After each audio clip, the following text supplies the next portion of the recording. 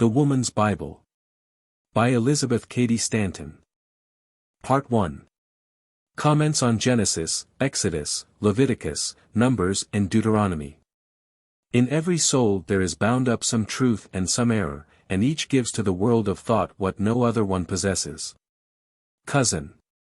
Revising Committee. We took sweet counsel together. P.S. IV, 14.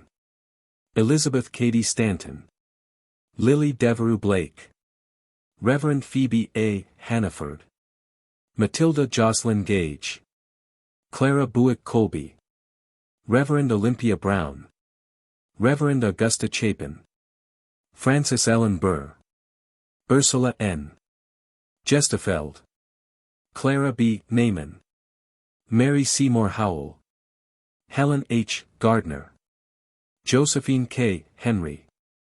Charlotte Beebe, Wilbur. Mrs. Robert G. Ingersoll. Lucinda B. Chandler. Sarah A. Underwood. Catherine F. Stebbins. Ellen Battelle Dietrich 1. Louisa Southworth. Foreign members. Baroness Alexandra Grippenberg, Finland. Ursula M.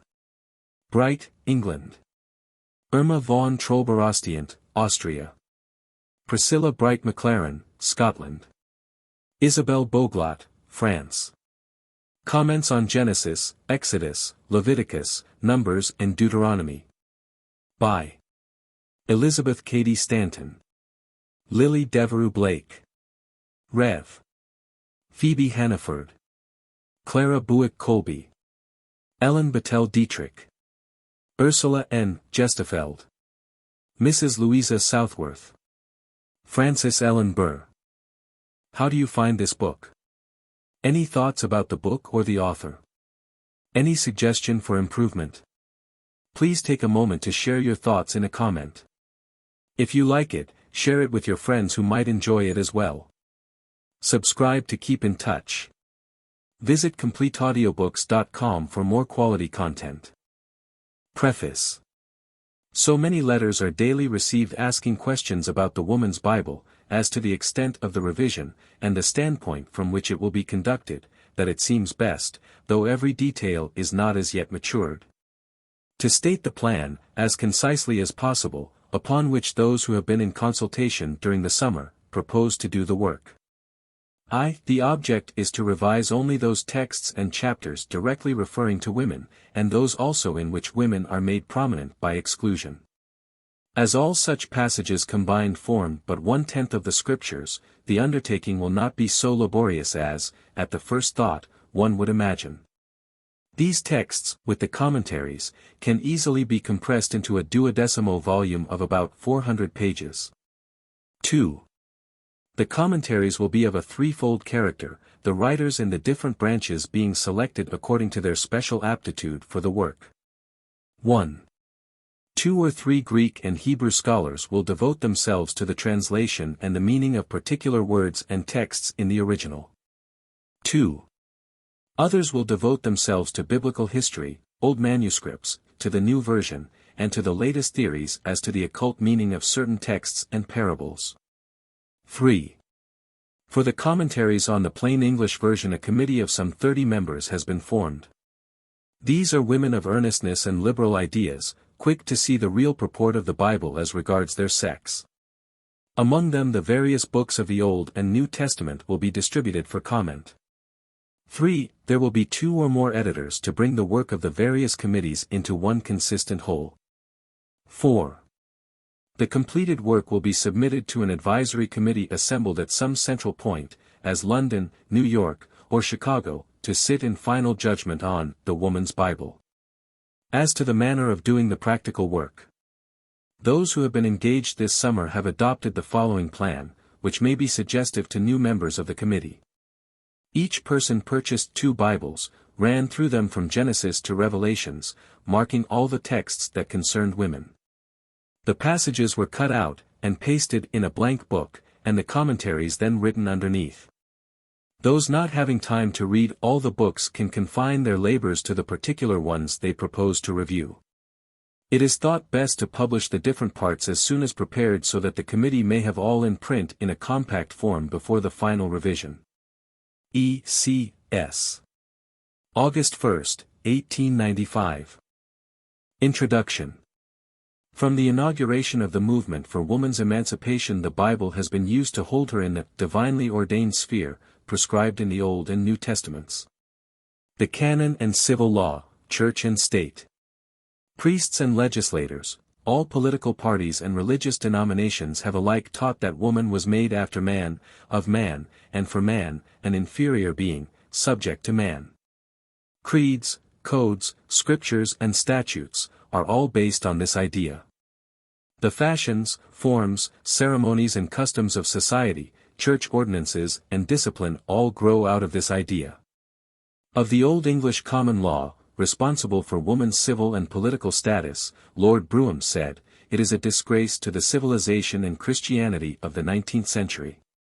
Of the canon law, which is responsible for woman's status in the church, Charles Kingsley said, "This will never be a good world for women until the last remnant of the canon law is swept from the face of the earth." The Bible teaches that woman brought sin and death into the world, that she precipitated the fall of the race, that she was arraigned before the judgment seat of heaven, tried, condemned and sentenced. Marriage for her was to be a condition of bondage, maternity a period of suffering and anguish, and in silence and subjection, she was to play the role of a dependent on man's bounty for all her material wants. And for all the information she might desire on the vital questions of the hour, she was commanded to ask her husband at home. Here is the Bible position of woman briefly summed up. Those who have the divine insight to translate, transpose and transfigure this mournful object of pity into an exalted, dignified personage, worthy our worship as the mother of the race, are to be congratulated as having a share of the occult mystic power of the Eastern Mahatmas. The plain English to the ordinary mind admits of no such liberal interpretation. The unvarnished texts speak for themselves. The canon law, church ordinances and scriptures, are homogeneous, and all reflect the same spirit and sentiments. These familiar texts are quoted by clergymen in their pulpits, by statesmen in the halls of legislation, by lawyers in the courts, and are echoed by the press of all civilized nations, and accepted by woman herself as the Word of God. So perverted is the religious element in her nature, that with faith and works she is the chief support of the church and clergy, the very powers that make her emancipation impossible. When, in the early part of the 19th century, women began to protest against their civil and political degradation, they were referred to the Bible for an answer. When they protested against their unequal position in the church, they were referred to the Bible for an answer. This led to a general and critical study of the scriptures. Some, having made a fetish of these books and believing them to be the veritable Word of God, with liberal translations, interpretations, allegories and symbols, glossed over the most objectionable features of the various books and clung to them as divinely inspired. Others, seeing the family resemblance between the Mosaic Code, the Canon Law, and the Old English Common Law, came to the conclusion that all alike emanated from the same source. Wholly human in their origin and inspired by the natural love of domination in the historians. Others, bewildered with their doubts and fears, came to no conclusion. While their clergymen told them on the one hand, that they owed all the blessings and freedom they enjoyed to the Bible, on the other, they said it clearly marked out their circumscribed sphere of action, that the demands for political and civil rights were irreligious, dangerous to the stability of the home, the state and the church. Clerical appeals were circulated from time to time, conjuring members of their churches to take no part in the anti-slavery or woman suffrage movements, as they were infidel in their tendencies, undermining the very foundations of society. No wonder the majority of women stood still, and with bowed heads, accepted the situation. Listening to the varied opinions of women, I have long thought it would be interesting and profitable to get them clearly stated in book form. To this end 6 years ago I proposed to a committee of women to issue a woman's Bible, that we might have women's commentaries on women's position in the Old and New Testaments. It was agreed on by several leading women in England and America, and the work was begun, but from various causes it has been delayed, until now the idea is received with renewed enthusiasm, and a large committee has been formed. And we hope to complete the work within a year. Those who have undertaken the labor are desirous to have some Hebrew and Greek scholars, versed in biblical criticism, to gild our pages with their learning. Several distinguished women have been urged to do so, but they are afraid that their high reputation and scholarly attainments might be compromised by taking part in an enterprise that for a time may prove very unpopular. Hence we may not be able to get help from that class. Others fear that they might compromise their evangelical faith by affiliating with those of more liberal views, who do not regard the Bible as the Word of God, but like any other book, to be judged by its merits. If the Bible teaches the equality of woman, why does the Church refuse to ordain women to preach the gospel, to fill the offices of deacons and elders, and to administer the sacraments, or to admit them as delegates to the synods, general assemblies and conferences of the different denominations? They have never yet invited a woman to join one of their revising committees, nor tried to mitigate the sentence pronounced on her by changing one count in the indictment served on her in paradise. The large number of letters received, highly appreciative of the undertaking, is very encouraging to those who have inaugurated the movement, and indicate a growing self-respect and self-assertion in the women of this generation. But we have the usual array of objectors to meet and answer. One correspondent conjures us to suspend the work, as it is ridiculous for women to attempt the revision of the Scriptures. I wonder if any man wrote to the late revising committee of divines to stop their work on the ground that it was ridiculous for men to revise the Bible. Why is it more ridiculous for women to protest against her present status in the Old and New Testament, in the ordinances and discipline of the Church, than in the statutes and constitution of the state? Why is it more ridiculous to arraign ecclesiastics for their false teaching and acts of injustice to women, than members of Congress and the House of Commons? Why is it more audacious to review Moses than Blackstone, the Jewish code of laws, than the English system of jurisprudence? Women have compelled their legislators in every state in this union to so modify their statutes for women that the old common law is now almost a dead letter. Why not compel bishops and revising committees to modify their creeds and dogmas? 40 years ago it seemed as ridiculous to timid, time-serving and retrograde folk for women to demand an expurgated edition of the laws, as it now does to demand an expurgated edition of the liturgies and the Scriptures.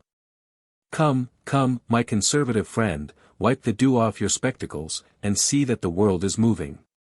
Whatever your views may be as to the importance of the proposed work, your political and social degradation are but an outgrowth of your status in the Bible. When you express your aversion, based on a blind feeling of reverence in which reason has no control, to the revision of the Scriptures, you do but echo Cooper, who, when asked to read Paine's Rights of Man, exclaimed, "No man shall convince me that I am improperly governed while I feel the contrary." Others say it is not politic to rouse religious opposition. This much-lauded policy is but another word for cowardice. How can woman's position be changed from that of a subordinate to an equal, without opposition, without the broadest discussion of all the questions involved in her present degradation? For so far-reaching and momentous a reform as her complete independence, an entire revolution in all existing institutions is inevitable. Let us remember that all reforms are interdependent, and that whatever is done to establish one principle on a solid basis, strengthens all. Reformers who are always compromising, have not yet grasped the idea that truth is the only safe ground to stand upon. The object of an individual life is not to carry one fragmentary measure in human progress, but to utter the highest truth clearly seen in all directions, and thus to round out and perfect a well-balanced character. Was not the sum of influence exerted by John Stuart Mill on political, religious and social questions far greater than that of any statesman or reformer who has sedulously limited his sympathies and activities to carrying one specific measure? We have many women abundantly endowed with capabilities to understand and revise what men have thus far written. But they are all suffering from inherited ideas of their inferiority. They do not perceive it, yet such is the true explanation of their solicitude, lest they should seem to be too self-asserting. Again, there are some who write us that our work is a useless expenditure of force over a book that has lost its hold on the human mind. Most intelligent women, they say, regard it simply as the history of a rude people in a barbarous age, and have no more reverence for the Scriptures than any other work. So long as tens of thousands of Bibles are printed every year, and circulated over the whole habitable globe, and the masses in all English-speaking nations revere it as the Word of God, it is vain to belittle its influence. The sentimental feelings we all have for those things we were educated to believe sacred, do not readily yield to pure reason. I distinctly remember the shudder that passed over me on seeing a mother take our family Bible to make a high seat for her child at table. It seemed such a desecration. I was tempted to protest against its use for such a purpose, and this, too, long after my reason had repudiated its divine authority. To women still believing in the plenary inspiration of the Scriptures, we say, give us by all means your exegesis in the light of the higher criticism learned men are now making, and illumine the woman's Bible, with your inspiration.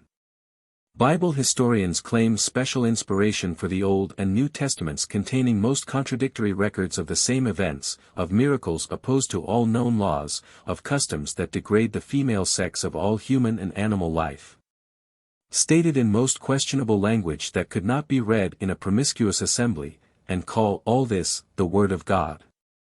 The only points in which I differ from all ecclesiastical teaching is that I do not believe that any man ever saw or talked with God. I do not believe that God inspired the Mosaic Code, or told the historians what they say he did about woman. For all the religions on the face of the earth degrade her, and so long as woman accepts the position that they assign her, her emancipation is impossible. Whatever the Bible may be made to do in Hebrew or Greek, in plain English it does not exalt and dignify woman. My standpoint for criticism is the revised edition of 1888. One will so far honor the revising committee of wise men who have given us the best exegesis they can according to their ability, although Disraeli said the last one before he died, contained 150,000 blunders in the Hebrew, and 7,000 in the Greek. But the verbal criticism in regard to woman's position amounts to little. The spirit is the same in all periods and languages, hostile to her as an equal. There are some general principles in the holy books of all religions that teach love, charity, liberty, justice, and equality for all the human family. There are many grand and beautiful passages. The Golden Rule has been echoed and re-echoed around the world. There are lofty examples of good and true men and women, all worthy our acceptance and imitation, whose luster cannot be dimmed by the false sentiments and vicious characters bound up in the same volume. The Bible cannot be accepted or rejected as a whole, its teachings are varied and its lessons differ widely from each other. In criticizing the peccadillos of Sarah, Rebecca and Rachel, we would not shadow the virtues of Deborah, Huldah and Vashti. In criticizing the Mosaic Code, we would not question the wisdom of the Golden Rule and the Fifth Commandment. Again, the Church claims special consecration for its cathedrals and priesthood. Parts of these aristocratic churches are too holy for women to enter. Boys were early introduced into the choirs for this reason. Woman singing in an obscure corner closely veiled. A few of the more democratic denominations accord women some privileges, but invidious discriminations of sex are found in all religious organizations. And the most bitter outspoken enemies of woman are found among clergymen and bishops of the Protestant religion. 2. The canon law, the scriptures, the creeds and codes and church discipline of the leading religions bear the impress of fallible man, and not of our ideal great first cause, the Spirit of all good. That set the universe of matter and mind in motion, and by immutable law holds the land, the sea, the planets, revolving round the great center of light and heat, each in its own ecliptic, with millions of stars in harmony all singing together. The glory of creation forever and ever. Elizabeth Cady Stanton. The Book of Genesis. Chapter 1. Genesis I, 26, 27, 28. 26 And God said, Let us make man in our image after our likeness, and let them have dominion over the fish of the sea, and over the fowl of the air, and over the cattle, and over all the earth. And over every creeping thing that creepeth upon the earth. 27 So God created man in his own image, in the image of God created he him, male and female image, created he them. 28 And God blessed them, and God said unto them, Be fruitful, and multiply, and replenish the earth, and subdue it, and have dominion over the fish of the sea, and over the fowl of the air, and over every living thing that moveth upon the earth. Here is the sacred historian's first account of the advent of woman, a simultaneous creation of both sexes, in the image of God. It is evident from the language that there was consultation in the Godhead, and that the masculine and feminine elements were equally represented. Scott in his commentary says, this consultation of the gods is the origin of the doctrine of the Trinity. But instead of three male personages, as generally represented, a heavenly Father, Mother, and Son would seem more rational.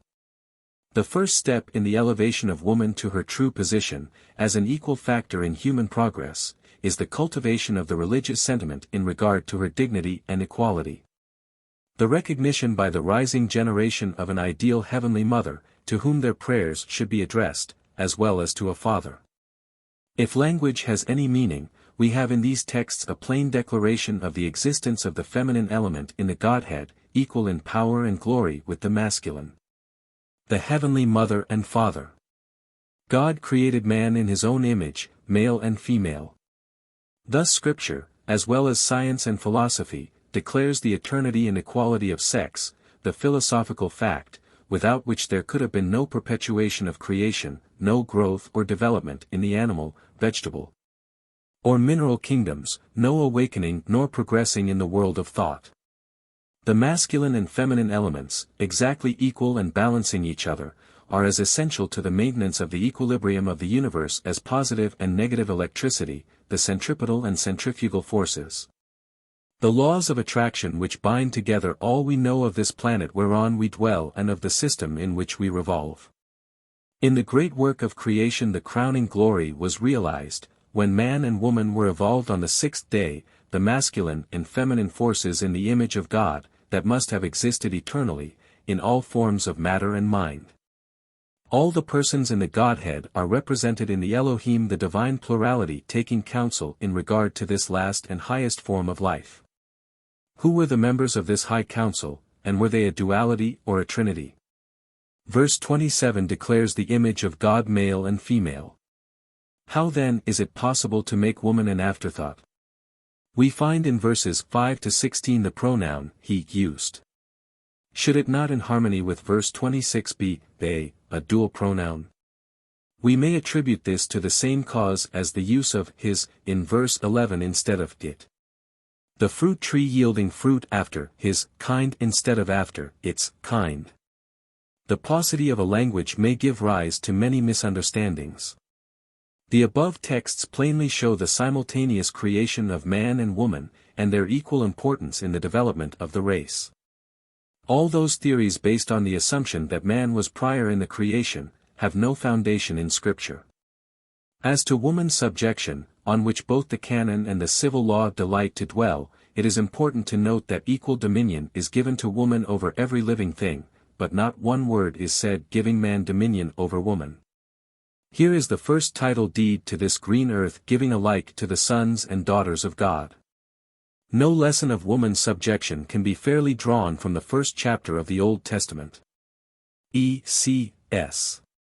The most important thing for a woman to note, in reading Genesis, is that portion which is now divided into the first 3 chapters, there was no such division until about 5 centuries ago, contains 2 entirely separate and very contradictory stories of creation, written by 2 different, but equally anonymous, authors. No Christian theologian of today, with any pretensions to scholarship, claims that Genesis was written by Moses. As was long ago pointed out, the Bible itself declares that all the books the Jews originally possessed were burned in the destruction of Jerusalem, about 588 B.C. At the time the people were taken to Babylonia as slaves to the Assyrians, c. 2 Esdras, ch. 14, v. 21, Apocrypha. Not until about 247 B.C., some theologians say 226 and others, 169 B.C. Is there any record of a collection of literature in the rebuilt Jerusalem, and, then, The anonymous writer of 2 Maccabees briefly mentions that some Nehemiah gathered together the Acts of the Kings and the Prophets and those of David when founding a library for use in Jerusalem. But the earliest mention anywhere in the Bible of a book that might have corresponded to Genesis is made by an apocryphal writer, who says that Ezra wrote all that hath been done in the world since the beginning. After the Jews returned from Babylon, under his leadership, about 450 B.C., c. 2 Esdras, ch. 14, v. 22, of the Apocrypha. When it is remembered that the Jewish books were written on rolls of leather, without much attention to vowel points and with no division into verses or chapters, by uncritical copyists, who altered passages greatly, and did not always even pretend to understand what they were copying, then the reader of Genesis begins to put herself in position to understand how it can be contradictory. Great as were the liberties which the Jews took with Genesis, those of the English translators, however, greatly surpassed them. The first chapter of Genesis, for instance, in Hebrew, tells us, in verses 1 and 2, as to origin, created the gods, Elohim, these skies, or air or clouds, and this earth. And a wind moved upon the face of the waters. Here we have the opening of a polytheistic fable of creation, but, so strongly convinced were the English translators that the ancient Hebrews must have been originally monotheistic that they rendered the above as follows: In the beginning God created the heaven and the earth. And the Spirit of God moved upon the face of the waters. It is now generally conceded that someone, nobody pretends to know who, at some time, nobody pretends to know exactly when, copied 2 creation myths on the same leather roll, one immediately following the other. About 100 years ago, it was discovered by Dr. Estruc, of France, that from Genesis ch. v. 1 to Genesis ch. 2. v. 4, is given one complete account of creation, by an author who always used the term, the gods, Elohim, in speaking of the fashioning of the universe, mentioning it altogether 34 times, while, in Genesis ch. 2. v. 4, to the end of chapter 3, we have a totally different narrative, by an author of unmistakably different style, who uses the term Iave of the gods 20 times, but Elohim only 3 times. The first author, evidently, attributes creation to a council of gods, acting in concert, and seems never to have heard of Iave. The second attributes creation to Iave, a tribal god of ancient Israel, but represents Iave as one of 2 or more gods, conferring with them, in Genesis ch. 13, v. 22, as to the danger of man's acquiring immortality. Modern theologians have, for convenience sake, entitled these 2 fables, respectively, the Elohistic and the Iahoistic stories.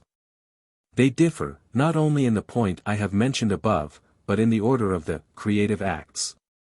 In regard to the mutual attitude of man and woman, and in regard to human freedom from prohibitions imposed by deity. In order to exhibit their striking contradictions, I will place them in parallel columns. Elohistic. Iahoistic. Order of creation, order of creation. First, water. First, land. Second, land. Second, water. Third, vegetation. Third, male man, only. Fourth, animals. Fourth, vegetation. Fifth, mankind, male and female. Fifth, animals. Sixth, woman. In this story male and female man are created simultaneously, both alike, in the image of the gods, after animals have been called into existence.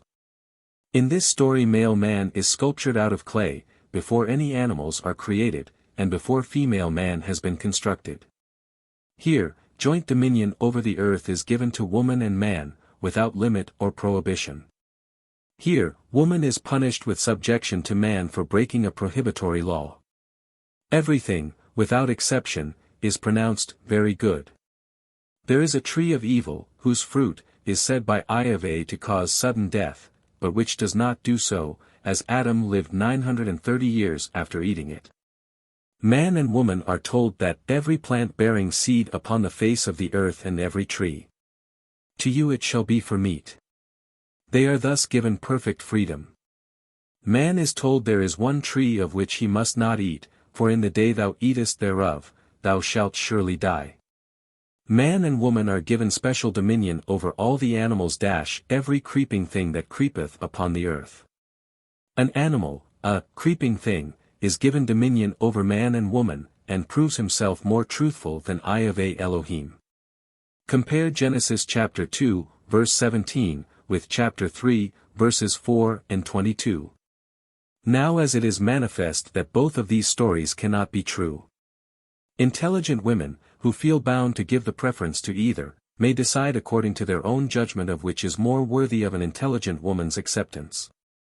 Paul's rule is a good one in this dilemma: prove all things, hold fast to that which is good.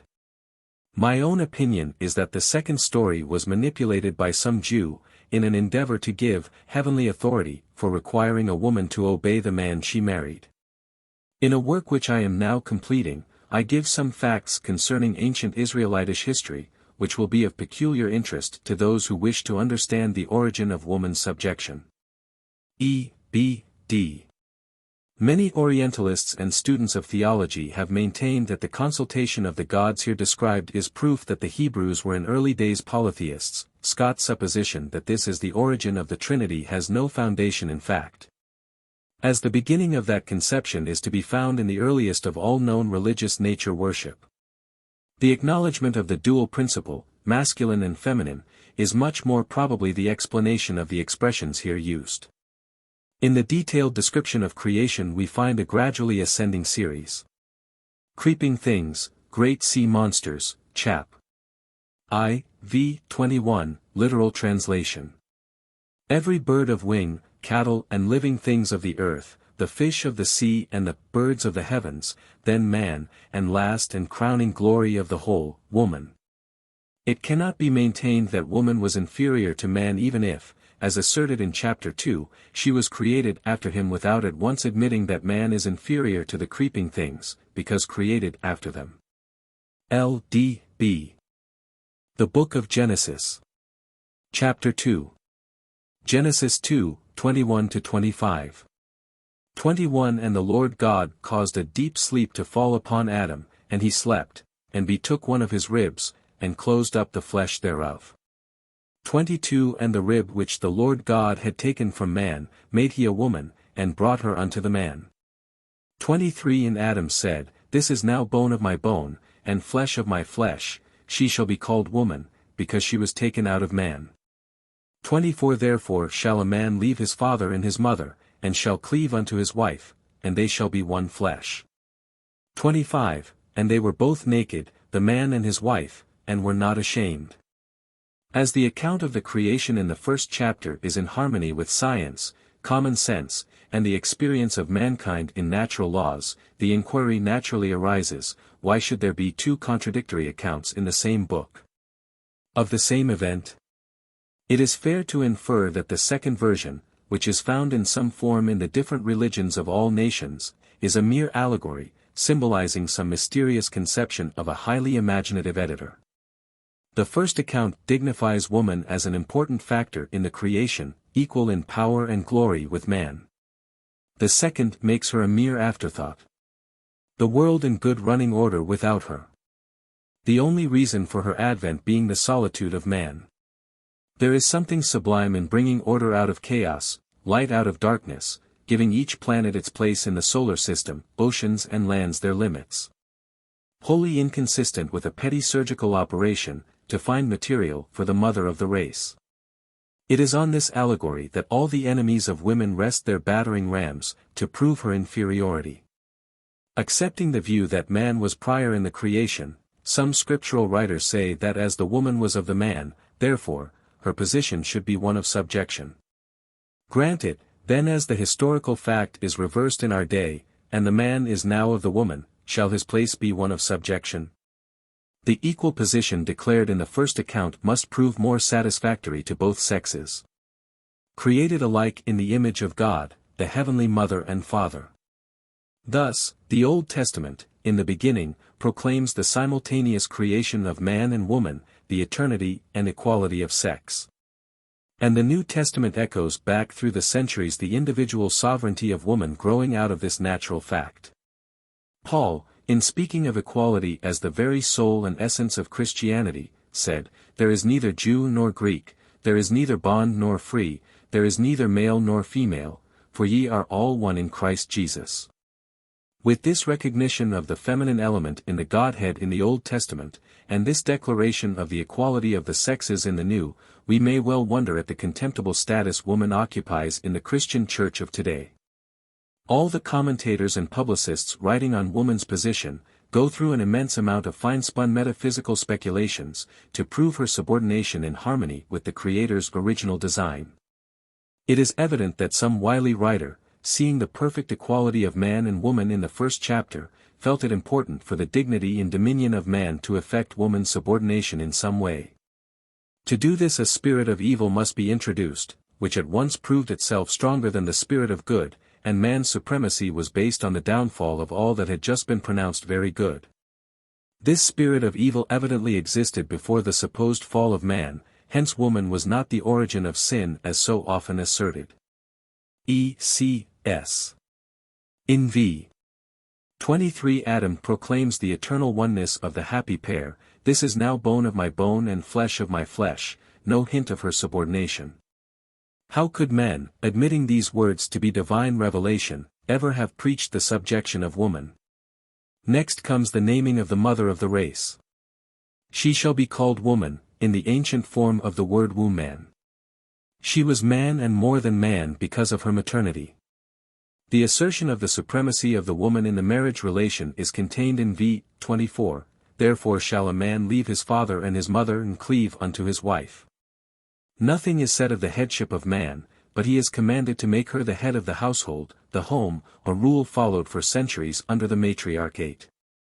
L.D.B. The Book of Genesis. Chapter 3. Genesis 3, 1-24. 1 Now the serpent was more subtle than any beast of the field which the Lord God had made. And he said unto the woman, Yea, hath God said, Ye shall not eat of every tree of the garden? 2 And the woman said unto the serpent, We may eat of the fruit of the trees of the garden. 3 But of the fruit of the tree which is in the midst of the garden, God hath said ye shall not eat of it, neither shall ye touch it, lest ye die. 4 And the serpent said unto the woman, Ye shall not surely die. 5 For God doth know that in the day ye eat thereof then your eyes shall be opened, and ye shall be as gods, knowing good and evil. 6 And when the woman saw that the tree was good for food, and that it was pleasant to the eyes, and a tree to be desired to make one wise, she took of the fruit thereof, and did eat and gave also unto her husband with her, and he did eat. 7 And the eyes of them both were opened, and they knew that they were naked, and they sewed fig leaves together, and made themselves aprons. 8 And they heard the voice of the Lord God walking in the garden in the cool of the day. And Adam and his wife hid themselves from the presence of the Lord God amongst the trees in the garden. 9 And the Lord God called unto Adam, and said unto him, Where art thou? 10 And he said, I heard thy voice in the garden, and I was afraid, because I was naked, and I hid myself. 11 And he said, Who told thee that thou wast naked? Hast thou eaten of the tree, whereof I commanded thee that thou shouldst not eat? 12 And the man said, The woman whom thou gavest to be with me, she gave me of the tree, and I did eat. 13 And the Lord God said unto the woman, What is this that thou hast done? And the woman said, The serpent beguiled me, and I did eat. 14 And the Lord God said unto the serpent, Because thou hast done this, thou art cursed above all cattle, and above every beast of the field. Upon thy belly shalt thou go, and dust shalt thou eat all the days of thy life. 15 And I will put enmity between thee and the woman, and between thy seed and her seed, it shall bruise thy head and thou shalt bruise his heel. 16 Unto the woman he said, I will greatly multiply thy sorrow and thy conception, in sorrow thou shalt bring forth children, and thy desire shall be to thy husband, and he shall rule over thee. 17 And unto Adam he said, Because thou hast hearkened unto the voice of thy wife, and hast eaten of the tree, of which I commanded thee, saying, Thou shalt not eat of it, cursed is the ground for thy sake. In sorrow shalt thou eat of it all the days of thy life. 18 Thorns also and thistles shall it bring forth to thee, and thou shalt eat the herb of the field. 19 In the sweat of thy face shalt thou eat bread till thou return unto the ground. For out of it wast thou taken, for dust thou art, and unto dust shalt thou return. 20 And Adam called his wife's name Eve, because she was the mother of all living. 21 Unto Adam also and to his wife did the Lord God make coats of skins and clothe them. 22 And the Lord God said, Behold, the man is become as one of us, to know good and evil. And now, let he put forth his hand, and take also of the tree of life, and eat, and live for ever. 23 Therefore the Lord God sent him forth from the Garden of Eden, to till the ground from whence he was taken. 24 So he drove out the man, and he placed at the east of the Garden of Eden cherubim, and a flaming sword which turned every way, to keep the way of the tree of life. Adam Clarke, in his commentaries, asks the question, is this an allegory? He finds it beset with so many difficulties as an historical fact, that he inclines at first to regard it as a fable, a mere symbol, of some hidden truth. His mind seems more troubled about the serpent than any other personage in the drama. As snakes cannot walk upright, and have never been known to speak, he thinks this beguiling creature must have been an orangutan, or some species of ape. However, after expressing all his doubts, he rests in the assumption that it must be taken literally, and that with higher knowledge of the possibilities of all living things, many seeming improbabilities will be fully realized. A learned professor in Yale College, before a large class of students, expressed serious doubts as to the forbidden fruit being an apple, as none grew in that latitude. He said it must have been a quince. If the serpent and the apple are to be withdrawn thus recklessly from the tableaus, it is feared that with advancing civilization the whole drama may fall into discredit. Scientists tells us that the missing link between the ape and man has recently been discovered, so that we can now trace back an unbroken line of ancestors to the dawn of creation. As out of this allegory grows the doctrines of original sin, the fall of man, and woman the author of all our woes, and the curses on the serpent, the woman, and the man.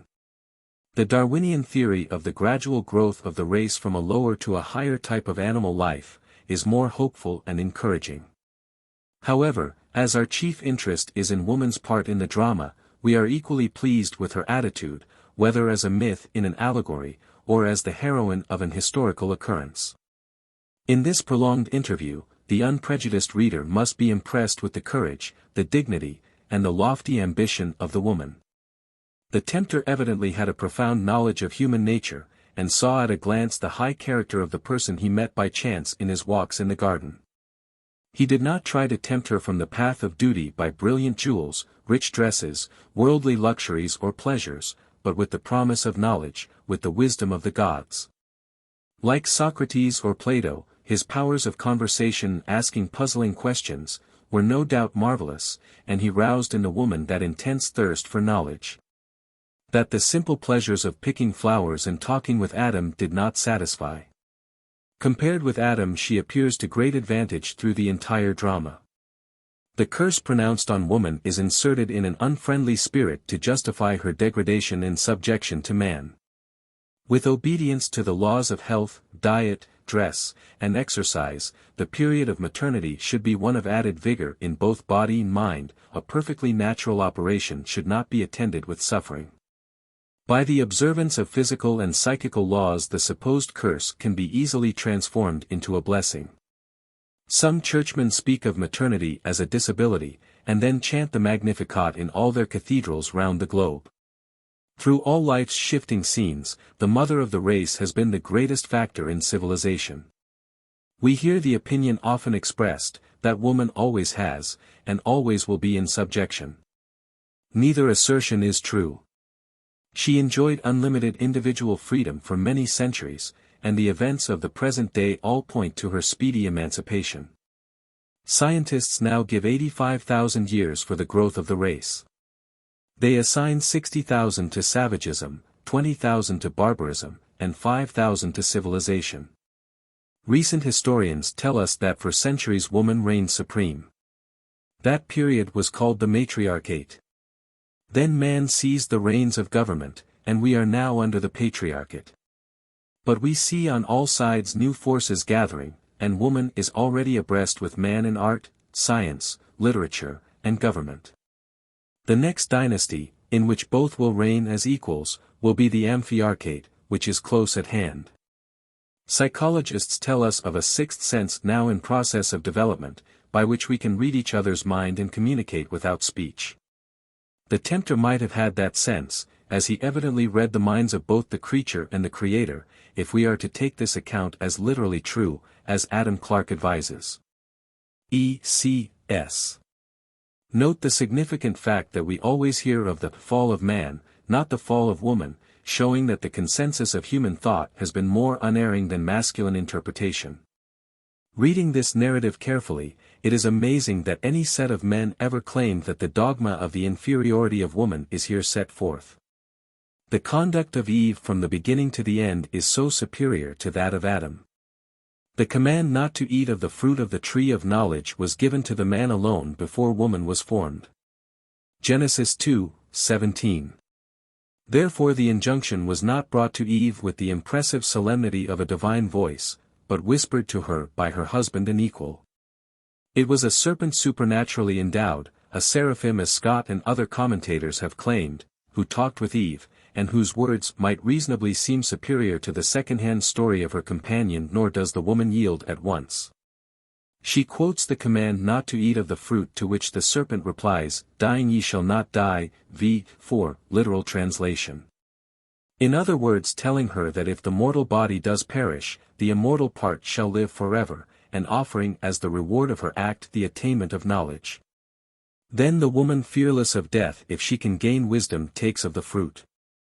And all this time Adam, standing beside her, interposes no word of objection. Her husband with her, are the words of VIII.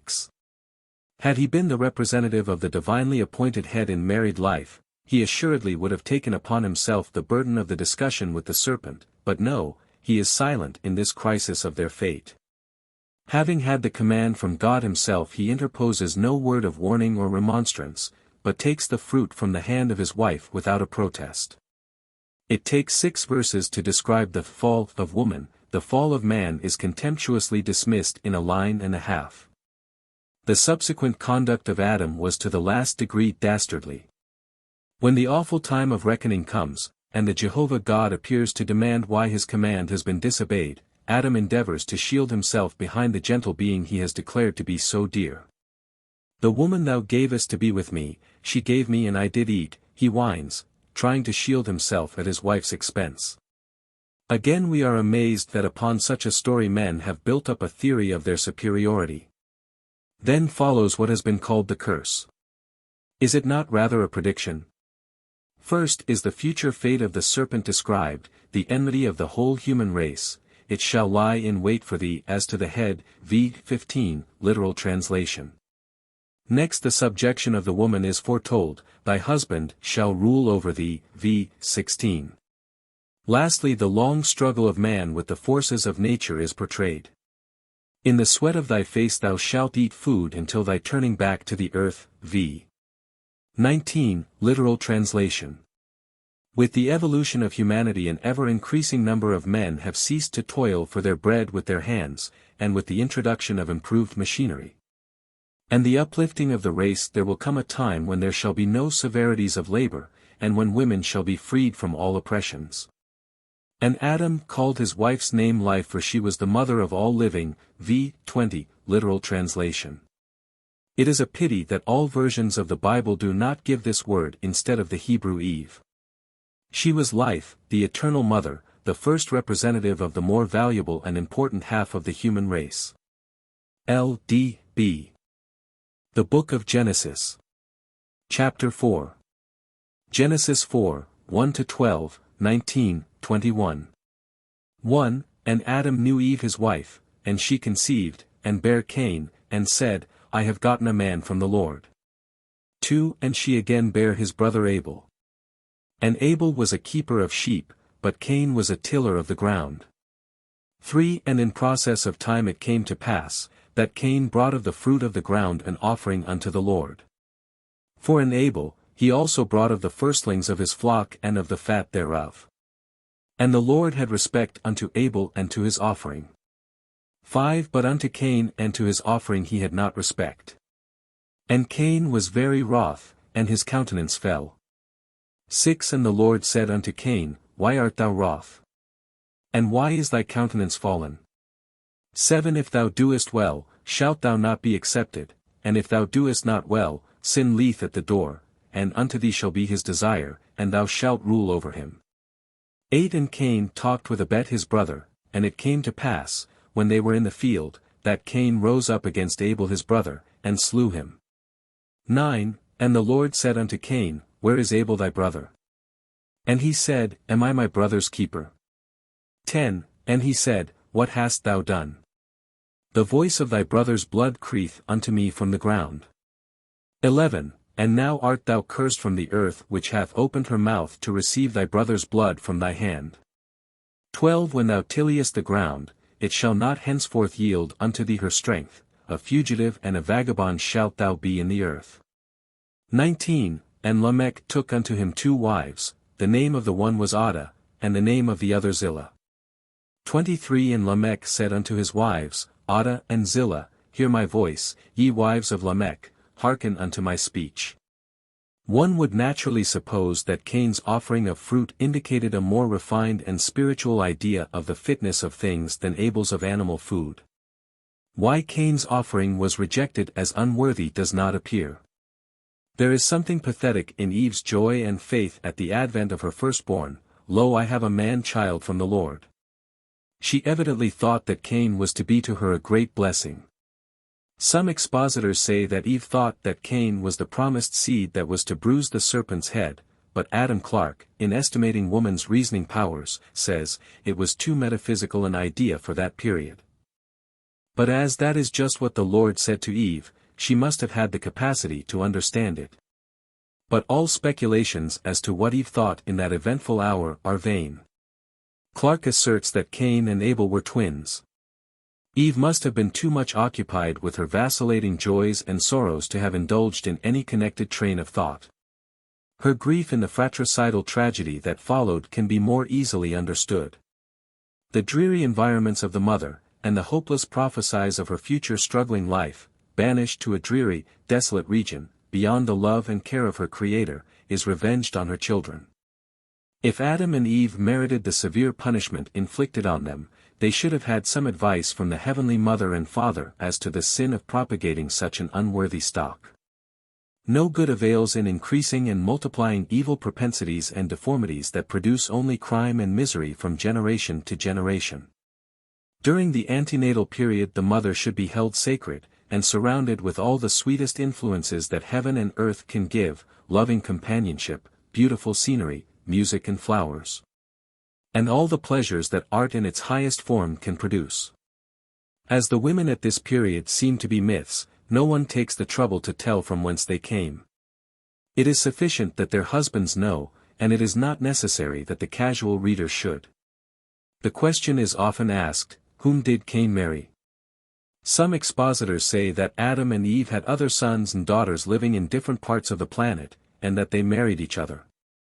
There seems to have been no scarcity of women, for Lamech, Cain's great-grandson, took unto himself 2 wives. Thus early in the history of the race polygamic relations were recognized. The phraseology announcing the marriage of Lamech is very significant. In the case of Adam and Eve the ceremony was more imposing and dignified. It was declared an equal relation. But with the announcement of Lamech's, he simply took 2 wives, Adah and Zillah. Whether the women were willingly captured will ever remain an open question. The manner in which he is accustomed to issue his orders does not indicate a tender relation between the parties. Hear my voice, ye wives of Lamech, and hearken unto my speech. As the wives made no reply, it shows that they had already learned that discreet silence is the only security for domestic happiness. Naamah the sister of Tubal-Cain was supposed to be the wife of Noah. Her name in Hebrew signifies the beautiful or the gracious. Jewish doctors say her name is recorded here because she was an upright, chaste woman, but others affirm the contrary because the whole world wandered after her. But the fact that Naamah's beauty attracted the multitude, does not prove that she either courted or accepted their attentions. The manner in which the writer of these chapters presents the women so in conflict with chapters 1 and v, which immediately precede and follow, inclines the unprejudiced mind to relegate the 2, 3 and 4 chapters to the realm of fancy as no part of the real history of creation's dawn. The curse pronounced on Cain is similar to that inflicted on Adam. Both were to till the ground, which was to bring forth weeds abundantly. Hale's statistics of weeds show their rapid and widespread power of propagation. A progeny, he says, more than sufficient in a few years to stock every planet of the solar system. In the face of such discouraging facts, Hale coolly remarks, "Such provisions has the just God made to fulfill the curse which he promised on man. It seems far more rational to believe that the curses on both woman and man were but figments of the human brain, and that by the observance of natural laws, both labor and maternity may prove great blessings. With all the modern appliances of steam and electricity, and the new inventions in machinery, the cultivation of the soil is fast coming to be a recreation and amusement. The farmer now sits at ease on his plough, while his steed turns up the furrows at his will. With machinery the sons of Adam now sow and reap their harvests, keep the wheels of their great manufactories in motion, and with daily increasing speed carry on the commerce of the world. The time is at hand when the heavy burdens of the labor will all be shifted on the shoulders of these tireless machines. And when the woman, too, learns and obeys the laws of life, these supposed curses will be but idle dreams of the past. The curse falls lightly even now on women who live in natural conditions, and with anesthetics is essentially mitigated in all cases. When these remedial agents were first discovered, some women refused to avail themselves of their blessings, and some orthodox physicians refused to administer them, lest they should interfere with the wise provisions of Providence in making maternity a curse. E.C.S. Myths of Creation. Nothing would be more interesting in connection with the Woman's Bible than a comparative study of the accounts of the creation held by people of different races and faiths. Our Norse ancestors, whose myths were of a very exalted nature, recorded in their Bible, the Edda, that one day the sons of Bor, a frost giant, Odin, Honor, and Loder, found 2 trees on the sea beach, and from them created the first human pair, man and woman. Odin gave them life and spirit, Honor endowed them with reason and motion, and Loder gave them the senses and physical characteristics. The man they called Ask, and the woman Embla. Prof. Anderson finds in the brothers the threefold trinity of the Bible. It is easy to fancy that there is some philological connection between the names of the first pair in the Bible and in the Edda. Perhaps the formation of the first pair out of trees had a deep connection with the tree of life, Yggdrasil, which extended, according to Norse mythology, throughout the universe, furnishing bodies for mankind from its branches. It had 3 great roots, one extending to the nebulous world, and this was constantly gnawed by the serpent Nidhugg. There was nothing in the Norse mythology that taught the degradation of woman, and the Lay of Sigdrifa, in the Edda, is one of the noblest conceptions of the character of woman in all literature. North American Indian mythology has the human race born of the earth, but the writer cannot learn that women held an inferior place. Among the Quiches the mothers and fathers of old slept in the waters, covered with green, under a limpid twilight, from which the earth and they were called out by a mighty wind. The Algonkins believed the human family were the children of Michabo, the spirit of the dawn, and their supreme deity. In their language the words earth, mother and father were from the same root. Many tribes claim descent from a raven, symbolizing the clouds, others from a dog, which is the symbol of the water goddess. Dar and Madame Le Plongeon relate that in their discoveries among the buried remains of the Mayas in Yucatan, everything marks a very high state of civilization. In one of the exhumed temples they found pictures on the walls, which seem to be a combination of the stories of the Garden of Eden and Cain and Abel. The serpent was always the royal emblem, because the shape of Yucatan is that of a serpent ready to spring. It was the custom among the Mayas for the oldest son of the king to be a priest, and the second son to marry the oldest daughter. The pictures represent that the oldest son in this particular case was dissatisfied with this arrangement, and wanted to marry the sister himself. To tempt her he sends a basket of apples by a messenger. He stands watching the way in which the present is received, and the serpent in the picture, indicating the royal family, makes it curiously suggestive of the temptation of Eve. The sister, however, rejects the present, and this so enrages the elder brother that he kills the younger, who accordingly is deified by the Mayas. The image of Chacmol was discovered by the Luplongians, and is now in the possession of the Mexican government. Perhaps these brothers were twins, as the commentator says Cain and Abel were, and that gave rise to the jealousy. Nothing can surpass in grandeur the account in the first chapter of Genesis of the creation of the race, and it satisfies the highest aspirations and the deepest longings of the human soul. No matter of what material formed, or through how many ages the formative period ran, or is to run, the image of God is the birthright of man, male and female. Whatever the second chapter may mean, it cannot set aside the first. It probably has a deep spiritual significance which mankind will appreciate, and cavilling about the letter ceases. To the writer's mind its meaning is best expressed in the words of Goethe, "The eternal womanly leads us on." C.B.C. The Book of Genesis. Chapter 5. Genesis v. 1, 2. 1. This is the book of the generations of Adam. In the day that God created man, in the likeness of God made he him. 2 Male and female created he them. And blessed them, and called their name Adam, in the day when they were created. Here we have the first account of the dual creation verified. Man and woman a simultaneous creation, alike in the image of God. The dual relation, both in the Godhead and humanity, is here again declared, though contradicted in the intervening chapters.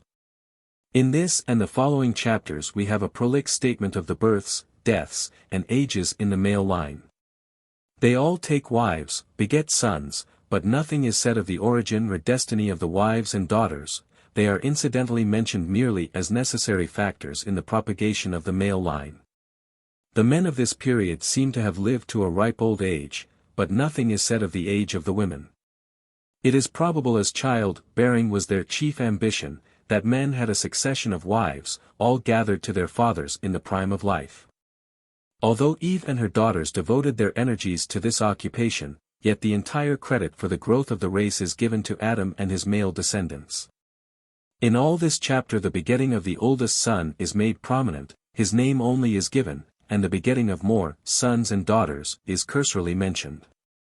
Here is the first suggestion of the law of primogeniture responsible for so many of the evils that perplexed our Saxon fathers. E.C.S. Genesis 6, 1-8, 14-22.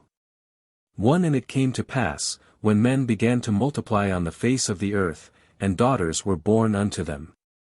2. That the sons of God saw the daughters of men that they were fair, and they took them wives of all which they chose. 3. And the Lord said, My spirit shall not always strive with man, for that he also is flesh, yet his days shall be 120 years. For there were giants in the earth in those days. And also after that, when the sons of God came in unto the daughters of men, and they bare children to them, the same became mighty men which were as of old, men of renown. 5. And God saw that the wickedness of man was great in the earth, and that every imagination of the thoughts of his heart was only evil continually. 6. And it repented the Lord that he had made them man on the earth, and it grieved him at his heart. 7. And the Lord said, I will destroy man whom I have created from the face of the earth, both man and beast, and the creeping thing, and the fowls of the air, for it repenteth me that I have made them. 8. But Noah found grace in the eyes of the Lord. 13. And God said unto Noah, 14. Make thee an ark of gopher wood, rooms shalt thou make in the ark, and shalt pitch it within and without with pitch. 15. And this is the fashion which thou shalt make it of, the length of the ark shall be 300 cubits, the breadth of it 50 cubits and the height of it 30 cubits. 16. A window shalt thou make to the ark, and in a cubit shalt thou finish it above, and the door of the ark shalt thou set in the side thereof, with lower, second, and third stories shalt thou make it. 17 And, behold, I, even I, do bring a flood of waters upon the earth, to destroy all flesh, wherein is the breath of life, from under heaven, and everything that is in the earth shall die. 18 But with thee will I establish my covenant. And thou shalt come into the ark, thou, and thy sons, and thy wife, and thy sons' wives with thee. 19 And of every living thing of all flesh, 2 of every sort shalt thou bring into the ark, to keep them alive with thee. They shall be male and female. 20 Of fowls after their kind, and of cattle after their kind, of every creeping thing of the earth, after his kind, 2 of every sort shall come unto thee, to keep them alive. 21 And take thou unto thee of all food that is eaten, and thou shalt gather it to thee, and it shall be for food for thee, and for them. 22 Thus did Noah, according to all that God commanded him, so did he. The Jews evidently believed the males the superior sex. Men are called the sons of God, women the daughters of men. From the text it would seem that the influence of the wives was not elevating and inspiring, and that the sin and misery resulting from their marriages, all attributed to the women. This condition of things so discouraged the Creator that he determined to blot out both man and beast, the fowls of the air and the creeping things on the earth. How very human this sounds.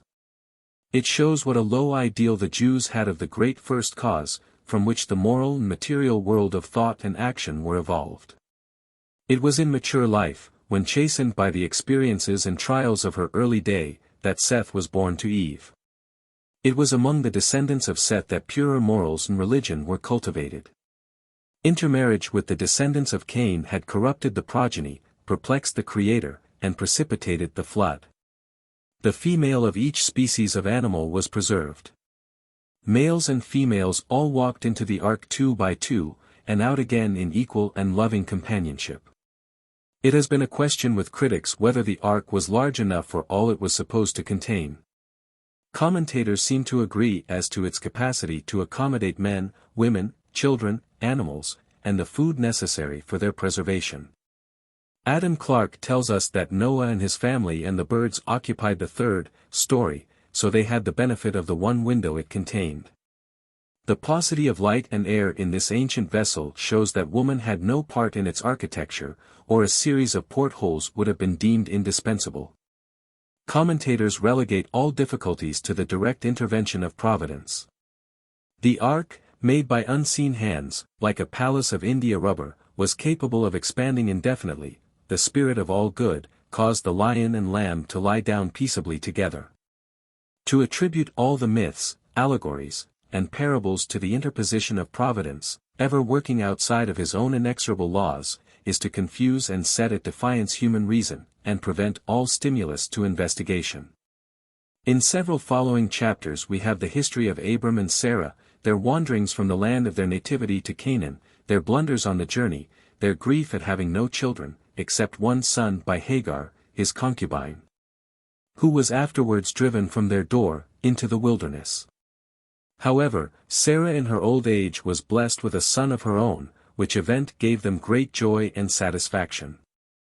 As Sarah did not possess any of the heroic virtues, worthy our imitation, we need not linger either to praise or blame her characteristics.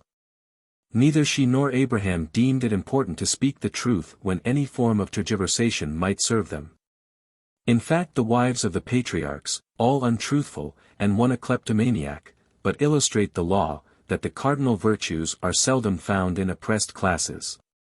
E.C.S. A careful study of the Bible would alter the views of many as to what it teaches about the position of women. The trouble is too often instead of searching the Bible to see what is right, we form our belief, and then search for Bible texts to sustain us, and are satisfied with isolated texts without regard to context. And ask no questions as to the circumstances that may have existed then but do not now. We forget that portions of the Bible are only histories of events given as a chain of evidence to sustain the fact that the real revelations of the Godhead, be it in any form, are true.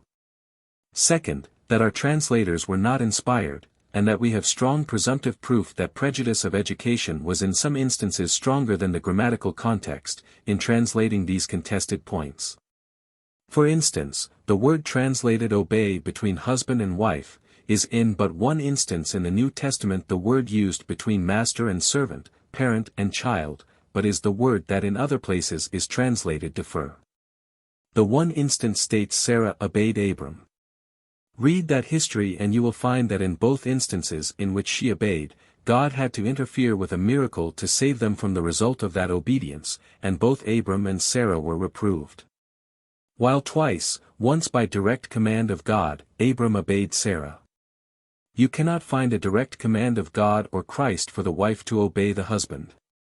It was Eve's curse that her desire should be to her husband, and he should rule over her.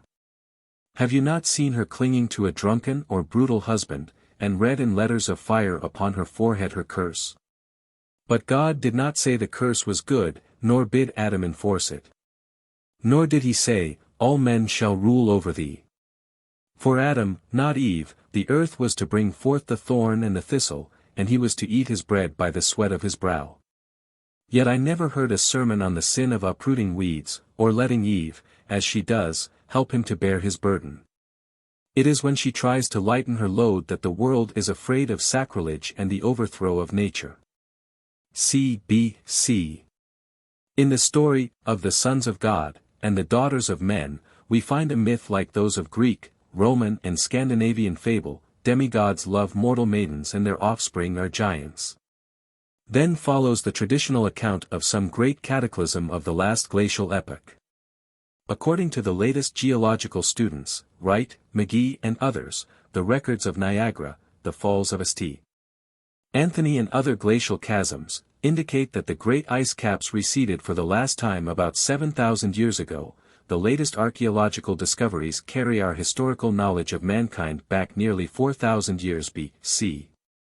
So that some record of the mighty floods which must have followed the breaking of great glacial dams might well survive in the stories of the nations. Abram, who came from Ur of the Chaldees, brought with him the Chaldean story of the flood. At that time Ur, now a town 50 miles inland, was a great seaport of the Persian Gulf. Their story of the flood is that of a maritime people. In it the ark is a well-built ship, Hasisadra. The Chaldean Noah takes on board not only his own family, but his neighbors and friends. A pilot is employed to guide the course, and proper provision is made for the voyage. A raven and a dove are sent out as in the biblical account, and a fortunate landing effected. L.D.B. The Book of Genesis. Chapter 6. Genesis 21. 1. And the Lord visited Sarah as he had said. 2. For Sarah bare Abraham a son in his old age. 3. And Abraham called the name of his son whom Sarah bare to him, Isaac. 5. And Abraham was 100 years old, when his son Isaac was born unto him. 6. And Sarah said, God hath made me to laugh, so that all that hear will laugh with me. 9. And Sarah saw the son of Hagar the Egyptian, which she had home unto Abraham, mocking. 10. Wherefore she said unto Abraham, Cast out this bondwoman and her son, for the son of this bondwoman shall not be heir with my son, even with Isaac. 11. And the thing was very grievous in Abraham's sight. 12. And God said unto Abraham, Let it not be grievous in thy sight, in all that Sarah hath said unto thee, hearken unto her voice, for in Isaac shall thy seed be called. 13. And also of the son of the bondwoman will I make a nation, because he is thy seed. 14. And Abraham rose up early in the morning, and took bread, and a bottle of water, and gave it unto Hagar, putting it on her shoulder, and the child, and sent her away, and she departed, and wandered in the wilderness of Beersheba.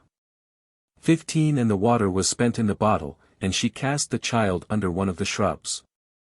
17. And she went, and sat her down over against him a good way off, for she said, Let me not see the death of the child. And she lifted up her voice, and wept. 17. And God heard the voice of the lad, and the angel of God called to Hagar out of heaven, and said unto her, What aileth thee, Hagar? Fear not, for God hath heard the voice of the lad where he is. 18. Arise, lift up the lad, and bold him in thine hand, for I will make him a great nation. 19. And God opened her eyes, and she saw a well of water, and she went, and filled the bottle with water, and gave the lad drink. 20 And God was with the lad, and he grew, and dwelt in the wilderness, and became an archer. 21 And he dwelt in the wilderness of Paran, and his mother took him a wife out of the land of Egypt. The great event of Isaac's birth having taken place, Sarah is represented through several chapters as laughing, even in the presence of angels, not only in the anticipation of motherhood, but in its realization. She evidently forgot that maternity was intended as a curse on all Eve's daughters, for the sin of the first woman, and all merrymaking on such occasions was unpardonable. Some philosophers consider the most exalted of all forms of love to be that of a mother for her children. But this divine awakening of a new affection does not seem to have softened Sarah's heart towards her unfortunate slave Hagar.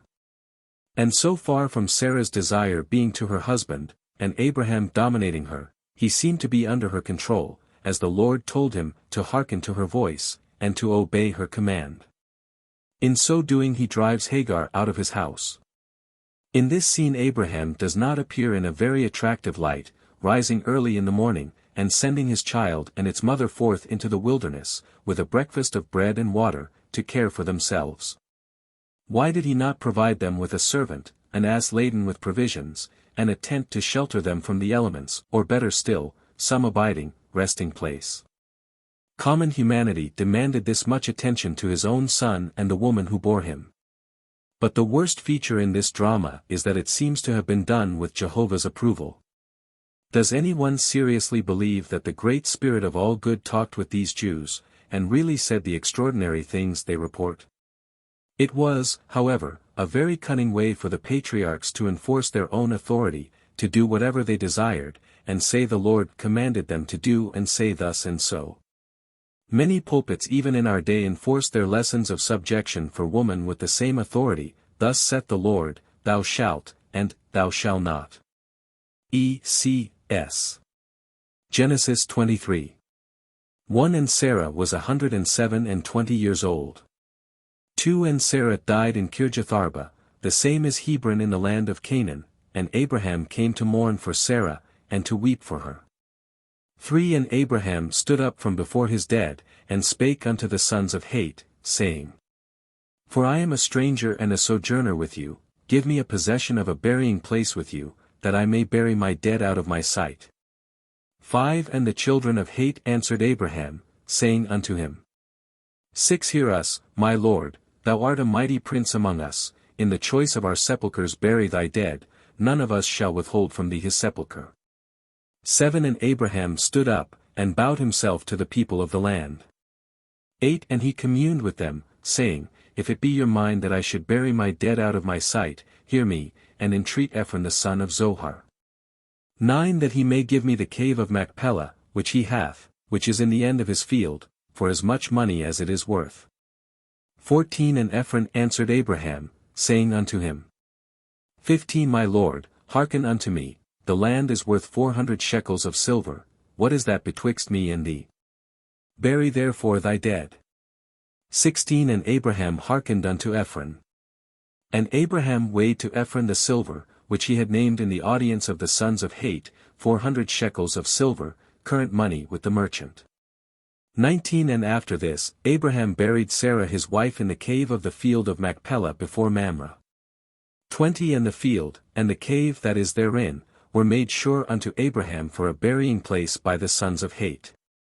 It is seldom that the age and death of any woman are recorded by the sacred historian, but Sarah seems to have been specially honored, not only in the mention of her demise and ripe years, but in the tender manifestations of grief by Abraham, and his painstaking selection of her burial place. That Abraham paid for all this in silver, current money with the merchant, might suggest to the financiers of our day that our commercial relations might be adjusted with the same coin, especially as we have plenty of it. If our bimetallists in the halls of legislation were conversant with sacred history, they might get fresh inspiration from the views of the patriarchs on good money. Some critics tell us that there was no coined money at that time. The Israelites had no written language, no commerce with neighboring tribes, and that they could neither read nor write. Whilst we drop a tear at the tomb of Sarah, we cannot recommend her as an example to the young women of our day, as she lacked several of the cardinal virtues. She was undignified, untruthful, and unkind to Hagar. But our moral standard differs from that of the period in which she lived, as our ideas of right and wrong are not innate, but depend on education. Sarah probably lived up to the light that was in her. E.C.S. The cruelty and injustice of Abraham and Sarah, as commented on by Mrs. Stanton, doubtless stand out much more prominently in this condensed account than their proper proportions to the motives which actuated the figures in the drama. If we take any part of the story, we must take it all, and remember that it had been promised to Abraham that of Ishmael a great nation should be born. Whether this was an actual revelation from God, or a prophetic vision that Abraham had, or is interpolated by the historian to correspond with the actual facts that transpired, in either case the firm belief that no harm could come to Ishmael must be taken into account when estimating the motives which led Abraham and Sarah, for doubtless Abraham told Sarah of his vision, to send Hagar and her son off into the wilderness. Just as much as the firm belief that the promise of God with regard to his seed would be fulfilled made Abraham, a little afterward, prepare to offer up his son Isaac. Abraham loved and honored his wife very greatly, probably admiring equally her beauty and strength of character. Abraham was 10 years older than Sarah, and we read that he was 75 years old when he started from Haran for the land of Canaan. Some time after this, driven by famine, he went down into Egypt, and here when she must have been at least 70 years of age the Egyptians saw that she was very fair. And the princes of Pharaoh so praised her beauty to their royal master that he sent and took her for his wife. The same thing happened when she was 90 years old, when she was seized by Abimelech, king of Gerar. In both cases they told, not a lie, but a half-truth, for Sarah was Abraham's half-sister, it being then the custom for children of the same father by different mothers to marry. Abraham's deceit was brought about by cowardice, while Sarah connived at the fraud for love of her husband, being besought to do so to save his life. Perhaps, too, she might have been amenable to the gracious tribute to her beauty that Abraham gave in making the request. Sarah's strength of character is shown all through her history. Wherever she is mentioned, the reader is made to feel that she is an important part of the narrative, and not merely a connecting link between two generations. In this story she carries her point, and Abraham follows her instructions implicitly, nay, is even commanded by God to do so. Notwithstanding that Abraham mourned Sarah so sincerely, within 3 years after she died, and when at the ripe age of 140 years, he married again, and the 6 children he begot by Keturah he took quite as a matter of course. Although half a century before, when told that a son should be born to him, he laughed incredulously. Abraham had his failings, some of which are shared by the moderns, yet doubtless he was a moral giant compared with other men of the land from which he came and of the nations around him.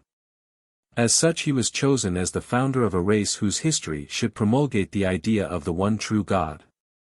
Certainly the descendants from this remarkable trio have retained their own peculiar characteristics and have ever been worshippers at the shrine of Jehovah. A singular fact may be mentioned here that Mrs. Sauvielle in her book, The Sequel to the Parliament of Religions, has shown that from Midian, one of the sons of Keturah, came Jethro or Zoroaster. Western thinkers are so matter-of-fact in their speech and thought that it might not have occurred to them that the true value of this story of Sarah and Hagar, like that of all else, not only in our own Bible but in the scriptures of other faiths, lies in the esoteric meaning, had it not been for Paul, that prince of occult philosophers, who distinctly says, according to the old version, that it is an allegory. According to the revised, that it contains an allegory, for these women are 2 covenants, one bearing children unto bondage, the other unto freedom. It is our privilege, Paul goes on to teach, to be children of the free woman, but although we are this by birthright, yet there has to be a personal appreciation of that fact, and an effort to maintain our liberty. The mystical significance of this allegory has never been elucidated in reference to the position of woman, but it may well be considered as establishing her claim, not only for personal freedom, but for the integrity of the home. Acting according to the customs of the day, Sarah connived at her own degradation. Later, when her womanly dignity was developed by reason of her motherhood, she saw what should be her true position in her home, and she made her rightful demand for unrivaled supremacy in that home and in her husband's affections. She was blessed of God in taking that attitude, and was held up to the elect descendants of Abraham nearly 1,660 years later by the Apostle Peter as an example to be imitated. And these later women are to be Sarah's daughters, we are told, if like her, they are not afraid with any amazement, or as the New Version hath it, if they are not put in fear by any terror. Even as mere history, the life and character of Sarah certainly do not intimate that it was the divine plan that woman was to be a subordinate, either in person or in her home. Taken esoterically, as all ancient Oriental writings must be to get their full significance, it is an inspiration to woman today to stand for her liberty. The bondwoman must be cast out. All that makes for industrial bondage, for sex slavery and humiliation, for the dwarfing of individuality, and for the thraldom of the soul, must be cast out from our home, from society, and from our lives. The woman who does not claim her birthright of freedom will remain in the wilderness with the children that she has borne in degradation, heart starvation, and anguish of spirit, only to find that they are Ishmaels. With their hand against every man. They will be the subjects of divine care and protection until their destiny is worked out. But she who is to be the mother of kings must herself be free, and have surroundings conducive to maintaining her own purity and dignity. After long ages of freedom shall have eradicated from woman's mind and heart the thought habits of the slave, then will she be a true daughter of Sarah, the princess. C.B.C. Abraham has been held up as one of the model men of sacred history. One credit he doubtless deserves: he was a monotheist, in the midst of the degraded and cruel forms of religion then prevalent in all the Oriental world. This man and his wife saw enough of the light to worship a God of spirit. Yet we find his conduct to the last degree reprehensible. While in Egypt, in order to gain wealth, he voluntarily surrenders his wife to Pharaoh. Sarah, having been trained in subjection to her husband, had no choice but to obey his will. When she left the king, Abraham complacently took her back without objection, which was no more than he should do, seeing that her sacrifice had brought him wealth and honor. Like many a modern millionaire, he was not a self-made but a wife-made man. When Pharaoh sent him away with his dangerously beautiful wife, he is described as being rich in cattle, in silver and in gold. But it is a little curious that the man who thus gained wealth as the price of his wife's dishonor should have been held up as a model of all the patriarchal virtues. L.D.B. The Book of Genesis. Chapter 7. Genesis 24:37. And my master made me swear, saying, Thou shalt not take a wife to my son of the daughters of the Canaanites in whose land I dwell. 38. But thou shalt go unto my father's house, and to my kindred, and take a wife unto my son. 39. And I said unto my master, Peradventure the woman will not follow me.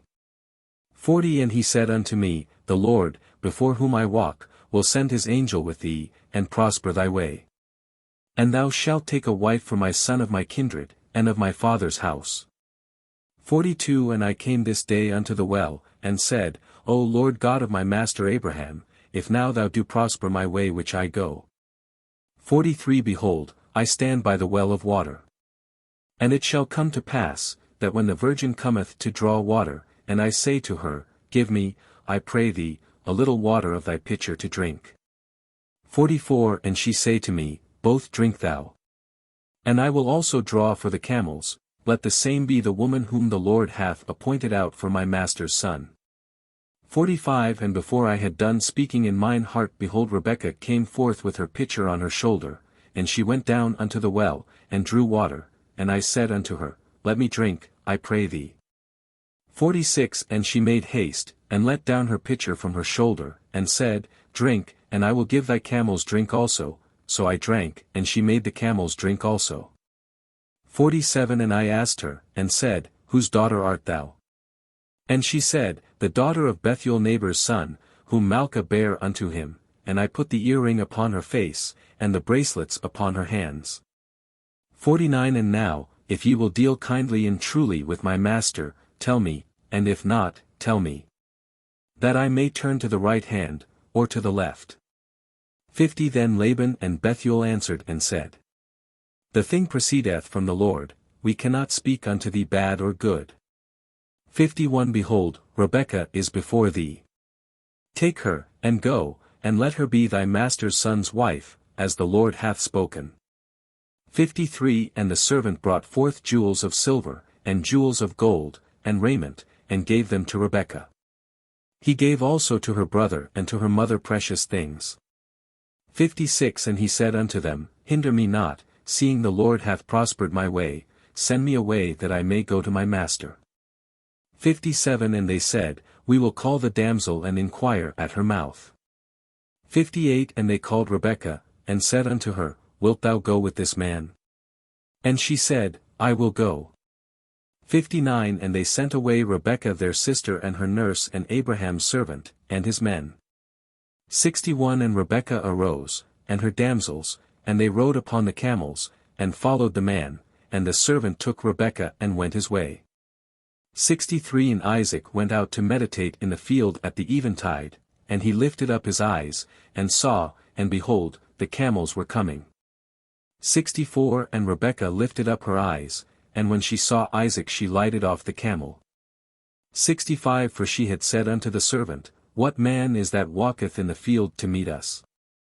And the servant had said, It is my master, therefore she took a veil, and covered herself. 66 And the servant told Isaac all things that he had done. 67 And Isaac brought her into his mother Sarah's tent, and took Rebekah, and she became his wife, and he loved her, and Isaac was comforted after his mother's death. Here is the first account we have of a Jewish courtship. The women seem quite as resigned to the custom of being taken as the men to take. Outside parties could no doubt in most cases make more judicious selections of partners, than young folks themselves under the glamour of their ideals. Altogether the marriage of Isaac, though rather prosaic, has a touch of the romantic. It has furnished the subject for some charming pictures, that decorate the galleries in the Old World and the New. Rebekah at the well, has been immortalized both on canvas and in marble. Women as milkmaids and drawers of water, with pails and pitchers on their heads, are always artistic, and far more attractive to men than those with votes in their hands at the polling booths, or as queens, ruling over the destinies of nations. In fact, as soon as man left paradise, he began by degrees to roll off of his own shoulders all he could of his curse, and place it on woman. Why did not Laban and Bethuel draw the water for the household and the cattle? Scott says that Eliezer had attendants with him who might have saved Rebekah the labor of drawing water for 10 camels, but he would not interfere, as he wished to see whether she possessed the virtues of industry, affability and cheerfulness in being serviceable and hospitable. It was certainly a good test of her patience and humility to draw water for an hour, with a dozen men looking on at their case, and none offering help. The Rebeccas of 1895 would have promptly summoned the spectators to share their labors, even at the risk of sacrificing a desirable matrimonial alliance. The virtue of self-sacrifice has its wise limitations. Though it is most commendable to serve our fellow beings, yet woman's first duty is to herself, to develop all her own powers and possibilities, that she may better guide and serve the next generation. It is refreshing to find in the 58th verse that Rebekah was really supposed to have some personal interest and rights in the betrothal. The meeting of Isaac and Rebekah in the field at eventide is charming. That sweet restful hour after the sun had gone down, at the end of a long journey from a far-off country.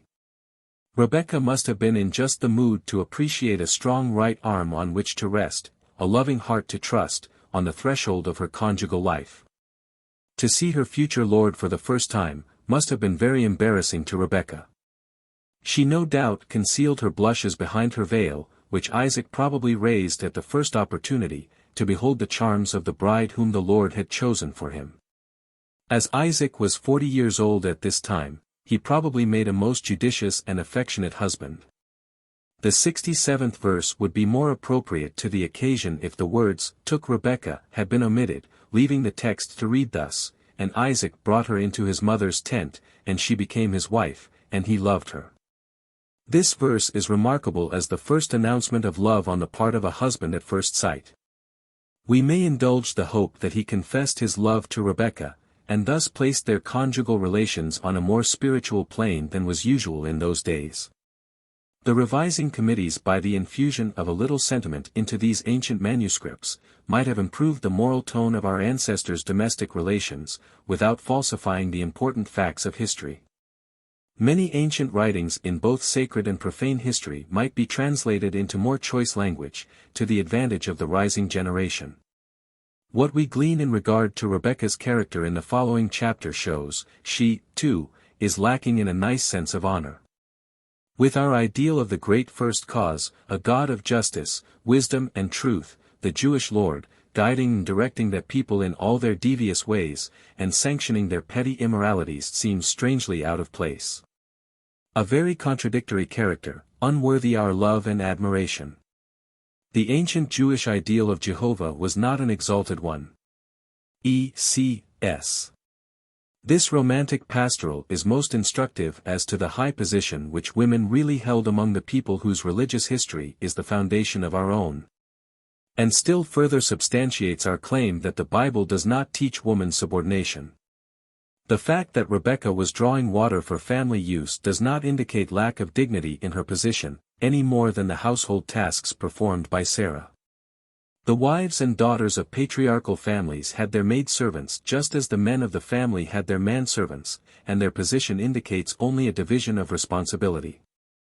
At this period, although queens and princesses were cooks and waiters, kings and princes did not hesitate to reap their own fields and slay their own cattle. We are told that Abraham rushed out to his herd and caught a calf to make a meal for the strangers, and that while he asked Sarah to make the cakes, he turned over the calf to a man-servant to prepare for the table. Thus the labor of securing the food fell upon the male sex, while the labor of preparing it was divided between both. The one supreme virtue among the patriarchs was hospitality, and no matter how many servants a person had, it must be the royal service of his own hands that he performed for a guest. In harmony with this spirit, Rebekah volunteered to water the thirsty camels of the tired and wayworn travelers. It is not at all likely that, as Mr. Scott suggests, Eliezer waited simply to test Rebekah's amiability. The test which he had asked for was sufficiently answered by her offering the service in the first place, and doubtless it would have been a churlish and ungracious breach of courtesy to have refused the proffered kindness. That the Jewish women were treated with greater politeness than the daughters of neighboring peoples we may learn from the incident narrated of the daughters of Jethro who, even though their father was high priest of the country, were driven away by the shepherds from the wells where they came to water their flocks. Of all outdoor occupations, that of watering thirsty animals is, perhaps, the most fascinating. And if the work was harder for Rebekah than for our country maidens who water their animals from the trough well filled by the windmill, she had the strength and the will for it. Else she would have entrusted the task to some of the damsels of whom we read as her especial servants and who, as such, accompanied her to the land of Canaan. The whole narrative shows Rebekah's personal freedom and dignity. She was alone at some distance from her family. She was not afraid of the strangers, but greeted them with the self-possession of a queen. The decision whether she should go or stay was left wholly with herself, and her nurse and servants accompanied her. With grace and modesty she relieved the embarrassment of the situation by getting down from the altitude of the camel when Isaac came to meet her. And by enshrouding herself in a veil she very tactfully gave him an opportunity to do his courting in his own proper person, if he should be pleased to do so after hearing the servant's report. It has been the judgment of masculine commentators that the veil was a sign of woman's subject condition, but even this may be disputed now that women are looking into history for themselves. The fashion of veiling a prospective bride was common to many nations, but to none where there were brutal ceremonies. The custom was sometimes carried to the extent, as in some parts of Turkey, of keeping the woman wholly covered for 8 days previous to marriage, sometimes, as among the Russians, by not only veiling the bride, but putting a curtain between her and the groom at the bridal feast.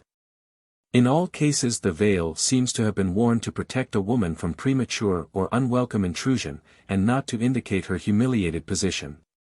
The veil is rather a reflection upon the habits and thoughts of men than a badge of inferiority for women. How serenely beautiful and chaste appear the marriage customs of the Bible as compared with some that are wholly of man's invention. The Kamchatkan had to find his future wife alone and then fight with her and her female friends until every particle of clothing had been stripped from her, and then the ceremony was complete. This may be called the other extreme from the veil. Something akin to this appears among our own kith and kin, so to speak, in modern times. Many instances of marriage en chemise are on record in England of quite recent dates, the notion being that if a man married a woman in this garment only he was not liable for any debts which she might previously have contracted. At Whitehaven, England, 1766, a woman stripped herself to her chemise in the church and in that condition stood at the altar and was married. There is nothing so degrading to the wife in all Oriental customs as our modern common law ruling that the husband owns the wife's clothing. This has been so held times innumerable, and in Connecticut quite recently a husband did not like the gowns his wife bought, so he burned them. He was arrested for destruction of property, but his claim was sustained that they were his own, so he could not be punished. As long as woman's condition, outside of the Bible, has been as described by Macaulay when he said, "If there be a word of truth in history, women have been always, and still are over the greater part of the globe, humble companions, playthings, captives, menials, and beasts of burden," it is a comfort to reflect that among the Hebrews, whose records are relied on by the enemies of woman's freedom to teach her subjection, we find women holding the dignified position in the family that was held by Sarah and Rebekah. C.B.C.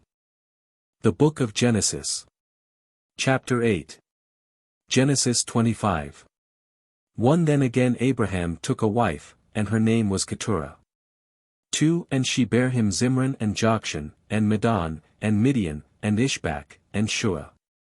5 And Abraham gave all that he had unto Isaac. 6 But unto the sons of the concubines, which Abraham had, Abraham gave gifts, and sent them away from Isaac his son, while he yet lived, unto the east country.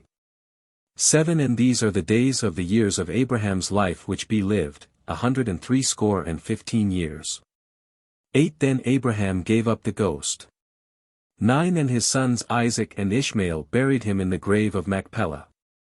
10 The field which Abraham purchased of the sons of Het, there was Abraham buried, and Sarah his wife. 21 And Isaac entreated the Lord for his wife, and Rebekah his wife conceived. 24 And when her days to be delivered were fulfilled she bore twins. 27 And the boys grew, and Esau was a cunning hunter, a man of the field, and Jacob was a plain man, dwelling in tents. 28 And Isaac loved Esau, because he did eat of his venison, but Rebekah loved Jacob. 29 And Jacob sawed pottage, and Esau came from the field, and he was faint. 30 And Esau said to Jacob, Feed me, I pray thee, with that same red pottage, for I am faint, therefore was his name called Edom. 31 And Jacob said, Sell me this day thy birthright. 32 And Esau said, Behold, I am at the point to die. And what profit shall this birthright do to me? 33 And Jacob said, Swear to me this day, and he sware unto him, and he sold his birthright unto Jacob. 34 Then Jacob gave Esau bread and pottage of lentils. And he did eat and drink, and rose up, and went his way. Thus Esau despised his birthright. In these verses we have the account of Abraham's second marriage, and the birth of several sons. It does not seem clear from the text whether Keturah was a legal wife, or one of the patriarch's numerous concubines. Clarke inclines to the latter idea, on account of Abraham's age, and then he gave all that he had to Isaac, and left Keturah's sons to share with those of other concubines, to whom he gave gifts and sent them away from his son Isaac to an eastern country. Abraham evidently thought that the descendants of Isaac might be superior in moral probity to those of his other sons, hence he desired to keep Isaac as exclusive as possible. But Jacob and Esau did not fulfill the patriarch's expectations. Esau in selling his birthright for a mess of pottage, and Jacob taking advantage of his brother in a weak moment, and overreaching him in a bargain, alike illustrate the hereditary qualities of their ancestors. Genesis 26. 6 And Isaac dwelt in Gerar. 7 And the men of the place asked him of his wife, and he said, She is my sister, for he feared to say, She is my wife, lest, said he, the men of the place should kill me for Rebekah, because she was fair to look upon. 9 And Abimelech called Isaac, and said, Behold, or a surety she is thy wife, and how saidst thou, She is my sister? And Isaac said unto him, Because I said, Lest I die for her. 11 And Abimelech charged all his people, saying, He that toucheth this man or his wife shall surely be put to death. 34 And Esau was 40 years old when he took to wife Judith the daughter of Beeri the Hittite, and Bashemath the daughter of Elon the Hittite. 35 Which were a grief of mind unto Isaac and to Rebekah. The account of the private family affairs of Isaac and Rebekah, their partiality to different sons, Jacob, aided and abetted by his mother, robbing his elder brother of both his birthright and his father's blessing.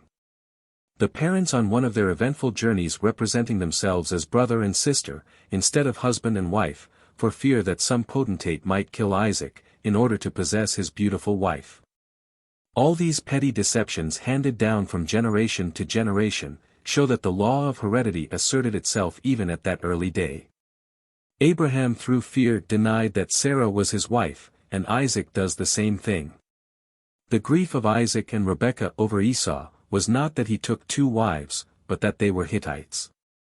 Chapter 27 gives the details of the manner that Jacob and his mother betrayed Isaac into giving the blessing to Jacob intended for Esau.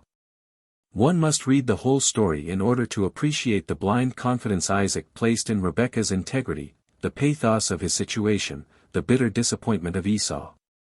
Jacob's temptation, and the supreme wickedness of Rebekah in deceiving Isaac, defrauding Esau, and undermining the moral sense of the son she loved.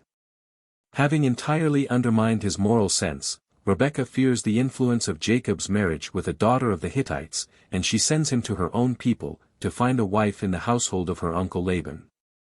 This is indeed a sad record of the cruel deception that Jacob and his mother palmed off on Isaac and Esau. Both verbal and practical lying were necessary to defraud the elder son, and Rebekah was equal to the occasion. Neither she nor Jacob faltered in the hour of peril. Altogether it is a pitiful tale of greed and deception. Alas! Where can a child look for lessons in truth, honor, and generosity, when the mother they naturally trust, sets at defiance every principle of justice and mercy to secure some worldly advantage? Rebekah in her beautiful girlhood at the well drawing water for man and beast, so full of compassion, does not exemplify the virtues we looked for, in her mature womanhood. The conjugal and maternal relations so far from expanding her most tender sentiments, making the heart from love to, one grow bountiful to all, seem rather to have narrowed hers into the extreme of individual selfishness. In obedience to his mother's commands, Jacob starts on his journey to find a fitting wife. If Sarah and Rebekah are the types of womanhood the patriarchs admired, Jacob need not have gone far to find their equal.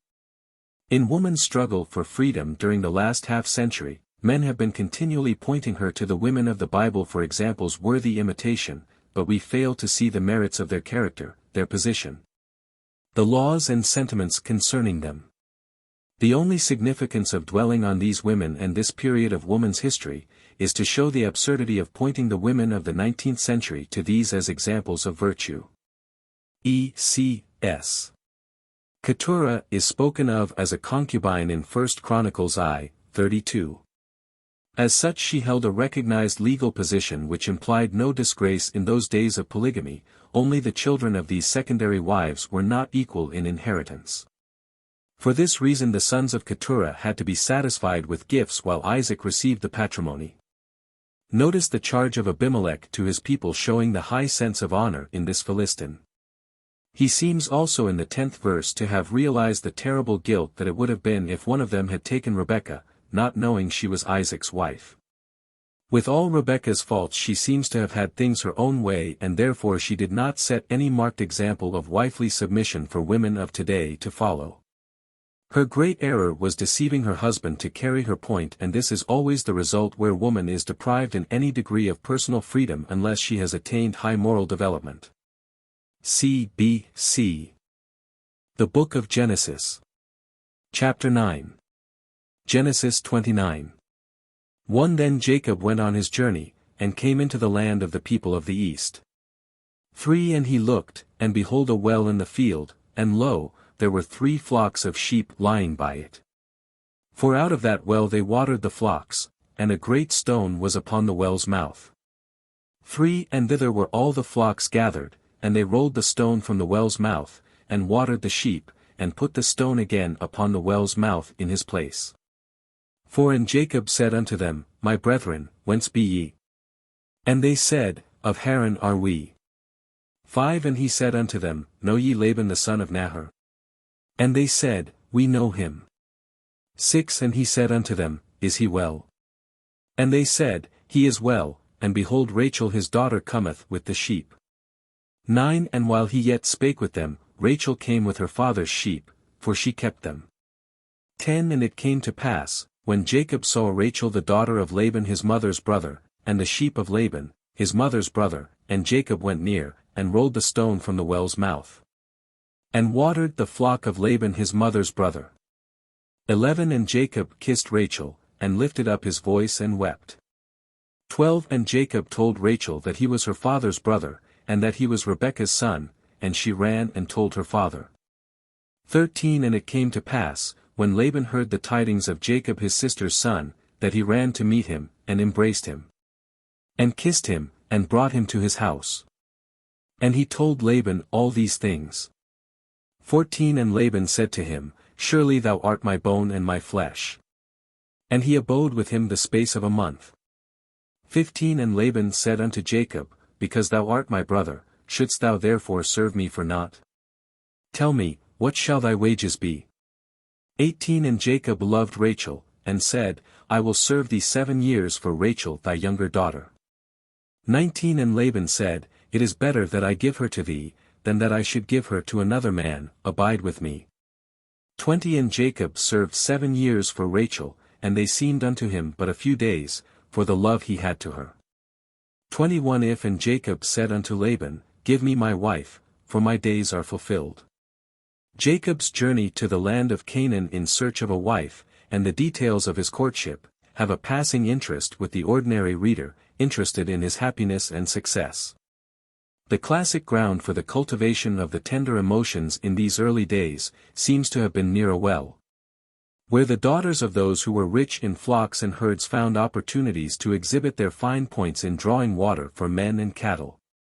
From the records of these interesting events, the girls seemed ready to accept the slightest advances from passing strangers, and to give their hands and hearts as readily as they gave a drink of water to the thirsty. Marriage was as simple a contract as the purchase of a lamb, the lamb and the woman having about an equal voice in the purchase, though the lamb was not quite as ready to leave his accustomed grazing ground. Jacob loved Rachel at first sight, and agreed to serve Laban 7 years, but when the time expired Laban did not keep his agreement, but insisted on Jacob taking the other sister, and serving 7 years more for Rachel. Jacob submitted, but by the knowledge of a physiological law of which Laban was ignorant, he revenged himself, and obtained all the strongest and best of the flocks and herds. Thus in their business relations as well as in family matters, the patriarchs seem to have played as sharp games in overreaching each other as the sons of our pilgrim fathers do today.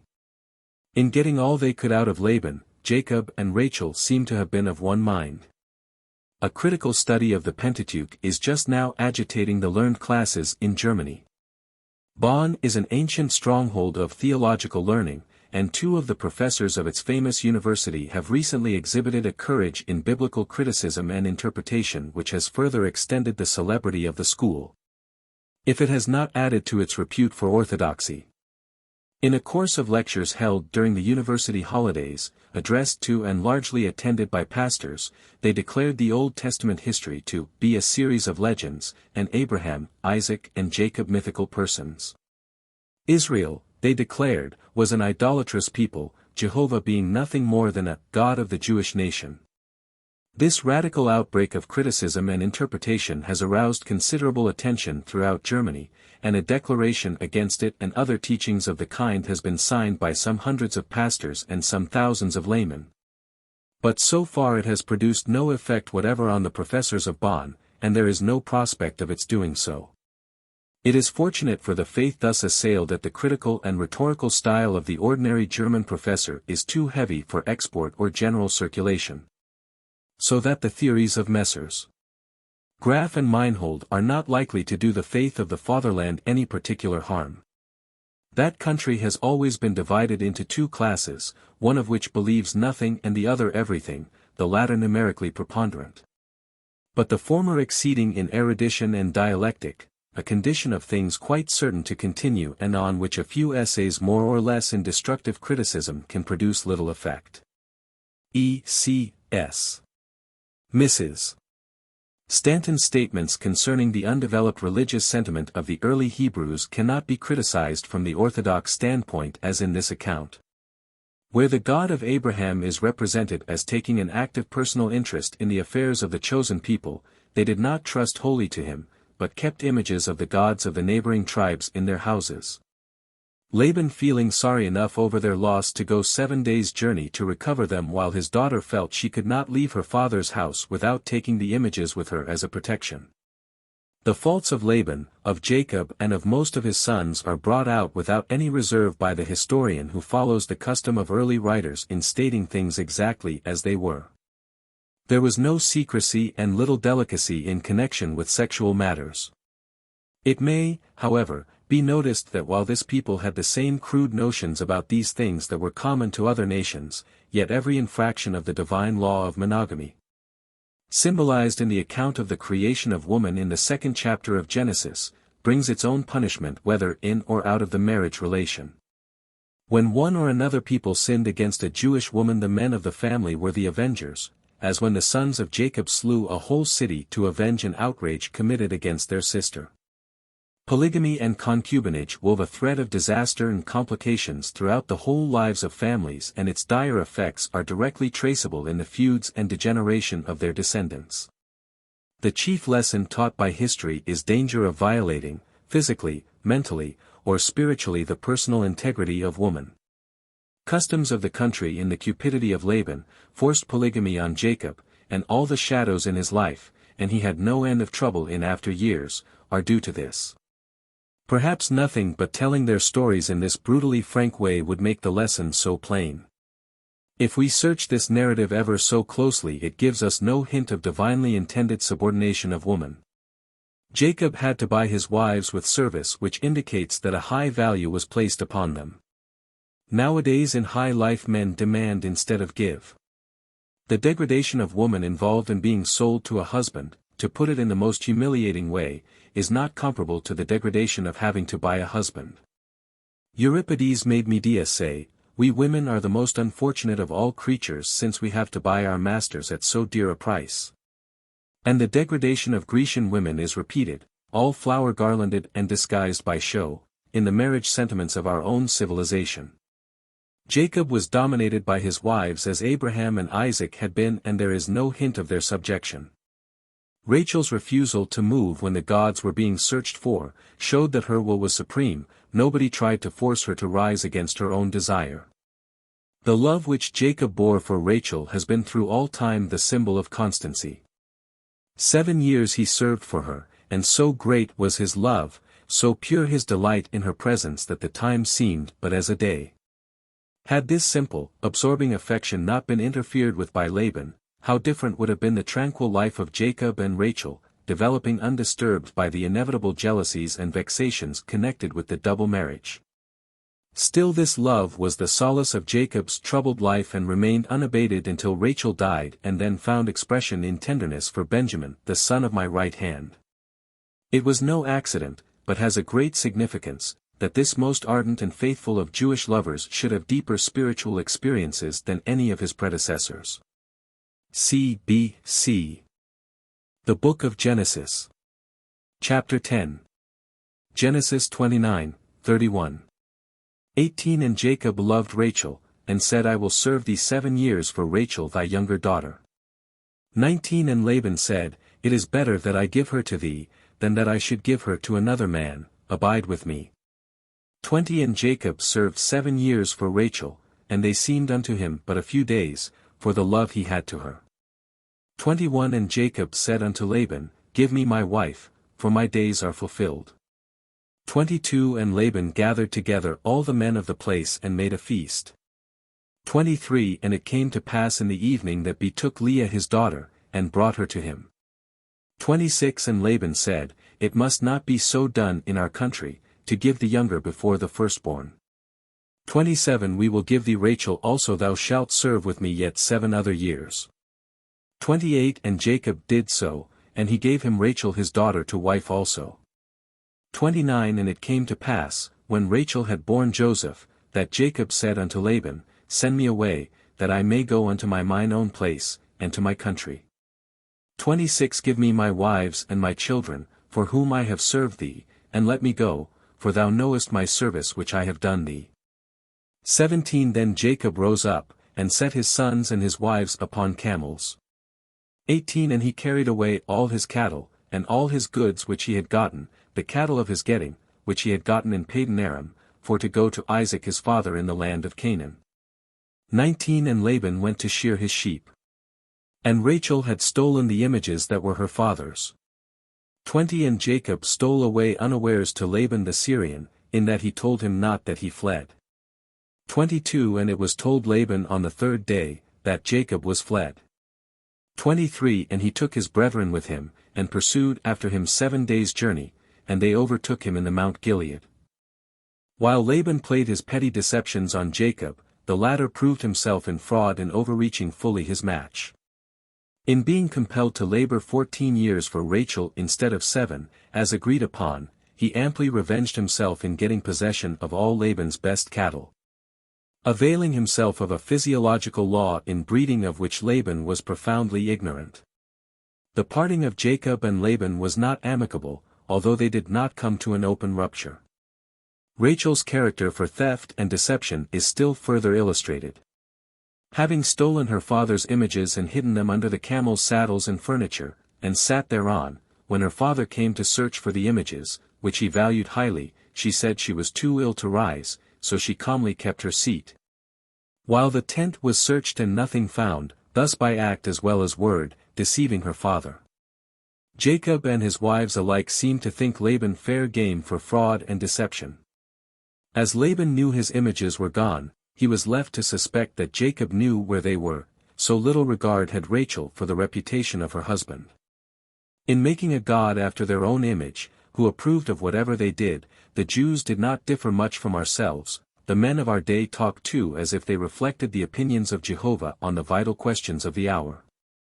In our late Civil War both armies carried the Bible in their knapsacks, and both alike prayed to the same God for victory, as if he could be in favor of slavery and against it at the same time. Like the women, too, who are working and praying for woman suffrage, both in the state legislature and in their closets, and others against it, to the same God and legislative assembly.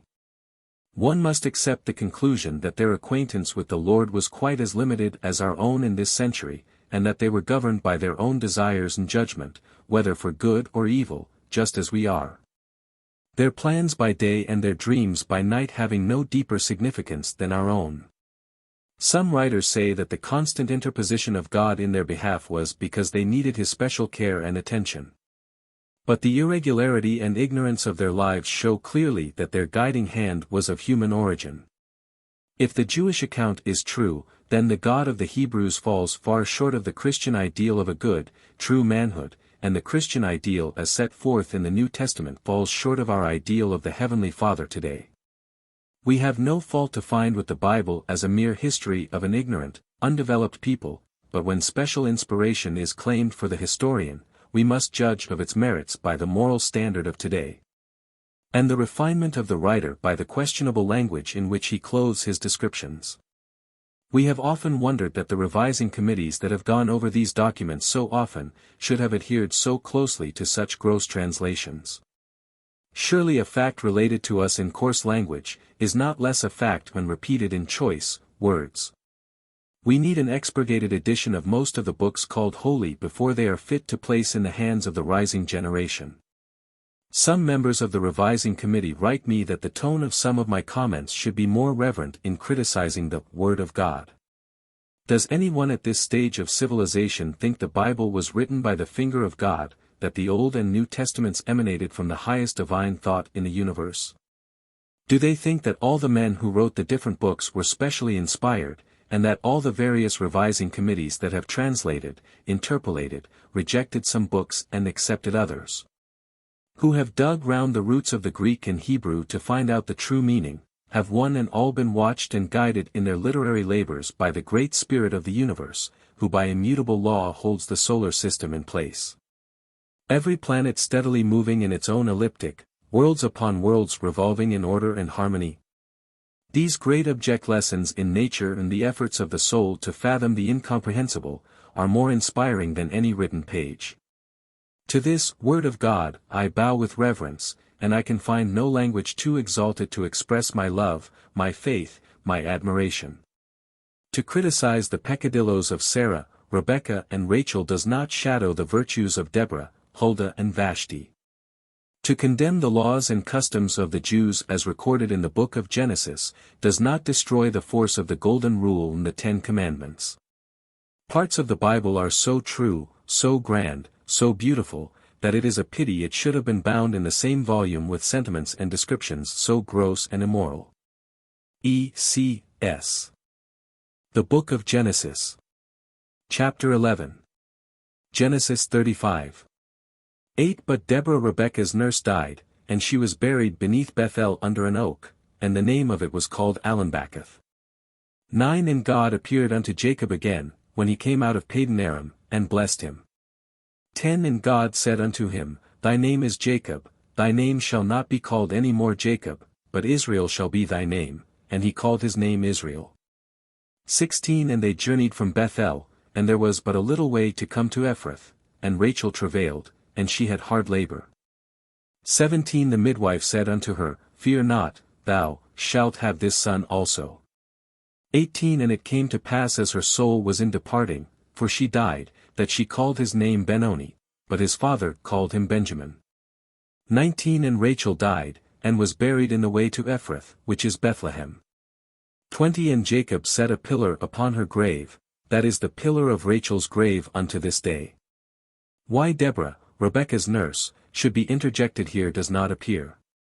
However, if all Isaac's and Jacob's children had been entrusted to her care through the perils of infancy, it was fitting that the younger generation with their father should pause in their journey and drop a tear to her memory, and cultivate a tender sentiment for the old oak tree at Bethel.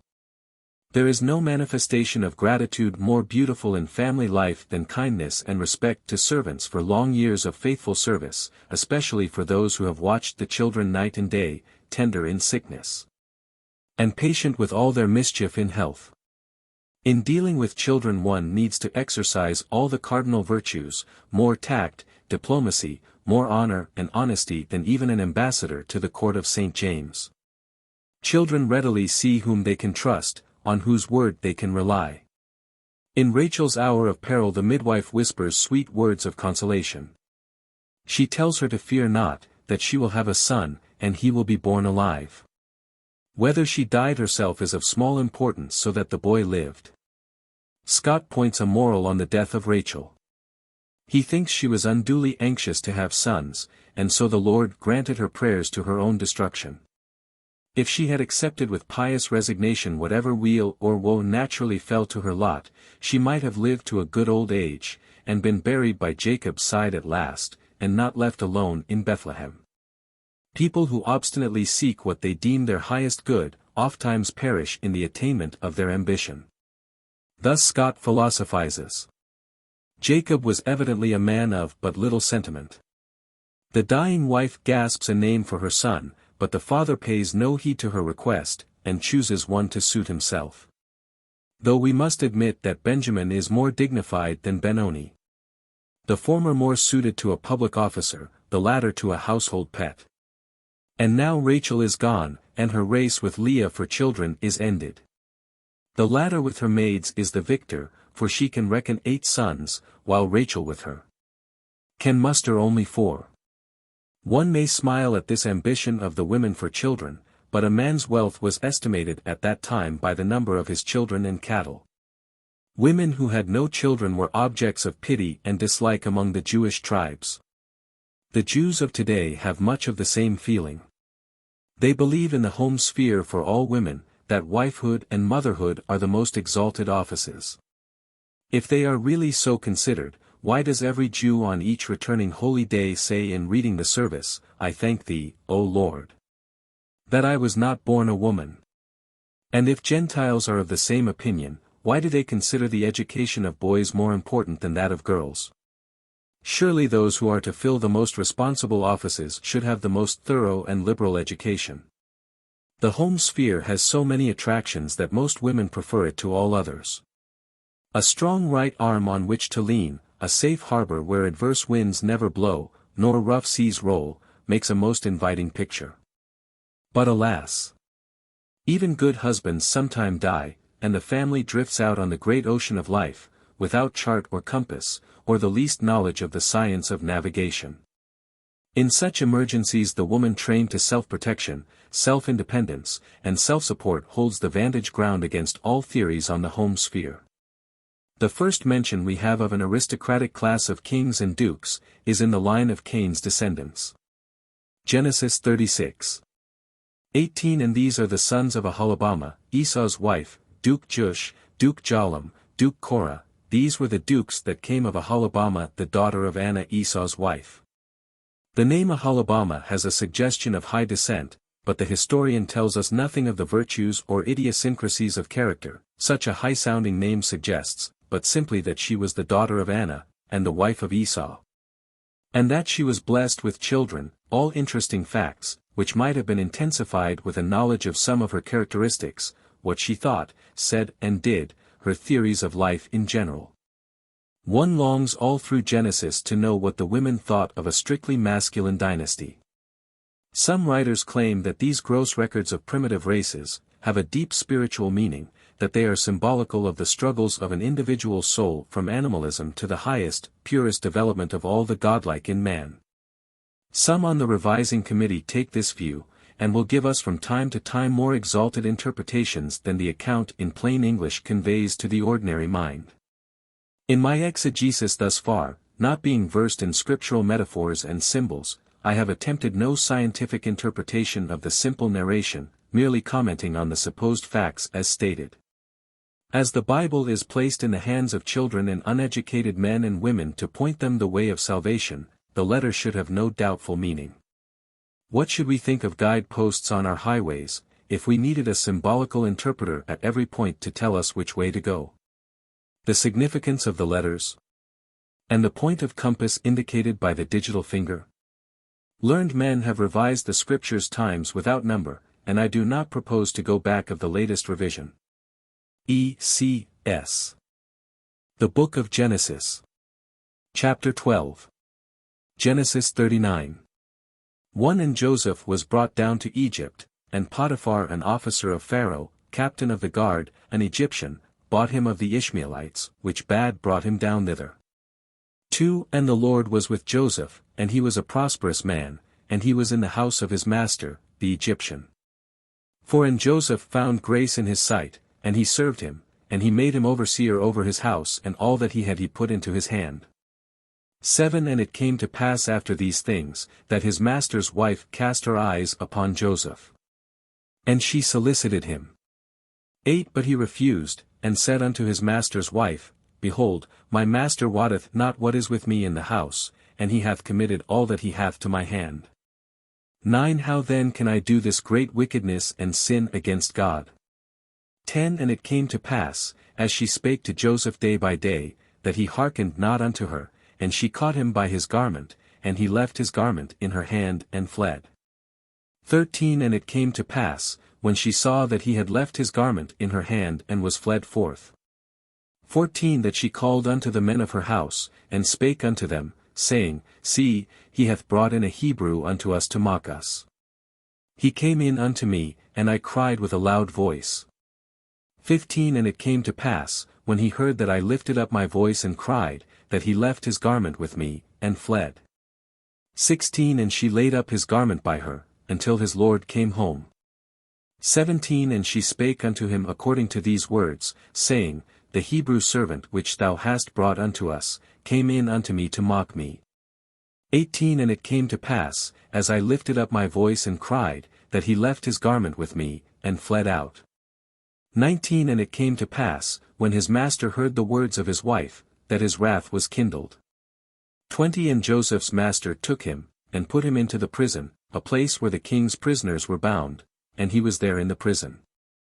2:11 But the Lord was with Joseph, and shewed him mercy, and gave him favor in the sight of the keeper of the prison.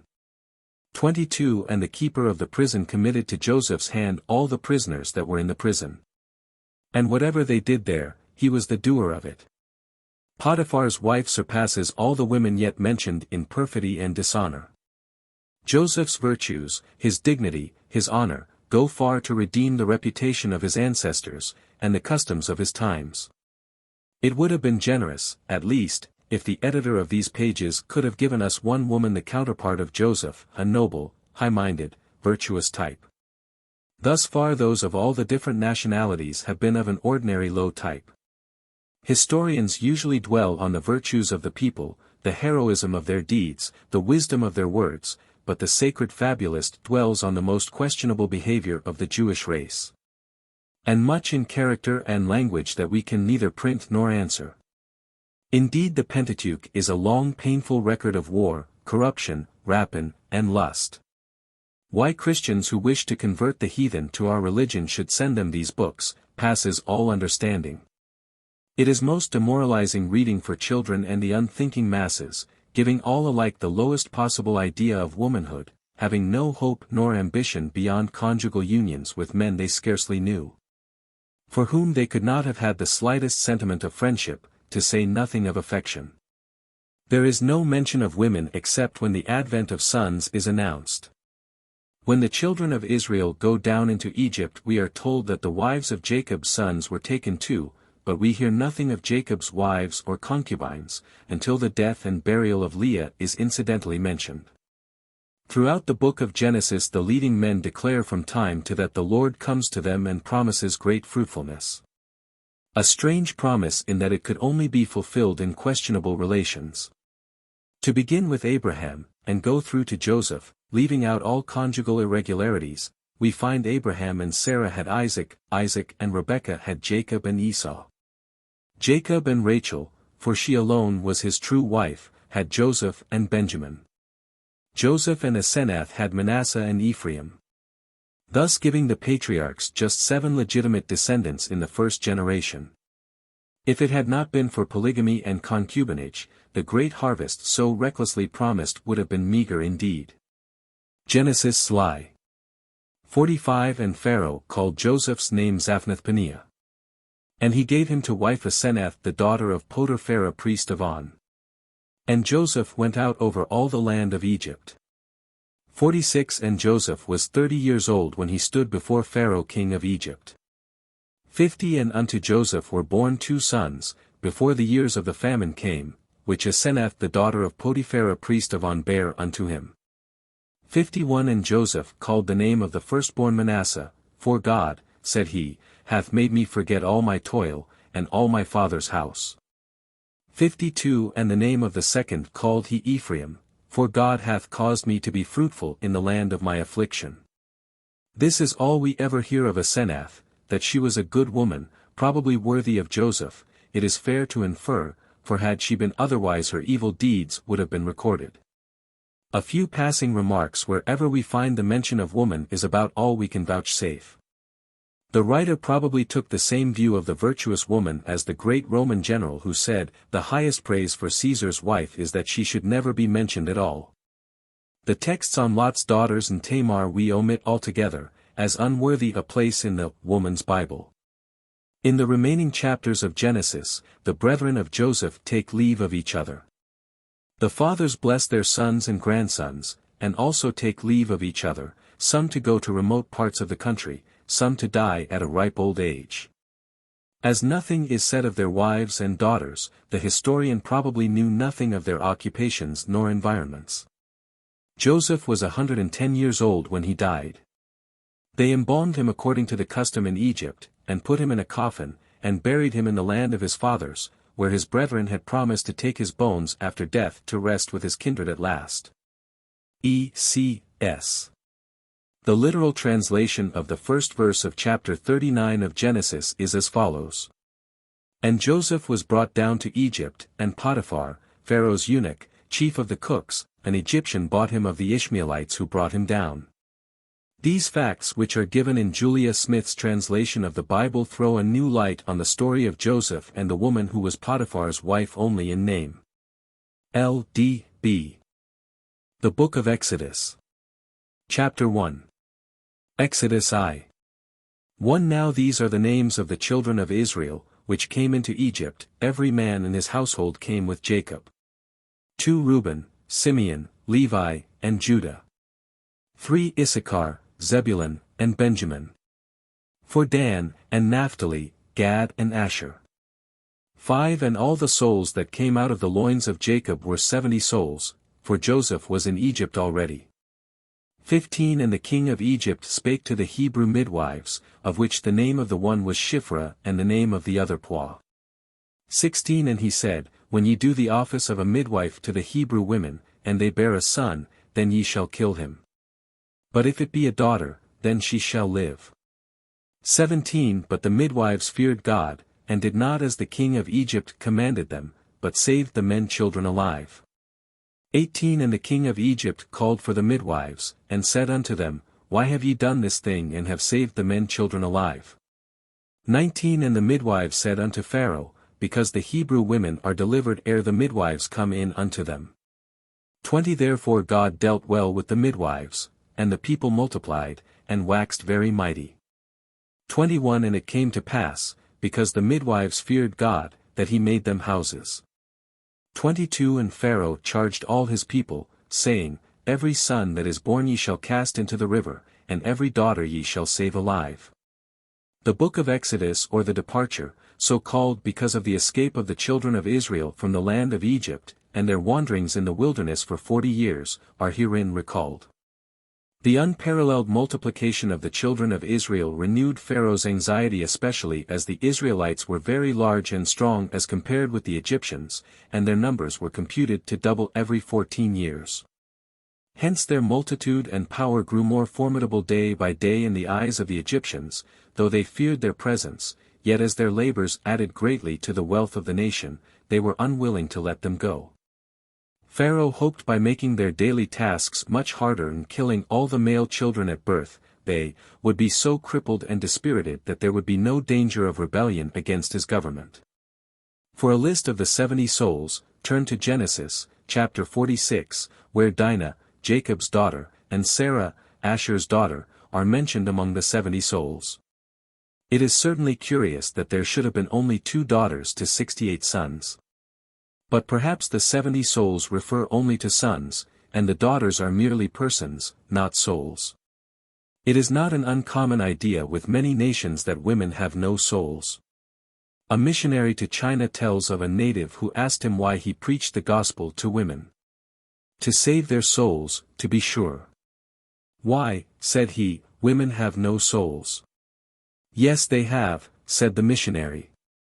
When the thought dawned on the Chinaman that it might be true, he was greatly amused, and said, Well, I'll run home and tell my wife she has a soul, and we will sit down and laugh together. We find at many points that the Bible does not reckon women as souls.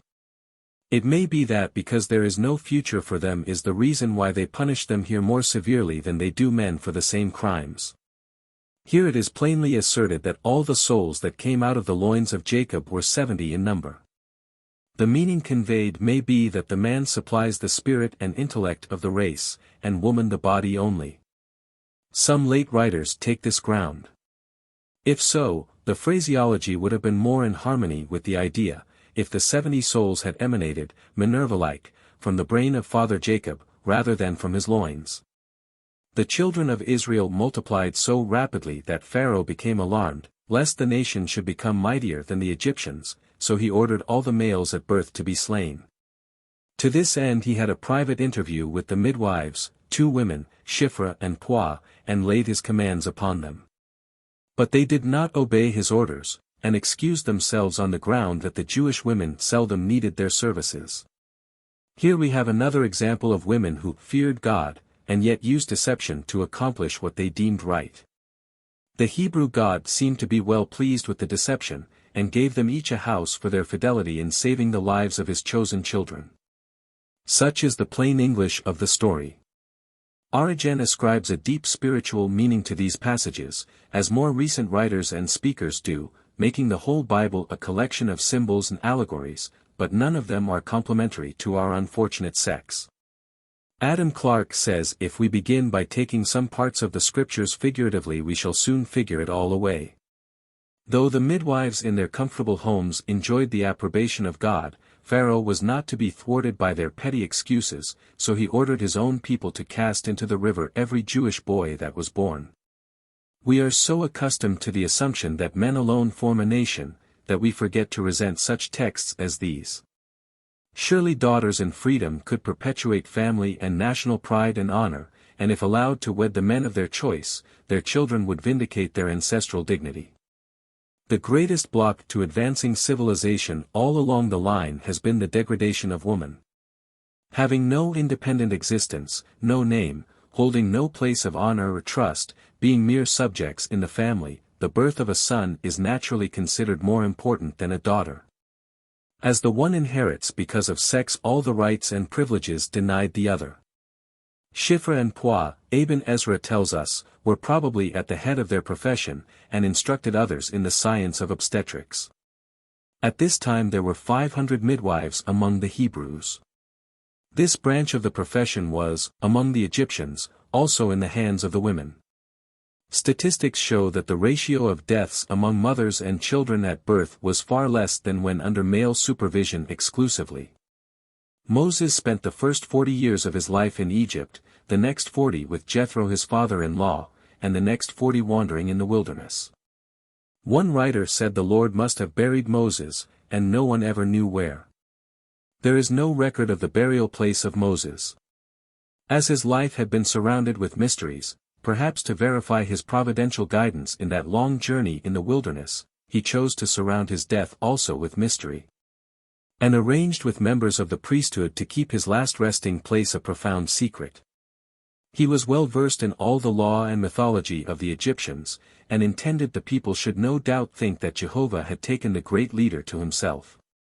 For the purpose of controlling his followers in that long journey through the wilderness, he referred all his commands and actions to Jehovah. Moses declared that he met him face to face on Mount Sinai, veiled in a cloud of fire, received minute instructions how to feed and conduct the people, as well as to minister to their moral and spiritual necessities. In order to enforce his teachings, he said the 10 Commandments were written on tablets of stone by Jehovah himself, and given into his hands to convey to the people, with many ordinances and religious observances, to be sacredly kept. In this way the Jewish religion and the Mosaic Code were established. As these people had no written language at that time, and could neither read nor write, they were fitting subjects for all manner of delusions and superstitions.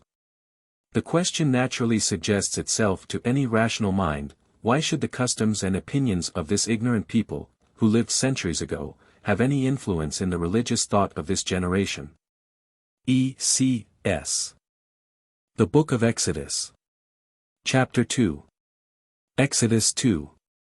1 And there went a man of the house of Levi and took to wife a daughter of Levi. 2 And the woman bare a son, and when she saw that he was a goodly child, she hid him 3 months. 3 And when she could not longer hide him she took for him an ark of bulrushes, and daubed it with slime and with pitch, and put the child therein, and she laid it in the flags by the river's brink. 4 And his sister stood afar off, to wit what would be done to him. 5 And the daughter of Pharaoh came down to wash herself at the river. And her maidens walked along by the river's side, and when she saw the ark among the flags, she sent her maid to fetch it. 6 And when she had opened it, she saw the child, and, behold, the babe wept. And she had compassion on him, and said, This is one of the Hebrews' children. 7 Then said his sister to Pharaoh's daughter, Shall I go and call to thee a nurse of the Hebrew women, that she may nurse the child for thee? 8 And Pharaoh's daughter said to her, Go. And the maid went and called the child's mother. 9 And Pharaoh's daughter said unto her, Take this child away, and nurse it for me, and I will give thee thy wages. And the woman took the child, and nursed it. 10 And the child grew, and she brought him unto Pharaoh's daughter, and he became her son. And she called his name Moses, and she said, Because I drew him out of the water. 15 But Moses fled from the face of Pharaoh, and dwelt in the land of Midian, and he sat down by a well. 16 Now the priest of Midian had 7 daughters, and they came and drew water, and filled the troughs to water their father's flock. 17 And the shepherds came and drove them away, but Moses stood up and helped them, and watered their flock. 18 And when they came to Reuel their father, he said, How is it that ye are come so soon today? 19 And they said, An Egyptian delivered us out of the hand of the shepherds, and also drew water enough for us, and watered the flock. 20 And he said unto his daughters, And where is he? Why is it that ye have left the man? Call him, that he may eat bread. 21 And Moses was content to dwell with the man, and he gave Moses Zipporah his daughter. 22 And she bare him a son, and he called his name Gershon, for he said, I have been a stranger in a strange land. The account of the birth of Moses, his mother's anxiety in protecting him from the wrath of Pharaoh, and the goodness of the king's daughter, make altogether an interesting story. And is almost the first touch of sentiment with which the historian has refreshed us. A pleasant change from the continued accounts of corruption, violence, lust, war and petty falsehood, that have thus far marked the history of this people. The only value of these records to us is to show the character of the Jewish nation, and make it easy for us to reject their ideas as to the true status of woman, and their pretension of being guided by the hand of God in all their devious wanderings. Surely such teachings as these should have no influence in regulating the lives of women in the 19th century. Moses' conduct towards the 7 daughters of the priest at the well shows that there were some sparks of chivalry here and there in a few representative souls, notwithstanding the contempt for the sex in general. These Hebrew wooings and weddings were curiously similar, alike marked for the beauty and simplicity of the daughters of the land, the wells, the flocks, the handsome strangers, the strong, active young men who will prove so helpful in cultivating the lands. The father-in-law usually gets the young husband completely under his thumb, and we hear nothing of the dreaded mother-in-law of the 19th century. If we go through this chapter carefully we will find mention of about a dozen women, but with the exception of one given to Moses, all are nameless. Then as now names for women and slaves are of no importance. They have no individual life, and why should their personality require a lifelong name? Today the woman is Mrs. Richard Roe, tomorrow Mrs. John Doe, and again Mrs. James Smith according as she changes masters, and she has so little self-respect that she does not see the insult of the custom. We have had in this generation one married woman in England, and one in America, who had one name from birth to death, and though married they kept it. Think of the inconvenience of vanishing as it were from your friends and correspondence 3 times in one's natural life. In helping the children of Israel to escape from the land of Egypt the Lord said to Moses. Exodus 3:19 And I am sure that the king of Egypt will not let you go, no, not by a mighty hand. 20 And I will stretch out my hand, and smite Egypt with all my wonders which I will do in the midst thereof, and after that he will let you go. 21 And I will give this people favor in the sight of the Egyptians, and it shall come to pass, that, when ye go, ye shall not go empty. 22 But every woman shall borrow of her neighbor, and of her that sojourneth in her house, jewels of silver, and jewels of gold, and raiment, and ye shall put them upon your sons, and upon your daughters. And ye shall spoil the Egyptians. The role assigned the women, in helping the children of Israel to escape in safety from bondage, is by no means complementary to their heroism or honesty. To help bear the expenses of the journey, they were instructed to steal all the jewels of silver and gold, and all the rich raiment of the Egyptian ladies. The Lord and Moses no doubt went on the principle that the Israelites had richly earned all in the years of their bondage.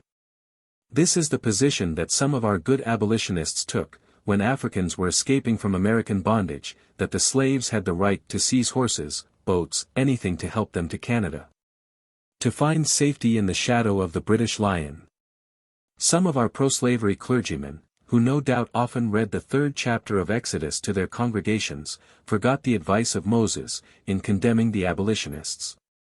As the Americans had stolen the Africans' body and soul, and kept them in hopeless bondage for generations, they had richly earned whatever they needed to help them to the land of freedom. Stretch the principle of natural rights a little further, and ask the question, why should women, denied all their political rights, obey laws to which they have never given their consent, either by proxy or in person? Our fathers in an inspired moment said, no just government can be formed without the consent of the governed. Women have had no voice in the canon law, the catechisms, the church creeds and discipline, and why should they obey the behests of a strictly masculine religion, that places the sex at a disadvantage in all life's emergencies? Our civil and criminal codes reflect at many points the spirit of the Mosaic. In the criminal code we find no feminine pronouns, as he, his, him. We are arrested, tried and hung, but singularly enough, we are denied the highest privileges of citizens, because the pronouns she, hers, and her are not found in the constitutions. It is a pertinent question, if women can pay the penalties of their crimes as he, why may they not enjoy the privileges of citizens as he? E.C.S. The Book of Exodus. Chapter 3. Exodus 4:18. And Moses went and returned to Jethro his father-in-law, and said unto him, Let me go, I pray thee, and return unto my brethren which are in Egypt, and see whether they be yet alive. And Jethro said to Moses, Go in peace. 19. And the Lord said unto Moses in Midian, Go, return into Egypt, for all the men are dead which sought thy life. 20. And Moses took his wife and his sons, and set them upon an ass, and he returned to the land of Egypt, and Moses took the rod of God in his hand. 21. And the Lord said unto Moses, When thou goest to return into Egypt, see that thou do all those wonders before Pharaoh, which I have put in thine hand, but I will harden his heart, that he shall not let the people go. 22. And thou shalt say unto Pharaoh, Thus saith the Lord, Israel is my son, even my firstborn. 23. And I say unto thee, Let my son go, that he may serve me, and if thou refuse to let him go, behold, I will slay thy son, even thy firstborn. 24. And it came to pass by the way in the inn, that the Lord met him, and sought to kill him. 25. Then Zipporah took a sharp stone, and circumcised her son. 26. So he let him go. When Moses married Zipporah, he represented himself as a stranger who desired nothing better than to adopt Jethro's mode of life, but now that he desired to see his own people, his wife has no choice but to accompany him. So Moses took his wife and his sons and set them on an ass, and he returned to the land of Egypt. The reason the Lord met them and sought to kill the son, was readily divined by Zipporah: her son had not been circumcised. So with woman's quick intuition and natural courage to save the life of her husband, she skillfully performed the necessary operation, and the travelers went on their way rejoicing. The word circumcision seems to have a very elastic meaning. Uncircumcised lips is used to describe that want of power to speak fluently, from which Moses suffered and which he so often deplored. As in every chapter of Jewish history this rite is dwelt upon, it is worthy of remark that its prominence as a religious observance means a disparagement of all female life, unfit for offerings, and unfit to take part in religious services. Incapable of consecration. The circumcision of the heart even, which women might achieve, does not render them fit to take an active part in any of the holy services of the Lord. They were permitted to violate the moral code of laws to secure liberty for their people, but they could not officiate in any of the sacraments, nor eat of the consecrated bread at meals. Although the Mosaic code and customs so plainly degrade the female sex, and their position in the church today grows out of these ancient customs, yet many people insist that our religion dignifies women. But so long as the Pentateuch is read and accepted as the Word of God, an undefined influence is felt by each generation that destroys a proper respect for all womankind. It is the contempt that the canon and civil law alike express for women that has multiplied their hardships and intensified man's desire to hold them in subjection. The sentiment that statesmen and bishops proclaim in their high places are responsible for the actions of the lower classes on the highways. We scarce take up a paper that does not herald some outrage committed on a matron on her way to church, or the little girl gathering wild flowers on her way to school. Yet you cannot go so low down in the scale of being as to find men who will enter our churches to desecrate the altars or toss about the emblems of the sacrament, because they have been educated with some respect for churches, altars and sacraments. But where are any lessons of respect taught for the mothers of the human family? And yet as the great factor in the building of the race, are they not more sacred than churches, altars, sacraments, or the priesthood?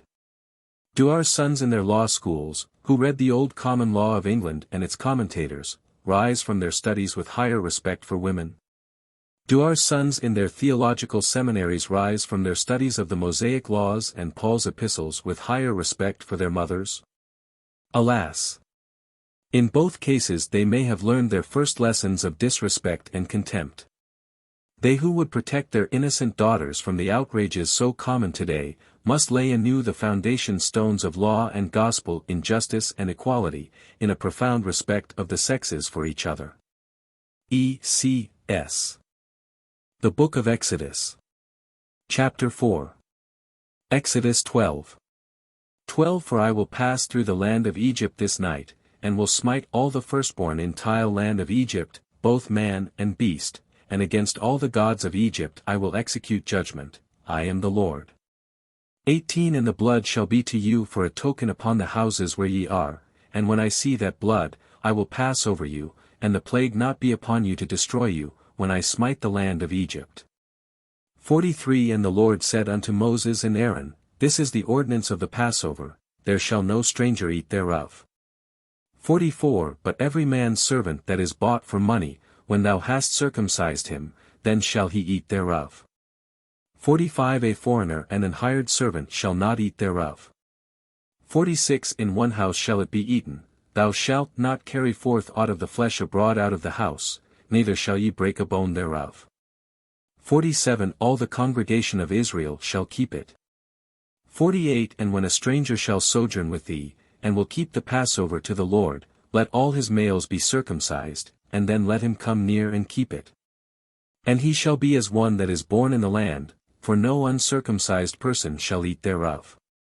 In commemoration of this promise of the Lord's to pass over their homes in executing vengeance on the Egyptians, and of the prolonged battles between Jehovah and Moses on the one side, and Pharaoh and his cabinet on the other, the Jews held an annual feast to which all circumcised males were summoned. The point of interest to us is whether women were disqualified, not being circumcised, or whether as members of the congregation they could slip in under the provision in the 47th verse, and enjoy the unleavened bread and nice roast lamb with the men of their household.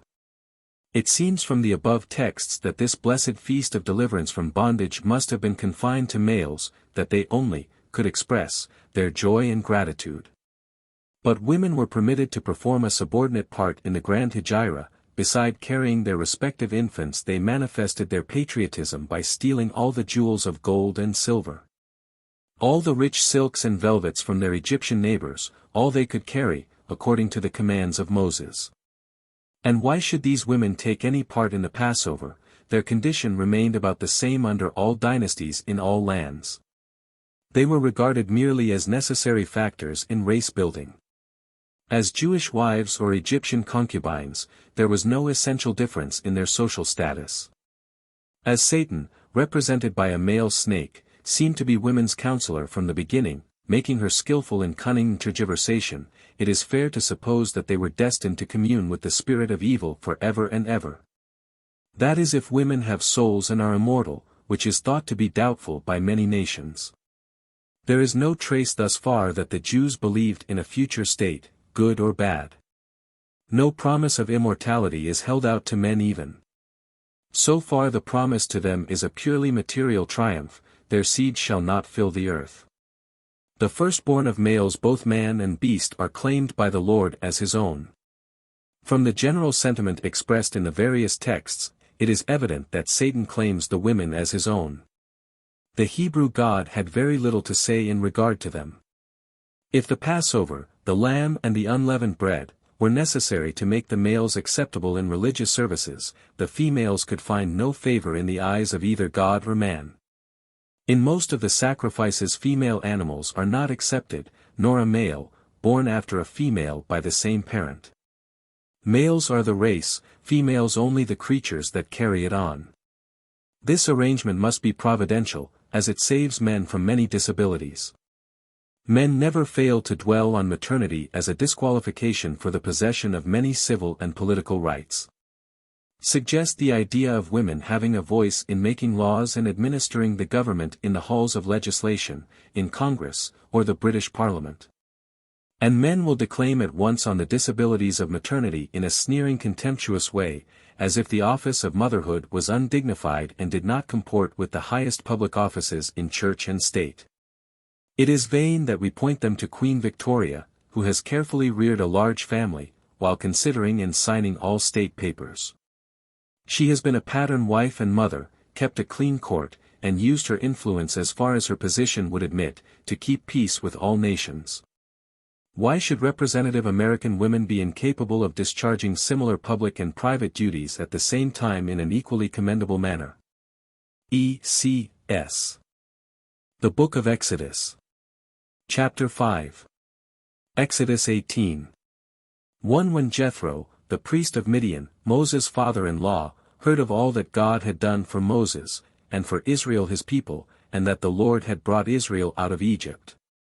2. Then Jethro, Moses' father-in-law, took Zipporah, Moses' wife, after he had sent her back. 3. And her 2 sons, of which the name of one was Gershom. For he said, I have been an alien in a strange land. 4. And the name of the other was Eleazar, for the God of my father, said he, was mine help, and delivered me from the sword of Pharaoh. 5. And Jethro, Moses' father-in-law, came with his sons and his wife unto Moses into the wilderness, where he encamped at the mount of God.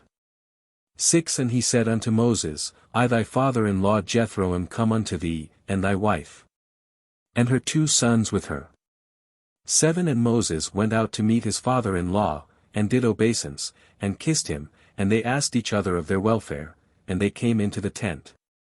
8. And Moses told his father-in-law all that the Lord had done unto the Pharaoh and to the Egyptians for Israel's sake, and all the travail that had come upon them by the way, and how the Lord delivered them. After a long separation, the record of the meeting between Moses and his wife Zipporah very unsatisfactory to the casual reader. There is some sentiment in the meeting of Jethro and Moses, they embraced and kissed each other. How tender and beautiful the seeming relation to a father-in-law, more fortunate than the mother-in-law in our time. Zipporah, like all the women of her time, was hustled about, sent forward and back by husbands and fathers, generally transported with their sons and belongings on some long-suffering jackass. Nothing is said of the daughters, but the sons, their names and their significance seem of vital importance. We must smile or heave a sigh at all this injustice, but different phases of the same guiding principle blocks woman's way today to perfect liberty. See the struggle they have made to gain admittance to the schools and colleges, the trades and professions, their civil and political rights. The darkest page in history is the persecutions of woman. We take note of these discriminations of sex, and reiterate them again and again to call the attention of women to the real source of their multiplied disabilities. As long as our religion teaches woman's subjection and man's right of domination, we shall have chaos in the world of morals. Women are never referred to as persons, merely as property, and to see why, you must read the Bible until you also see how many other opportunities for the exercise of sex were given to men. And why the single one of marriage to one husband was allowed to women. In all the directions given Moses, for the regulation of the social and civil life of the children of Israel, and in the commandments on Mount Sinai, it is rarely that females are mentioned. The regulations are chiefly for males, the offerings are male, the transgressions referred to are male. When the Lord was about to give the 10 Commandments to the children of Israel, he gave the most minute directions as to the preparatory duties of the people. It is evident from the text that males only were to witness Moses' ascent to Mount Sinai and the coming of the Lord in a cloud of fire. Exodus 19. 12. And thou shalt set bounds unto the people round about, saying, Take heed to yourselves, that ye go not up into the mount, or touch the border of it, whosoever toucheth the mount shall be surely put to death. 13 There shall not a hand touch it, but he shall surely be stoned, or shot through, whether it be beast or man, it shall not live. When the trumpet soundeth long, they shall come up to the mount. 14 And Moses went down from the mount unto the people, and sanctified the people, and they washed their clothes. 16 And he said unto the people, Be ready against the third day, come not at your wives. The children of Israel were to sanctify themselves for this great event. Besides a thorough cleaning of their persons and clothes, they were to have no affiliations or conversations with women for the space of 3 days. The Hebrew laws regulating the relations of men and women are never complementary to the latter. This feeling was in due time cultivated in the persecutions women endured under witchcraft and celibacy, when all women were supposed to be in collusion with the spirit of evil. And every man was warned that the less he had to do with the daughters of men, the more perfect might be his communion with the Creator. Lecky in his History of Rationalism shows what women endured when these ideas were prevalent, and their sufferings were not mitigated until rationalism took the place of religion, and reason triumphed over superstition. E.C.S. The Book of Exodus. Chapter 6. Exodus 15. 20 And Miriam the prophetess, the sister of Aaron, took a timbrel in her hand, and all the women went out after her with timbrels and with dances. 21 And Miriam answered them, Sing ye to the Lord, for he hath triumphed gloriously, the horse and his rider hath he thrown into the sea.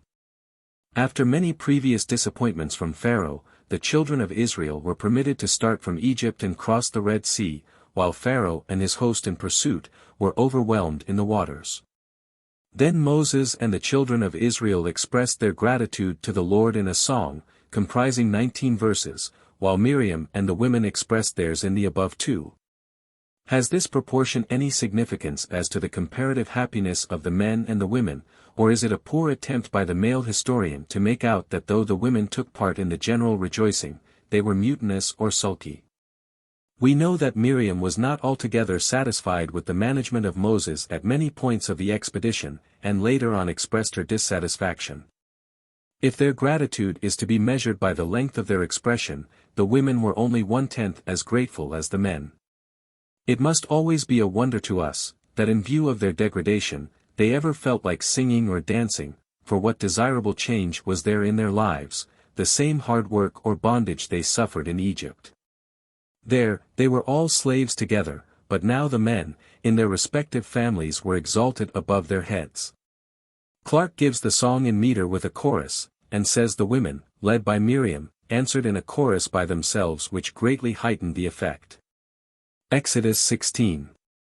23 And he said unto them, This is that which the Lord hath said, Tomorrow is the rest of the holy Sabbath unto the Lord, bake that which ye will bake today, and seethe that ye will seethe. And that which remaineth overlay up for you to be kept until the morning. 29 See, for that the Lord hath given you the Sabbath, therefore he giveth you on the 6th day the bread of 2 days. Abide ye every man in his place, let no man go out of his place on the 7th day. 30 So the people rested on the 7th day. In these texts we note that the work of men was done on the 6th day, but the women must work as usual on the 7th. We see the same thing today, woman's work is never done. What irony to say to them rest on the 7th day. The Puritan fathers would not let the children romp or play, nor give their wives a drive on Sunday, but they enjoyed a better dinner on the Sabbath than any other day. Yet the 31st chapter and 15th verse contains the following warning. 15 6 days may work be done, but in the 7th is the Sabbath of rest, holy to the Lord. Whosoever doeth any work in the Sabbath day, he shall surely be put to death.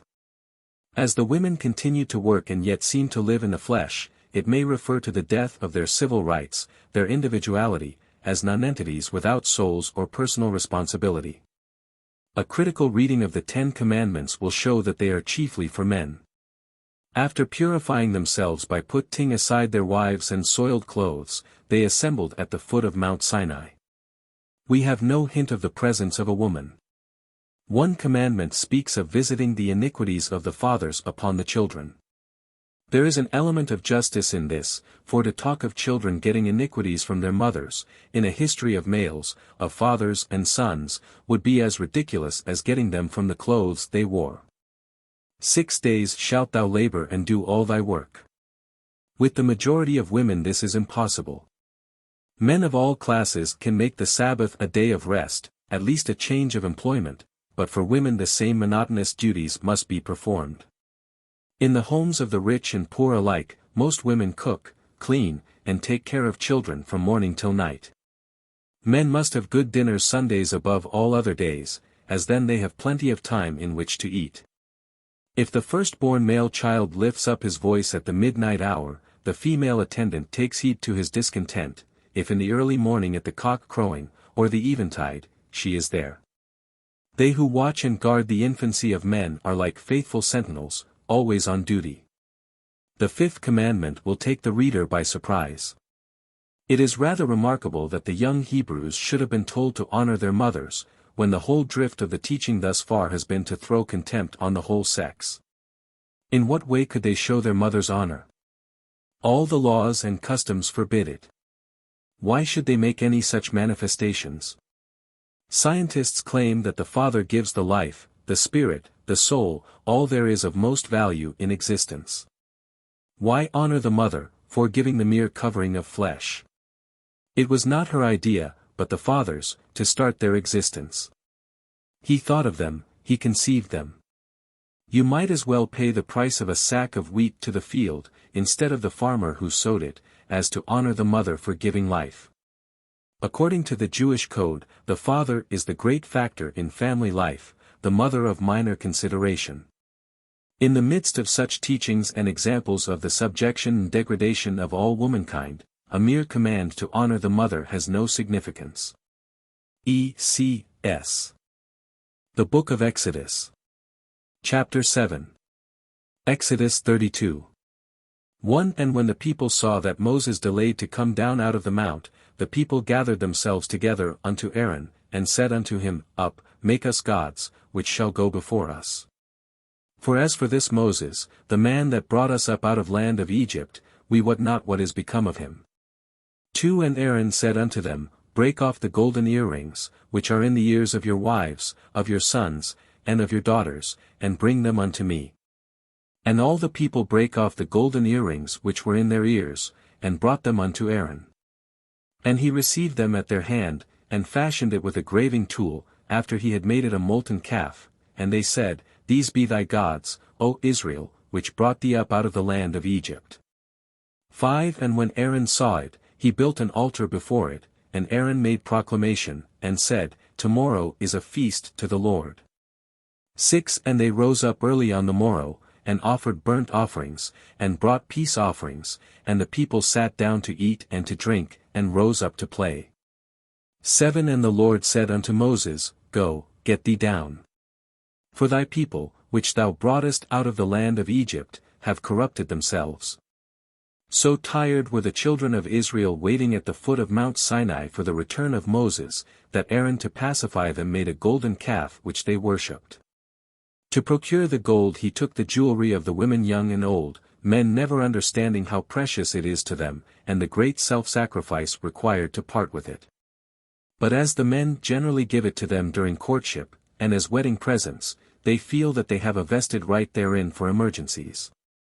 It was just so in the American Revolution. In 1776, the first delicacy the men threw overboard in Boston Harbor was the tea, woman's favorite beverage. The tobacco and whiskey, though heavily taxed, they clung to with the tenacity of the devilfish. Rather than throw their luxuries overboard they would no doubt have succumbed to King George's pretensions. Men think that self-sacrifice is the most charming of all the cardinal virtues for women, and in order to keep it in healthy working order, they make opportunities for its illustration as often as possible. I would fain teach women that self-development is a higher duty than self-sacrifice. The pillar of cloud for day and light for night, that went before the children of Israel in the wilderness, was indeed a marvel. It was an aqueous cloud that kept them well watered by day, and shadowed from the heat of the sun. By night it showed its light side to the Israelites, and its dark side to whatever enemy might pursue them. It is supposed that about 3,200,000 started on this march with 165,000 children. They carried all their provisions, cooking utensils, flocks, herds and all the gold, silver, precious stones and rich raiment that they borrowed, stole, of the Egyptians, besides the bones of the 12 sons of Jacob. It is said the Israelites spent 40 years wandering in the wilderness, kept there because of their wickedness, though they might have accomplished the journey in a few weeks. They disobeyed the commandments given them by Moses, and worshipped a golden calf, so they journeyed through deep waters, woe and tribulation. Fire was always a significant emblem of deity, not only among the Hebrews but many other ancient nations, hence men have adopted it as a male emblem. They talk of Moses seeing God. But Moses says, "Ye saw no manner of similitude on the day the Lord spoke unto me on Mount Horeb out of the cloud of fire." E.C.S. The Book of Exodus. Chapter 8. Exodus 34. 12 Take heed to thyself, lest thou make a covenant with the inhabitants of the land whither thou goest, lest it be for a snare in the midst of thee. 13 But ye shall destroy their altars, break their images, and cut down their groves. 14 For thou shalt worship no other God, for the Lord, who is a jealous God. 15 Lest thou make a covenant with the inhabitants of the land, and they go after their gods, and do sacrifice unto their gods, and one call thee, and thou eat of his sacrifice. 16 And thou take of their daughters unto thy sons, and their daughters go after their gods, and make thy sons go after their gods. 23 Thrice in the year shall all your men children appear before the Lord God, the God of Israel.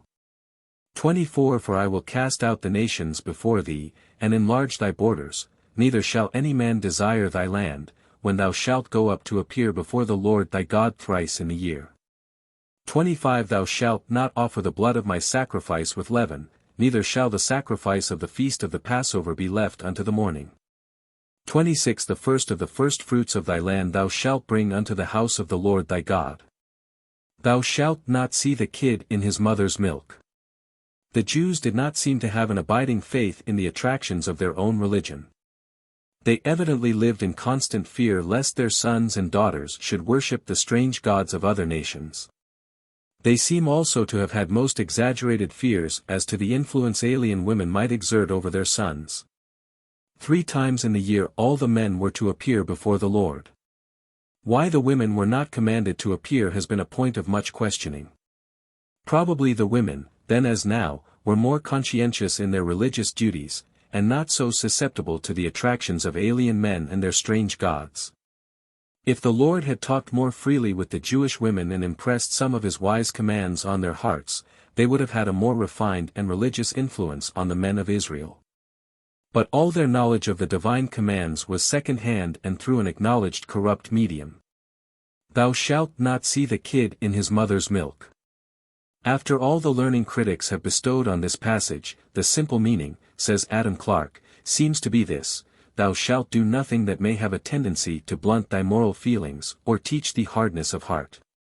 Even human nature shudders at the thought of taking the mother's milk to seat the flesh of her own dead lamb.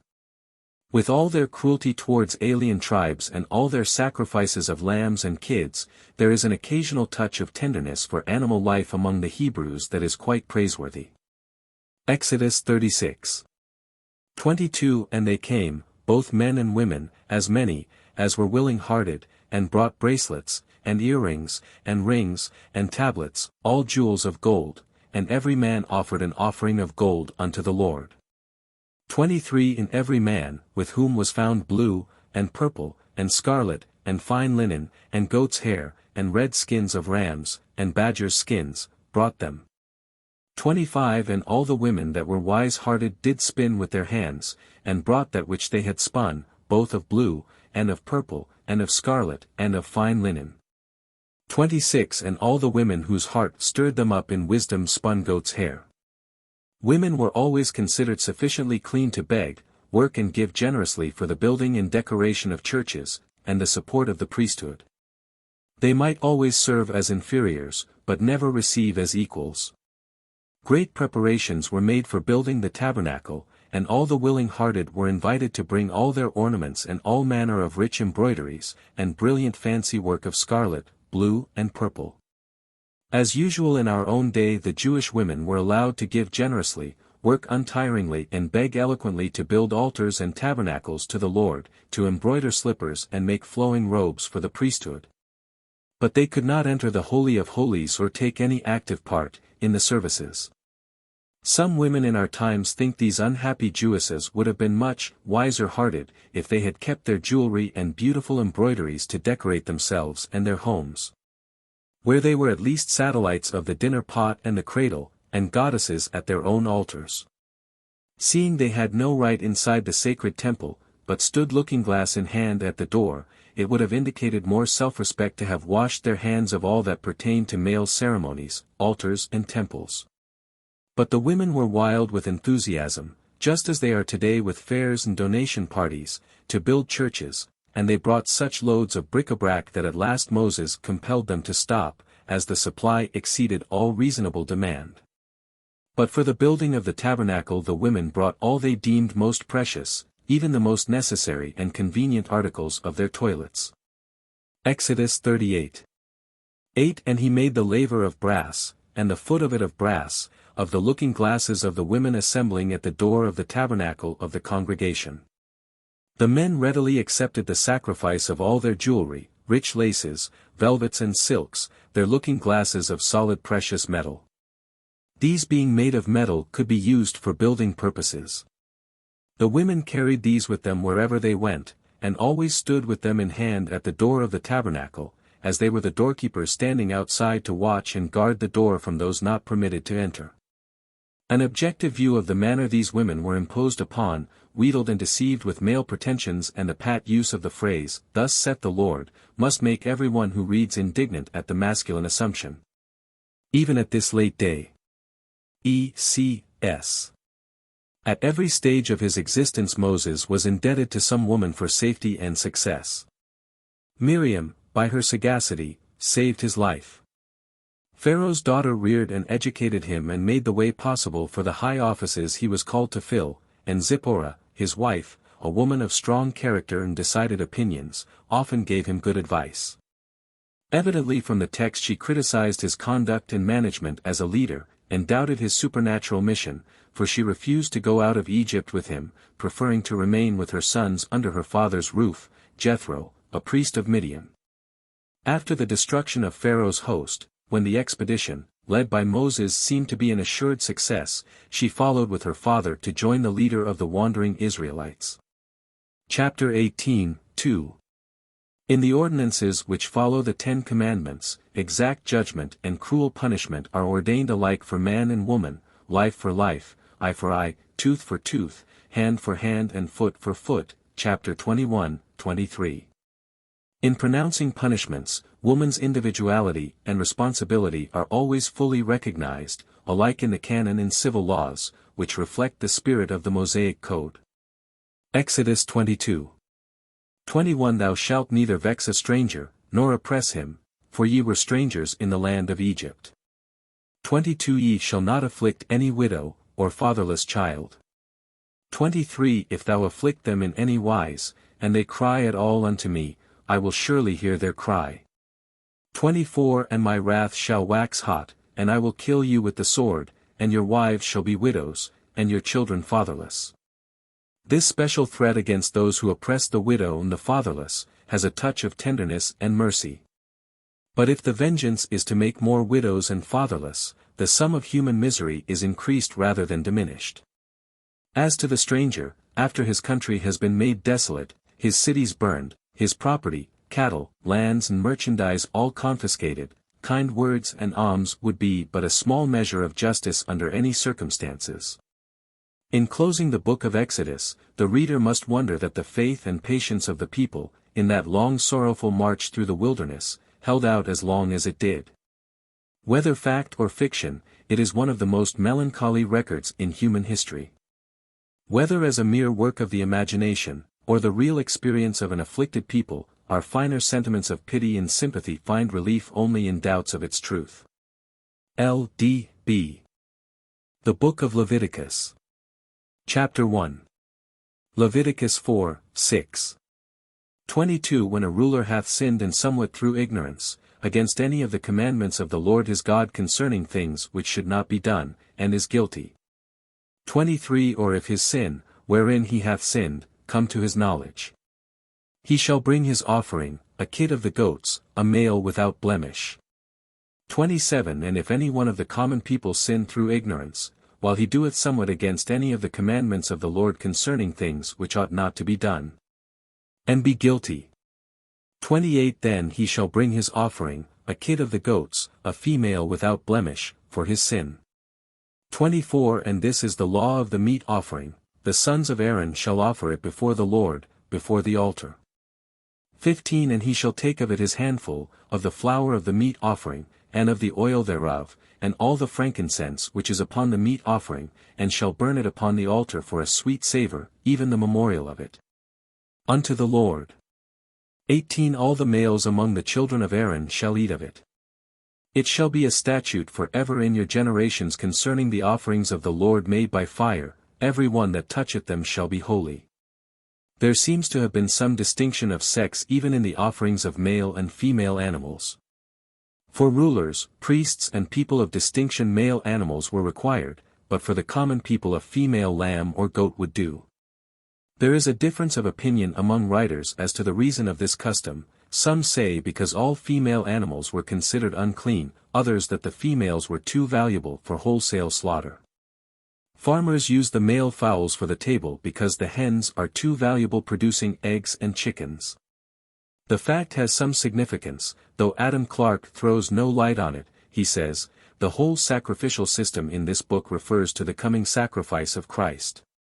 Without this spiritual reference, the general reader can feel no spiritual interest in this book. For burnt offerings males were required, but for peace offerings and minor sins the female would answer. As the idea of sacrifice to unknown gods was the custom with all nations and religions, why should the Jewish have more significance than that of any other people? For swearing, an offense to ears polite, rather than eternal justice, a female creature or turtle dove might be offered. The meat so delicately cooked by the priests, with wood and coals in the altar, in clean linen, no woman was permitted to taste, only the males among the children of Aaron. Seeing that the holy men were the cooks, it seems like a work of supererogation to direct them to clean themselves and their cooking utensils. Perhaps the daughters of Israel were utilized for that work. It is clearly shown that childbearing among the Jews was not considered a sacred office and that offerings to the Lord were necessary for their purification, and that double the time was necessary after the birth of a daughter. In several of the following chapters the sins of men and women are treated on equal grounds, hence they need no special comments. In reading many of these chapters we wonder that an expurgated edition of these books was not issued long ago. We trust the volume we propose to issue may suggest to the next revising committee of gentlemen the propriety of omitting many texts that are gross and obscene, especially if the Bible is to be read in our public schools. Leviticus X. 12 And Moses spake unto Aaron, and unto Eleazar and unto Ithamar, his sons that were left, Take the meat offering that remaineth of the offerings of the Lord made by fire, and eat it without leaven beside the altar, for it is most holy. 13 And ye shall eat it in the holy place, because it is thy due, and thy sons' due, of the sacrifices of the Lord made by fire, for so I am commanded. 14 And the wave breast and heave shoulder shall ye eat in a clean place. Thou, and thy sons, and thy daughters with thee, for they be thy due, and thy sons' due, which are given out of the sacrifices of peace offerings of the children of Israel. Why the daughters cannot eat with the sons in the 13th verse and may in the 14th we cannot conjecture. We notice, however, that where the sons eat alone is called a holy place, where the daughters eat with them it is called simply a clean place. We are thankful, however, that in the distribution of meats the women come in occasionally for a substantial meal in a clean place. All the directions given in the 18th chapter are for men and women alike, for all nations and all periods of human development. The social habits and sanitary conditions prescribed are equally good for our times as when given by Moses to the children of Israel. The virtue of cleanliness so sedulously taught cannot be too highly commended. E.C.S. The Book of Leviticus. Chapter 2. Leviticus 19. 3 If ye shall fear every man his mother, and his father, and keep my Sabbaths, I am the Lord your God. 20 If and whosoever cohabits with a bondmaid, betrothed to a husband, and not at all redeemed, nor freedom given her, she shall be scourged, they shall not be put to death, because she was not free. 21 And he shall bring his trespass offering unto the Lord, unto the door of the tabernacle of the congregation, even a ram for a trespass offering. 22 And the priest shall make an atonement for him with the ram of the trespass offering before the Lord for his sin which he hath done, and the sin which he hath done shall be forgiven him. By what possible chance the mother is mentioned first here, it is difficult to conjecture, but we do see the cruel injustice of the comparative severity of the punishment for man and woman for the same offense. The woman is scourged, the man presents the priest with a ram and is forgiven. Leviticus XX. 9 If for every one that curseth his father or his mother shall be surely put to death, he hath cursed his father or his mother. His blood shall be upon him. 21 And if a man shall take his brother's wife, it is an unclean thing, he hath uncovered his brother's nakedness, they shall be childless. 27 A man also or woman that hath a familiar spirit, or that is a wizard, shall surely be put to death, they shall stone them with stones, their blood shall be upon them. Clarke remarks that all language that tends to lessen respect for father or mother, is included in this judgment. In this chapter we have still further directions for race and family purity. I suppose in the 21st verse we have that stumbling block in the British Parliament whenever the Deceased Wife's Sisters Bill comes up for passage. Here, too, those who in times past have persecuted witches, will find justification for their cruelties. The actors in one of the blackest pages in human history, claim scripture authority for their infernal deeds. Far into the 18th century in England, the clergy dragged innocent women into the courts as witches, and learned judges pronounced on them the sentence of torture and death. The chapter on witchcraft in Lecky's History of Rationalism contains the most heartrending facts in human history. It is unsafe to put unquestioned confidence in all the vagaries of mortal man. While women were tortured, drowned and burned by the thousands, scarce one wizard to 100 was ever condemned. The marked distinction in the treatment of the sexes, all through the Jewish dispensation, is curious and depressing, especially as we see the trail of the serpent all through history, wherever their form of religion has made its impress. In the old common law of our Saxon fathers, the Jewish code is essentially reproduced. This same distinction of sex appears in our own day. One code of morals for men, another for women. All the opportunities and advantages of life for education, self-support and self-development freely accorded boys, have, in a small measure, been reluctantly conceded to women after long and persevering struggles. Leviticus 22. 12 If the priest's daughter also be married unto a stranger, she may not eat of an offering of the holy things. 13 But if the priest's daughter be a widow, or divorced, and have no child, and is returned unto her father's house, as in her youth, she shall eat of her father's meat, but there shall no stranger eat thereof. These restrictions on the priest's daughters would never be tolerated by the priest's sons should they marry strangers. The individuality of a woman, the little she ever possessed, is obliterated by marriage. Leviticus 24. 10 And the son of an Israelitish woman, whose father was an Egyptian, went out among the children of Israel, and this son of the Israelitish woman and a man of Israel strove together in the camp. 11 And the Israelitish woman's son blasphemed the name of the Lord, and cursed. And they brought him unto Moses, and his mother's name was Shelemith, the daughter of Dibri, of the tribe of Dan. The interesting fact here is that a woman is dignified by a name, the only one so mentioned in the book of Leviticus. This is probably due to the fact that the son's character was so disreputable that he would reflect no luster on his father's family, and so on his maternal ancestors rested his disgrace. If there had been anything good to tell of him, reference would no doubt have been made to his male progenitors. Leviticus 26. 26 And when I have broken the staff of your bread, 10 women shall bake your bread in one oven, and they shall deliver you your bread again by weight, and ye shall eat, and not be satisfied.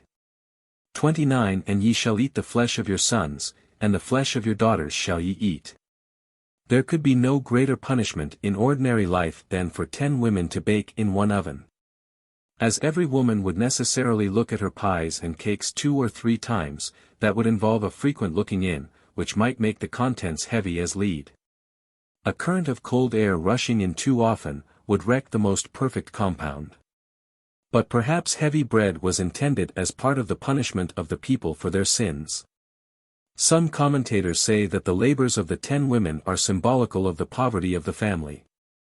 When people are in fortunate circumstances, the women are supposed, like the lilies of the valley, to neither toil nor spin, but when the adverse winds blow they suddenly find themselves compelled to use their own brains and hands or perish. The 29th verse at last gives us one touch of absolute equality, the right to be eaten. This Josephus tells us really did occur in the sieges of Samaria by Ben-Hadad, of Jerusalem by the Chaldeans, and also in the last siege of Jerusalem by the Romans. E.C.S. Amid the long list of directions for sacrifices and injunctions against forbidden actions, chapter 12 gives the law of purification, not only degrading motherhood by the observance of certain ceremonies and exclusion from the sanctuary, but by discriminating against sex, honoring the birth of a son above that of a daughter. According to the Levitical law, the ewe lambs were not used for sacrifice as offerings to the Lord, because they were unclean.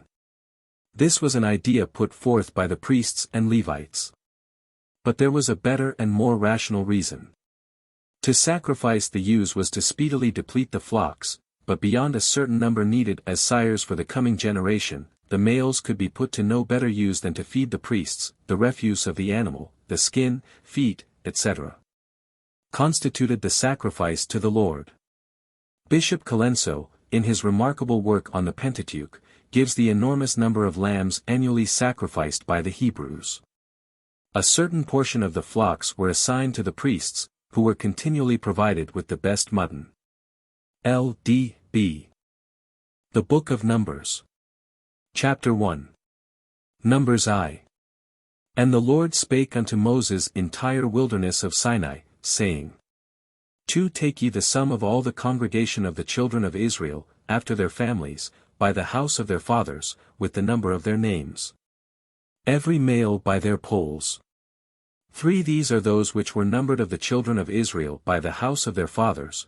All those that were numbered of the camps throughout their hosts were 600,000 and 3,550. In this chapter Moses is commanded to number the people and the princes of the tribe, males only, and by the houses of their fathers. As the object was to see how many effective men there were able to go to war, the priests, the women, the feeble old men and children were not counted. Women have frequently been classified with priests in some privileges and disabilities. At one time in the United States the clergy were not allowed to vote nor hold office. Like women, they were considered too good to mingle in political circles. For them to have individual opinions on the vital questions of the hour might introduce dissensions alike into the church and the home. This census of able-bodied men still runs on through chapter 2, and all these potential soldiers are called children of their fathers. Although at this period woman's chief duty and happiness was bearing children, no mention is made of the mothers of this mighty host, though some woman had gone to the gates of death to give each soldier life. Provided him with rations long before he could forage for himself, and first taught his little feet to march to tune and time. But, perhaps, if we could refer to the old Jewish census tables we might find that the able-bodied males of these tribes, favorites of heaven, had all sprung, Minerva-like, from the brains of their fathers, and that only the priests. The feeble old men and the children had mothers to care for them, in the absence of the princes and soldiers. However, in some valuable calculations of Schenscher we learn that there was some thought of the mothers of the tribes by German commentators.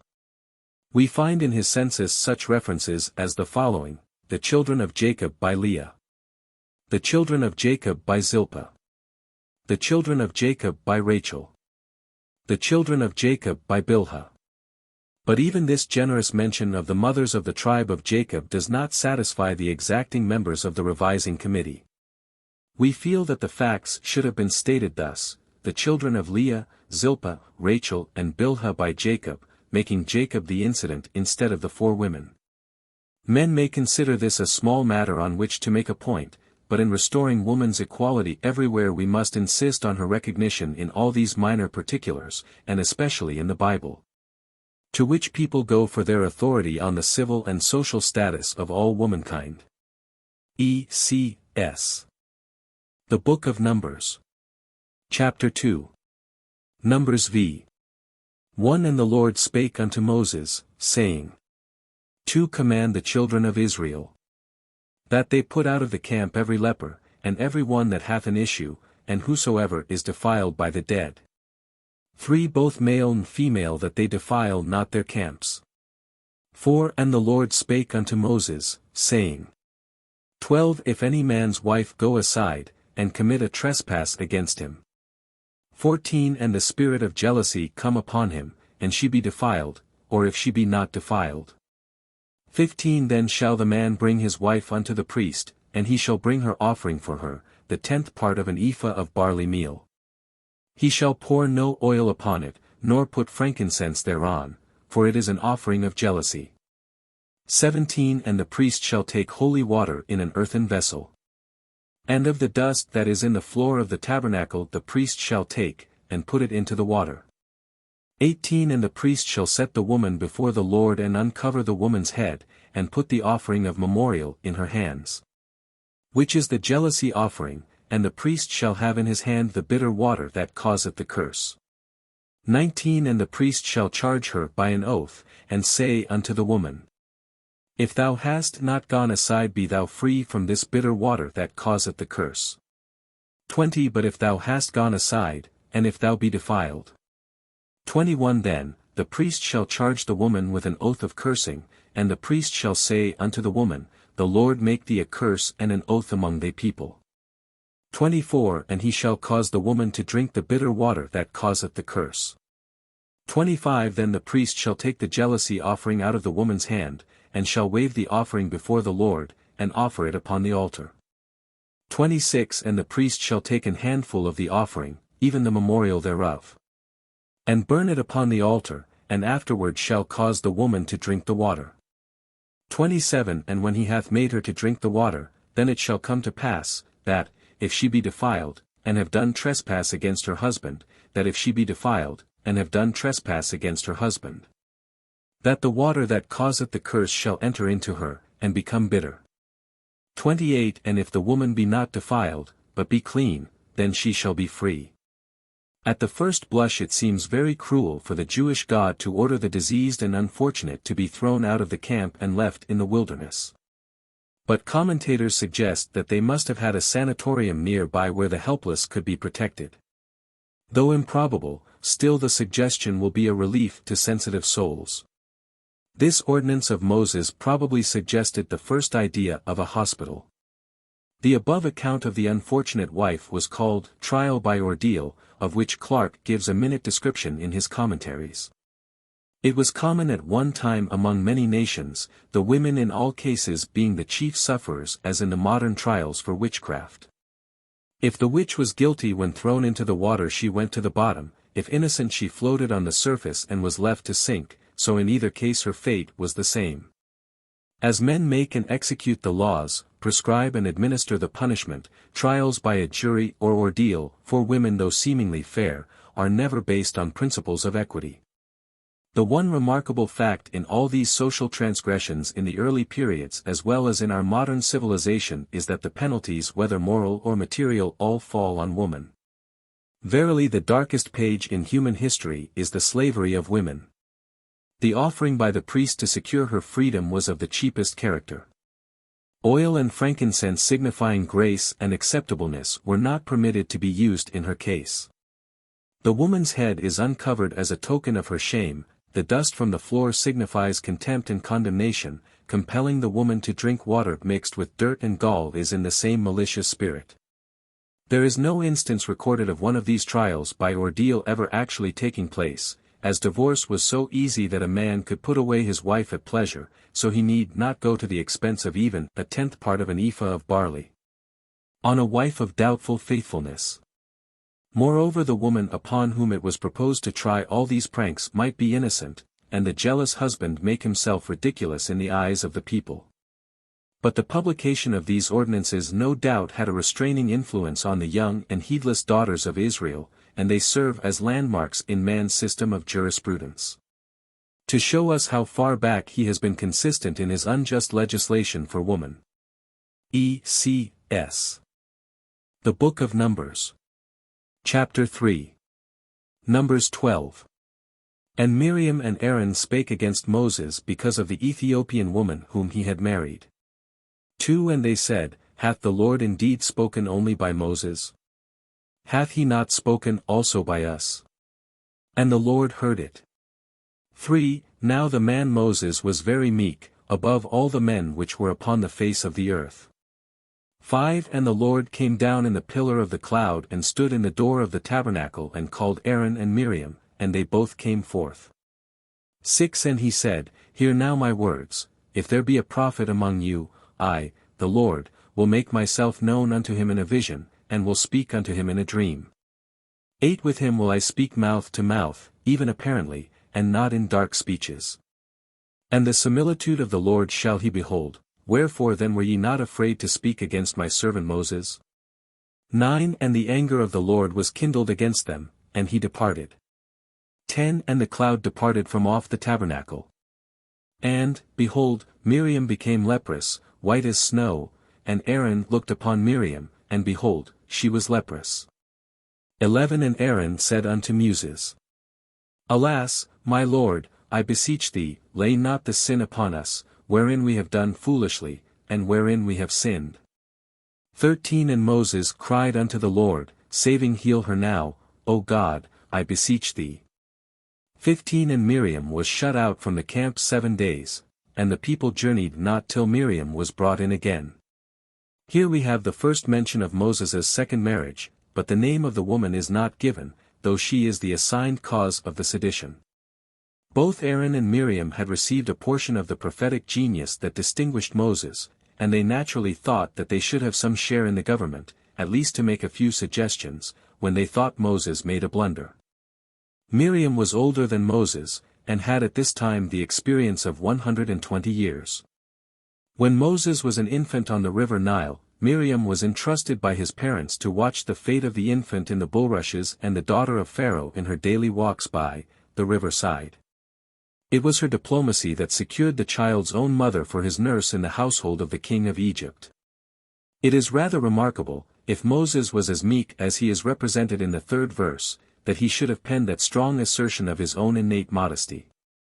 There are evidences at this and several other points that Moses was not the sole editor of the Pentateuch, if it can be shown that he wrote any part of it. Speaking of the punishment of Miriam, Clarke, in his commentaries says it is probable that Miriam was chief in this mutiny, hence she was punished while Aaron was spared. A mere excuse for man's injustice, had he been a woman he would have shared the same fate. The real reason was that Aaron was a priest. Had he been smitten with leprosy, his sacred office would have suffered and the priesthood fallen into disrepute.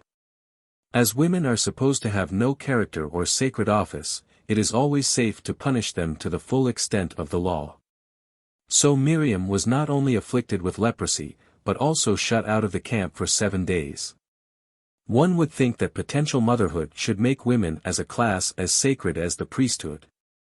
In common parlance we have much fine-spun theorizing on the exalted office of the mother, her immense influence in molding the character of her sons, the hand that rocks the cradle moves the world, etc. But in creeds and codes, in constitutions and scriptures, in prose and verse, we do not see these lofty paeans recorded or verified in living facts. As a class, women were treated among the Jews as an inferior order of beings, just as they are today in all civilized nations. And now, as then, men claim to be guided by the will of God. In this narrative we see thus early woman's desire to take some part in government, though denied all share in its honor and dignity. Miriam, no doubt, saw the humiliating distinctions of sex in the Mosaic code and customs, and longed for the power to make the needed amendments. In criticizing the discrepancies in Moses's character and government, Miriam showed a keen insight into the common principles of equity and individual conduct. And great self-respect and self-assertion in expressing her opinions, qualities most lacking in ordinary women. Evidently the same blood that made Moses and Aaron what they were, as leaders of men, flowed also in the veins of Miriam. As daughters are said to be more like their fathers and sons like their mothers, Moses probably inherited his meekness and distrust of himself from his mother, and Miriam her self-reliance and heroism from her father. Knowing these laws of heredity, Moses should have averted the punishment of Miriam instead of allowing the full force of God's wrath to fall upon her alone. If Miriam had helped to plan the journey to Canaan, it would no doubt have been accomplished in 40 days instead of 40 years. With her counsel in the cabinet, the people might have enjoyed peace and prosperity, cultivating the arts and sciences, instead of making war on other tribes, and burning offerings to their gods. Miriam was called a prophetess, as the Lord had, on some occasions, it is said, spoken through her, giving messages to the women.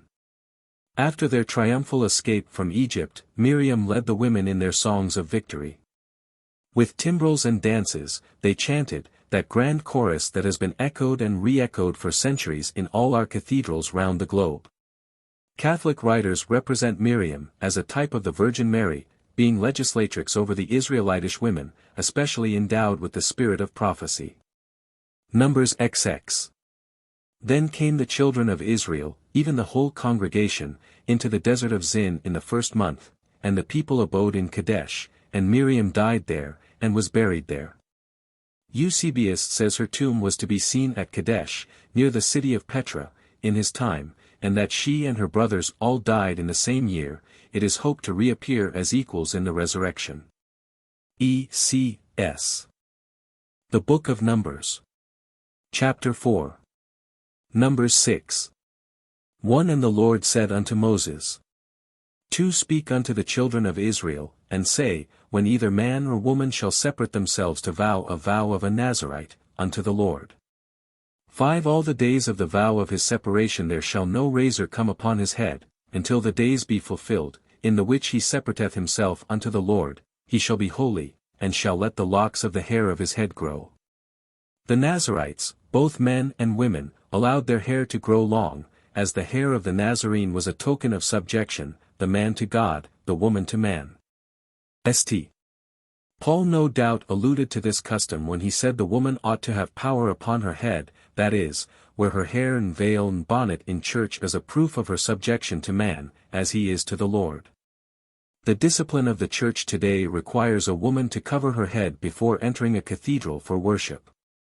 The fashion for men to sit with their heads bare in our churches, while women must wear bonnets, is based on this ancient custom of the Nazarene. But as fashion is gradually reducing the bonnet to an infinitesimal fraction, it will probably in the near future be dispensed with altogether.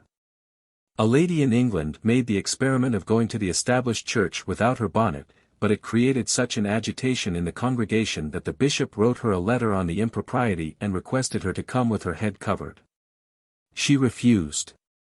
He then called and labored with her as to the sinfulness of the proceedings, and at parting commanded her either to cover her bead or stay away from church altogether. She chose the latter. I saw and beard that letter read at a luncheon in London, where several ladies were present. It was received with peals of laughter. The lady is the wife of a colonel in the British Army. Numbers 25.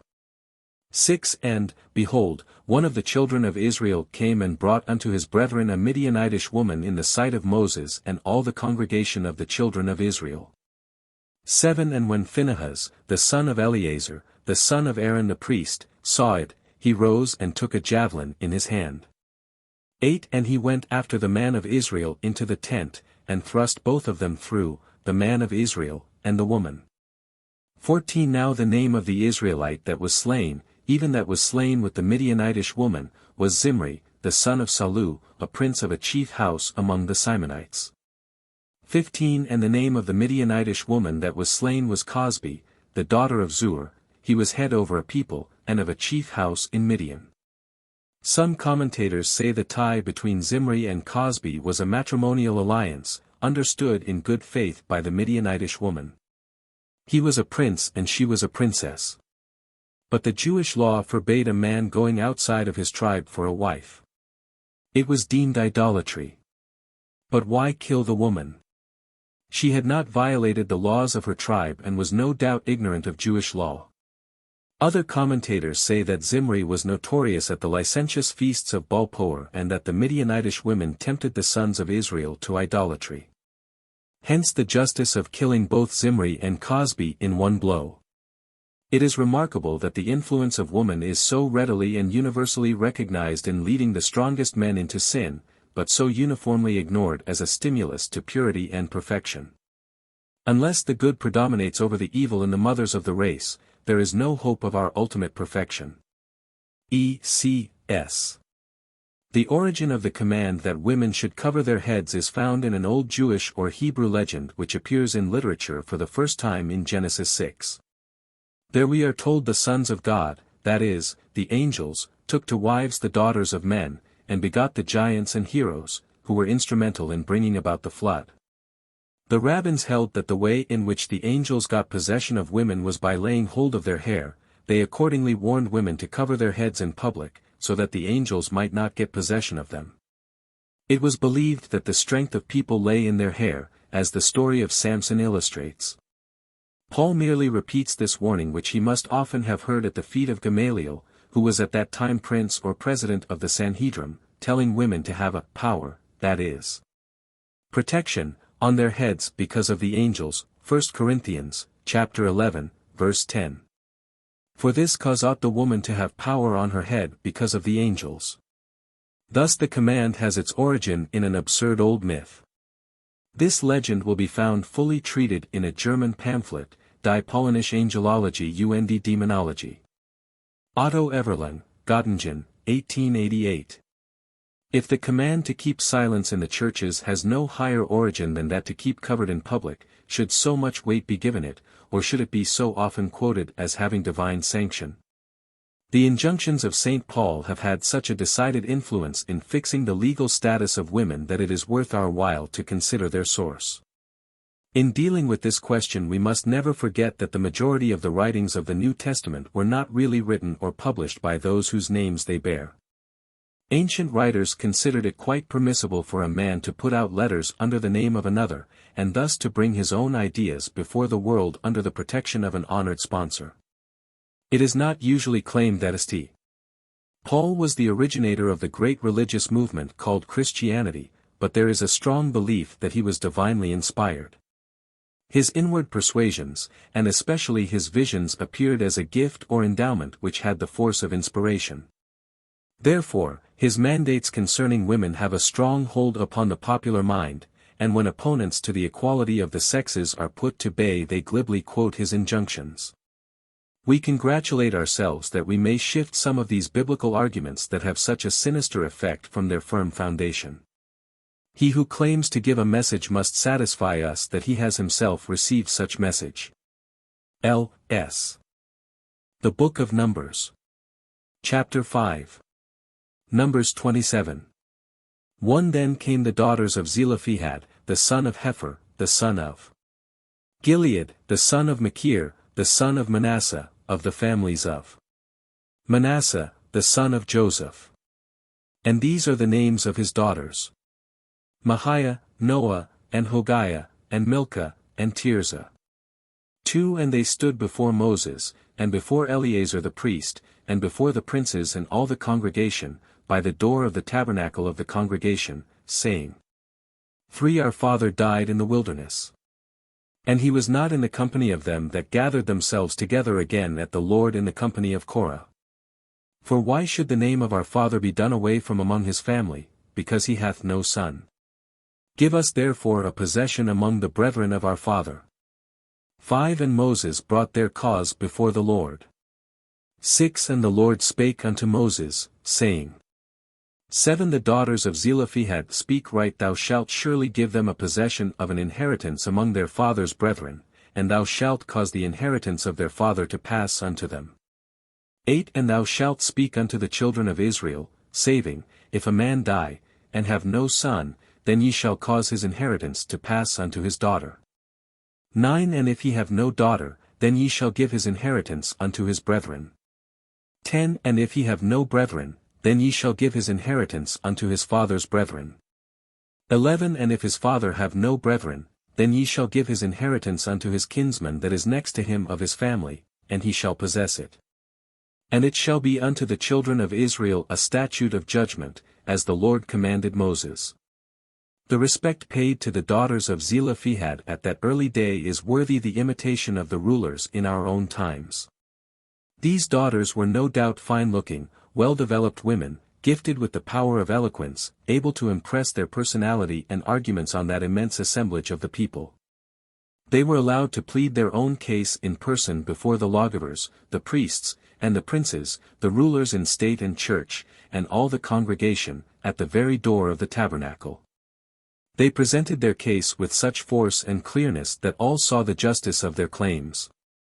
Moses was so deeply impressed that he at once retired to his closet to listen to the still small voice of conscience and commune with his Maker. In response, the Lord said to him, "The daughters of Zelophehad speak right, if a man die and leave no son, then ye shall cause his inheritance to pass unto his daughters." It would have been commendable if the members of the late Constitutional Convention in New York had, like Moses, asked the guidance of the Lord in deciding the rights of the daughters of the Van Rensselaers, the Stuyvesants, the Livingstons, and the Knickerbockers. Their final action revealed the painful fact that they never thought to take the case to the highest court in the moral universe. The daughters of Zelophehad were fortunate in being all of one mind. None there to plead the fatigue, the publicity, the responsibility of paying taxes and investing property, of keeping a bank account, and having some knowledge of mathematics. The daughters of Zelophehad were happy to accept all the necessary burdens, imposed by the laws of inheritance, while the daughters of the Knickerbockers trembled at the thought of assuming the duties involved in self-government. As soon as Moses laid the case before the Lord, he not only allowed the justice of the claim, but gave a statute of judgment, by which the Jewish magistrates should determine all such cases in the division of property in the land of Canaan in all after ages. When the rights of property were secured to married women in the state of New York in 1848, a certain class were opposed to the measure, and would cross the street to avoid speaking to the sisters who had prayed and petitioned for its success. They did not object, however, in due time to use the property thus secured, and the same type of women will as readily avail themselves of all the advantages of political equality when the right of suffrage is secured. E.C.S. The account given in this chapter of the directions as to the division or inheritance of property in the case of Zelophehad and his daughters shows them to be just, because the daughters are to be treated as well as the sons would be. But the law thereafter given, apparently suggested by this querying of Zelophehad's daughters in reference to their father's possessions, is obviously unjust, in that it gives no freedom to the owner of property as to the disposition of the same after his death, i.e., leaves him without power to will it to any one, and leaves unmentioned the female relatives as heirs at law. Only brethren and kinsmen are the words used, and it is very plain that only males were heirs, except where a man had no son, but had one or more daughters. The exception proves the rule. P.A.H. The Book of Numbers. Chapter 6. Numbers 18. 11 And this is thine. The heave offering of their gift, with all the wave offerings of the children of Israel, I have given them unto thee, and to thy sons and to thy daughters with thee, by a statute for ever, every one that is clean in thy house shall eat of it. 19 All the heave offerings of the holy things, which the children of Israel offer unto the Lord, have I given thee, and thy sons and thy daughters with thee. By a statute for ever, it is a covenant of salt for ever before the Lord unto thee and to thy seed with thee. The house of Aaron was now thoroughly confirmed in the priesthood, and the Lord gives minute directions as to the provisions to be made for the priests. The people then, as now, were made to feel that whatever was given to them was given to the Lord, and that, the Lord loveth a cheerful giver. That their minds might be at peace and always in a devout frame, in communion with God, they must not be perplexed with worldly cares and anxieties about bread and raiment for themselves and families. Whatever privations they suffered themselves, they must see that their priests were kept above all human wants and temptations. The Mosaic Code is responsible for the religious customs of our own day and generation. Church property all over this broad land is exempt from taxation, while the smallest house and lot of every poor widow is taxed at its full value. Our Levites have their homes free, and good salaries from funds principally contributed by women, for preaching denunciatory sermons on women and their sphere. They travel for half fare, the lawyer pleads their cases for nothing, the physician medicates their families for nothing, and generally in the world of work they are served at half price. While the common people must be careful not to traduce their neighbors lest they be sued for libel.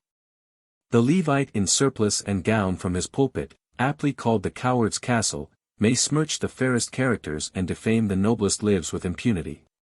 This whole chapter is interesting reading as the source of priestly power, that has done more to block woman's way to freedom than all other earthly influences combined. But the chief point in this chapter centers in the above verses, as the daughters of the Levites are here to enjoy an equal privilege with the sons. Scott tells us that covenants were generally ratified at an amiable feast, in which salt was always freely used, hence it became an emblem of friendship. Perhaps it was the purifying, refining influence of this element that secured these friendly relations between the sons and daughters of the priesthood on one occasion at least. From the present bitter, turbulent tone of our Levites, I fear the salt we both manufacture and import must all have lost its savor. E.C.S. The Book of Numbers. Chapter 7. Numbers 22. 21 And Balsam rose up in the morning, and saddled his ass, and went with the princes of Moab. 22 And God's anger was kindled because he went, and the angel of the Lord stood in the way for an adversary against him.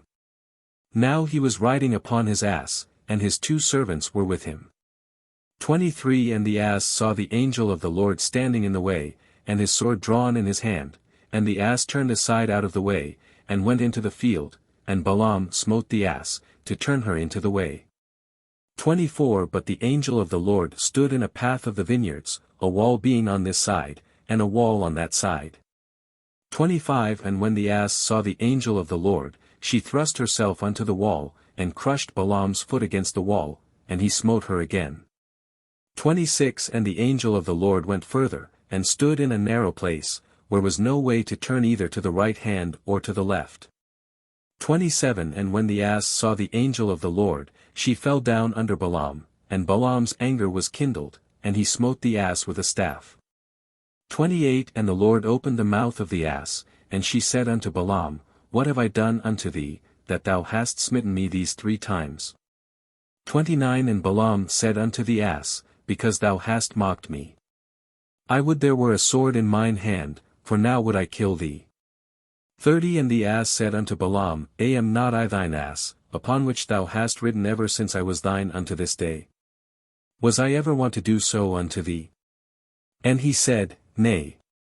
31 Then the Lord opened the eyes of Balaam, and he saw the angel of the Lord standing in the way, and his sword drawn in his hand, and he bowed down his bead, and fell flat on his face. 32 And the angel of the Lord said unto him, Wherefore hast thou smitten thine ass these 3 times? Behold, I went out to withstand thee, because thy way is perverse before me. 33 And the ass saw me, and turned from me these 3 times, unless she had turned from me, surely now also I had slain thee, and saved her alive. 34 And Balaam said unto the angel of the Lord, I have sinned, for I knew not that thou stoodest in the way against me. Now therefore, if it displease thee, I will get me back again. The chief point of interest in this parable of Balaam and his ass, is that the latter belonged to the female sex. This animal has been one of the most remarkable characters in literature. Her virtues have been quoted in the stately cathedral, in the courts of justice, in the editorial sanctum, in both tragedy and comedy on the stage, to point a moral and adorn a tale. Some of the fairest of Eve's daughters bear her baptismal name, and she has been immortalized in poetry and prose. Wordsworth sends her with his Peter Bell to enjoy the first flowers of early spring. To express her love of the beautiful, upon the pivot of her skull she turned round her long left ear, while stolid Peter makes no sign. A primrose by a river's brim. A yellow primrose was to him. And it was nothing more. The courage and persistence of the ass has made her as famous in war as in literature. She is a marked feature everywhere in military stations, alike in the camp and the field, and her bray always in the minor key, gives a touch of pathos to the music of the band. The ass accompanied Deborah and Barak when they went to fight their great battle. She has gone with pioneers in all their weary wanderings, and has taken an active part in the commerce of the world, bearing the heaviest burdens though poorly fed and sheltered. At one time this animal voted at 3 successive elections in the state of New York. The property qualification being $250, just the price of a jackass. Ben Franklin facetiously asked, if a man must own a jackass in order to vote, who does the voting, the man or the jackass? It so happened once that the same animal passed into the hands of 3 different owners, constituting all the earthly possessions of each at that time, and thus by proxy she was represented at the polls. Yet with this worldwide fame, this is the first time the sacred historian has so richly endowed and highly complimented any living thing of the supposed inferior sex. Far wiser than the master who wrote her, with a far keener spiritual insight than he possessed, and so intensely earnest and impressible, that to meet the necessities of the occasion, she suddenly exercised the gift of speech. While Balaam was angry, violent, stubborn and unreasonable, the ass calmly manifested all the cardinal virtues.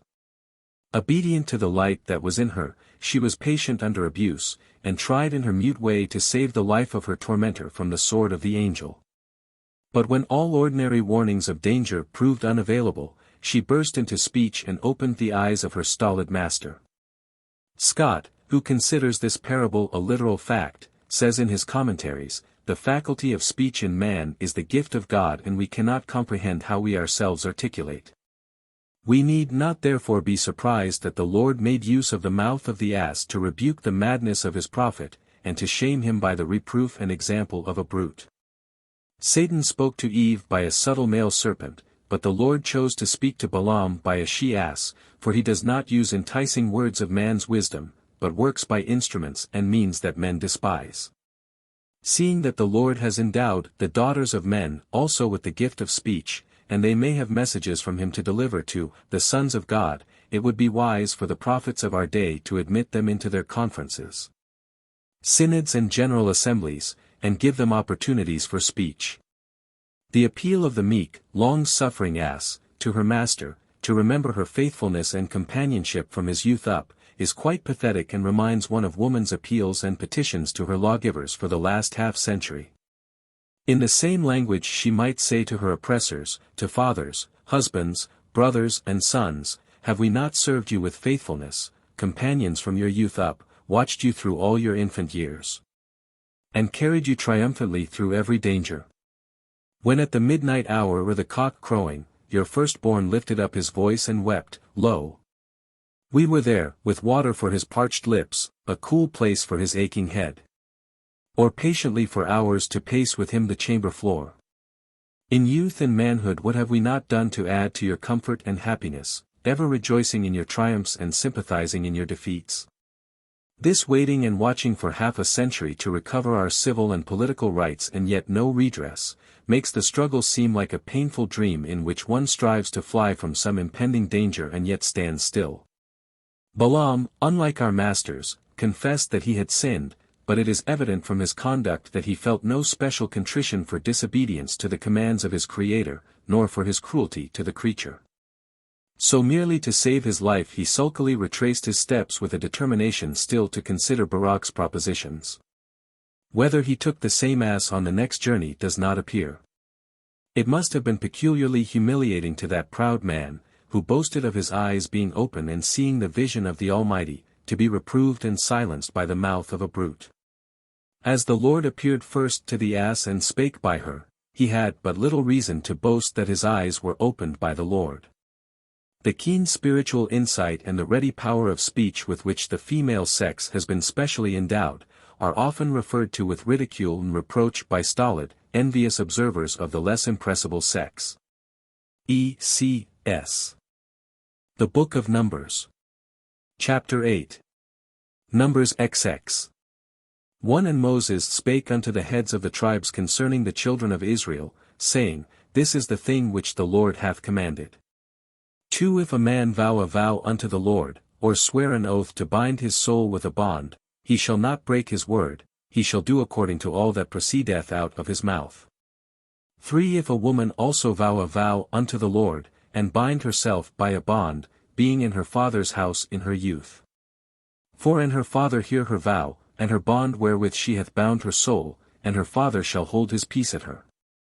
Then all her vows shall stand, and every bond wherewith she hath bound her soul shall stand.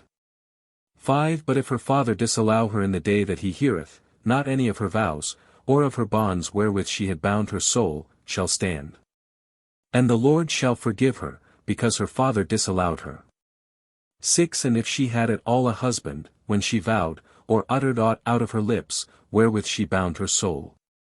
7 And her husband heard it, and held his peace at her in the day that he heard it, then her vows shall stand, and her bonds wherewith she bound her soul shall stand.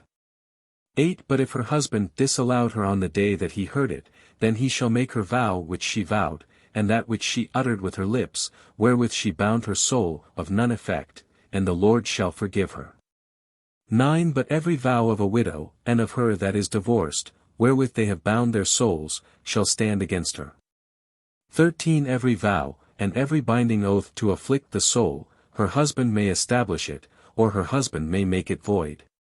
14 But if her husband altogether hold his peace at her from day to day, then he establisheth all her vows, or all her bonds, which are upon her he confirmeth them, because he held his peace at her in the day that he heard them.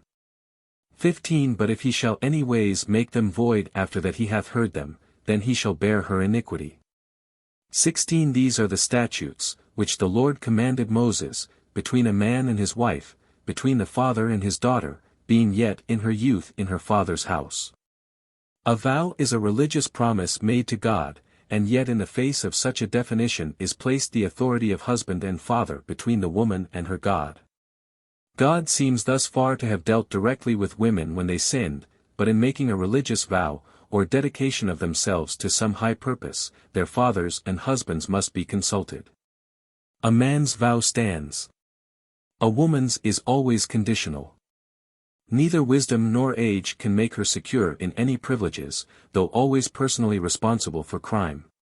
If she have sufficient intelligence to decide between good and evil, and pay the penalty for violated law, why not make her responsible for her words and deeds when obedient to moral law? To hold woman in such an attitude is to rob her words and actions of all moral character. We see from this chapter that Jewish women, as well as those of other nations, were held in a condition of perpetual tutelage or minority under the authority of the father until married and then under the husband. Hence vows if in their presence if disallowed were as nothing. That Jewish men appreciate the degradation of woman's position is seen in a part of their service in which each man says on every Sabbath day, I thank thee, O Lord, that I was not born a woman. And the woman meekly responds, I thank thee, O Lord, that I am what I am, according to thy holy will. The injunction in the above texts in regard to the interference of fathers is given only once, while the husband's authority is mentioned 3 times. If the woman was betrothed, even the future husband had the right to disallow her vows. It is supposed by some expositors that by a parity of reason minor sons should have been under the same restrictions as daughters, but if it were intended, it is extraordinary that daughters alone should have been mentioned. Scott, in extenuating the custom, says, males were certainly allowed more liberty than females, the vows of the latter might be adjudged more prejudicial to families.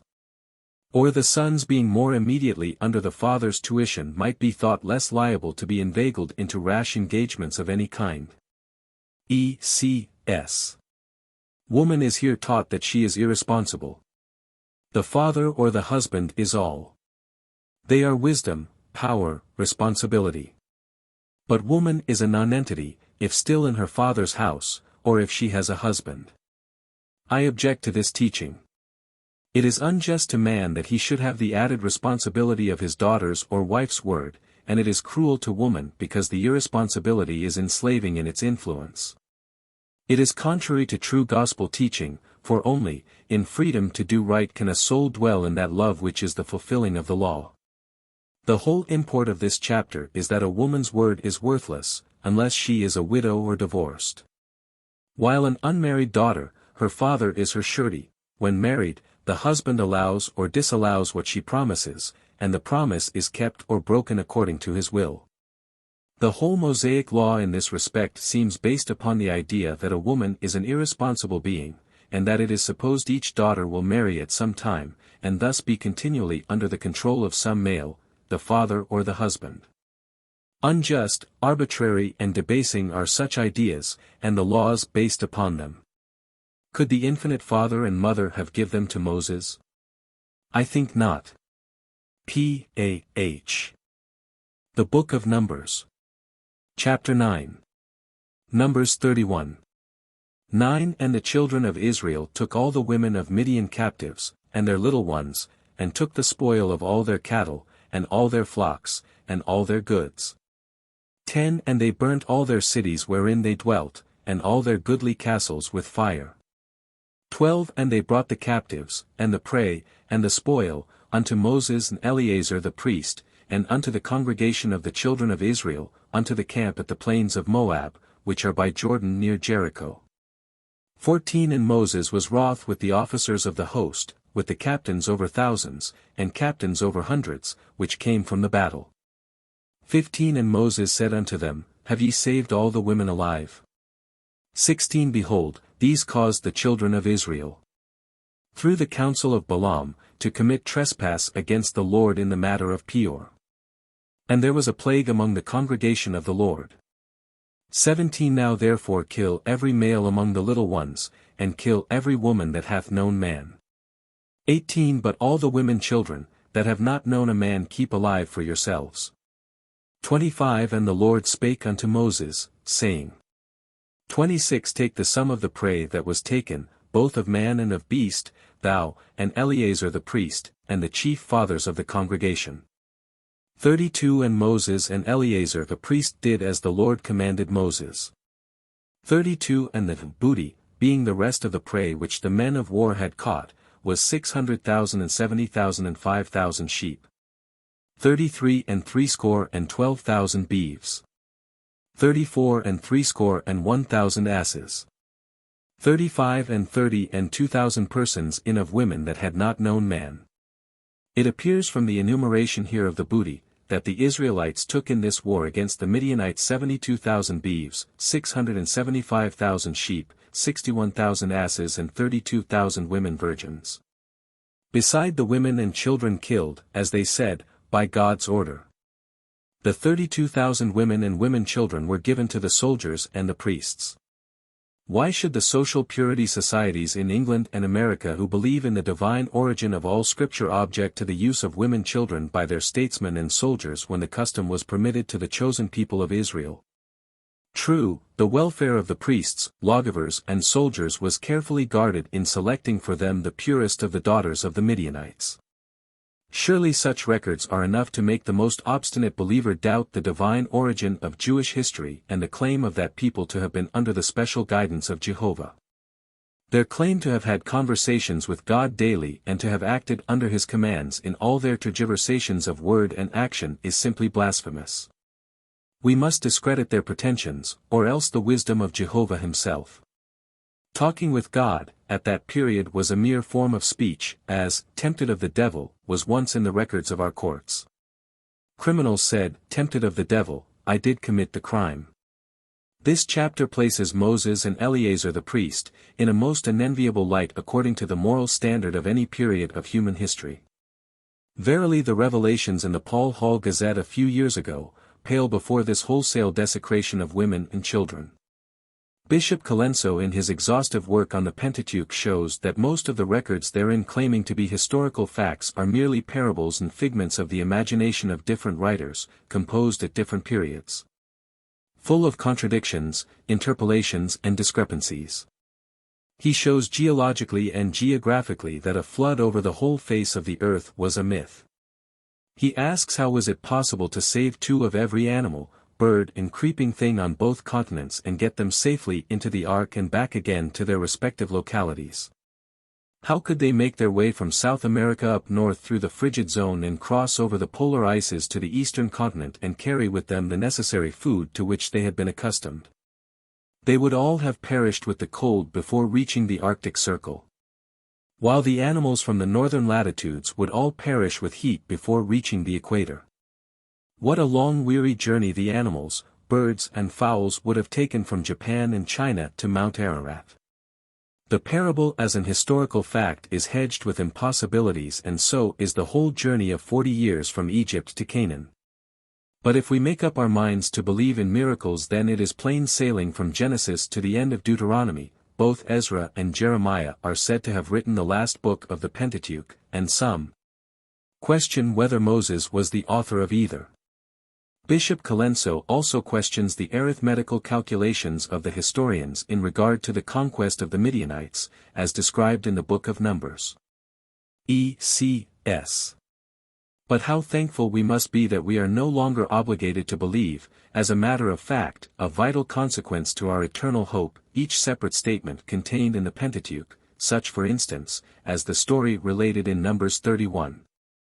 Where we are told that a force of 12,000 Israelites slew all the males of the Midianites, took captive all the females and children, seized all their cattle and flocks, 72,000 oxen, 61,000 asses, 675,000 sheep, and all their goods, and burnt all their cities, and all their goodly castles, without the loss of a single man, and then, by command of Moses, butchered in cold blood all the women, except the women, children and virgins, to be given to the priests and soldiers.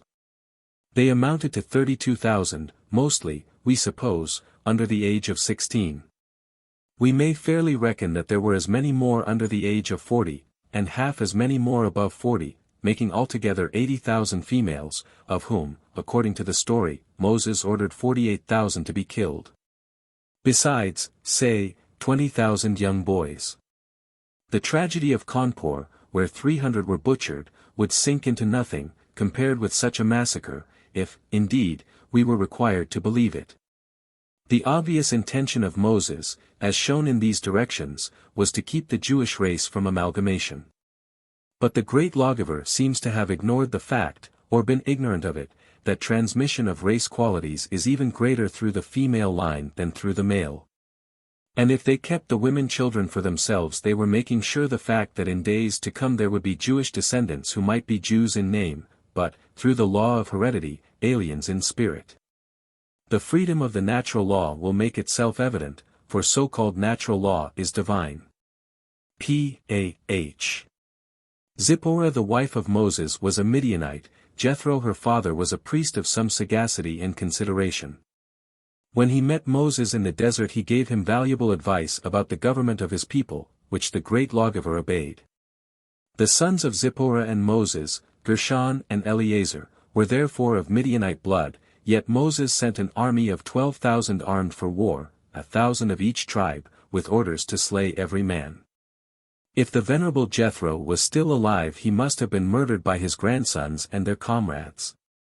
This is a most extraordinary story. If after the men, women and male children were all killed, 30,000 maidens and young girls still remained, the Midianites must have been too large a tribe to have been wholly destroyed by 12,000 Israelites. Unless the Jewish God fought the battle. L.D.B. The Book of Numbers. Chapter 10. Numbers 32. 1. And the chief fathers of the families or the children of Gilead drew near, and spake before Moses, and before the princes, the chief fathers of the children of Israel. 2. And they said, The Lord commanded my Lord to give the land for an inheritance by lot to the children of Israel, and my Lord was commanded by the Lord to give the inheritance of Zelophehad our brother unto his daughters. 3. And if they be married to any of the sons of the other tribes of the children of Israel, then shall their inheritance be taken from the inheritance of our fathers, and shall be put to the inheritance of the tribe whereunto they are received. So shall it be taken from the lot of our inheritance. 4. And when the jubilee of the children of Israel shall be, then shall their inheritance be put unto the inheritance of the tribe whereunto they are received. 5 And Moses commanded the children of Israel according to the word of the Lord, saying, The tribe of the sons of Joseph hath said well. 6 The Lord doth command concerning the daughters of Zelophehad, saying, Let them marry to whom they think best, only to the family of the tribe of their father shall they marry.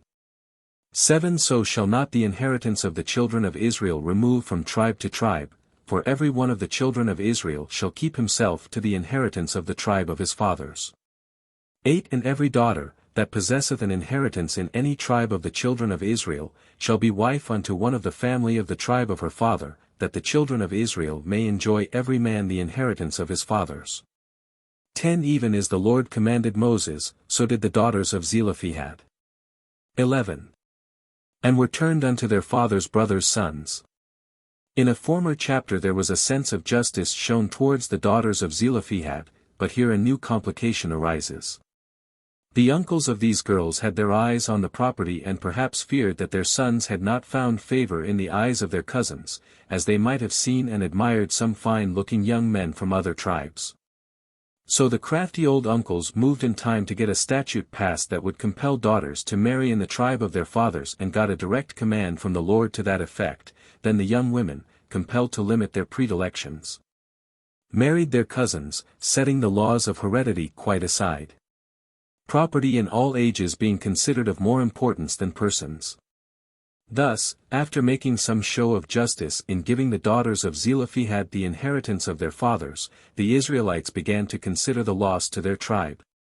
If peradventure the 5 sisters should marry into other tribes and all this property be transferred to their enemies. They seemed to consider these noble women destitute of the virtue of patriotism, of family pride, of all the tender sentiments of friendship, kindred and home. And so with their usual masculine arrogance they passed laws to compel the daughters of Zelophehad to do what they probably would have done had there been no law to that effect. These daughters were known by the euphonious names of Mahlah, Tirzah, Hoglah, Milcah and Noah, and they all married their father's brothers' sons. Cousins on the mother's side would probably have been forbidden. If Moses, as the mouthpiece of God, aimed to do exact justice, why did he not pass an ordinance giving property in all cases equally to sons and daughters? E.C.S. Moses gave what appears to be, in the light of this Christian era, a just judgment when he decided that the daughters of Zelophehad should inherit their father's property, but he gave as the law of inheritance the direction that, if a man die, and have no son, then ye shall cause his inheritance to pass unto his daughter. Thus, as I think, unjustly discriminating between women who have brothers and women who have none. And he goes on further to deal unjustly with women when he directs that the daughters of Zelophehad marry so that the inheritance justly awarded them should not go out of the family of the tribe of their fathers. Let them marry to whom they think best, and those words seemingly recognized their righteous freedom.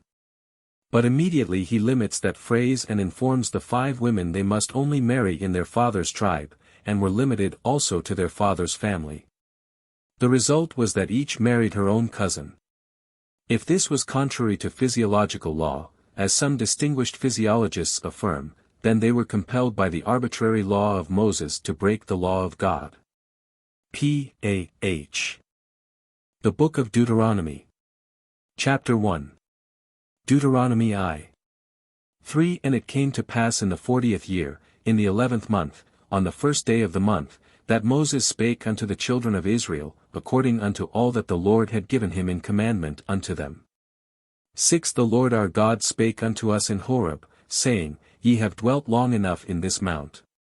7 Turn you, and take your journey, and go to the mount of the Amorites, and unto all the places nigh thereunto, in the plain, in the hills, and in the vale, and in the south, and by sea side, to the land of the Canaanites, and unto Lebanon, unto the great river, the river Euphrates. 8 Behold, I have set thee before you, go in and possess the land which the Lord sware unto your fathers, Abraham, Isaac, and Jacob, to give unto them and to their seed after them. 10 The Lord your God hath multiplied you, and, behold, ye are this day as the stars of heaven for multitude.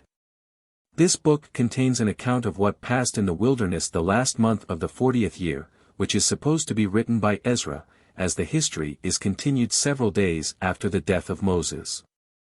Moses' farewell address to the children of Israel is full of wisdom, with a touch of pathos.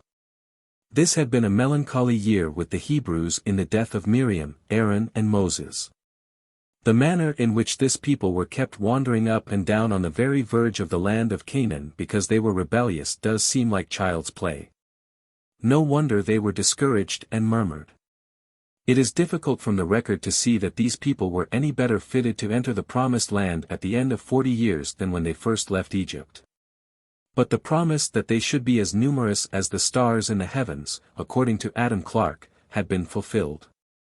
He tells us that only 3,000 stars can be seen by the naked eye, which the children of Israel numbered at this time 600,000 fighting men, beside all the women and children. Astronomers, however, now estimate that there are over 75 million stars within the range of their telescopes. If census takers had prophetic telescopes, they could no doubt see the promises to the Hebrews fully realized in that one line of their ambition. Deuteronomy 2:34 And we took all his cities at that time, and utterly destroyed the men, and the women, and the little ones, of every city, we left none to remain.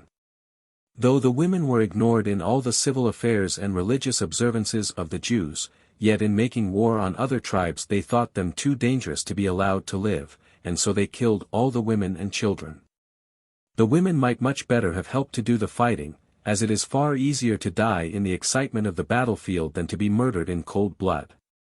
In making war on neighboring tribes, the Jewish military code permitted them to take all the pure, virgins and child women for booty to be given to the priests and soldiers, thus debauching the men of Israel and destroying all feelings of honor and chivalry for women. This utter contempt for all the decencies of life, and all the natural personal rights of women as set forth in these pages, should destroy in the minds of women at least all authority to superhuman origin and stamp the Pentateuch at least as emanating from the most obscene minds of a barbarous age. Deuteronomy v. 6:16 Honor thy father and thy mother, as the Lord thy God hath commanded thee, that thy days may be prolonged, and that it may go well with thee, in the land which the Lord thy God giveth thee. 17 Thou shalt not kill. 18 Neither shalt thou commit adultery. 19 Neither shalt thou steal. 20 Neither shalt thou bear false witness against thy neighbor. 21 Neither shalt thou desire thy neighbor's wife, neither shalt thou covet thy neighbor's house, his field, or his manservant, or his maidservant, his ox, or his ass, or anything that is thy neighbor's. 2 That thou mightest fear the Lord thy God, to keep all his statutes and his commandments, which I command thee, thou, and thy son, and thy son's son, all the days of thy life, and that thy days may be prolonged. The best commentary on these texts is that no revising committee of Ecclesiastics has found it necessary to make any suggestions as to whom the commandments are addressed. Suppose we reverse the language and see how one-sided it would seem addressed only to women. Suppose this were the statement. Here is a great lawgiver and he says, Thou art to keep all God's commandments, thou and thy daughters and thy daughters' daughters, and these are the commandments, Thou shalt honor thy mother and thy father. Thou shalt not steal nor lie. Thou shalt not covet thy neighbor's husband, nor her field, nor her ox, nor anything that is thy neighbor's. Would such commandments occasion no remark among biblical scholars? In our criminal code today the pronouns she, her and hers are not found, yet we are tried in the courts, imprisoned and hung as he, him, or his, though denied the privileges of citizenship. Because the masculine pronouns apply only to disabilities. What a hustling there would be among prisoners and genders if laws and constitutions, scriptures and commandments, played this fast and loose game with the men of any nation. Deuteronomy 4:5 Behold, I have taught you statutes and judgments, even as the Lord my God commanded me, that ye should do so in the land whither ye go to possess it. 6 Keep therefore and do them. For this is your wisdom and your understanding in the sight of the nations, which shall hear all these statutes, and say, Surely this great nation is a wise and understanding people. 7 For what nation is there so great, who hath God so nigh unto them, as the Lord our God is in all things that we call upon him for. 8. And what nation is there so great, that hath statutes and judgments so righteous as all this law, which I set before you this day? Adam Clarke in his comments on chapter 4, says, there was no form of worship at this time on the face of the earth that was not wicked and obscene, puerile and foolish and ridiculous, except that established by God himself among the Israelites. And every part of this taken in its connection and reference may be truly called a wise and reasonable service. Almost all the nations of the earth manifested in time their respect for the Jewish religion by copying different parts of the Mosaic Code as to civil and moral customs. As thoughtful, intelligent women, we question all this, first. We see no evidence that a just and wise being wrote either the canon or civil laws that have been gradually compiled by ecclesiastics and lawgivers. Second. We cannot accept any code or creed that uniformly defrauds woman of all her natural rights. For the last half-century we have publicly and persistently appealed from these laws, which Clarke says all nations have copied, to the common sense of a more humane and progressive age. Today women are asking to be delivered from all the curses and blessings alike of the Jewish God and the ordinances he established. In this book we have the 10 Commandments repeated. E.C.S. The Book of Deuteronomy. Chapter 2. Deuteronomy 7.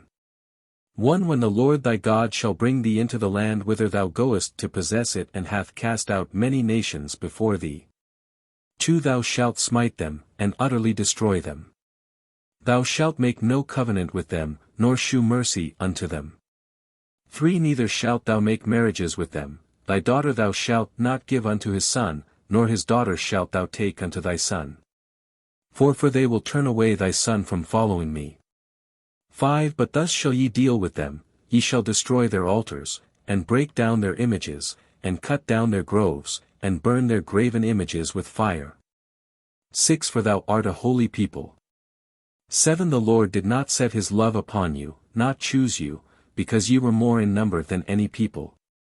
For ye were the fewest of all people. 8. But because the Lord loved you, and because he would keep the oath which he had sworn unto your fathers, hath the Lord brought you out with a mighty hand, and redeemed you out of the house of bondmen, from the hand of Pharaoh king of Egypt. With the 7 nations that God cast out, the children of Israel were commanded to make no covenants, nor matrimonial alliances lest they should fall into idolatry. As men are more given to wandering in strange countries than women, these injunctions are intended specially for them. Adam Clarke says, the heart being naturally inclined to evil, the idolatrous wife would more readily draw aside the believing husband, than the believing husband the idolatrous wife. That being the case, could not the believing wife with her subtle influence have brought over the idolatrous husband? Why should she not have the power to convert to one religion as well as another, especially as there was no choice between them? There could not have been anything worse than the Jewish religion illustrated in their daily walk and conversation, as described in their books, and if the human heart naturally inclined to evil. As many converts might have been made to the faith of Moses as to any other. With this consideration it is plain that if the Jews had offered women any superior privileges, above any other tribe, they could have readily converted the women to their way of thinking. The Jewish God seems as vacillating and tempest-tossed between loving and hating his subjects as the most undisciplined son of Adam. The supreme ideal of these people was pitiful to the last degree, and the appeals to them were all on the lowest plane of human ambition. The chief promise to the well-doer was that his descendants should be as numerous as the sands of the sea. In chapter 9, when rebellion at Horeb is described, Aaron only is referred to, and in chapter 10 when his death is mentioned, nothing is said of Miriam. In the whole recapitulation she is forgotten, though altogether the grandest character of the 3, though cast out of the camp and stricken with leprosy, in vengeance, she harbors no resentment, but comforts and cheers the women with songs and dances, all through their dreary march of 40 years. Deuteronomy x. 18. He doth execute the judgment of the fatherless and widow, and loveth the stranger, in giving him food and raiment. 19. Love ye therefore the stranger, for ye were strangers in the land of Egypt. The sacred fabulist has failed to give us any choice examples in which the Jews executed just judgments for widows or fatherless girls. On the contrary, in all their dealings with women of all ranks, classes and ages they were merciless and unjust. As to the stranger, their chief occupation was war and wholesale slaughter, not only of the men on the battlefield, but of innocent women and children, destroying their cities and making their lands desolate. A humane person reading these books for the first time without any glamour of divine inspiration, would shudder at their cruelty and blush at their obscenity. Those who can make these foul facts illustrate beautiful symbols must have genius of a high order. Deuteronomy 12:18 But thou must eat them before the Lord thy God in the place which the Lord thy God shall choose, thou, and thy son, and thy daughter, and thy manservant, and thy maidservant, and the Levite that is within thy gates, and thou shalt rejoice before the Lord thy God in all that thou puttest thine hands unto. 19 Take heed to thyself that thou forsake not the Levite as long as thou livest upon the earth. If women have been faithful to any class of the human family, it has been to the Levite. The chief occupation of their lives next to bearing children has been to sustain the priesthood and the churches. With continual begging, fairs and donation parties, they have helped to plant religious temples on every hilltop and valley, and in the streets of all our cities, so that the doleful church bell is forever ringing in our ears. The Levites have not been an unqualified blessing, ever fanning the flames of religious persecution. They have been the chief actors in subjugating mankind. E.C.S. The Book of Deuteronomy. Chapter 3. Deuteronomy 13. 6 If thy brother, the son of thy mother, or thy son, or thy daughter, or the wife of thy bosom, or thy friend, which is as thine own soul, entice thee secretly, saying, Let us go and serve other gods, which thou hast not known, thou, nor thy fathers. 7 Namely, of the gods of the people which are round about you, nigh unto thee, or far off from thee, from the one end of the earth even unto the other end of the earth. 8 Thou shalt not consent unto him, nor hearken unto him. Neither shall thine eye pity him, neither shalt thou spare, neither shalt thou conceal him. 9 But thou shalt surely kill him, thine hand shall be first upon him to put him to death, and afterwards the hand of all the people. Here is the foundation of all the terrible persecutions for a change of faith so lamentable among the Jews and so intensified among the Christians. And this idea still holds, that faith in the crude speculations of unbalanced minds as to the nature of the great first cause and his commands as to the conduct of life, should be the same in the beginning, now and forever. All other institutions may change, opinions on all other subjects may be modified and improved, but the old theologies are a finality that have reached the ultimatum of spiritual thought. We imagine our religion with its dogmas and absurdities must remain like the rock of ages, forever. Deuteronomy 15. 6 And thou shalt rejoice before the Lord thy God, thou, and thy son, and thy daughter, and thy manservant, and thy maidservant, and the Levite that is within thy gates, and the stranger, and the fatherless, and the widow, that are among you, in the place which the Lord thy God hath chosen to place his name there.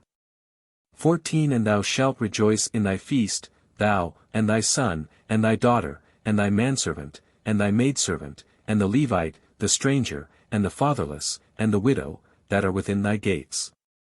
15 7 days shalt thou keep a solemn feast unto the Lord thy God in the place which the Lord shall choose. 16 3 times in a year shall all thy males appear before the Lord thy God in the place which he shall choose. In the feast of unleavened bread, and in the feast of weeks, and in the feast of tabernacles. In the general festivities women of all ranks were invited to take part, but 3 times a year Moses had something special to say to the men. Then women were not allowed to be present. We have no instance thus far in the Jewish economy of any direct communication from God to woman. The general opinion seemed to be that man was an all-sufficient object of worship for them, an idea not confined to that period. Milton makes his Eve with sweet humility say to Adam, God thy law, thou mine. This is the fundamental principle on which the canon and civil laws are based, as well as the English classics. It is only in the galleries of art that we see the foreshadowing of the good time coming. There the divine artist represents the virtues, the graces, the sciences, the seasons, day with its glorious dawn, and night with its holy mysteries, all radiant and beautiful in the form of woman. The poet, the artist, the novelist of our own day, are more hopeful prophets for the mother of the race than those who have spoken in the Scriptures. E.C.S. Deuteronomy 17. 1 Thou shalt not sacrifice unto the Lord thy God any bullock or sheep, wherein is blemish, or any evil favoredness, for that is an abomination unto the Lord thy God. 2 If there be found among you, man or woman that hath wrought wickedness in the sight of the Lord thy God, in transgressing his covenant. 3 And hath gone and served other gods, and worshipped them, either the sun, or the moon, or any of the host of heaven, which I have not commanded. 4 And it be told thee, and thou hast heard of it, and inquired diligently, and, behold, it be true, and the thing certain, that such abomination is wrought in Israel. 5 Then shalt thou bring forth that man or that woman unto thy gates and shalt stone them with stones, till they die. This is certainly a very effective way of strengthening religious faith.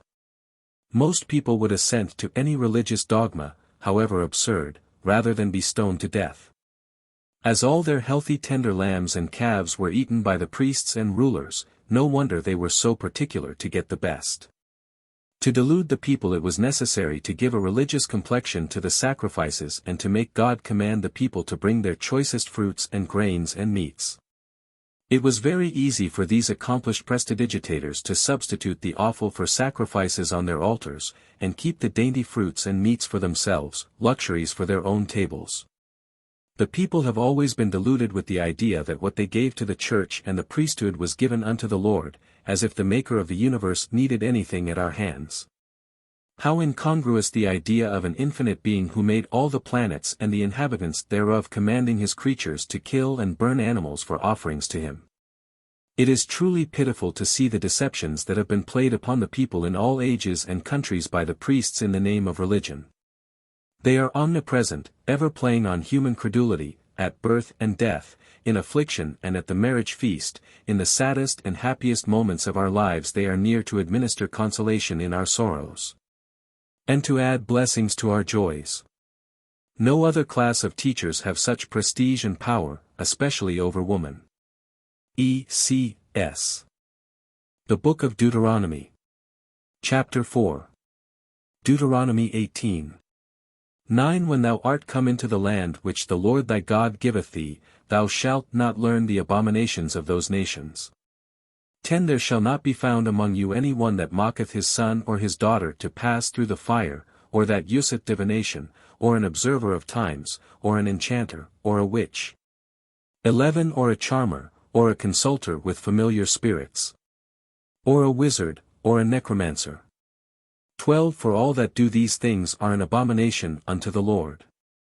One would think that Moses with his rod taking the children of Israel through the Red Sea, bringing water out of a rock and manna from heaven, going up into a mountain and there surrounding himself with a cloud of smoke, sending out all manner of pyrotechnics, thunder and lightning, and deluding the people into the idea that there he met and talked with Jehovah, should have been more merciful in his judgments of all witches, necromancers and soothsayers.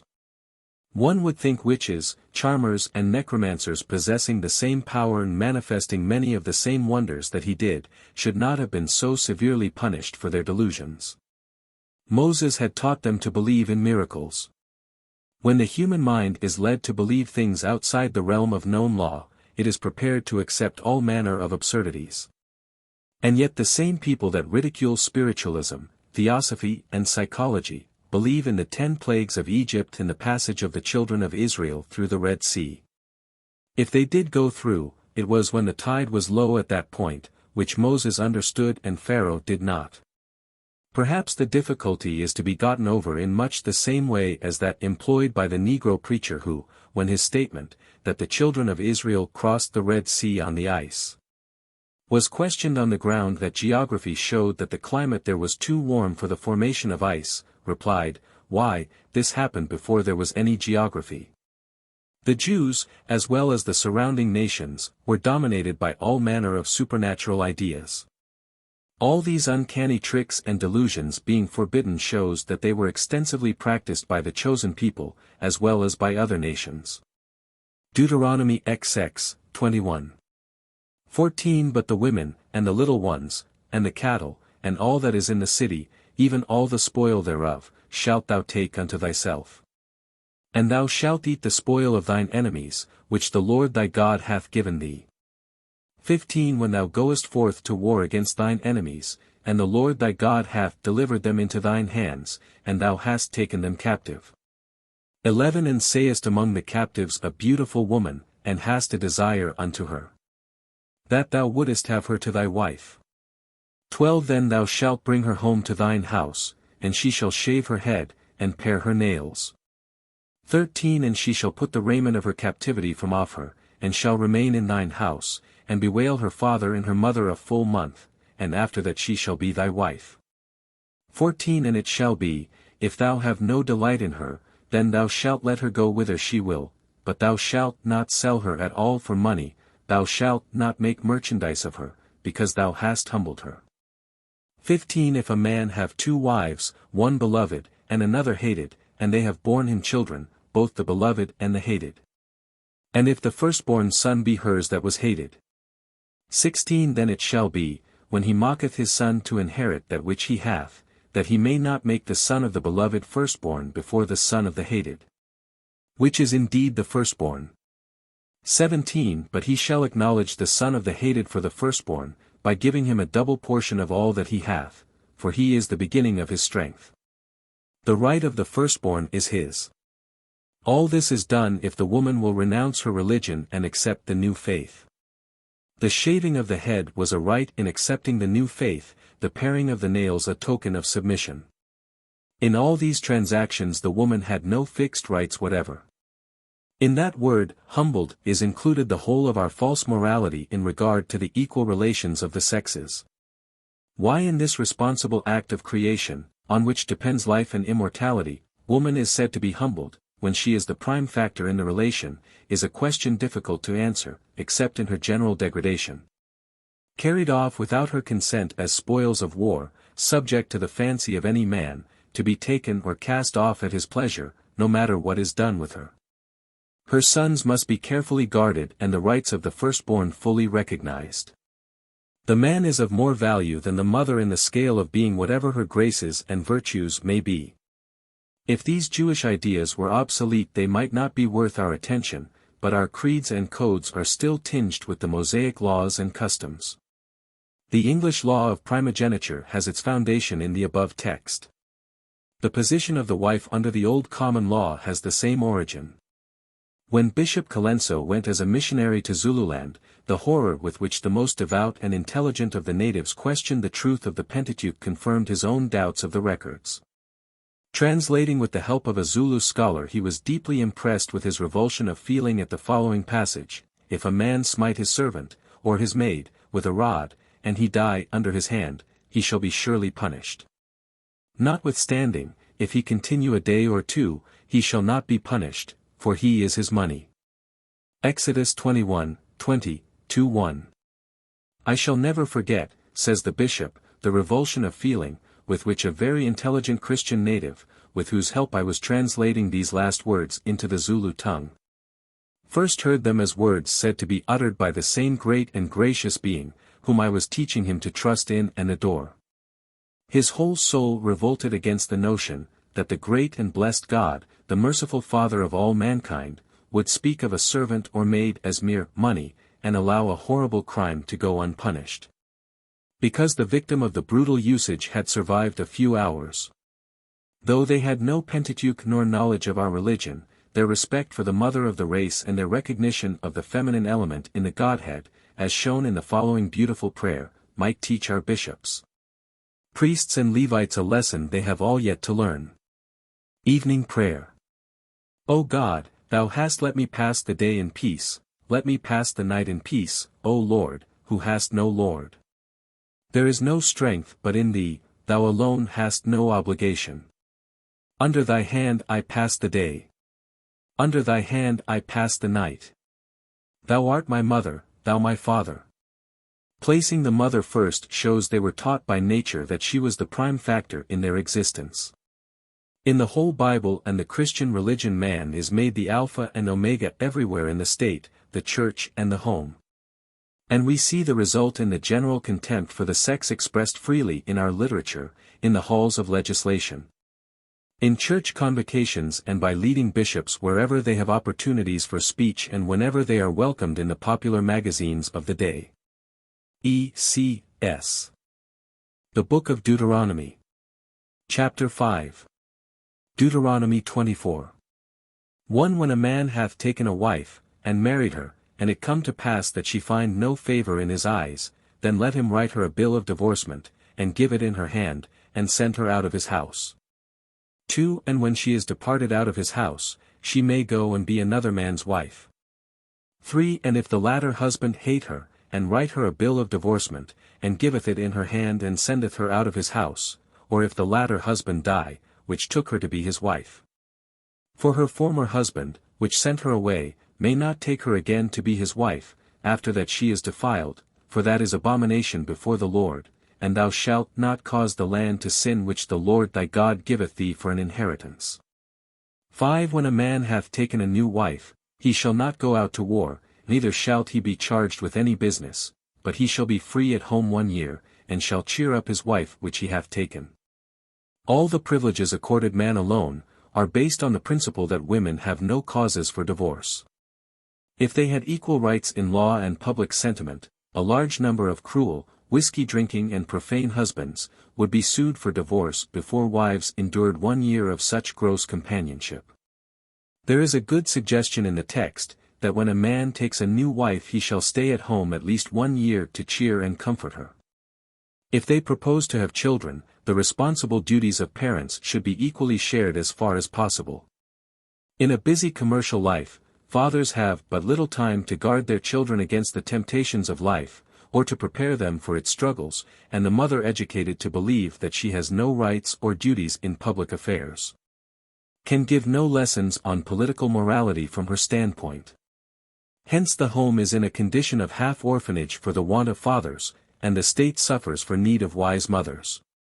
It was customary among the Jews to dedicate a new house, a vineyard just planted, or a betrothed wife to the Lord with prayer and thanksgiving, before going forth to public duties. This idea is enforced in several different chapters, impressing on men with families that there are periods in their lives when their sphere is home, their primal duty to look after the wife, the house, and the vineyard. Deuteronomy 25. 5. If brethren dwell together, and one of them die, and have no child, the wife of the dead shall not marry without unto a stranger, her husband's brother shall take her to wire. 6. And it shall be, that the firstborn which she beareth shall succeed in the name of his brother which is dead, that his name be not put out of Israel. 7. And if the man like not to take his brother's wife, then let his brother's wife go up to the gate unto the elders, and say, My husband's brother refuseth to raise up unto his brother a name in Israel. He will not perform the duty of my husband's brother. 8. Then the elders of his city shall call him, and speak unto him, and if she stand to it, and say, I like not to take her. 9. Then shall his brother's wife come unto him in the presence of the elders, and loose his shoe from off his foot. I would recommend these texts to the consideration of the bishops in the English House of Lords. If a man may marry a deceased brother's wife, why not a deceased wife's sister? English statesmanship has struggled with this problem for generations, and the same old platitudes against the deceased wife's sister's bill are made to do duty annually in Parliament. Deuteronomy 28. 56. The tender and delicate woman among you, which would not adventure to set the sole of her foot upon ground for delicateness and tenderness, her eye shall be evil toward her husband of her bosom, and toward her son, and toward her daughter, and toward her children which she shall bear. For she shall eat them for want of all things secretly in the siege and straitness, wherewith thine enemy shall distress thee in thy gates. 64. Blessed shall be the fruit of thy body, and the fruit of thy ground, and the fruit of thy cattle, the increase of thy kine, and the flocks of thy sheep. 68. And the Lord shall bring thee into Egypt again with ships, by the way whereof I spake unto thee, thou shalt see it no more again, and there ye shall be sold unto your enemies for bondmen and bondwomen, and no man shall buy you. This is addressed to men as most of the injunctions are, as to their treatment of woman in general. In enumerating the good things that would come to Israel if the commandments were obeyed, nothing is promised to women, but when the curses are distributed, woman comes in for her share. Similar treatment is accorded the daughters of Eve in modern days. She is given equal privileges with man, in being imprisoned and hung, but unlike him she has no voice in the laws, the judge, the jury, nor the manner of exit to the unknown land. She is denied the right of trial by her own peers, the laws are made by men, the courts are filled with men, the judge, the advocates, the jurors, all men. Moses follows the usual ancient idea that in the creation of human life, man is the important factor. The child is his fruit, he is the soul. The spirit the vital spark. The woman merely the earth that warms and nourishes the seed, the earthly environment. This unscientific idea still holds among people ignorant of physiology and psychology. This notion chimes in with the popular view of woman's secondary place in the world, and so is accepted as law and gospel. The word beget applied only to men in Scripture is additional enforcement of the idea that the creative act belongs to him alone. This is flattering to male egoism and is readily accepted. E.C.S. In the early chapters of this book Moses praises of Hebrew valor in marching into a land already occupied and utterly destroying men, women and children. Seems much like the rejoicing of those who believe in exterminating the Aborigines in America. Evidently Moses believed in the survival of the fittest and that his own people were the fittest. He teaches the necessity of exclusiveness, that the hereditary traits of the people may not be lost by intermarriage. Though the Israelites, like the Puritans, had notable foremothers as well as forefathers, yet it was not the custom to mention them. Perhaps the word fathers meant both, as the word man in Scripture often includes woman. In the preface by Lord Bishop Ely, to what is popularly known as the Speaker's Bible, the remark is made that, whilst the Word of God is one, and does not change, it must touch at new points the changing phases of physical, philological and historical knowledge, and so the comments that suit one generation are felt by another to be obsolete.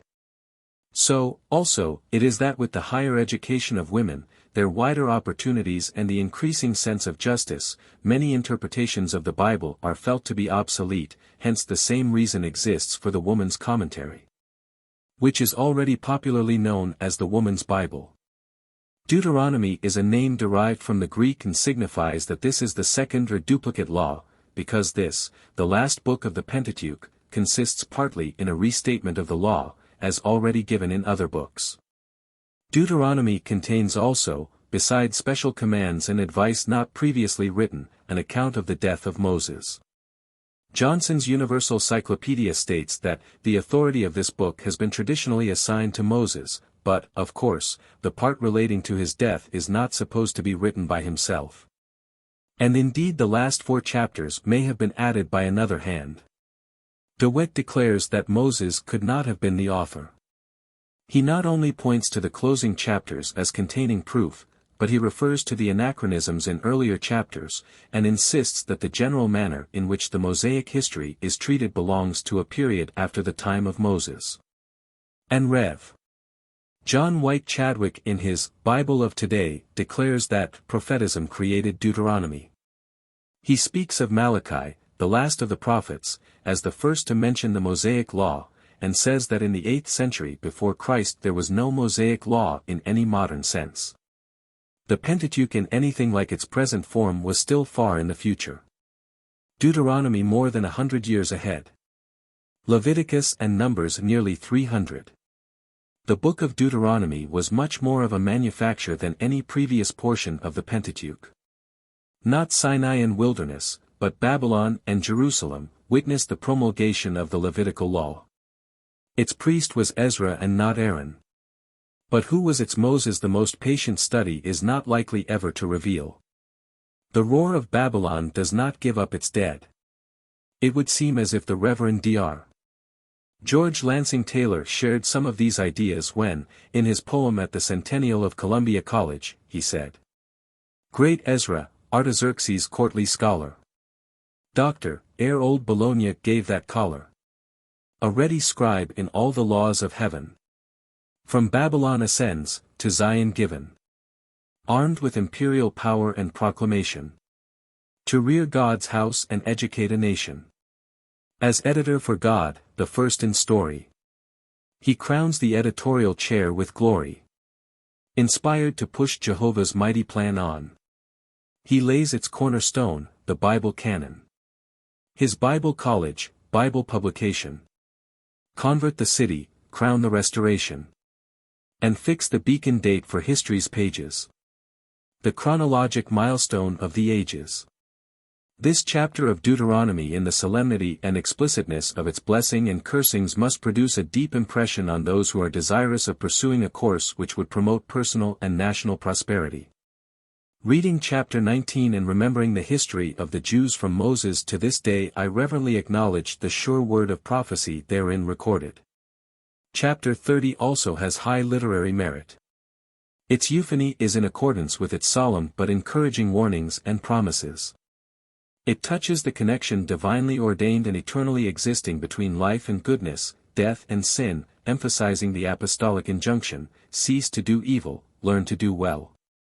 This chapter, giving the last directions of Moses and intimations of his departure from earth, is one of deep interest. How the Lord communicated to him that his end approached does not appear, but deeply impressed with the belief, he naturally called together Joshua and the Levites and gave his final charge. Whether fact or fiction, this farewell is deeply interesting. The closing chapters, containing the Song of Blessing, comes to all lovers of religious poetry as the swan song of Moses. Though doubting its authorship, one may enjoy its beauty and grandeur. Chapter 34 narrates the death of Moses. By Nebo's lonely mountain. On this side Jordan's wave. It tells briefly the mourning of the children of Israel over their great leader's departure and affirms the appointment of Joshua, the son of Nun, as his successor, and fitly closes the valuable collection of writings called the Pentateuch. Since I have proposed the elimination of some of the coarser portions of Deuteronomy, I wish to add the testimony of Stevens in his Scripture Speculations, as to the general morality of this ancient code. Barbarous as they were in many things, childish in more, their laws are as much in advance of them as of their contemporaries, were even singular for humanity in that age, and not always equaled in ours. We forget that there were contemporary nations which justified stealing, authorized infanticide, legalized the murder of aged parents, associated lust with worship. None of these blots can be traced on the Jewish escutcheon. By preventing imprisonment for debt, Moses anticipated the latest discovery of modern philanthropy. Even the mercy of Christianity was foreshadowed in his provision for the poor, who were never to cease out of the land. The prospered were to lend without interest, and never to harden their heart against a brother. The hovel of the poor was a sanctuary, and many a minute safeguard like the return of the debtor's garment at nightfall, to save him from suffering during the chilliness of the night. Has waited to be brought to light by our more perfect knowledge of Jewish customs. But that the Scriptures, rightly interpreted, do not teach the equality of the sexes, I must be permitted to doubt. We who love the Old and New Testaments take truth for authority, and not authority for truth, as did our sainted Lucretia Mott, whose earnest appeals for liberty were often jeweled, as were Daniel Webster's most eloquent speeches. With some texts from the Old Hebrew Bible. P.A.H. The Book of Deuteronomy. Chapter 6. The Pentateuch. The primal requisite for the more accurate understanding of the Bible is its translation from the past to the present tense. It has been studied as history, as the record of a remote past whose truth it has been well nigh impossible to verify. It should be studied as a record of the present experience of the individual and the race which is to ultimate in the perfect actualization of generic possibilities. Like the tables of stone, the Bible is written on both sides. Or it has a letter which is its exterior and an interior spirit or meaning. The history which constitutes its letter illustrates those principles which constitute its meaning. The formless must be put into form to be apprehended. Mistaking the form for that substance which has been brought to the level of human apprehension by its means, is the error which constitutes the basis of dogmatic theology. Error in a premise compels error in conclusions. It is no wonder that woman's true relation to man and just position in the social fabric has remained unknown. A Moses on Pisgah's height is needed today to see and declare this promised land. And he must be revelator, first, to women themselves, for they especially need enlightenment upon the true nature of the Bible. So long as they mistake superstition for religious revelation, they will be content with the position and opportunities assigned them by scholastic theology. They will remember and keep their place as thus defined. Their religious nature is warped and twisted through generations of denominational conservatism. Which fact, by the way, is the greatest stumbling block in the path of equal suffrage today, and one to which the leaders of that movement have seemed unaccountably blind. Thus woman's strongest foes have been of her own sex. And because her sense of duty and religious sentiment have been operative according to a false ideal, unintentionally women have been and will continue to be bigoted until they allow a higher ideal to penetrate their minds. Until they see with the eye of reason and logic, as well as with the sentiment which has so long kept them the dependent class. The Bible from beginning to end teaches the equality of man and woman, their relation as the two halves of the unit, but also their distinctiveness in office. One cannot take the place of the other because of the fundamental nature of each. The work of each half in its own place is necessary to the perfect whole. The man has more prominence than the woman in the Bible because the masculine characters in their succession represent man as a whole, generic man. The exterior or male half is outermost, the interior or female half is covered by the outer. One is seen, the other has to be discerned, and can be discerned by following the harmonious relativity between the two halves of the unit.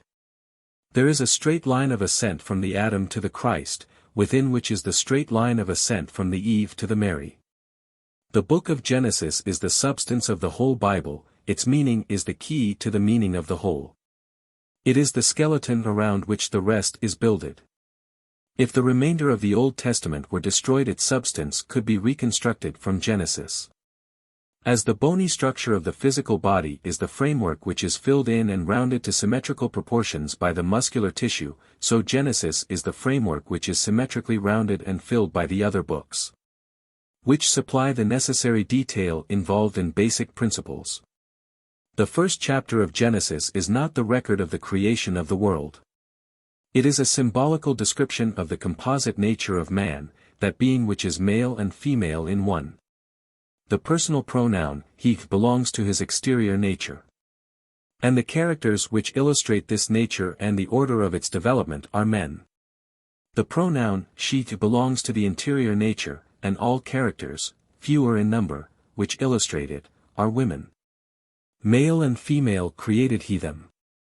The second chapter describes the nature and origin of the visible world, the nature and origin of the soul, their relation to each other and to this dual being.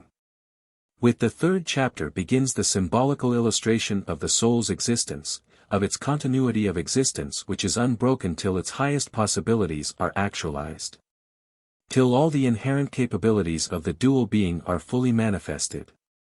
The leading characters of Genesis, Adam, Enos, Noah, Abraham, Isaac, Jacob and Joseph, 7 in number, represent the 7 chief stages of the soul's existence which follow each other like the notes in the musical scale. It is our own experience that is there portrayed, both present and prospective. What we as individuals and nations are now going through in our efforts for betterment, is told in the story of Genesis. More than this, the clue to assured betterment is found there also. This experience is on 2 lines which are always distinct but never separate, the male and the female. These are indissolubly bound together, from the beginning, the same principles, necessitating the same moral standards and spiritual ideals, and governing both. The largest measure of our individual and national perplexities and sufferings has come from the ignorant straining apart of that which God hath joined together, and which we cannot successfully and permanently put asunder. The remaining 4 books of the Pentateuch supply the detail beginning between the Adam and Noah of Genesis, rounding out that part of the skeleton. The exodus from Egypt under the leadership of Moses represents the soul's growth out of purely sense consciousness by the help of spiritual perception. Moses is the personification of this faculty inherent in and operative from the eternal ego, the dual being, which is the Lord of the Bible. The Old Testament presents the outer or masculine nature of this Lord as the Jehovah. The New Testament presents the inner or feminine nature as the Virgin. The children of Israel according to their tribes represent the ranging characteristics or parts which make up the soul of self-consciousness. They are the chosen people, because when the soul sees with its spiritual insight as well as with its sensuous outsight, it can, if it will, choose between the two as guides. Their experiences in the wilderness are what we are passing through today. For there is now a people who have made this choice and are following the higher leader in their work for the human race, which is the only satisfactory way of working for themselves. But this leader, spiritual perception, cannot put the soul in possession of its promised land, a higher state of existence or quality of self-consciousness. It sees the higher and leads in its direction. But understanding of fundamental, therefore unvarying and always applicable, principles is necessary for that realization which is the attainment of the higher, or its possession. Moses' death before crossing Jordan illustrates this limitation, which is also the limitation of earnest reformers today. They can see for us and point out that which awaits them, but they can never take those others into the land. They must travel on their own feet. Joshua, as the leader after Moses, is the personification of this understanding. He is Moses' sepulchre, for Moses is buried in him. Spiritual insight develops understanding which is its continuity. Hence the continuation of experiences under Joshua the Savior, through whom the soul takes possession of its higher state. In the wilderness of transition from the old to the new, mistakes occur which mar their consequences. In this illustration of the Pentateuch, Miriam speaks against Moses, is stricken with leprosy and set without the camp, and the people cannot journey till all is brought in again. Woman's intellectual development after ages of repression has resulted with many of the sects in an agnosticism which, at first liberal, has grown to be a dogmatic materialism. She speaks against spiritual insight and its revelations. In forsaking her dogmas and creeds she has forsaken religion. She is to be brought in again, brought to see that religion is of the soul and is individual, while dogma and doctrine are from the sensuous outside alone. The one tends to true freedom, the other generates bondage. Broadly, women of today are of two classes. Those who are still held by the conservatism of creeds, and those who have gone to the other extreme through the exhilaration of intellectual activity. Both classes must meet upon a common ground, recognition of fundamental principles and effort to apply them, before the New Testament can become the practical ethical standard. An outline of a subject so vast and profound as the nature and meaning of the Pentateuch, must necessarily be more or less unsatisfactory. It cannot be detached from the rest of the Bible, which is a complete organic body. Its meaning is consecutive and harmonious with first premises, from beginning to end. The obvious inconsistencies and absurdities involve only its letter, which may or may not be true as history without affecting the truth of the book itself which lies in its meaning. The projectors of the woman's Bible must not avoid the whirlpool of a masculine Bible only, to split upon the rock of a feminine Bible alone. This would be an attempt to separate what is intensely joined together and defeat the end desired. The book is the soul's guide in the fulfilling of its destiny, that destiny which is involved in its origin, and the soul, in sleep, is sexless. Its faculties and powers are differentiated, are masculine and feminine. If the question is asked, what is your authority for this view of the Bible, the answer is, I have none but the internal evidence of the book itself. When joined it is self-evident truth, requiring no external authority to give it support. U.N.G. Appendix. As the revising committee refer to a woman's translation of the Bible as their ultimate authority, for the Greek, Latin and Hebrew text. A brief notice of this distinguished scholar is important. Julia Smith's translation of the Bible stands out unique among all translations. It is the only one ever made by a woman, and the only one, it appears, ever made by man or woman without help. Wycliffe, the morning star of the Reformation, made a translation from the Vulgate, assisted by Nicholas of Hereford. He was not sufficiently familiar with Hebrew and Greek to translate from those tongues. Coverdale's translation was not done alone. In his dedication to the king he says he has humbly followed his interpreters and that under correction. Tyndall, in his translation, had the assistance of Fry, of William Roy, and also of Miles Coverdale. Julia Smith translated the whole Bible absolutely alone, without consultation with any one. And this not once, but 5 times, twice from the Hebrew, twice from the Greek and once from the Latin. Literalness was one end she kept constantly in view, though this does not work so well with the Hebrew tenses. But she did not mind that. Frequently her wording is an improvement, or brings one closer to the original than the common translation. Thus in I Corinthians 8:1 of the King James translation, we have, knowledge puffeth up, but charity edifieth. Julia Smith version, knowledge puffs up and love builds the house. She uses love in place of charity every time. And her translation was made nearly 40 years before the revised version of our day, which also does the same. Tyndall, in his translation nearly 375 years ago, made the same translation of this word, but Julia Smith did not know that and never saw his translation. This word charity was one of the words that Sir Thomas More, Lord Chancellor of England, charged Tyndall with mistranslating. The other 2 words were priest and church, Tyndall calling priests seniors, and church, congregation. Both Julia Smith and the Revised Version call them priests and church. And he gives the word, life, for Eve, and Adam will call his wife's name Life, for she was the mother of all living. One more illustration, now when Jesus was born in Bethlehem of Judea in the days of Herod the king, behold there came wise men from the east to Jerusalem. King James translation. Now when Jesus was born, etc. Behold there came wise men from the sunrisings to Jerusalem. Julia Smith version. She claims to have made a perfectly literal translation, and according to the verdict of competent authorities, Hebrew scholars who have examined her Bible, she has done so. Her work has had the endorsement of various learned men. A Hebrew professor of Harvard College, Professor Young, called on her soon after her Bible was issued and examined it. He was much astonished that she had translated O correctly without consulting some learned man. He expressed surprise that she should have put the tenses as she did. She said to him, "You acknowledge that I have translated according to the Hebrew idiom?" He replied, "Oh yes, you have translated literally." That was just what she aimed at, to get an exact literal translation, without regard to smoothness. She received many letters from scholars, all speaking of the exact, or literal translation.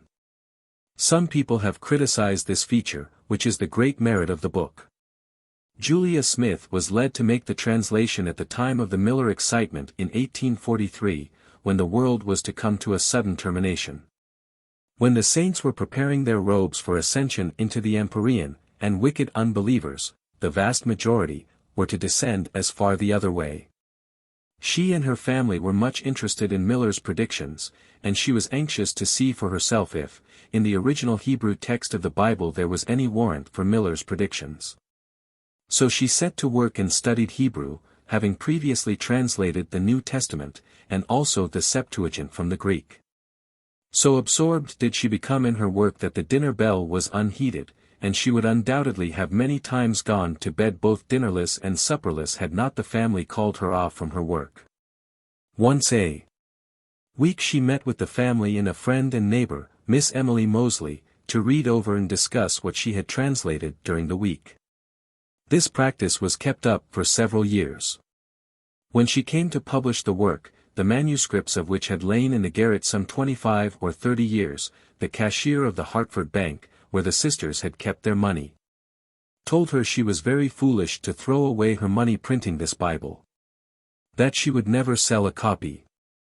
She told him it didn't matter whether she did or not, that she was not doing it to make money, that she found more satisfaction in spending her money in this way than in spending it all on dress. Thanks to our more enlightened age, this translation did not meet with the opposition the early translators had to contend with. The scholars of those days thought learning should be confined to a select few. It was, in their view, dangerous to put the Bible into a language the common people could understand, especially women. Here is what one Henry de Knighton, a learned monk of that day, said: "This Master John Wycliffe hath translated the Gospel out of Latin into English, which Christ had entrusted with the clergy and doctors of the Church that they might minister it to the laity and weaker sort, according to the state of the times and the wants of men. But now the Gospel is made vulgar and more open to the laity, and even to women who can read, than it used to be to the most learned of the clergy and those of the best understanding. To say nothing of reading the Bible, what would this learned man have thought of a woman translating it, and 5 times at that? It would seem as if the bare suggestion must have stirred his dry bones with indignation." King James appointed 54 men of learning to translate the Bible. 7 of them died and 47 carried the work on. Compare this corps of workers with one little woman performing the Herculean task without one suggestion or word of advice from mortal man. This Bible is 10 by 7 inches, and is printed in large, clear type. There are 2 styles of binding, cloth and sheepskin. The cloth binding was $2.50 at the time it was issued and while Julia Smith lived, and the other was $3, but as they are getting scarcer the price may have gone up. They will be a rarity in the next century and will be much sought after by bibliomaniacs, to say nothing of scholars who will want it for its real value. Julia Smith had the plates of her Bible preserved, but where they are now is more than I know. It was published by the American Publishing Company, of Hartford, in 1876. Julia Evelina Smith, of Glastonbury, Connecticut, was one of 5 sisters of a somewhat notable family, the father and mother both having strong traits of character and marked individuality. The mother, Hannah Hickok, was a fine linguist and mathematician. She once made an almanac for her own convenience, almanacs being rather scarce in those days. She could tell the time of night whenever she happened to awake by the position of the stars. She was an omnivorous reader and a great student, and in those days before the invention of stoves, her father, in order to allow her the requisite retirement to gratify her studious tastes, built her a small glass room. In the days of the Abbey and Julia Smith excitement, when they refused to pay their taxes, some writer was so wicked as to say that Julia Smith's grandfather shut her mother up in a glass cage. Seated in this glass enclosure, placed in a south room, with the sun's rays beating down upon her, as upon a plant in a conservatory, she could pursue her studies to her heart's content. She was an only child and adored by her father. And so much did she think of him that in his last illness, when she was away at school, she rode 400 miles on horseback in order to see him before he died. Julia Smith's father, the Reverend Zephaniah H. Smith, a graduate of Yale, was settled in Newtown, Connecticut, near South Britain, where he married Hannah Hickok. He preached but 4 years, resigning his position on the ground that the gospel should be free.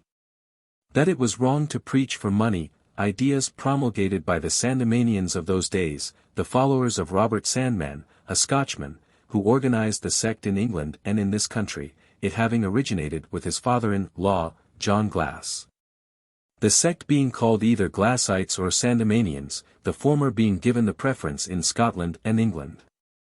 The ideas of these people were followed out by the Smith family, and at Abby and Julia Smith's funeral, as at the funerals of those who had gone before them, there was no officiating minister and no services. Simply a chapter of the Bible was read, and 1 or 2 who wished, made remarks. On a fly-leaf of the Bible Julia Smith read every day was written the request that she should be buried by her sisters in Glastonbury, and with no name on the tombstone but that of her own maiden name. This request was followed out. The names of the Smith sisters are so unique, and inasmuch as they have never been known to be printed correctly, it may not be out of place to give them here, preceding them by those of their parents.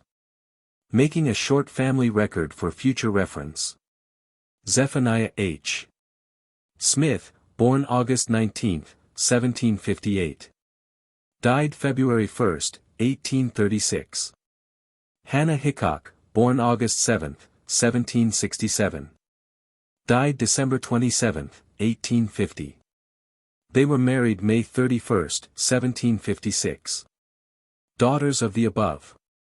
Hansi Zephina, born March 16, 1787. Died June 30, 1871. Cerinthia Secretia, born May 18, 1788. Died August 19, 1864. Lorilla Alaroila, born November 26, 1789. Died March 19, 1857. Julia Evelina, born May 27, 1792. Died March 6, 1886. Abby Hadassah, born June 1, 1797.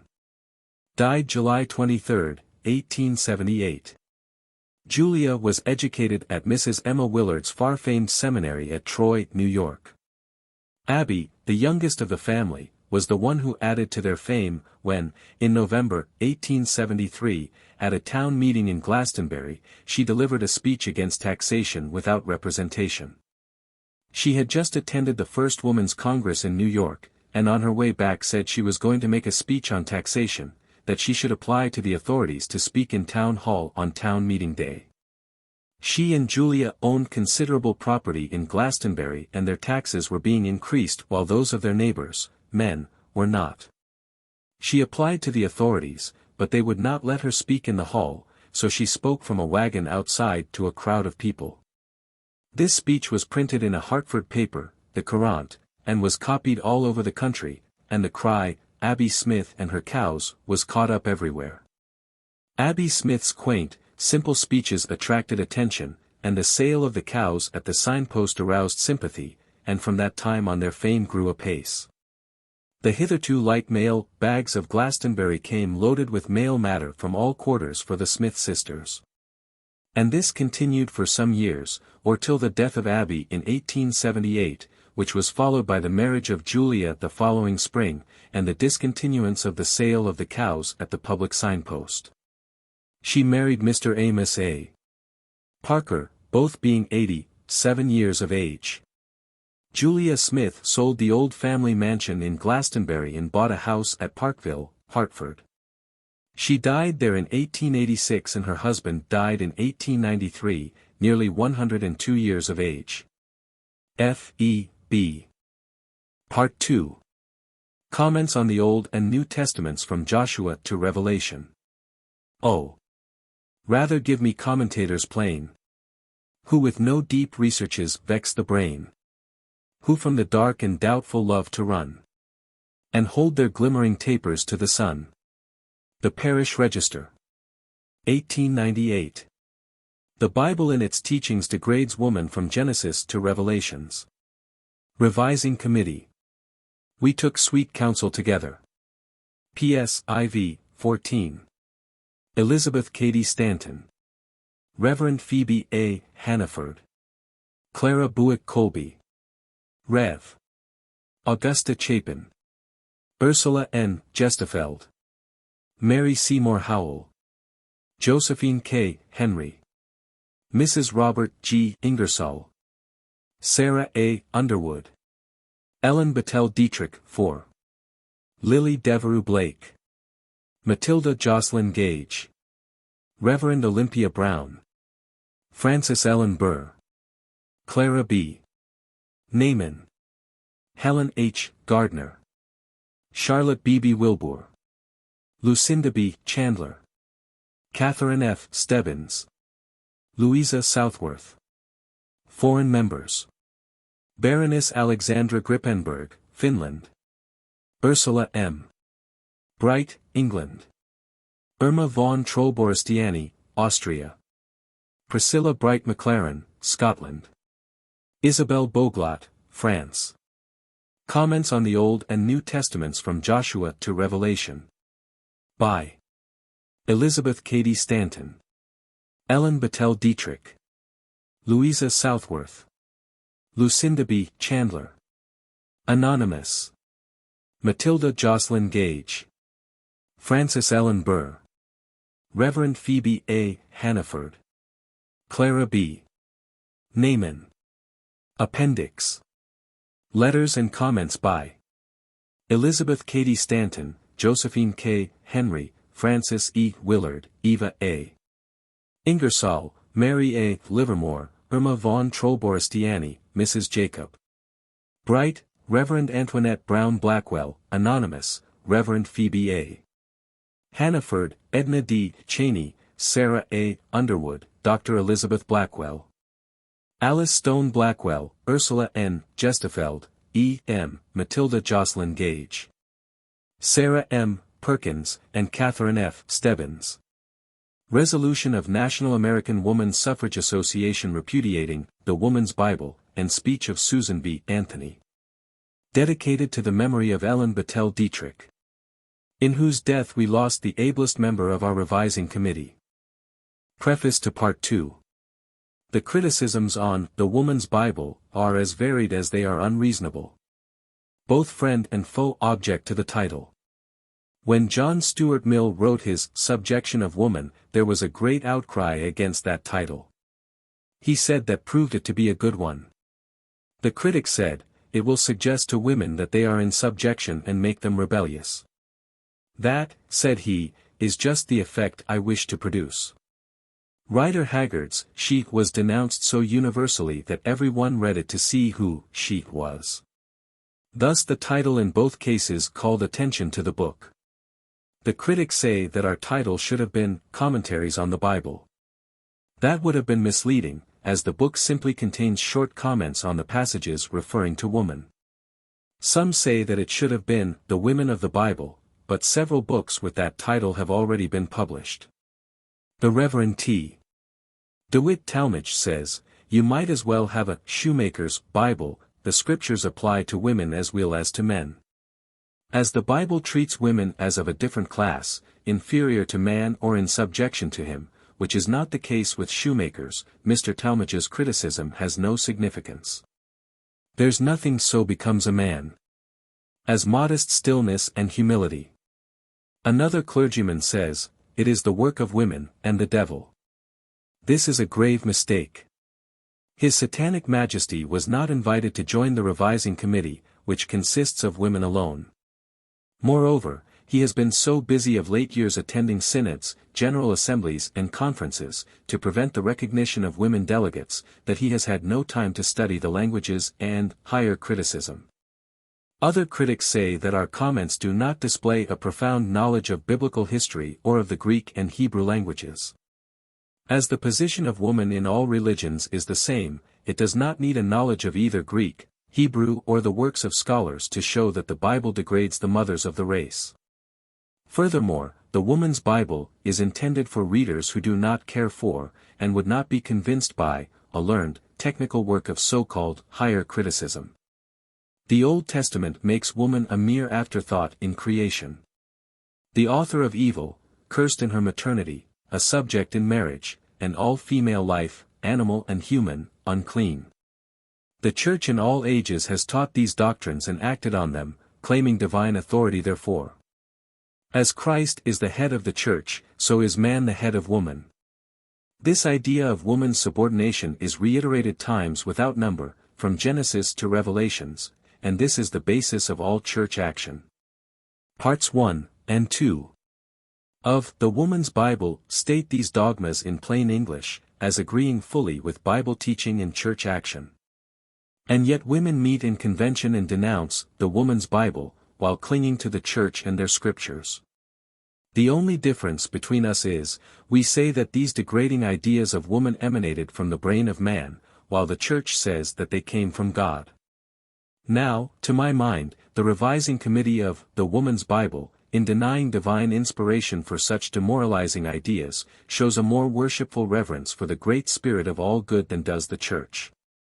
We have made a fetish of the Bible long enough. The time has come to read it as we do all other books, accepting the good and rejecting the evil it teaches. There lives more faith in honest doubt, believe me, than in half the creeds. Hahn. Andrew D. White, formerly president of Cornell University, shows us in his great work, A History of the Warfare of Science with Theology, that the Bible, with its fables, allegories and endless contradictions, has been the great block in the way of civilization.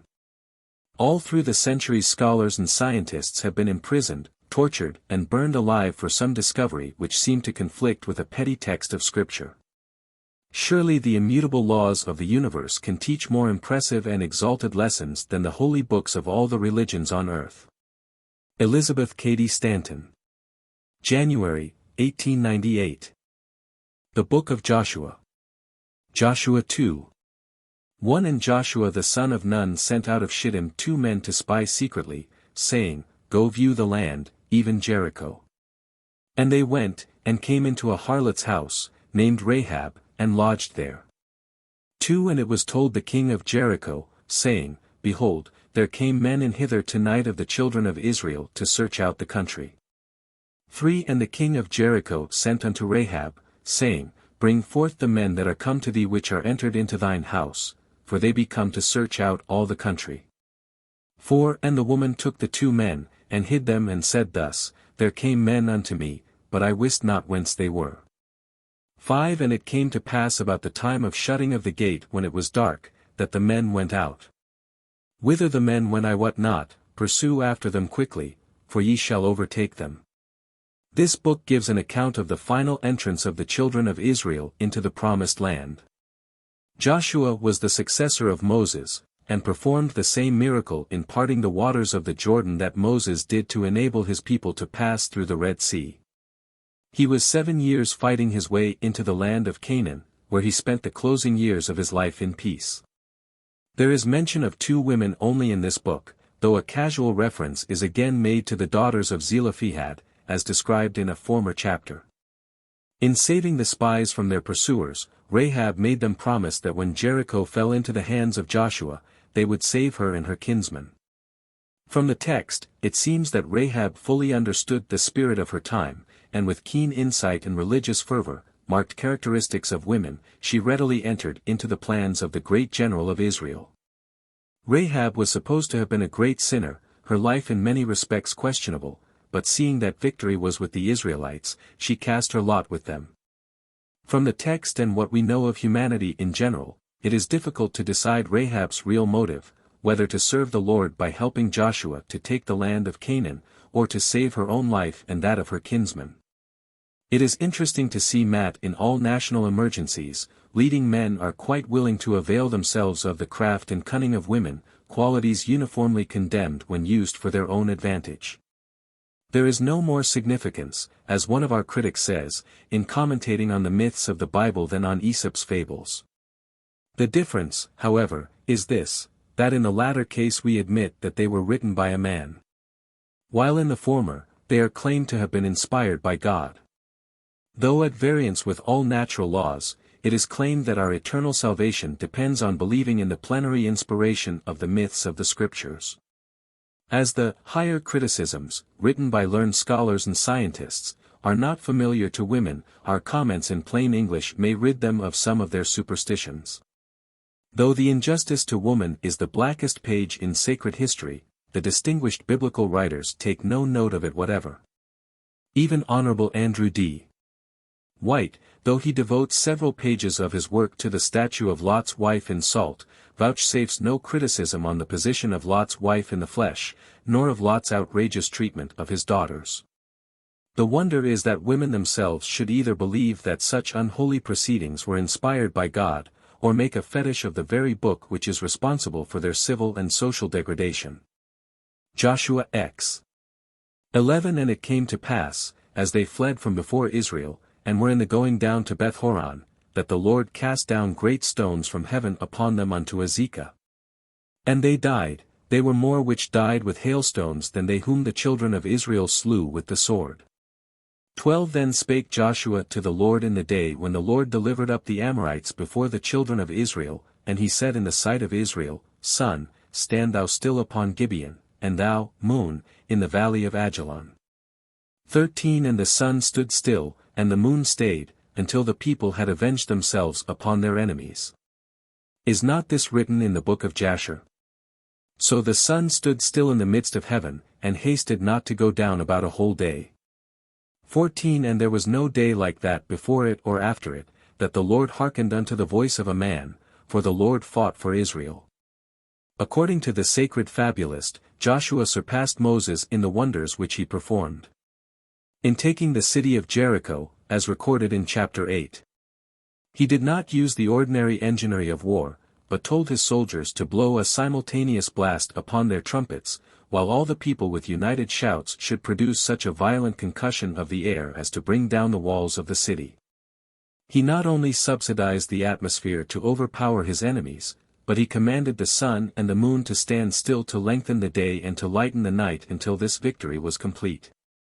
It seems that the Lord was so well pleased with Joshua's refined military tactics that he suspended the laws of the vast solar system to vindicate the superior prowess of one small tribe on the small planet called the Earth. The Lord also resorted to more material and forcible means, sending down tremendous hailstones from heaven, and thus with one fell blow destroyed more of his enemies than the children of Israel did with the sword. There are no events recorded in secular history that strain the faith of the reader to such a degree as the feats of Joshua. Moses, with his manna and pillar of light in the wilderness and his dazzling pyrotechnics on Mount Sinai, fades into insignificance before these marvelous manifestations by Joshua, with the Canaanites, Jericho, and the sun and moon under his feet.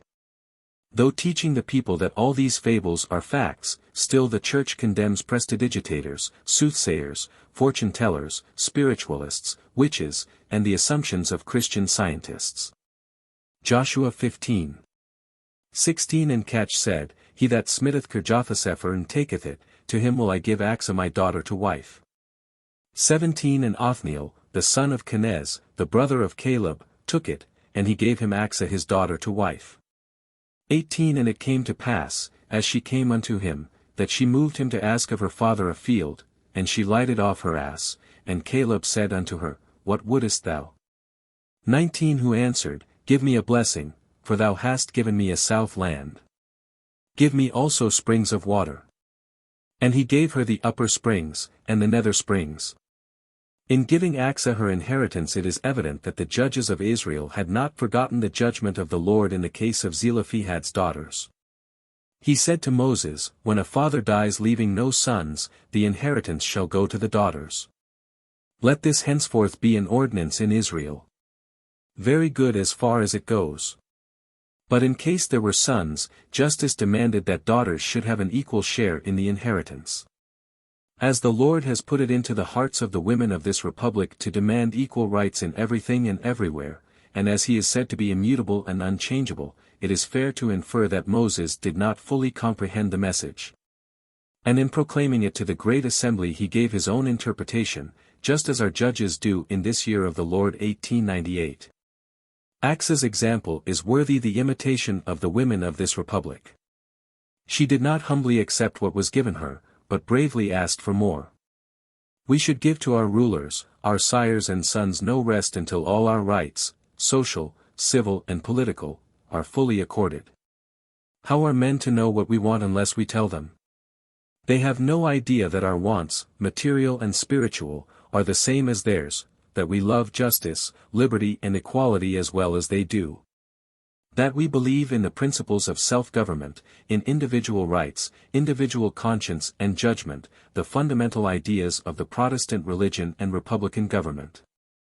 E.C.S. The Book of Judges. Chapter 1. Judges I.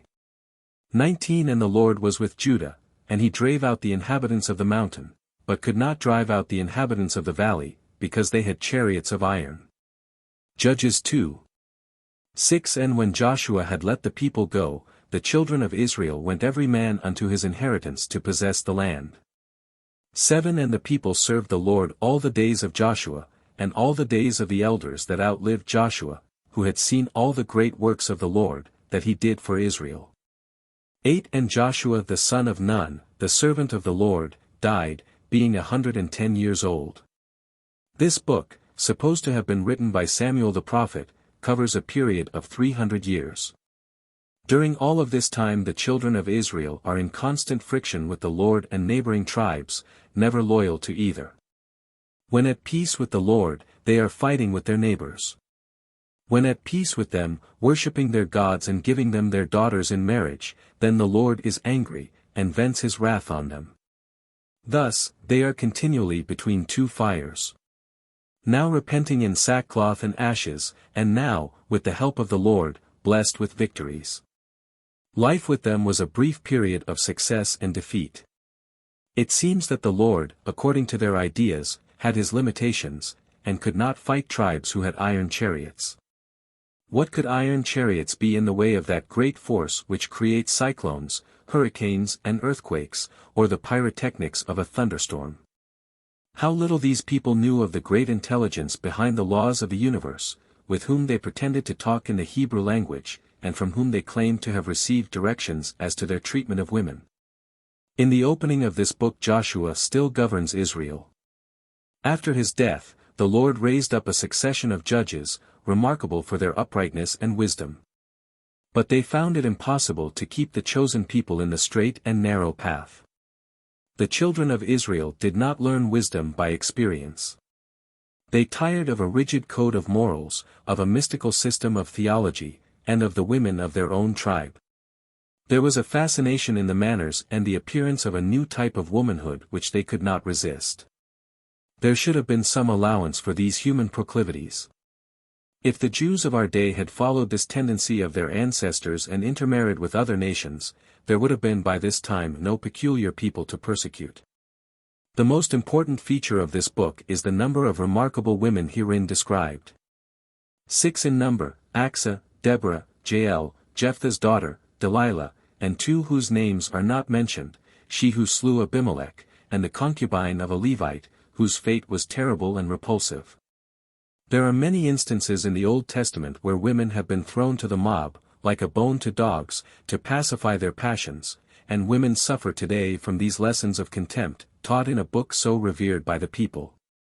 E.C.S. The writer of the Book of Judges is unknown.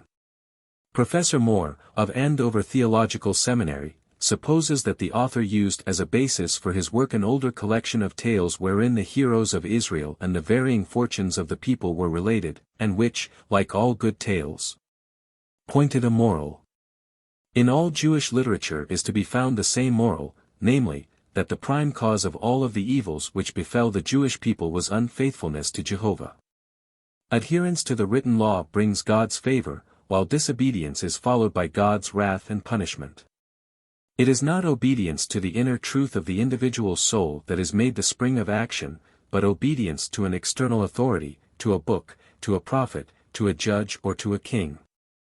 In Judges, to woman in various ways is given an exalted position. She is not the abject slave or unclean vessel, the drudge, the servile sinner, the nonentity, as depicted in other parts of the Bible. Woman has at no time of the world's history maintained the high position which she commands today in the hearts of the best and most enlightened, but there were stages when her independence was an assured fact. With Christianity came the notion of man's dual nature. The physical was looked upon as sinful, this earth was merely preparatory for a life beyond.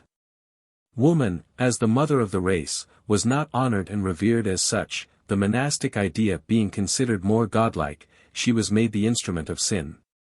To be born into this life was not a blessing so long as asceticism ruled supreme. The Bible has been of service in some respects, but the time has come for us to point out the evil of many of its teachings. It now behooves us to throw the light of a new civilization upon the women who figure in the Book of Judges. We begin with Achsah, a woman of good sense. Married to a hero, she must needs look out for material subsistence. Her husband being a warrior, had probably no property of his own, so that upon her devolved the necessity of providing the means of livelihood. Great men, heroic warriors, generally lack the practical virtues, so that it seems befitting in her to ask of her father the blessing of a fruitful piece of land. Her husband would have been satisfied with the south land. She knew that she required the upper and the nether springs to fertilize it, so that it might yield a successful harvest. C.B.N. The Book of Judges. Chapter 2. Judges 4. 4 And Deborah, a prophetess, the wife of Lapidoth, judged Israel at that time.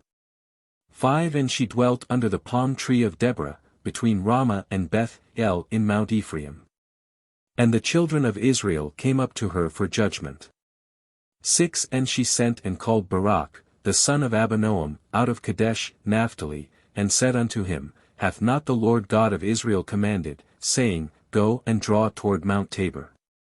And take with thee 10,000 men of the children of Naphtali and of the children of Zebulun. 7 And I will draw unto thee, to the river Kishon, Sisera the captain of Jabin's army, with his chariots and his multitude, and I will deliver him into thine hand. 8 And Barak said unto her, If thou wilt go with me, then I will go. But if thou wilt not go with me, then I will not go. 9 And she said, I will surely go with thee, notwithstanding the journey that thou takest shall not be for thine honor, for the Lord shall sell Sisera into the hand of a woman. And Deborah arose, and went with Barak to Kadesh. 10 And Barak called Zebulun and Naphtali to Kadesh, and he went up with 10,000 men at his feet, and Deborah went up with him. Some commentators say that Deborah was not married to a man by the name of Lapidoth, that such a terminology is not customary to the name of a person, but of a place. They think that the text should read, Deborah of Lapidoth. Indeed, Deborah seems to have had too much independence of character, wisdom and self-reliance to have ever filled the role of the Jewish idea of a wife. Deborah signifies, be.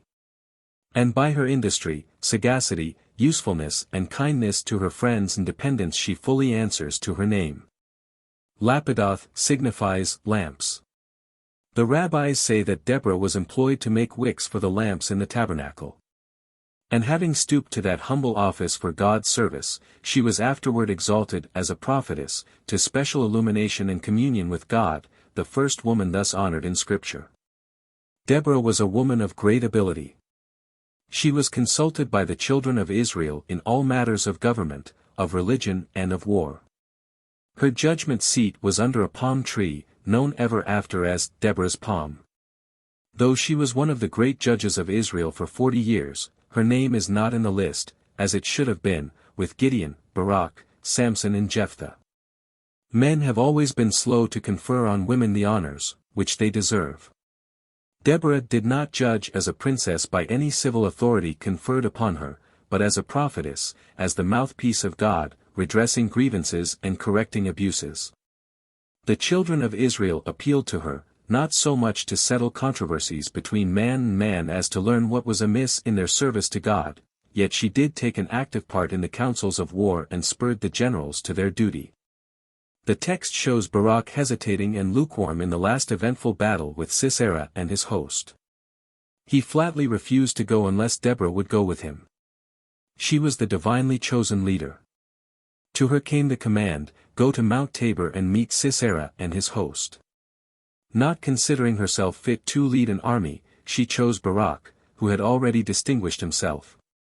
He, feeling the need of her wisdom and inspiration, insisted that she accompany him. So, mounted on pure white jackasses, they started for the field of battle. The color of the jackass indicated the class to which the rider belonged. Distinguished personages were always mounted on pure white and ordinary mortals on gray or mottled animals. As they journeyed along side by side, with wonderful insight Deborah saw what was passing in Barak's mind. He was already pluming himself on his victory over Sisera.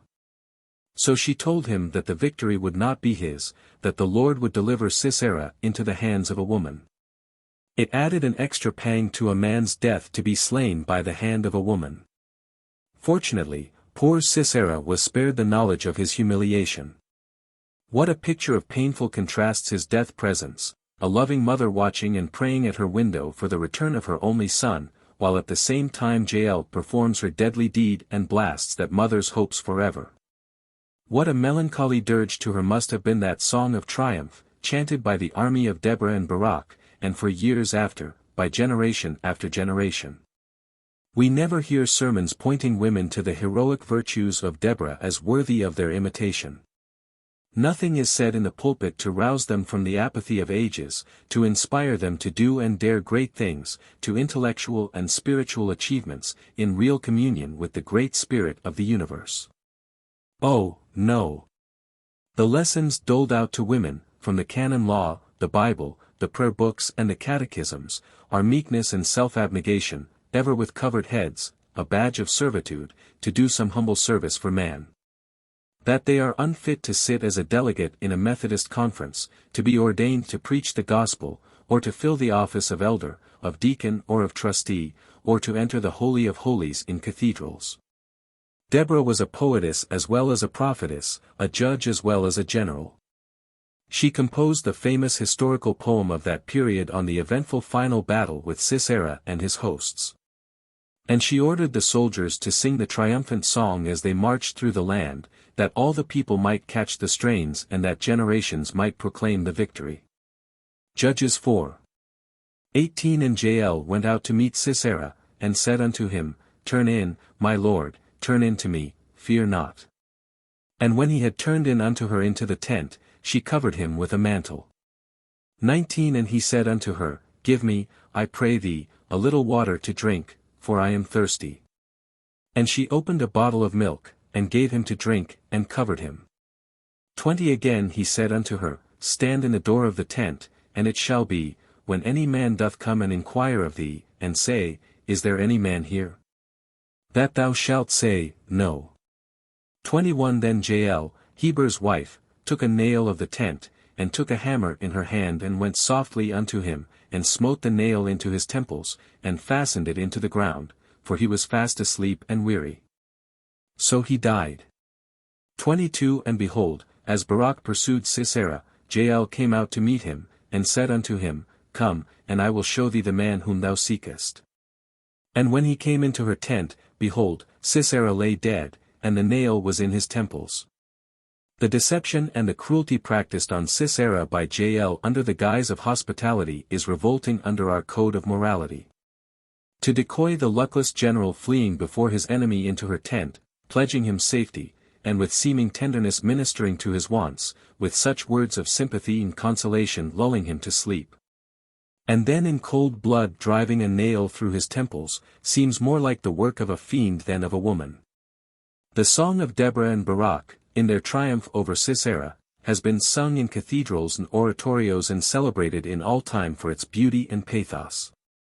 The great generals did not forget in the hour of victory to place the crown of honor on the brow of Jael for what they considered a great deed of heroism. Jael imagined herself in the line of her duty and specially called by the Lord to do this service for his people. Nations make their ideal gods like unto themselves. At this period he was the God of battles. Though he had made all the tribes, we hope, to the best of his ability, yet he hated all, the sacred fabulist tells us, but the tribe of Israel, and even they were objects of his vengeance half the time. Instead of Midianites and Philistines, in our day we have saints and sinners, orthodox and heterodox, persecuting each other, although you cannot distinguish them in the ordinary walks of life. They are governed by the same principles in the exchanges and the marts of trade. E.C.S. Judges v. Then sang Deborah and Barak, the son of Abinoam, on that day, saying, 2. Praise ye the Lord for the avenging of Israel, when the people willingly offered themselves. 3. Hear, O ye kings, give ear, O ye princes, even I will sing unto the Lord. I will sing praise to the Lord God of Israel. For Lord, when thou wentest out of Seir, when thou marchedst out of the field of Edom, the earth trembled, and the heavens dropped, the clouds also dropped water. 5. The mountains melted from before the Lord, even that Sinai from before the Lord God of Israel. 6. In the days of Shamgar the son of Anath, in the days of Jael, the highways were unoccupied and the travelers walked through byways. 7. The inhabitants of the villages ceased, they ceased in Israel, until that I, Deborah, arose, that I arose a mother in Israel. The woman who most attracts our attention in the book of Judges is Deborah, priestess, prophetess, poetess and judge. What woman is there in modern or in ancient history who equals in loftiness of position, in public esteem and honorable distinction this gifted and heroic Jewish creation? The writer who compiled the story of her gifts and deeds must have had women before him who inspired him with such a wonderful personality. How could Christianity teach and preach that women should be silent in the church when already among the Jews equal honor was shown to women?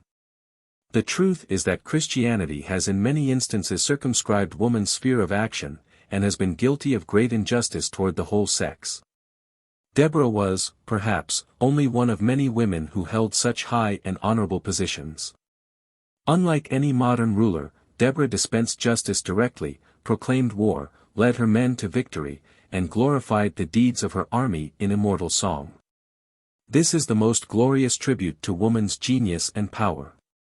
If Deborah, way back in ancient Judaism, was considered wise enough to advise her people in time of need and distress, why is it that at the end of the 19th century, woman has to contend for equal rights and fight to regain every inch of ground she has lost since then? It is now an assured fact that not only among the Hebrews, but also among the Greeks and the Germans, women formerly maintained greater freedom and power. The struggle of today among the advanced of our sex is to regain and to reaffirm what has been lost since the establishment of Christianity. Every religion, says a modern thinker, has curtailed the rights of woman, has subjected her to man's ruling. In emphasizing the life beyond, the earthly existence became a secondary consideration. We are learning the great harm which comes from this one-sided view of life.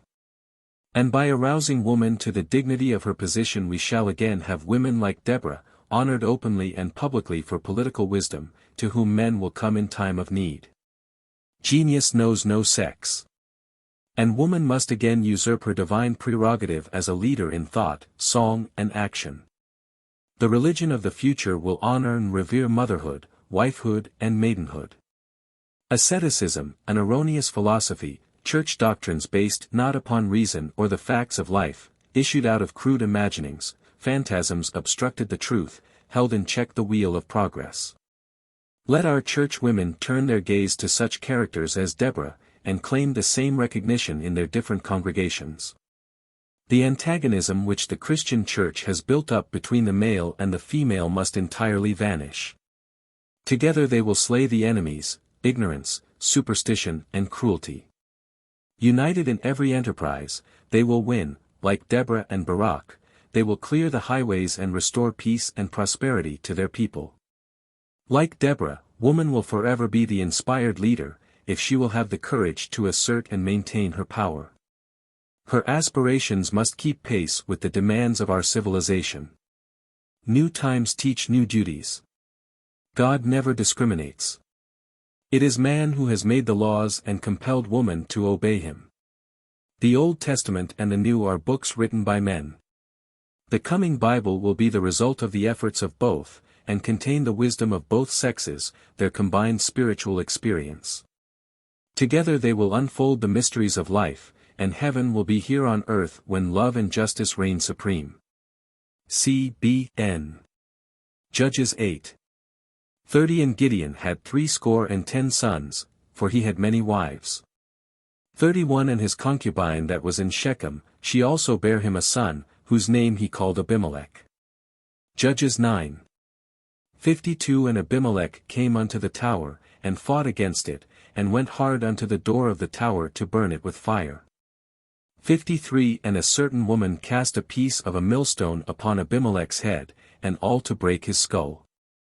54 Then he called hastily unto the young man, his armor-bearer, and said unto him, Draw thy sword, and slay me, that men say not of me, a woman slew him.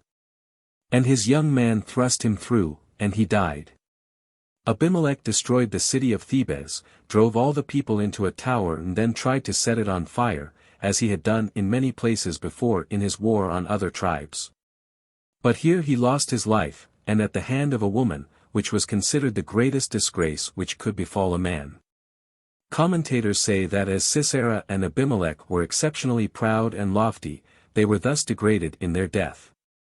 Sisera was spared the knowledge of his fate by being taken off when asleep, but Abimelech saw the stone coming and knew that it was from the hand of a woman, an added pang to his death agony. He had no thoughts of his wicked life nor his eternal welfare, but with his dying breath implored his armor-bearer to thrust him through with his sword, that it might not be said that he was slain by the hand of a woman.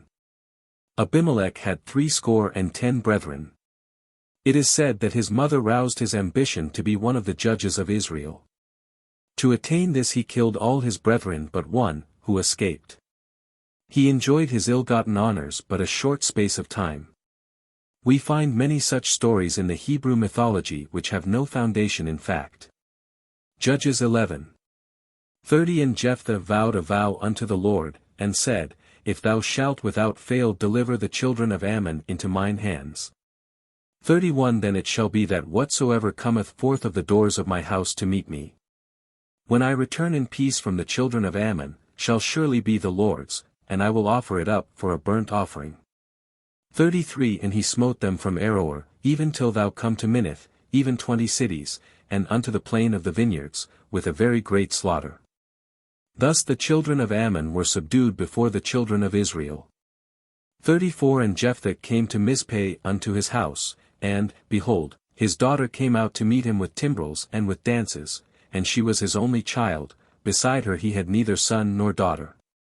35 And it came to pass, when he saw her, that he rent his clothes, and said, Alas, my daughter! Thou hast brought me very low, and thou art one of them that trouble me, for I have opened my mouth unto the Lord, and I cannot go back. 36 And she said unto him, My father, if thou hast opened thy mouth unto the Lord, do to me according to that which hath proceeded out of thy mouth, forasmuch as the Lord hath taken vengeance for thee of thine enemies, even of the children of Ammon. 37 And she said unto her father, Let this thing be done for me, let me alone 2 months, that I may go up and down upon the mountains, and bewail my virginity, I and my fellows. A woman's vow, as we have already seen, could be disallowed at the pleasure of any male relative. But a man's was considered sacred even though it involved the violation of the 6th commandment, the violation of the individual rights of another human being. These loving fathers in the Old Testament, like Jephthah and Abraham, thought to make themselves specially pleasing to the Lord by sacrificing their children to him as burnt offerings.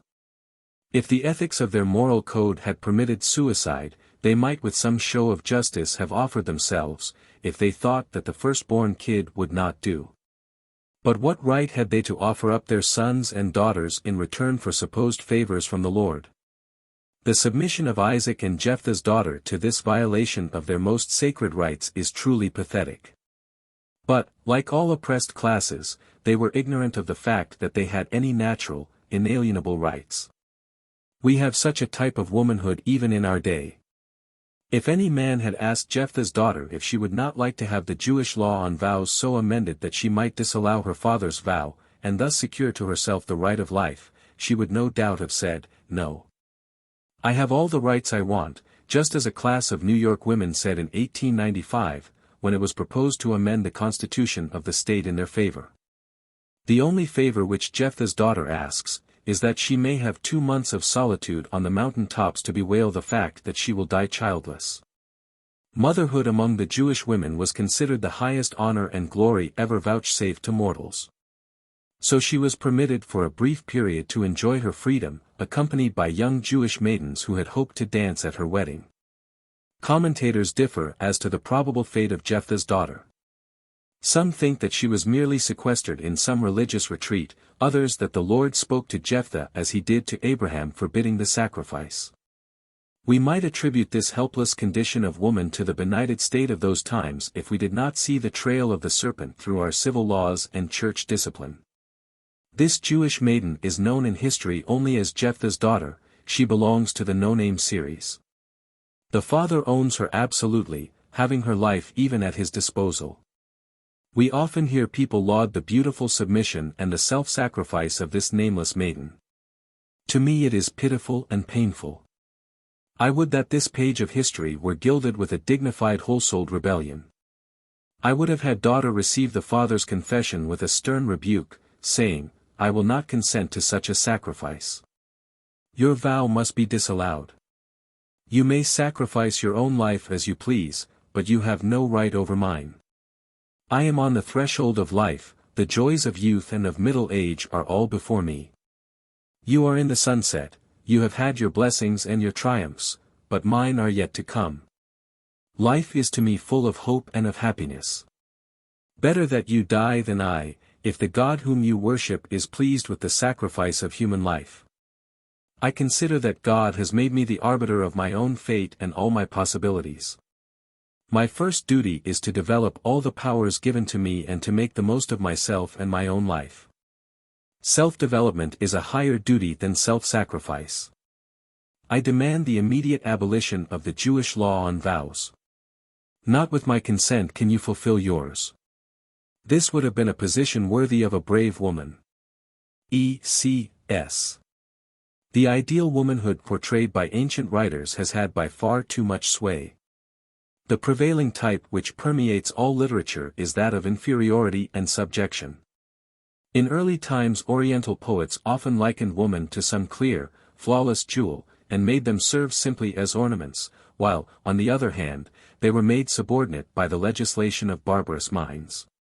And men, because of their selfish passion, have inflicted woe after woe upon them. Ancient literature is wholly against the equality of the sexes or the rights of women, and subordinates them in every relation of life. The writings of the Bible, especially the Old Testament, are no exception to this rule. The reference, the sons of God and daughters of men, while it admits of many interpolations, legendary or mythical as it may be, portrays the real animus of the Scriptures. To what extent the sentiment of the Hebrews favored sons rather than daughters, and the injustice of this distinction is fully exemplified by the stories of Abraham and Isaac, and of Jephthah and his daughter. Abraham was commanded by his God to sacrifice his son Isaac, after the manner of the Canaanites, who often slew their children and burnt them upon their altars in honor of their deities. But when all was made ready for the sacrifice, an angel of Jehovah appeared, the hand of Abraham was stayed, and a ram was made a substitute for the son of promise. The conditions were quite different in the case of Jephthah and his daughter. The Israelites had been brought very low in their contest with the Ammonites, and they chose the famous warrior, Jephthah, to lead them against their foe, who with warlike zeal summoned the hosts to battle.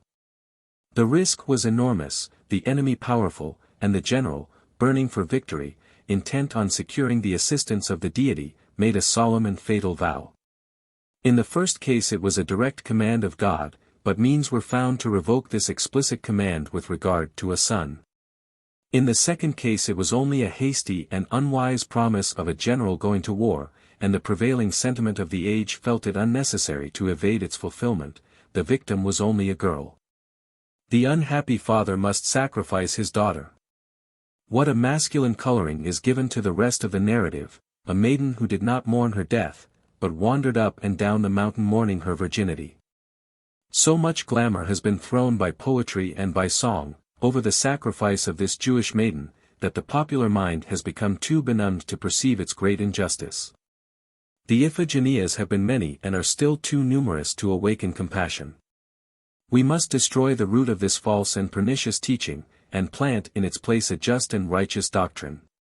What women have to win for the race is a theory of conduct which shall be more equitable. The unalterable subserviency of woman in her natural condition can never be overcome, and social development progress so long as there is a lack of distributive justice to every living soul without discrimination of sex. L.S. The Book of Judges. Chapter 3. Judges 13. And there was a certain man of Zorah, of the family of the Danites, whose name was Manoah, and his wife was barren. 3. And the angel of the Lord appeared unto the woman, and said unto her, Behold now, thou art barren, but thou shalt conceive, and bear a son.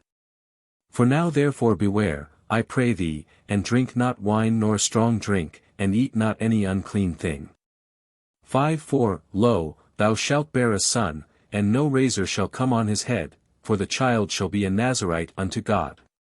And he shall begin to deliver Israel out of the hands of the Philistines. 6. Then the woman came and told her husband, saying, A man of God came unto me, and his countenance was like the countenance of an angel of God, very terrible, but I asked him not whence he was, neither told he me his name. 7. But he said unto me, Behold, thou shalt bear a son. And now drink no wine nor strong drink, neither eat any unclean thing, for the child shall be a Nazarite to God to the day of his death. 8 Then Manoah entreated the Lord, and said, O try Lord, let the man of God which thou didst send come again unto us, and teach us what we shall do unto the child that shall be born. 9 And God hearkened to the voice of Manoah, and the angel of God came again unto the woman as she sat in the field, but Manoah her husband was not with her. 10 And the woman made haste, and ran, and shewed her husband, and said unto him, Behold, the man hath appeared unto me, that came unto me the other day. 11 And Manoah arose, and went after his wife, and came to the man, and said unto him, Art thou the man that spakest unto the woman? And he said, I am. 12 And Manoah said, Now let thy words come to pass. How shall we order the child, and how shall we do unto him? 13 And the angel of the Lord said unto Manoah, Of all that I said unto the woman let her beware. We come now to a very interesting incident, giving proof of the remarkable knowledge which the writers had of some intrinsic laws and the power of transmission which, even today, are known and adhered to only by a very small minority of wise, thoughtful mothers.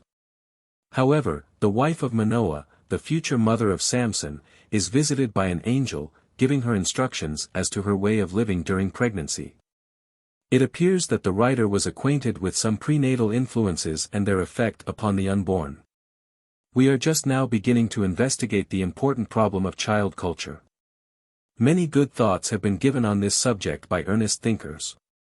A knowledge of these important laws of life will do away with the most harassing evils and sins which human flesh is heir to.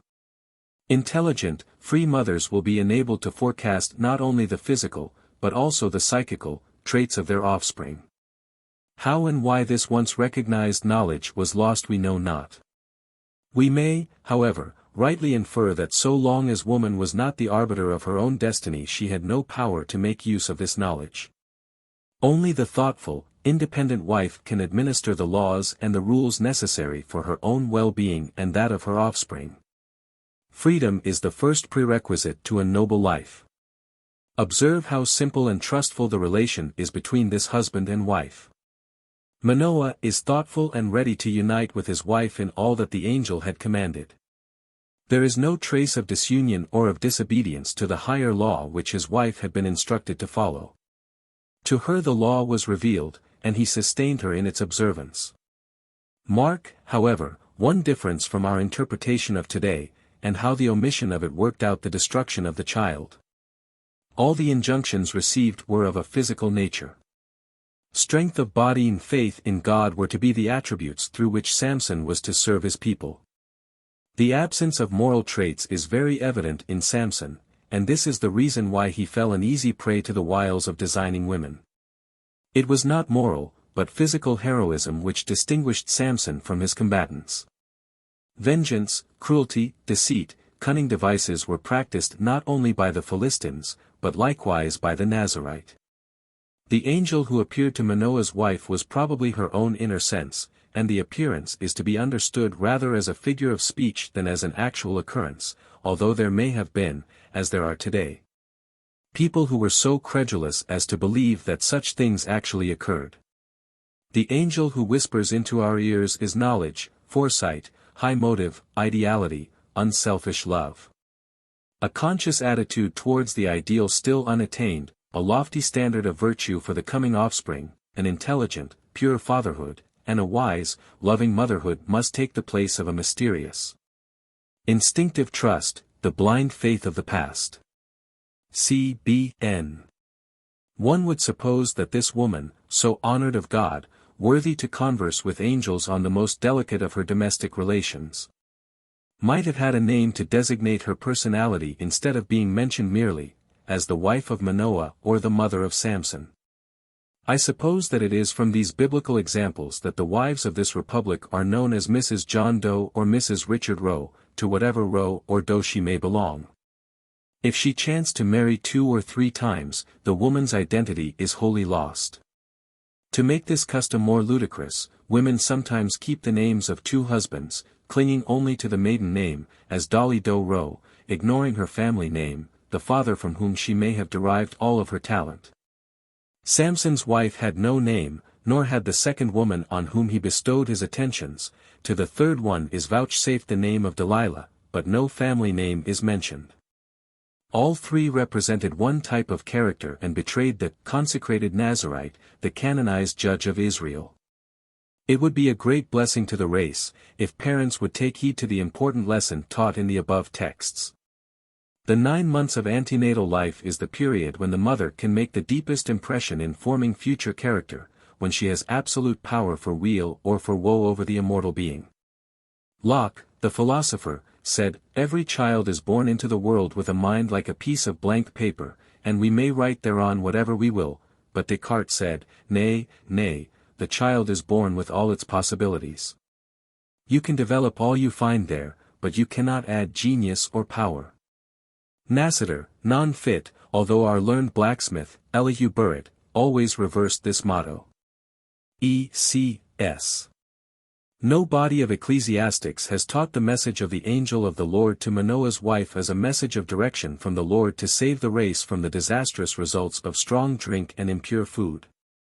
And although the degree of enlightenment attained shows that science and the instructions of the angel to Manoah's wife agree, this knowledge does not protect the unborn child from the effects of the use by the mothers of today of wine, strong drink and unclean food.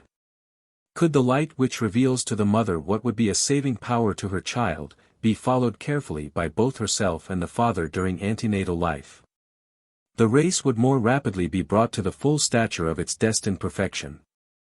Not only is physical endowment available to the child through the wholesome sustenance of the mother, but the qualities of the higher nature may also be transmitted, and moral grandeur be an inheritance equally with grand physical powers.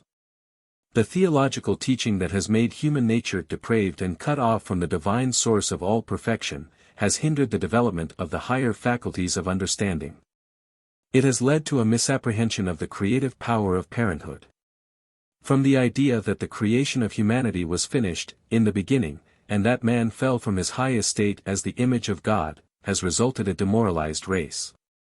The instruction of the angel to Samson's mother, was in accord with the dominant spirit that wrought the victories of Israel over enemies, and the reign of physical force that characterized the people of that age.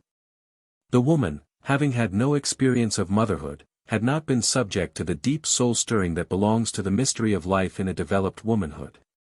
Nor did that experience evidently transmit to Samson a high degree of moral strength. He was but a well-developed physical organism, which the spirit of life could act through without limitation. He consorted with the harlot, but it was the woman whom he loved who succeeded in wringing from him the secret of his strength, and thus the possibility of delivering him to his enemies. In the relation of women to this man of might there is illustrated the dominant characteristics of the purely animal man. The father of Samson's first wife gave her to another man after Samson had gone in anger to his father's house, and when he returned and proposed to resume his conjugal relations, this father proposed that he should take the younger sister, who was fairer than she.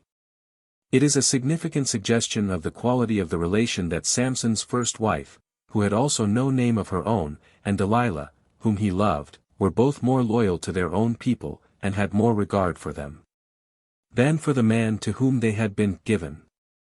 L.B.C. Judges 14. 1 And Samson went down to Timnath, and saw a woman in Timnath of the daughters of the Philistines. 2 And he came up, and told his father and his mother, and said, I have seen a woman in Timnath of the daughters of the Philistines, now therefore get her for me to wife. 3 Then his father and his mother said unto him, Is there never a woman among the daughters of thy brethren, or among all my people, that thou goest to take a wife of the uncircumcised Philistines? And Samson said unto his father, Get her for me, for she pleaseth me well. So the father and the mother, much against their wishes, went down to Timnath and secured for Samson the desired wife. He conformed to the custom of the Philistines. And on the occasion of the nuptial solemnities he made a great feast, and invited 30 young men to join in the festivities, which lasted 7 days.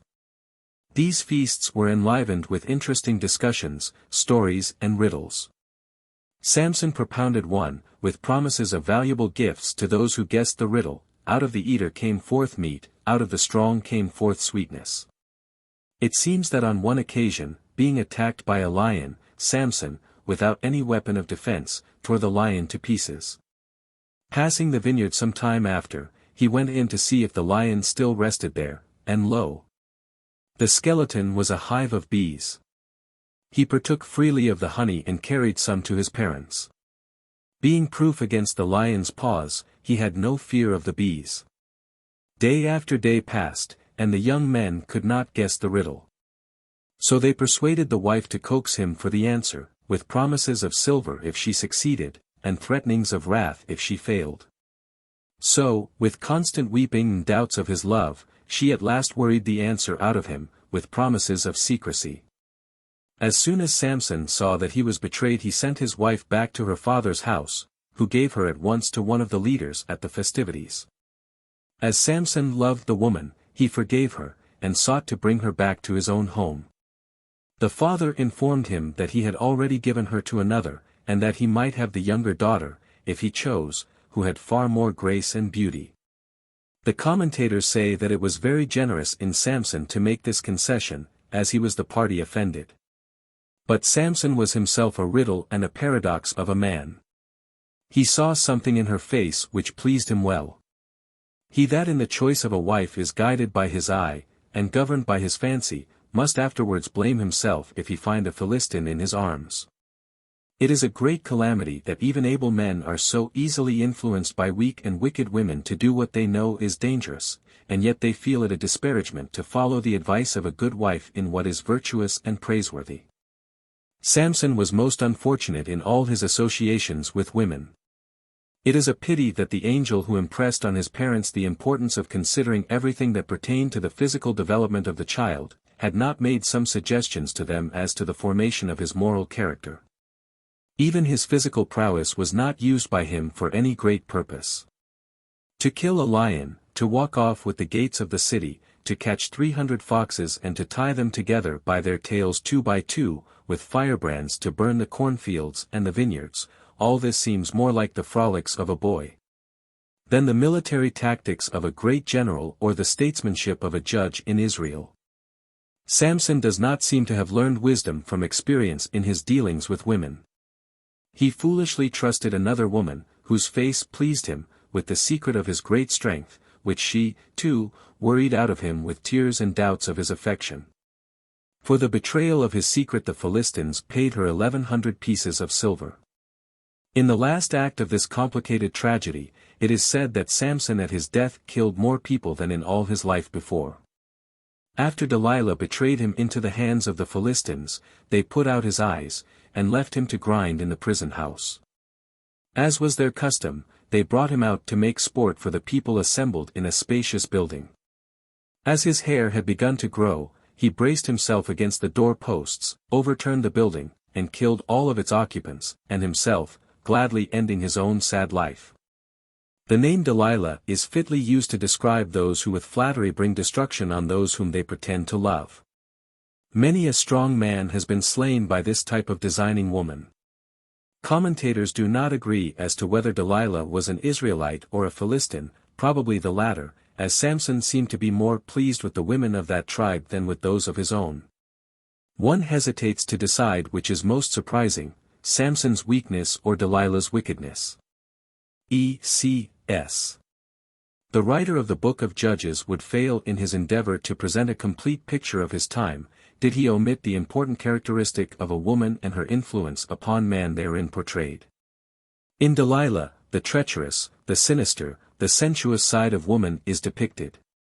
Like Vivian, in the Idylls of King Arthur, Delilah uses, nay, abuses, the power which she had gained over Samson by virtue of her beauty in her personal attractions. She uses these personal gifts for a sinister purpose.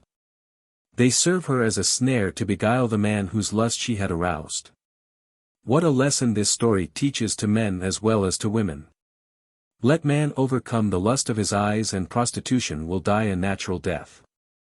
Let woman beware that her influence is of the purest and highest, let her spiritual nature be so attractive that man will be drawn toward it.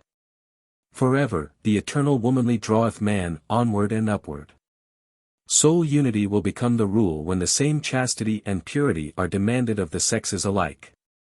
Woman's chastity is never secure as long as there are two standards of morality. C. B. N. Colonial days is the felicitous term given by Rev. Dr. Lyman Abbott to the period of nearly 3 centuries following the campaign against the inhabitants of Canaan, when the Israelites took possession of their land.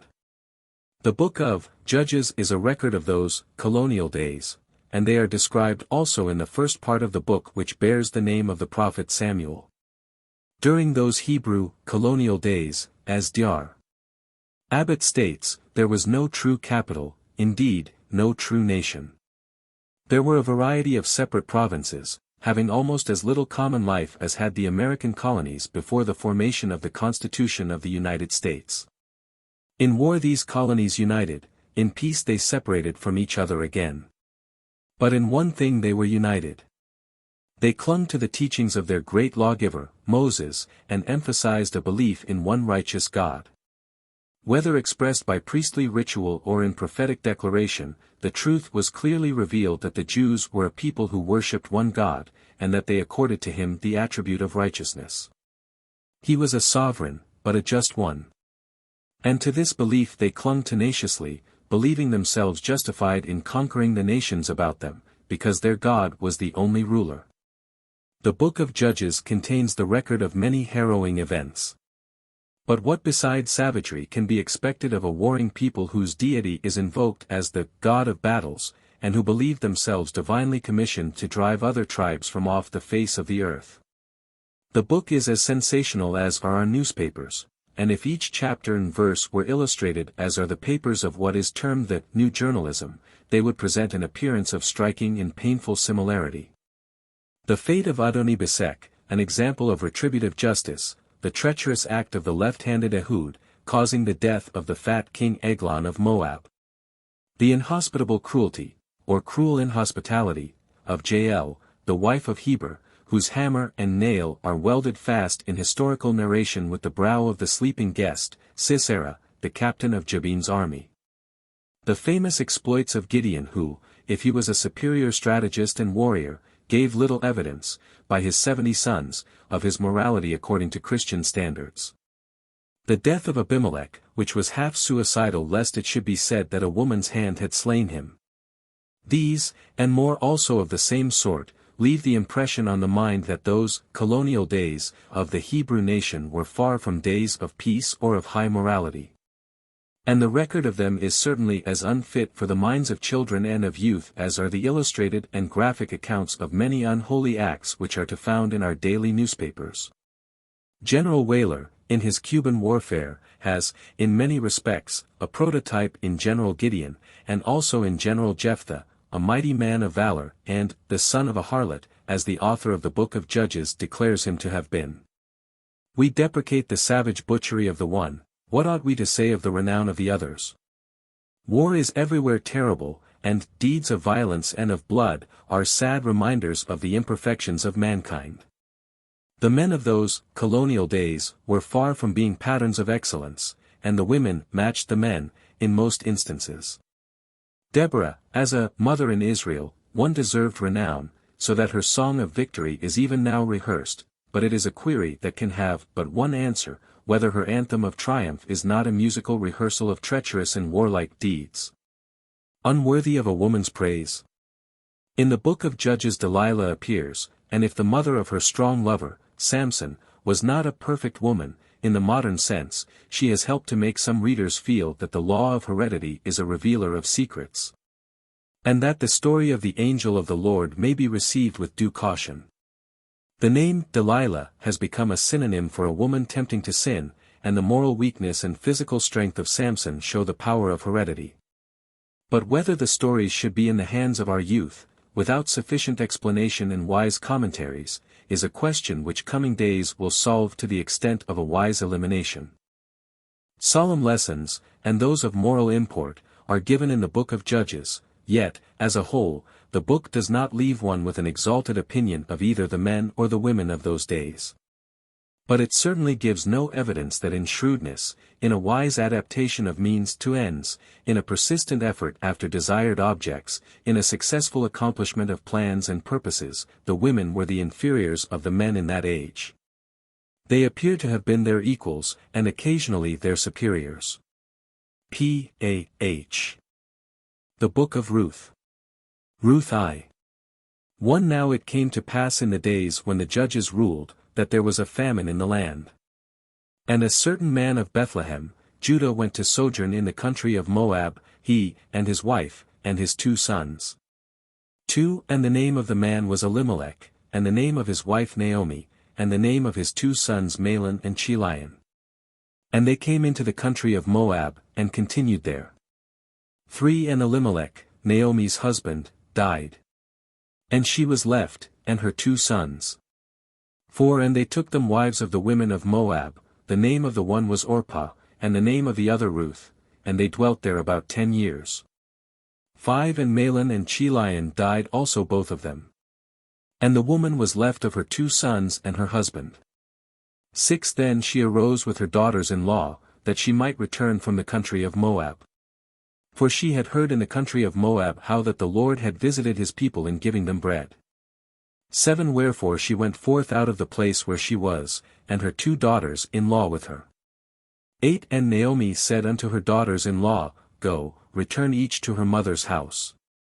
The Lord deal kindly with you, as ye have dealt with the dead, and with me. 10 And they said unto her, Surely we will return with thee unto thy people.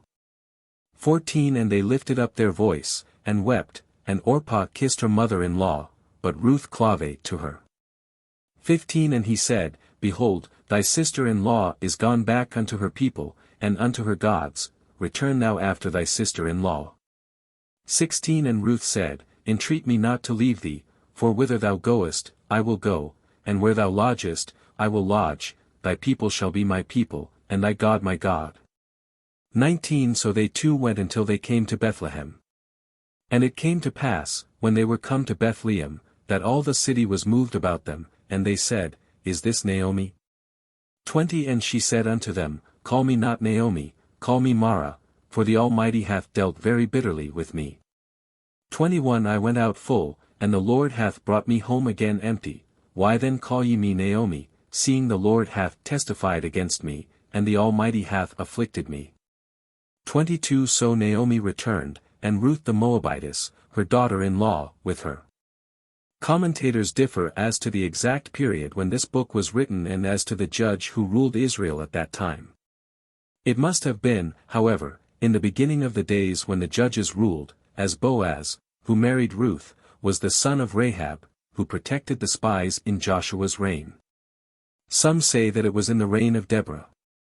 Tradition says that the Messiah was descended from 2 Gentile maidens, Rahab and Ruth, and that Ruth was the daughter of Eglon, king of Moab, but this is denied, as Boaz, whom Ruth married, judged Israel 200 years after Eglon's death. However widely the authorities differ as to Ruth's genealogical tree, they all agree that she was a remarkably sincere, refined, discreet maiden, a loving daughter and an honored wife. Elimelech, the husband of Naomi, is severely criticized by biblical writers for leaving his people and his country when in distress and seeking his fortune among the heathen Moabites, thus leading his sons into the temptation of taking strange wives. They say that the speedy deaths of the father and the sons were a proof of God's disapprobation. Naomi manifested such remarkable goodness and wisdom as a widow, that one wonders that she did not use her influence to keep her husband in his native land to share the trials of his neighbors. The tender friendship between Ruth and Naomi, so unusual with a mother-in-law, has been celebrated in poetry, in prose and in art the world round. The scene between Naomi and her daughters in parting was most affectionate. As soon as Naomi decided to return to her own country, her daughters assisted her in making the necessary preparations. Ruth secretly made her own, having decided to go with Naomi to the land of Judea. When the appointed day arrived, mounted on 3 gray jackasses, they departed. A few miles out Naomi proposed to rest by the roadside and to say farewell, and, after thanking them for all the love and kindness they had shown her, advised them to go no farther, but return to their home in that land of plenty. She told them frankly that she had no home luxuries to offer, life with her would for them be poverty and privation in a strange land, and she was not willing that they should sacrifice all the pleasures of their young lives for her. Sad and lonely with the loss of their husbands, parting with Naomi seemed to intensify their grief. United in a common sorrow, the three women stood gazing in silence into each other's faces, until Naomi, with her usual self-control and common sense, again pointed out to them all the hardships involved in the change which they proposed. Her words made a deep impression on Orpah. She hesitated, and at last decided to abide by Naomi's advice, but not so with Ruth. Naomi had a peculiar magnetic attraction for her, a charm stronger than kindred, country, or ease. Her expressions of steadfast friendship in making her decision were so tender and sincere that they have become household words. She said, "Entreat me not to leave thee, for whither thou goest I will go, and where thou lodgest I will lodge. Thy people shall be my people, and thy God my God, where thou deest will I die, and there will I be buried. The Lord do so to me, and more also, if aught but death part thee and me." These words are on a bronze tablet on the stone over the grave of Robert Louis Stevenson at Samoa.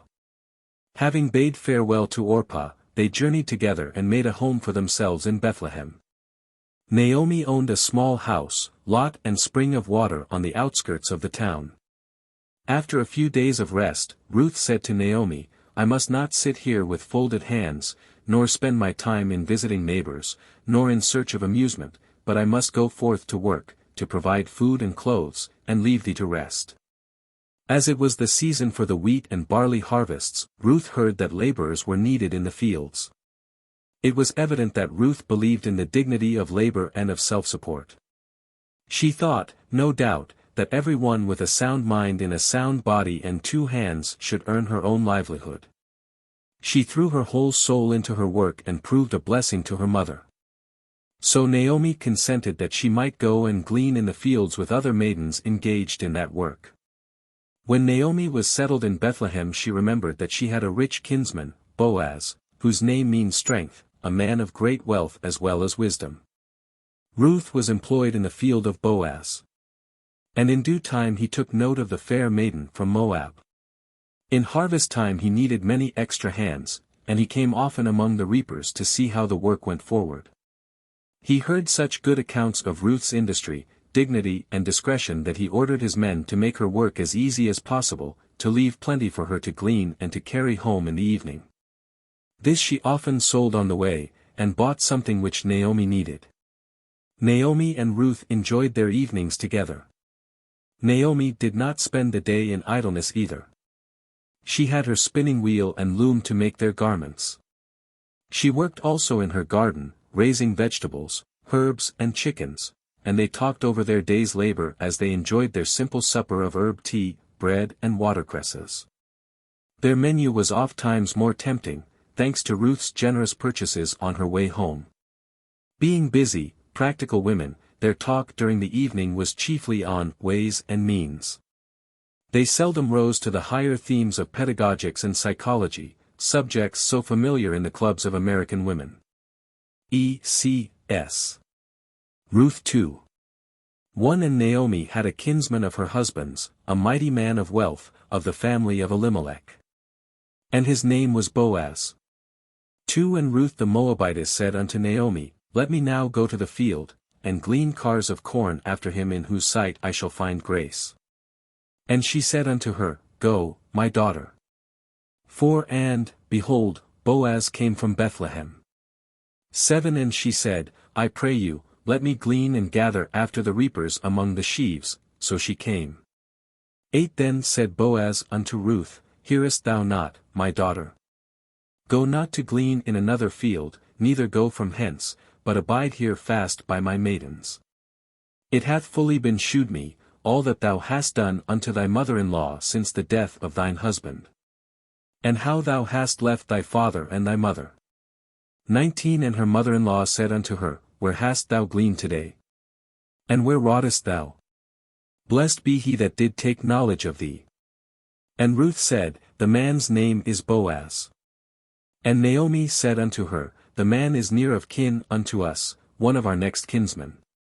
It was a custom among the Israelites, in order to preserve their own line, that the nearest kinsman should marry the young widow on whom their hopes depended.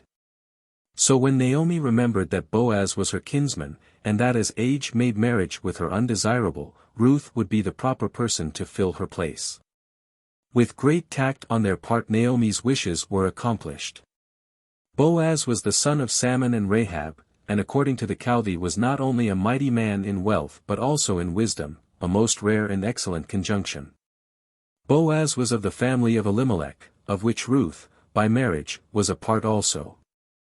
Moreover, as she had adopted the country of Naomi and was a proselyte to her faith, her marriage with Boaz was in accordance with Jewish custom. Naomi was told by the spirit of prophecy, says the Chaldee, that from her line should descend 6 of the most righteous men of the age, namely, David, Daniel, his 3 compeers and the king Messiah. Commentators say that Boaz was probably himself one of the elders, or the aldermen, of the city, and that he went up to the gates as one having authority, and not as a common person. They say that Ruth was neither rich nor beautiful, but a poor stranger, whose hard work in the fields had withered her lilies and roses. But Boaz had heard her virtue and dignity extolled by all who knew her. The Chaldee says, House and riches are the inheritance from fathers, but a prudent wife is more valuable than rubies and is a special gift from heaven. Boaz prized Ruth for her virtues, for her great moral qualities of head and heart. He did not say like Samson, when his parents objected to his choice, Her face pleaseth me.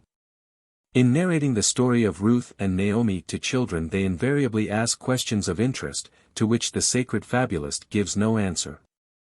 They always ask if Ruth and Naomi had no pets when living alone, before Obed made his appearance. If the modern historian may be allowed to wander occasionally outside of the received text, it may be said undoubtedly that they had pets, as there is nothing said of cats and dogs and parrots, but frequent mention of doves, kids and lambs. We may infer that in these gentle innocents they found their pets. No doubt Providence softened their solitude by providing them with something on which to expend their mother love. Ruth 4.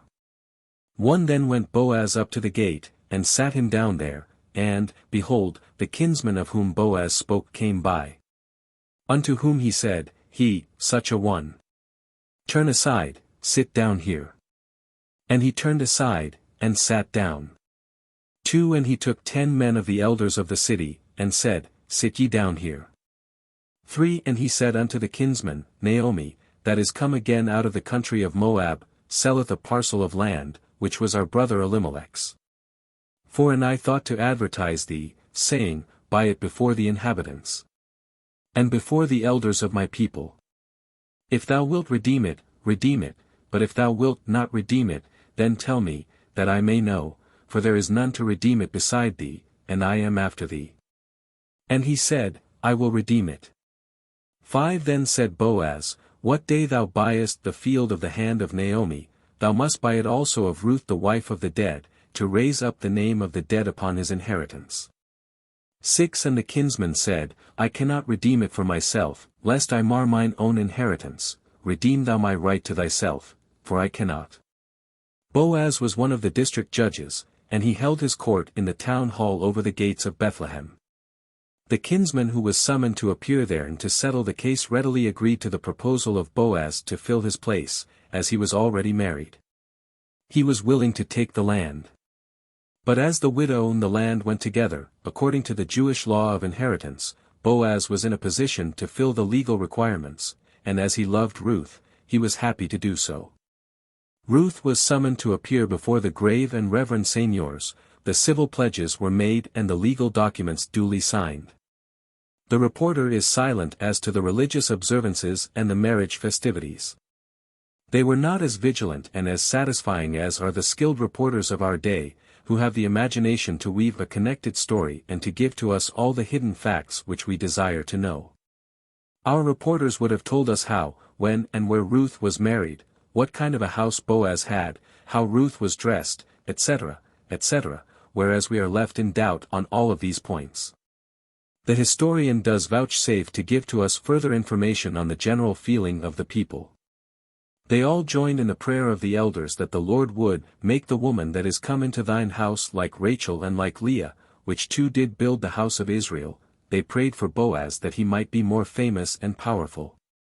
They prayed for the wife that she might be a blessing in the house, and the husband in the public business of the town, that all of their children might be faithful in the church, and their descendants be as numerous as the sands of the sea. In due time one prayer was answered, and Ruth bore a son. Naomi loved the child and shared in its care. But Ruth said, "The love of Naomi is more to me than that of 7 sons could be." Naomi was a part of Ruth's household to the day of her death and shared all of her luxuries and her happiness. The child's name was Obed, the father of Jesse, the father of David. The name Obed signifies one who serves. The motto of the Prince of Wales is, Ich dien, I serve. It is to be hoped that Obed was more profoundly interested in the problems of industrial economics than the prince seems to be, and that he spent a more useful and practical life. If the Bethlehem newspapers had been as enterprising as our journals, they would have given us some pictorial representations of Obed on Naomi's lap, or at the baptismal font, or in the arms of Boaz, who, like Napoleon, stood contemplating in silence his firstborn. Some fastidious readers object to the general tenor of Ruth's courtship. But as her manners conformed to the customs of the times, and as she followed Naomi's instructions implicitly, it is fair to assume that Ruth's conduct was irreproachable. E. C. S. Books of Samuel. Chapter 1. 1 Samuel I. 1 Now there was a certain man of Ramathaim Zophim, of Mount Ephraim, and his name was Elkanah. 2 And he had 2 wives, the name of the one was Hannah, and the name of the other Peninnah. And Peninnah had children, but Hannah had no children. 3 And this man went up out of his city yearly to worship and to sacrifice unto the Lord of hosts in Shiloh. 4 And when the time was that Elkanah offered, he gave to Peninnah his wife, and to all her sons and her daughters, portions. 5 But unto Hannah he gave a worthy portion, for he loved Hannah, but Peninnah mocked her. 7 And as he did so year by year, when she went up to the house of the Lord, so she provoked her, therefore she wept, and did not eat. 8 Then said Elkanah her husband to her, Hannah, why weepest thou? And why eatest thou not? And why is thy heart grieved? Am not I better to thee than 10 sons? Now Eli the priest sat upon a seat by a post of the temple of the Lord. 10 And she was in bitterness of soul, and prayed unto the Lord, and wept sore. 11 And she vowed a vow, and said, O Lord of hosts, if thou wilt indeed look on the affliction of thine handmaid, and wilt give unto me a man-child, then I will give him unto the Lord all the days of his life. 17 Then Eli answered and said, Go in peace, and the God of Israel grant thee thy petition that thou hast asked of him. And she bare a son, and called his name Samuel, saying, Because I have asked him of the Lord. 26 And she said, O my Lord, as thy soul liveth, I am the woman that stood by thee here, praying unto the Lord. 27 For this child I prayed, and the Lord hath given me my petition which I asked of him. 28 Therefore also I have lent him to the Lord, as long as he liveth. These books contain the history of the last 2 of the judges of Israel. Eli and Samuel were not as the rest, men of war, but priests. It is uncertain who wrote these books. Some say that Samuel wrote the history of his times, and that Nathan the prophet continued it. Elkanah, though a godly man, had sore family trials, the result of having married 2 wives, just as Abraham and Jacob did before him. It is probable that Elkanah married Hannah from pure love, but she had no children, and as at that time every man had great pride in building up a family, he married Peninnah, who bare him children, but in other respects was a constant vexation. Peninnah was haughty and insolent because she had children, while Hannah was melancholy and discontented because she had none, hence Elkanah had no pleasure in his daily life with either. He had a difficult part to act. Hoping much from the consolations of religion, he took his wives and children annually up to the temple of the Lord in Shiloh to worship. Being of a devout spiritual nature, he thought that worshipping at the same altar must produce greater harmony between his wives. But Peninnah, became more peevish and provoking, and Hannah more silent and sorrowful, weeping most of the time. Elkanah's love and patience with Hannah was beautiful to behold. He paid her every possible attention and gave her valuable gifts. Appreciating his own feelings, he said to her one day in an exuberant burst of devotion, "Am I not more to thee than 10 sons?" He made peace offerings to the Lord, gave Hannah the choice bits at the table, but all his delicate attentions made Hannah more melancholy and Peninnah more rebellious. He and Hannah continued to pray earnestly to the Lord to remove her reproach, and their prayers were at last answered. Eli was presiding at the temple one day when he noticed Hannah in a remote corner wrestling in prayer with the Lord. Though her manner was intense, and her lips moved, he heard no sound, and inferred that she was intoxicated. Hannah, hearing of his suspicion, said that naught but the debauchery of his own sons could have made such a suspicion possible. But Eli made atonement for his rash, unfriendly censure by a kind of fatherly benediction. With all these adverse winds in this visit to Shiloh, Elkanah must have felt as if his family had been possessed by the spirit of evil. When the sons of God come to present themselves before the Lord, Satan will be seen to come also. Peninnah behaved worse during these religious festivities because she saw more of Elkanah's devotion to Hannah. Hannah became more sad because she was losing faith in prayer. Hope deferred maketh the heart sick.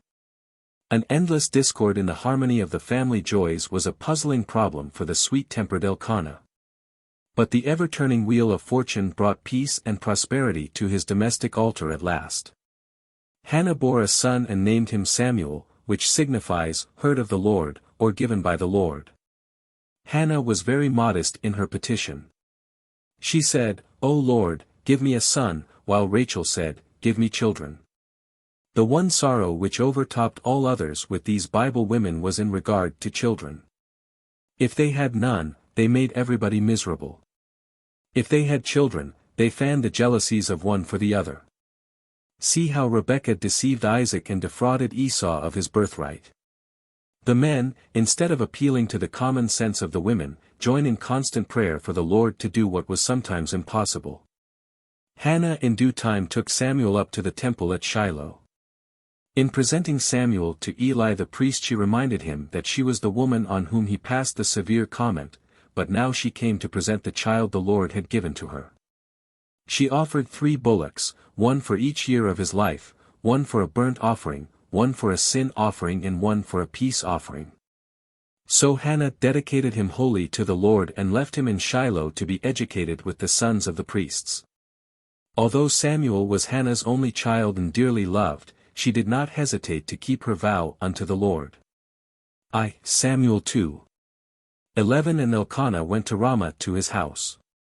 And the child did minister unto the Lord before Eli the priest. 18 But Samuel ministered before the Lord, being a child, girded with a linen ephod.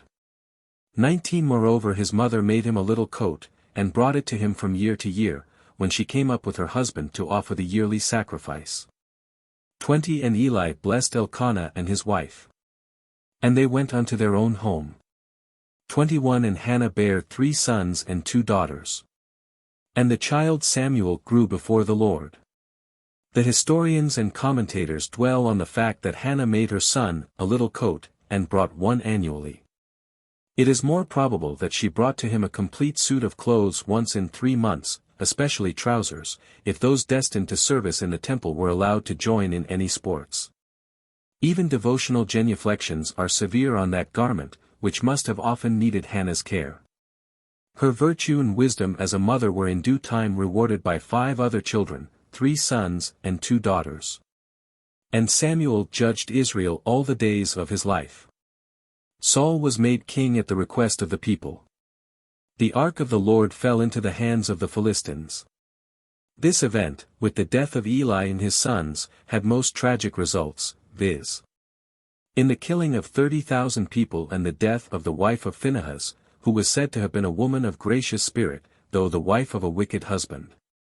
Her grief for the death of her husband and father-in-law proved her strong natural affection, but her much greater concern for the loss of the Ark of the Lord was an evidence of her devout affection to God. Her dying words, "The glory has departed from Israel," show that her last thought was of her religion. She named her son Ichabod, whose premature birth was the result of many calamities, both public and private, crowning all with the great battle with the Philistines. Samuel was the last judge of Israel. As the people clamored for a king, Saul was chosen to rule over them. The women joined in the festivities of the occasion with music and dancing. 1 Samuel 18:6 And it came to pass when David was returned from the slaughter of the Philistines that the women came out of all the cities of Israel, singing and dancing, to meet King Saul, with tabrets and instruments of music. 7 And the women answered one another, they played, and said, Saul hath slain his thousands, and David his 10,000s. 8 And Saul was very wroth, and the saying displeased him. And he said, They have ascribed unto David 10,000s, and to me they have ascribed but thousands, and what can he have more than the kingdom? It was the custom among women to celebrate the triumphs of their warriors after a great battle in spectacular performances. Decked with wreaths, they danced down the public streets, singing the songs of victory in praise of their great leaders. They were specially enthusiastic over David, the chorus, Saul hath killed his thousands, but David his 10,000s, chanted with pride by beautiful maidens and wise matrons, stirred the very soul of Saul to deadly jealousy. And he determined to suppress David in some way or to kill him outright. It is not probable that any of these battle hymns, so much admired, emanated from the brain of woman. The blood and thunder style shows clearly that they were all written by the pen of a warrior, long after the women of their respective tribes were at rest in Abraham's bosom. David was a general favorite. Even the Philistines admired his courage and modesty. The killing of Goliath impressed the people generally that David was the chosen of the Lord to succeed Saul as king of Israel. But on the heels of his triumphs David's troubles soon began. Saul was absorbed in plotting and in planning how to circumvent David, and looked with jealousy on the warm friendship maturing between him and his son Jonathan. 17 And Saul said to David, Behold my elder daughter Merab. Her will I give thee to wife, only be thou valiant for me, and fight the Lord's battles. For Saul said, Let not mine hand be upon him, but let the hand of the Philistines be upon him. 18 And David said unto Saul, Who am I? And what is my life, or my father's family in Israel, that I should be son-in-law to the king? 19 But it came to pass at the time when Merab, Saul's daughter, should have been given to David, that she was given unto Adriel, the Meholathite, to wife. 20 And Michal, Saul's daughter, loved David, and they told Saul, and the thing pleased him. 21 And Saul said, I will give him her, that she may be a snare to him, and that the hand of the Philistines may be against him. Wherefore Saul said to David, Thou shalt this day be my son-in-law in the one of the twain. 22 And Saul commanded his servants, saying, Commune with David secretly, and say, Behold the king hath delight in thee, and all his servants love thee, now therefore be the king's son-in-law. 24 And Saul's servants spake those words in the ears of David. And David said, Seemeth it to you a light thing to be a king's son-in-law, seeing that I am a poor man, and lightly esteemed? 28 And Saul saw and knew that the Lord was with David, and that Michal, Saul's daughter, loved him. Saul thought if he could get David to marry his daughter he would make her a snare to entrap him. He promised David his daughter, and then married her to another to provoke him to some act of violence, that he might have an excuse for whatever he chose to do. But when Saul offered to give him Michal, David modestly replied that he belonged to a humble shepherd family and was not worthy to be the son-in-law of a king. In due time David did marry Michal, who loved him and proved a blessing rather than a snare. On one occasion when Saul had made secret plans to capture David, Michal with her diplomacy saved him. Saul surrounded his house with guards and ordered them to kill David the moment he appeared in the morning. Michal, seeing their preparations, knew their significance, and at night, when all was still, she let David down through a window and told him to flee. In the morning, as David did not appear, they searched the house. Michal told them that David was ill and in bed. She had covered the head of a wooden image with goat's hair and tucked the supposed David up snug and warm. The guards would not wake a sick man in order to kill him, and they reported what they saw to Saul, but he ordered them to return and to bring David, sick or well. When Saul found that he had escaped, he was very wroth and upbraided Michal for her disrespect to him. Though she had saved the man she loved, yet she marred her noble deed by saying that David would have killed her if he suspected she had connived with her father to kill him. But alas! The poor woman was between two fires, the husband whom she loved on one side, and the father whom she feared on the other.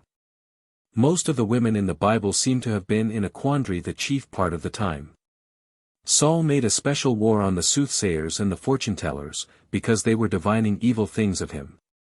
But losing faith in himself and embittered by many troubles, he went to the witch of Endor to take counsel with Samuel, hoping to find more comfort with the dead than with the living. The witch recognized him and asked him why he came to her, having so cruelly persecuted her craft. However, she summoned Samuel at his request, who told him that on the morrow, in the coming battle with the Philistines, he and his sons would be slain by the enemy. When the witch saw Saul's grief and consternation, she begged him to eat, placing some tempting viands before him, which he did, and then hastened to depart while it was yet dark, that he might not be seen coming from such a house. Commentators say it was not Samuel who appeared, but Satan in the guise of the prophet, as he especially enjoys all psychical mysteries. Josephus extols the witch for her courtesy, and Saul for his courage in going forth to the battle on the next day to meet his doom. The poet says that the heart from love to one grows bountiful to all. This seems to have been the case with David, as he adds wife to wife. Michal, Ahinoam the Jezreelitess, and Abigail the Carmelitess. His meeting with Abigail in the hills of Carmel was quite romantic. She made an indelible impression on his heart, and as soon as her husband was gathered to his fathers, David at once proposed and was accepted. Though the women who attracted David were beautiful to look upon, yet they had great qualities of head and heart, and he seemed equally devoted to all of them.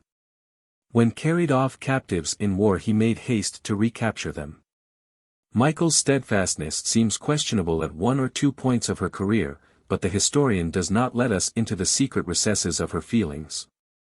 David's time and thought seem to have been equally divided between the study of government and social ethics, and he does not appear very wise in either.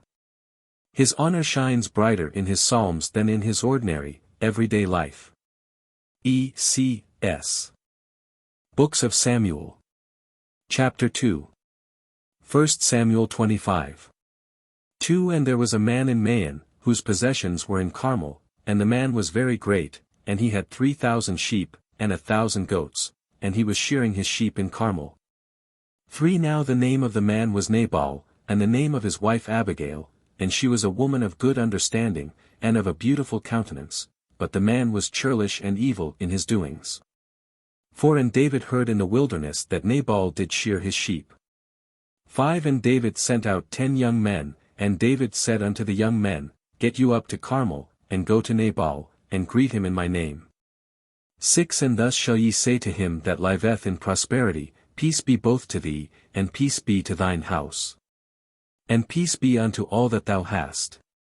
8 Give, I pray thee, whatsoever cometh to thine hand unto thy servants. 10 And Nabal said, Who is David? And, who is the son of Jesse? 11 Shall I then take my bread, and my water, and my flesh that I have killed for my shearers, and give unto men, whom I know not whence they be? 12 So David's young men came and told him all these sayings. 13 And David said unto his men, Gird ye on every man his sword, and David also girded on his sword, and there went up after David about 400 men, and 200 abode by the stuff.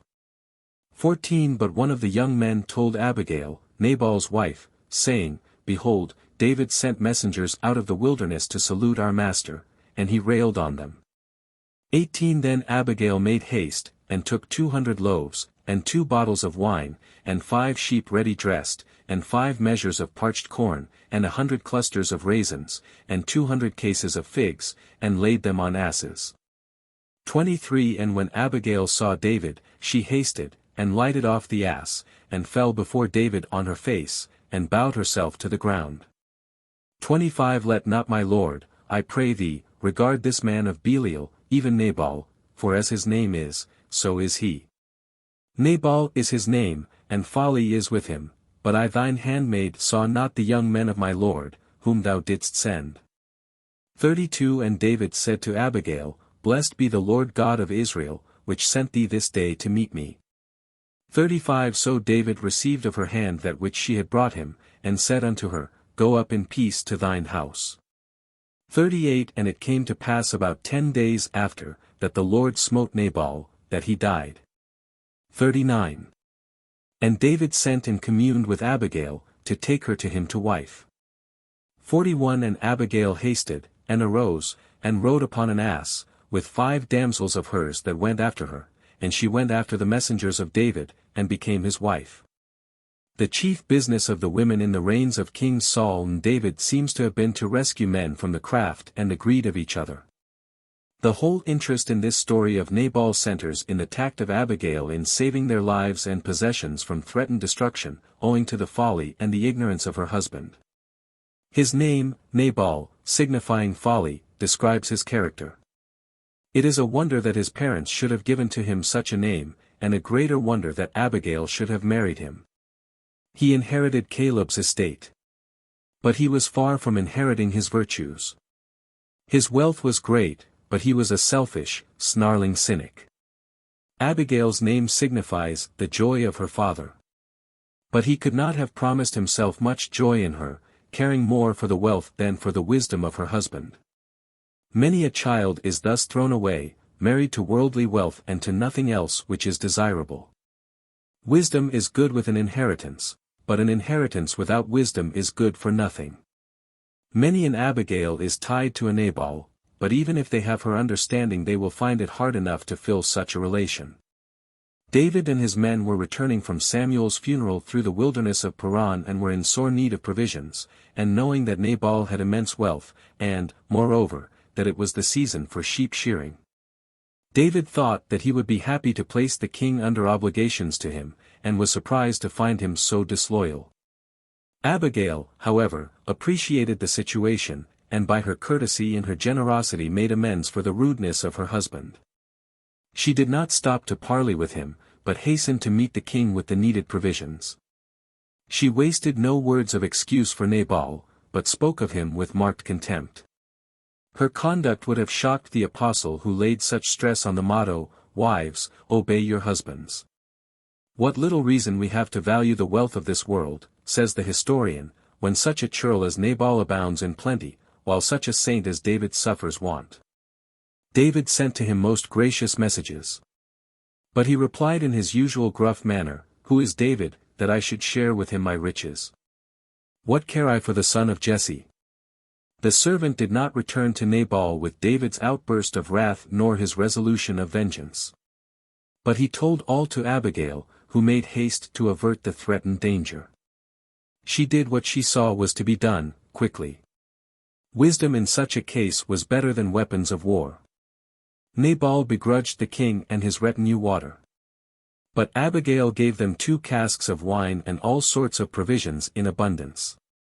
She met David on the march big with resentment, meditating the destruction of Nabal. But Abigail by her humility completely disarmed the king. With great respect and complaisance she urges him to lay all of the blame on her, and to attribute Nabal's faults to his want of wit, born simple, not spiteful. Abigail puts herself in the attitude of a humble petitioner. David received all that Abigail brought him with many thanks.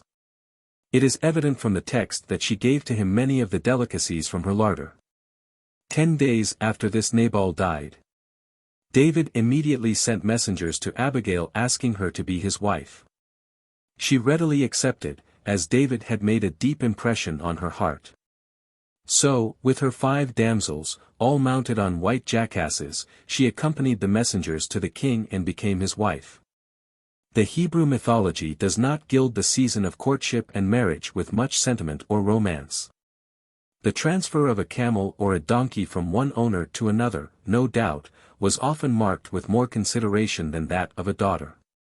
One loves a faithful animal long in our possession and manifests more grief in parting than did these Hebrew fathers in giving away their daughters, or than the daughters did in leaving their family, their home or their country. We have no beautiful pictures of lovers sitting in shady groves, exchanging their tributes of love and of friendship, their hopes and fears of the future. No temples of knowledge where philosophers and learned matrons discussed great questions of human destiny, such as Greek mythology gives to us. Socrates and Plato, learning wisdom at the feet of the Dionysias of their times, give to us a glimpse of a more exalted type of womanhood than any which the sacred fabulists have vouchsafed thus far. 2 Samuel 3:2 And unto David were sons born en Hebron, and his firstborn was Amnon, of Ahinoam the Jezreelitess. 3 And his second, Chilib, of Abigail the wife of Nabal the Carmelite. And the third, Absalom the son of Maacah the daughter of Talmai king of Geshur. 4 And the fourth, Adonijah the son of Haggith, and the fifth, Shephatiah the son of Abital. 5 And the sixth, Ithream, by Eglah David's wife. These were born to David in Hebron. The last is called David's wife, his only rightful wife, Michal. It was a fault in David, say the commentators, thus to multiply wives contrary to Jewish law. It was a bad example to his successors. Men who make the laws should not be the first to disobey them. None of his sons was famous, but 3 were infamous, due in part to their father's nature and example. 14 And David danced before the Lord with all his might. And David was girded with a linen ephod. 15 So David and all the house of Israel brought up the ark of the Lord with shouting, and with the sound of the trumpet. 16 And as the ark of the Lord came into the city of David, Michal Saul's daughter looked through a window, and saw King David leaping and dancing before the Lord, and she despised him in her heart. 20 Then David returned to bless his household. And Michal the daughter of Saul came out to meet David, and said, How glorious was the king of Israel today, who uncovered himself in the eyes of his servants, as one of the vain fellows. 21 And David said unto Michal, It was before the Lord, which chose me before thy father. Michal, like Abigail, does not seem to have been overburdened with conjugal respect.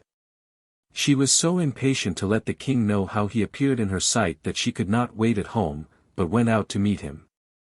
She even questions the wisdom of such a parade over the ark, and tells the king that it would have been better to leave it where it had been hidden for years. Neither Michal nor Abigail seem to have made idols of their husbands. They did not even consult them as to what they should think, say or do.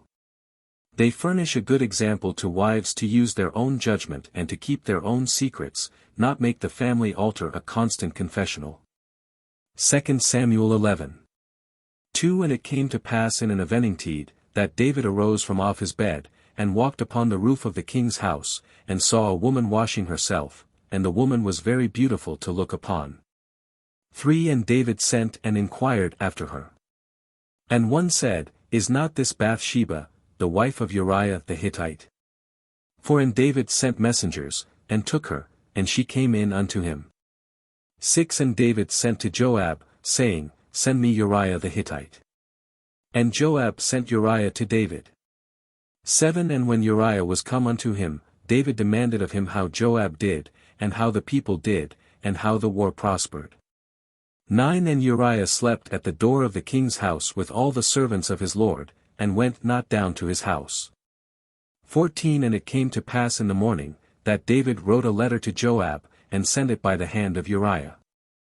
15 And he wrote in the letter saying, Set ye Uriah in the forefront of the hottest battle, and retire ye from him, that he may be smitten, and die. 16 And it came to pass, when Joab observed the city, that he assigned Uriah unto a place where he knew that valiant men were. 26 And the men of the city went out, and fought with Joab, and there fell some of the people of the servants of David. And Uriah the Hittite died also. 16 And when the wife of Uriah heard that her husband was dead, she mourned for her husband. 27 And when the morning was past, David sent and fetched her to his house, and she became his wife, and bare him a son. But the thing that David had done displeased the Lord. This book contains but little in regard to women. What is worthy of mention in the story of Bathsheba is finished in the following book. David's first vision of her is such a reflection on his honor that, from respect to the man after the Lord's own heart, we pass it in silence. David's social ethics were not quite up to the standard even of his own times. It is said that he was a master of his pen as well as of his sword. His poem on the death of Saul and Jonathan has been much praised by literary critics. But, alas! David was not able to hold the divine heights which he occasionally attained. As in the case of Bathsheba, he remained where he could see her, instead of going with his army to Jerusalem to attend to his duties as king of Israel and general of the army, he delegated them to others. Had he been at his post he would have been out of the way of temptation. He used to pray 3 times a day, not only at morning and evening, but at noon also. It is to be feared that on this day he forgot his devotions and thought only of Bathsheba. Uriah, the husband of Bathsheba, was one of David's soldiers, a man of strict honor and virtue.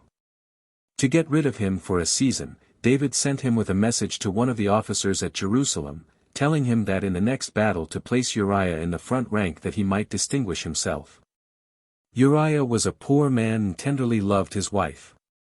He little knew the fatal contents of the letter which he carried. When Joab received the letter, he took it for granted that he was guilty of some crime and that the king wished him to be punished. So Joab obeyed the king and Uriah was killed. In due time all this was known, and filled the people with astonishment and greatly displeased the Lord. It is to be hoped that he did not commune with God during this period of humiliation or pen any psalms of praise for his goodness and mercy. He married Bathsheba, and she bore him a son and called his name Solomon. But this did not atone for his sin.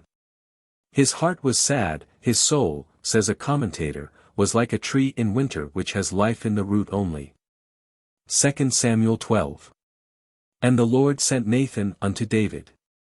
And he came unto him, and said unto him, There were 2 men in one city, the one rich, and the other poor.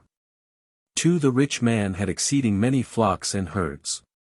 3 But the poor man had nothing, save one little ewe lamb, which he had bought and nourished, and it grew up together with him, and with his children, it did eat of his own meat and drank of his own cup, and lay in his bosom.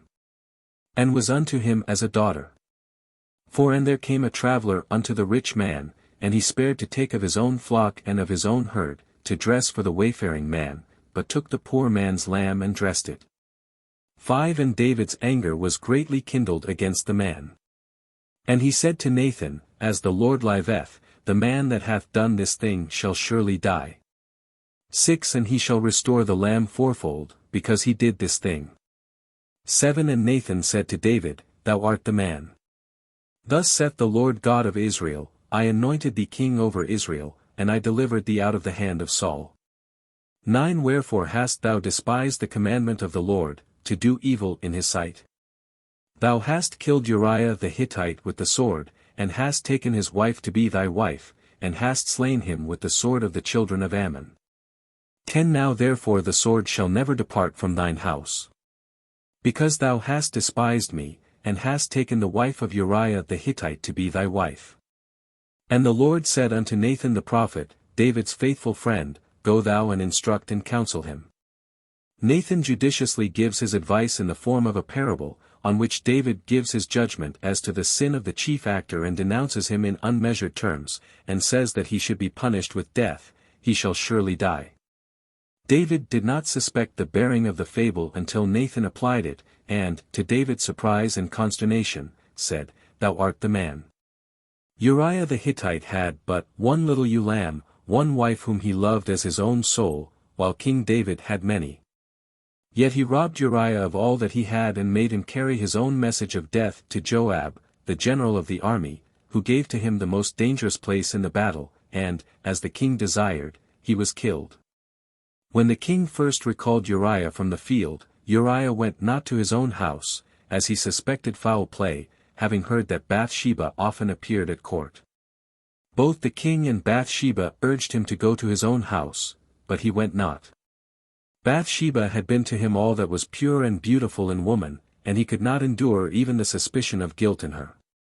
He understood the king's plans, and probably welcomed death, as without Bathsheba's love, life had no joy for him. But to be transferred from the cottage of a poor soldier to the palace of a king was a sufficient compensation for the loss of the love of a true and faithful man. This was one of the most cruel deeds of David's life, marked with so many acts of weakness and of crime. He was ruled entirely by his passions. Reason had no sway over him. Fortunately, the development of self-respect and independence in woman, and a higher idea of individual conscience and judgment in religion and in government, have supplied the needed restraint for man. Men will be wise and virtuous just in proportion as women are self-reliant and able to meet them on the highest planes of thought and of action. No magnet is so powerful as that which draws men and women to each other. Hence they rise or fall together. This is one lesson which the Bible illustrates over and over: the degradation of woman degrades man also. Her face pleaseth me, said Samson, who, although he could conquer lions, was like putty in the hands of women. E.C.S. Books of Kings. Chapter 1. 1 Kings I. 11 Wherefore Nathan spake unto Bathsheba the mother of Solomon, saying, Hast thou not heard that Adonijah the son of Haggith doth reign? Go unto King David, and say unto him, Didst thou not swear unto thine handmaid, saying, Assuredly Solomon thy son shall reign after me, and he shall sit upon my throne? Why then doth Adonijah reign? 15 And Bathsheba went in unto the king. And the king said, What wouldst thou? 17 And she said unto him, Thou swearest unto thine handmaid, saying, Assuredly Solomon thy son shall reign after me, and he shall sit upon my throne. 18 And now, behold, Adonijah reigneth. 22 And lo, while she yet talked with the king, Nathan the prophet also came in. 21 And Nathan said, My lord, O king, hast thou said, Adonijah shall reign after me, and he shall sit upon my throne? 28 Then King David answered and said, Call me Bathsheba. And she came and stood before the king. 29 And the king sware, and said, As the Lord liveth, that Bath redeemed my soul out of all distress.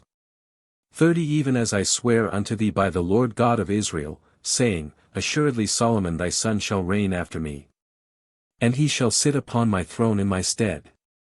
Even so will I certainly do this day. 31 Then Bathsheba bowed with her face to the earth, and did reverence to the king, and said, Let my lord, King David, live forever. 32 And King David said, Call me Zadok the priest, and Nathan the prophet, and Benaiah the son of Jehoiada. And they came. 33 The king also said unto them, Take with you the servants of your lord, and cause Solomon my son to ride upon mine own mule, and bring him down to Gihon. 34 And let Zadok the priest and Nathan the prophet anoint him their king over Israel, and blow ye with the trumpet, and say, God save King Solomon. These books give an account of David's death, of his successor Solomon, of the division of his kingdom between the kings of Judah and of Israel, with an abstract of the history down to the captivity. Neither the king nor Bathsheba knew that Adonijah was making preparations to be crowned king the moment when he heard of David's death. He made a great feast, inviting all the king's sons except Solomon. He began his feast by a show of devotion, sacrificing sheep and oxen. But Nathan the prophet warns the king and Bathsheba. In his anxiety he appeals to Bathsheba as the one who has the greatest concern about Solomon, and can most easily get an audience with the king. He suggests that Solomon is not only in danger of losing his crown, but both he and she of losing their lives. Accordingly, Bathsheba, without being announced, enters the presence of the king. She takes no notice of the presence of Abishag, but makes known the object of her visit at once. She reminds the king of his vow to her that Solomon, her son, should be his successor to his throne. Nathan the prophet is announced in the audience chamber and tells the king of the preparations that Adonijah is making to usurp the crown and throne, and appeals to him to keep his vow to Bathsheba. He reminds him that the eyes of all Israel are upon him, and that David's word should be an oracle of honor unto them. He urged the king to immediate action and to put an end to all Adonijah's pretensions at once, which the king did. And Solomon was anointed by the chief priests and proclaimed king. Adonijah had organized a party, recognizing him as king, as if David were already dead. But when a messenger brought the news that Solomon had been anointed king, in the midst of the feast their jollities were turned to mourning.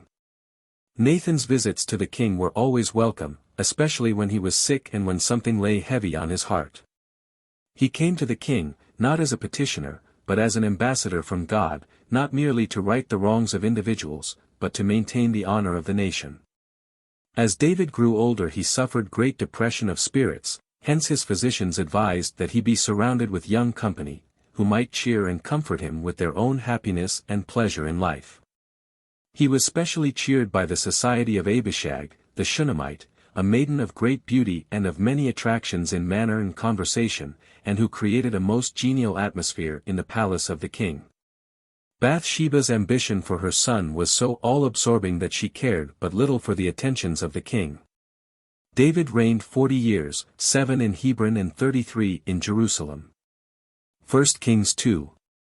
Now the days of David drew nigh that he should die, and he charged Solomon his son, saying, I go the way of all the earth, be thou strong therefore, and show thyself a man. It is a great pity that David's advice could not have been fortified by the honor and the uprightness of his own life. Example is stronger than precept. 1 Kings 3. 16 Then came there 2 women unto the king, and stood before him. 17 And the one woman said, O my lord, I and this woman dwell in one house, and I was delivered of a child. 19 And it came to pass the 3rd day after, this woman was delivered also. 19 And her child died in the night, because she overlaid it. 20 And she arose at midnight, and took my son from beside me, while thine handmaid slept, and laid it in her bosom, and laid her dead child in my bosom. 21 And when I rose in the morning it was dead. But when I had considered it, behold, it was not my son. 22 And the other woman said, Nay, but the living is my son, and the dead is thy son. And this said, No, but the dead is thy son, and the living is my son. Thus they spake before the king. 24 And the king said, Bring me a sword. And they brought a sword before the king. 25 And he said, Divide the living child in 2, and give half to the one, and half to the other.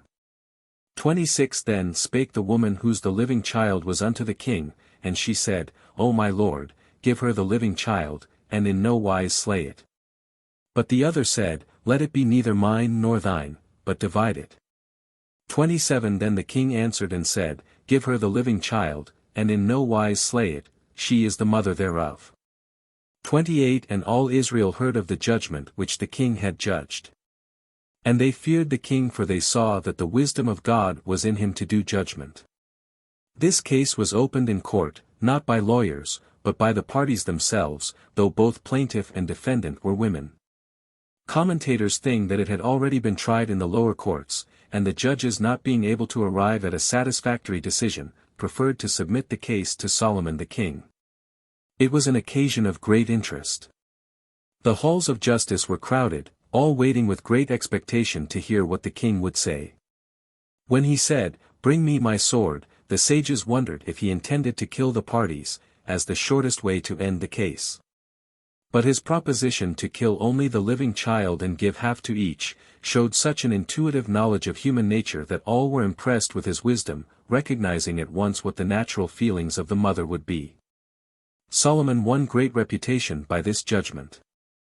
The people feared his piercing eye ever after, knowing that he would see the real truth through all disguises and complications. E.C.S. In Bathsheba's interview with David, one feature impresses me unfavorably, that she stood before the king instead of being seated during the conference. In the older apostolic churches the elder women and widows were provided with seats, only the young women stood, but in the instance which we are considering, the faithful wife of many years, the mother of wise Solomon, stood before her husband.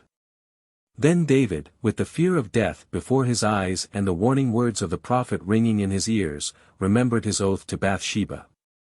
Bathsheba, the wife of whom no moral wrong is spoken, except her obedience to David in the affairs of her first husband, bowed with her face to the earth and did reverence to the king. This was entirely wrong. David should have arisen from his bed and done reverence to this woman, his wife, bowing his face to the earth. Yet we find this Bible teaching the subservience of woman to man, of the wife to the husband, of the queen to the king, ruling the world today.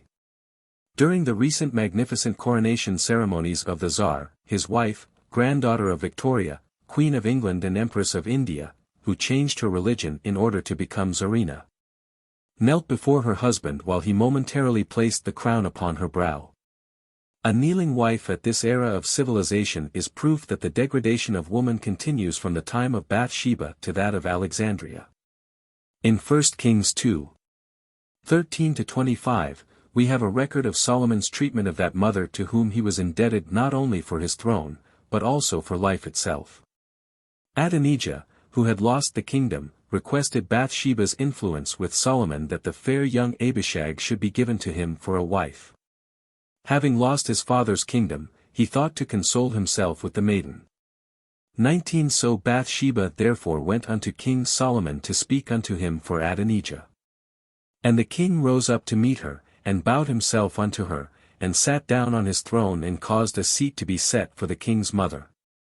And she sat on his right hand. All very well thus far, and the king, in his reception of his mother, showed to her the reverence and the respect which was due to her. Thus emboldened, Bathsheba said, 20 I desire one small petition of thee. Say me not nay. And the king said unto her, Ask on, my mother, for I will not say thee nay. 21 And she said, Let Abishag the Shunammite be given to Adonijah, thy brother, to wife. But did King Solomon, who owed both throne and life to his mother, keep his word that he had just pledged to her, Ask on, my mother, for I will not say thee nay? No indeed, for was she not a woman, a being to whom it was customary to make promises for the apparent purpose of breaking them? For the king, immediately forgetting his promise of one moment previously, cried out. 22 And why dost thou ask Abishag the Shunammite for Adonijah? Ask for him the kingdom also, for he is mine elder brother. 23 Then King Solomon sware by the Lord, saying, God do so to me, and more also, if Adonijah have not spoken this word against his own life. 24 Now therefore, as the Lord liveth, who hath established me, and set me on the throne of David my father, and who hath made me an house, as he promised, Adonijah shall be put to death this day. Solomon was anxious to give credit to the Lord instead of his mother for having set him on the throne, and also to credit him with having kept his promise, while at the very same moment he was breaking his own promise to his mother. And this promise-breaking to women, taught in the Bible, has been incorporated into the laws of both England and the United States, a true union of church and state where woman is concerned. It is only a few years since that a suit was brought in England by a wife against a husband in order to compel the keeping of his ante-nuptial promise that the children of the marriage should be brought up in the mother's religious faith. Having married the woman, this husband and father found it convenient to break his word, ordering her to instruct the children in his own faith, and the highest court in England, that of appeals, through the vice-chancellor, decided against her upon the ground that a wife has no rights in law against a husband. While a man's word broken at the gaming table renders him infamous, subjecting him to dishonor through life, a husband's pledged word to his wife in this 19th century of the Christian era is of no more worth than was the pledged word of King Solomon to Bathsheba in the 10th century before the Christian era. The Albany Law Journal, commenting upon the Agar Ellis case, declared the English decision to be in harmony with the general law in regard to religious education. The child is to be educated in the religion of its father. But in the case of Bathsheba, Solomon's surprising acrobatic feat is the more remarkable from the reception which he at first gave to his mother. Not only did Solomon say her nay, but poor Adonijah lost not only wife, but life also, because of her intercession. This chapter closes with an account of Solomon's judgment between two mothers, each of whom claimed a living child as her own and the dead child as that of her rival. This judgment has often been referred to as showing the wisdom of Solomon. He understood a mother's boundless love, that the true mother would infinitely prefer that her rival should retain her infant than that the child should be divided between them. However, this tale, like many another biblical story, is found embedded in the folklore myths of other peoples and religions. Professor White's Warfare of Science and Theology quotes Fansbowl as finding it in Buddhist birth stories. The able biblical critic, Henry MacDonald, regards the Israelitish kings as wholly legendary, and Solomon as unreal as Mug-Nuadat or Partholon. But let its history be real or unreal, the Bible accurately represents the condition of women under the Jewish patriarchal and the Christian monogamous religions. M. J. G. Books of Kings. Chapter 2. 1 Kings X. 1 And when the queen of Sheba heard of the fame of Solomon concerning the name of the Lord, she came to prove him with hard questions. 2 And she came to Jerusalem with a very great train, with camels that bear spices, and very much gold, and precious stones, and when she was come to Solomon, she communed with him of all that was in her heart. 3 And Solomon told her all her questions. 4 And when the queen of Sheba had seen all Solomon's wisdom, and the house that he had built. 5 And the meat of his table, and the sitting of his servants, and the attendance of his ministers, and their apparel, and his cupbearers. And his ascent by which he went up unto the house of the Lord. There was no more spirit in her. 6 And she said to the king, It was a true report that I heard in mine own land of thy acts and of thy wisdom. 7 Howbeit I believed not the words, until I came, and mine eyes had seen it. And, behold, the half was not told me, thy wisdom and prosperity exceedeth the fame which I heard. 9 Blessed be the Lord thy God, which delighteth in thee, to set thee on the throne of Israel. 10 And she gave the king 120 talents of gold, and of spices very great store, and precious stones. 13 And King Solomon gave unto the queen of Sheba all her desire, whatsoever she asked. So she turned and went to her own country. In the height of Solomon's piety and prosperity the queen of Sheba came to visit him. She had heard of his great wealth and wisdom and desired to see if all was true. She was called the Queen of the South, supposed to be in Africa. The Christians in Ethiopia say to this day that she came from their country, and that Candace, spoken of in Acts 8:27, was her successor. She was queen regent, sovereign of her country.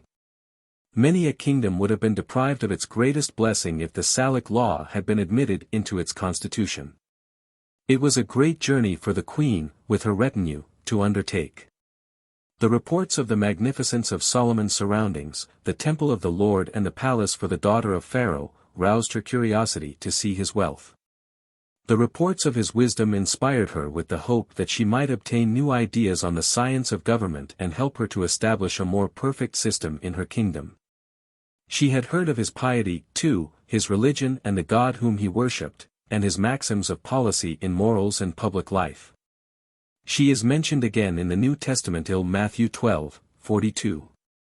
She brought many valuable presents of gold, jewels, spices and precious stones to defray all the expenses of her retinue at Solomon's court, to show him that her country was worthy of honor and of respect. The queen was greatly surprised with all that she saw, the reality surpassed her wildest imagination. Solomon's reception was most cordial and respectful, and he conversed with her as he would with a friendly king coming to visit from afar. This is the first account which we have in the Bible of a prolonged rational conversation with a woman on questions of public policy. He answered all her questions, though the commentators volunteer the opinion that some may have been frivolous and captious.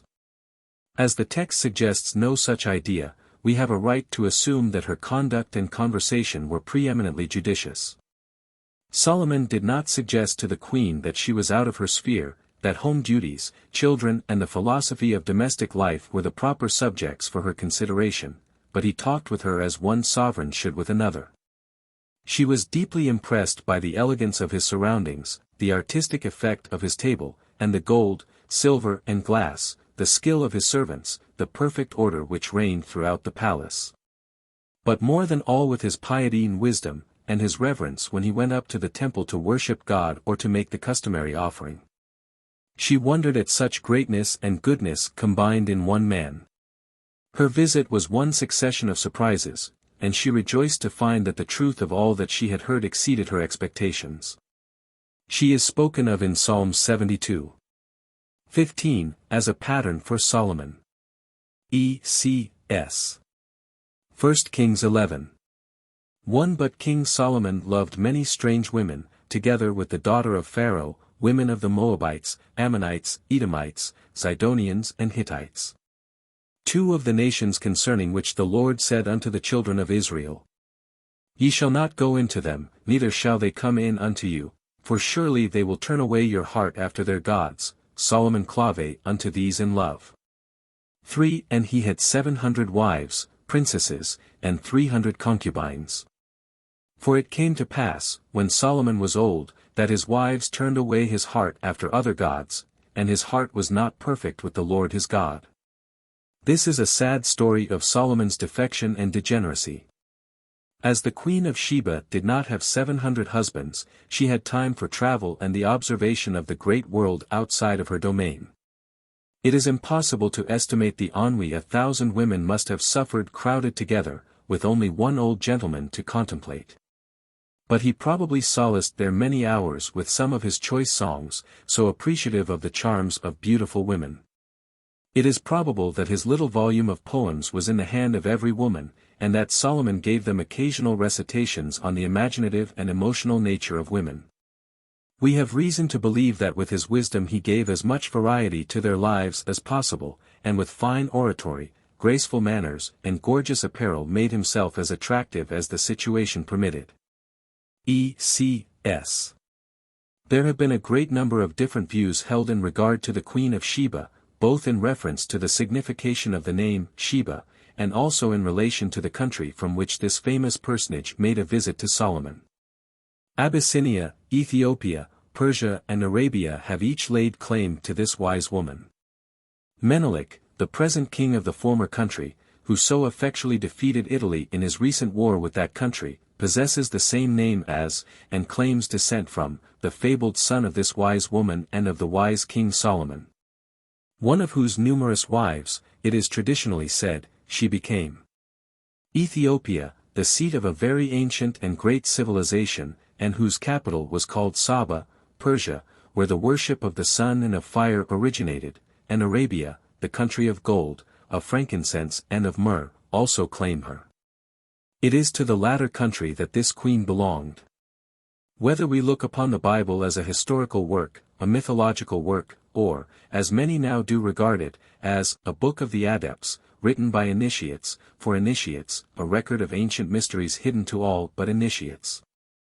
The Queen of Sheba is a most interesting character. The word Sab, Saba, Sheba, all have an astronomical or astrological meaning, signifying the host of heaven, the planetary system. Saba, or Sheba, was especially the home of astronomical wisdom. And all words of this character mean wise in regard to the stars. The wisdom of Saba and of the Sabaeans was planetary wisdom, the Sabaean language meaning astronomy, or astrology, the latter being the esoteric portion of the science. At the time of the mysteries, astrology was a sacred or secret science, the words sacred and secret meaning the same thing. Among the oldest mysteries, when all learning was confined to initiates, were those of Sabasia, whose periodic festivals of a sacred character were so extremely ancient that their origin is now lost. Solomon, also, whether looked upon as a historical or a mythical character, is philologically shown to have been connected with the planetary system, Soloemon signifying the sun. It is singular to note how closely the sun, the moon and the stars are connected with ancient religions, even that of the Jewish. In the Old Testament the new moon and the Sabbath are almost invariably mentioned together. The full moon also possessed a religious signification to the Jews, the agricultural feasts taking place at the full moon, which were called Sabbaths. Even in the Old Testament we find that Sab has an astronomical or astrological meaning, connected with the planetary system. The Sabaeans were an occult body, especially devoted to a study of the heavens. At their head, the wisest among them, the chief astronomer and astrologer of the nation, the wisest person in a nation of wisdom, was that Queen of Sheba, who visited that other planetary dignitary, Solomon, to prove him with hard astronomical and astrological questions. There is historic proof that the city of Saba was the royal seat of the kings of Arabia, which country, Diodorus says, was never conquered. Among ancient peoples it bore the names of Araby the Happy, Araby the Blessed. It was a country of gold and spices whose perfume was wafted far over the sea. All cups and utensils were of the precious metals, all beds, chairs and stools having feet of silver, the temples were magnificently adorned. And the porticos of even the private houses were of gold inlaid with ivory and precious stones. Among the presents carried by the Queen of Sheba to Solo-Ammon were the famous balsam trees of her country. The first attempt at plant acclimatizing of which the world has record was made with this tree by the magnificent pharaoh, Queen Hattusa, of the brilliant 18th Egyptian dynasty. 1,000 years before she of Sheba, Queen Hattusa, upon her return from a naval expedition to the Red Sea, carried home with her 12 of these trees in baskets of earth, which lived and became one of the 3 species of sacred trees of Egypt. Arabia was the seat of Eastern wisdom, from which it also radiated to the British Isles of Europe at the time of the Celtic Druids, with whom Sabs was the day when these lords of Sabaoth rested from study and gave instructions to the people. As previously among the Jews, this day of instruction became known as one of rest from physical labor, Sabbath and rest becoming synonymous. 7 being a sacred number among initiates, every 7th day was devoted to instruction. When a knowledge of the mysteries became lost, the words Sabbath, rest, and 7 began to have a very wrong meaning in the minds of people, and much injury has been done to the world through this perversion. But later than Druidical times, Arabian wisdom made the southwestern portion of the European continent brilliant with learning, during the long period of the Christian Dark Ages, a time when, like the Bourbons of later date, Christians learned nothing, a time when no heresy arose because no thought was allowed, when there was no progress because there was no doubt. From these countrymen of the Queen of Sheba, the Spanish Arabs, Columbus first learned of a world beyond the Pillars of Hercules. Architecture rose to its height in the beautiful Alhambra, with its exquisite interlaced tracery in geometric design. Medicine had its profound schools at various points, poetry numbered women among its most famous composers, the ballad originated there. And the modern literature of Europe was born from a woman's pen upon the hearth of the despised Ishmaelite, whose ancestral mother was known as Hagar, and whose most brilliant descendant was the Queen of Sheba. Nowhere upon the earth has there existed a race of improvisators equal to the daughters of that despised bondwoman, the countrywoman of the Queen of Sheba. As storytellers the world has not their equal. Scheherazade is a name upon the lips of Jews, of Gentiles, of Mohammedans, and of Christians. A Woman's 1001 Nights is famous as a combination of wit, wisdom and occultism wherever the language of civilization is spoken. With increasing knowledge we learn somewhat of the mysteries of the inner, higher life contained in those tales of genii, of rings and of lamps of wondrous and curious power. The race descended from Hagar, of which the Queen of Sheba is the most brilliant reminder, has given to the world the most of its profound literature, elegant poetry, art, science and occultism. Arabia is the mother of mathematics. From this country was borrowed our 1, 1, and our cipher, 0, from which all other notation is evolved. Astronomy and astrology being among the oldest sciences, the moon early became known as the measurer, her varied motions, her influence upon the tides, her connection with the generative functions, all giving her a high place in the secret sciences. While in a planetary sense the Queen of Sheba has in a manner been identified with the moon, as Sabs, she was also connected with the sun, the same as Solomon and the serpent. When Moses lifted up the brazen serpent in the wilderness it was specifically a part of sun worship. The golden calf of Aaron was more closely connected with moon worship, although the serpentine path of both these bodies in the heavens identified each with the serpent. The occult knowledge which the Jews possessed in regard to those planets was borrowed by them from Egypt, where for many ages the sun and the moon had been studied in connection with their movements in the zodiac. In that country these serpentine movements were symbolized by the uraeus, or asp, worn upon the crown above the head of every pharaoh. So closely was the Jewish religion connected with worship of the planetary bodies that Moses is said to have disappeared upon Mount Nebo, a word which shows the mountain to have been sacred to the moon. While Elijah ascending in a chariot of fire is a record of sun worship.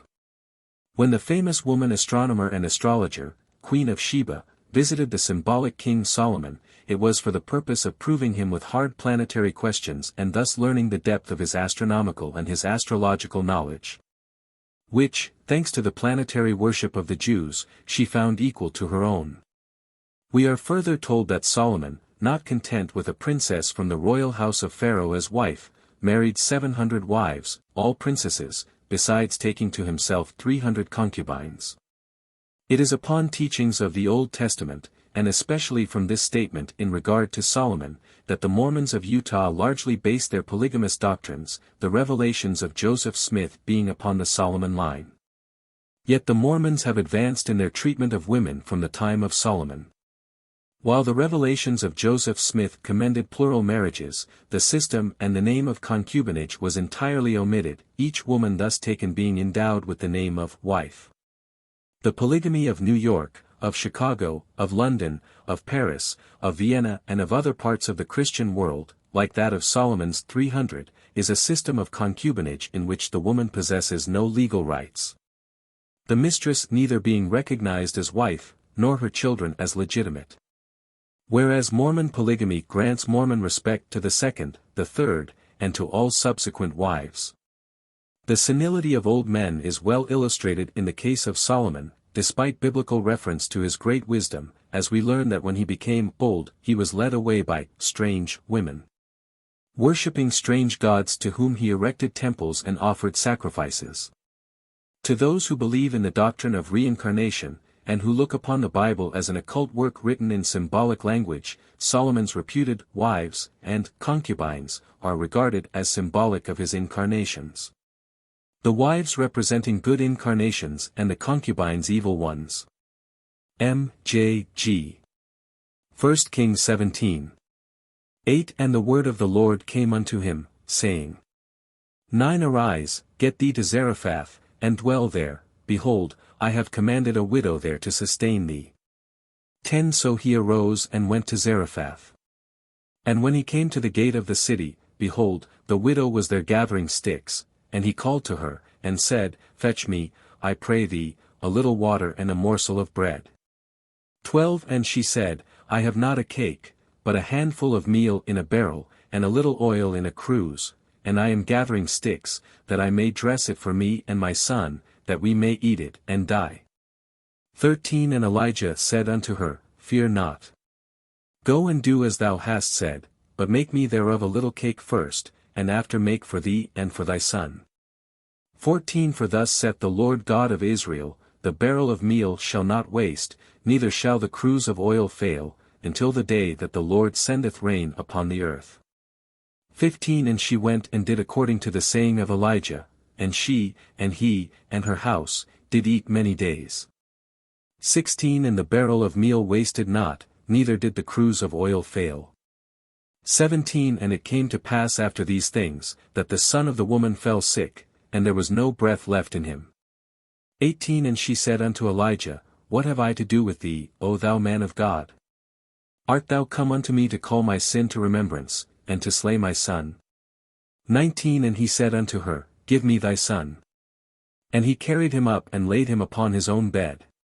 20 And he cried unto the Lord and said, O Lord my God, hast thou also brought evil upon the widow by slaying her son? 21 And he stretched himself upon the child 3 times, and cried unto the Lord, and said, O Lord my God, I pray thee, let this child's soul come into him again.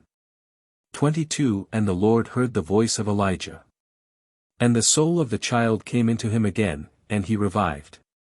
23 And Elijah took the child and delivered him unto his mother, and said, See, thy son liveth. 24 And the woman said, Now I know that thou art a man of God. The history of Elijah the prophet begins somewhat abruptly, without any mention of father, of family, or of country.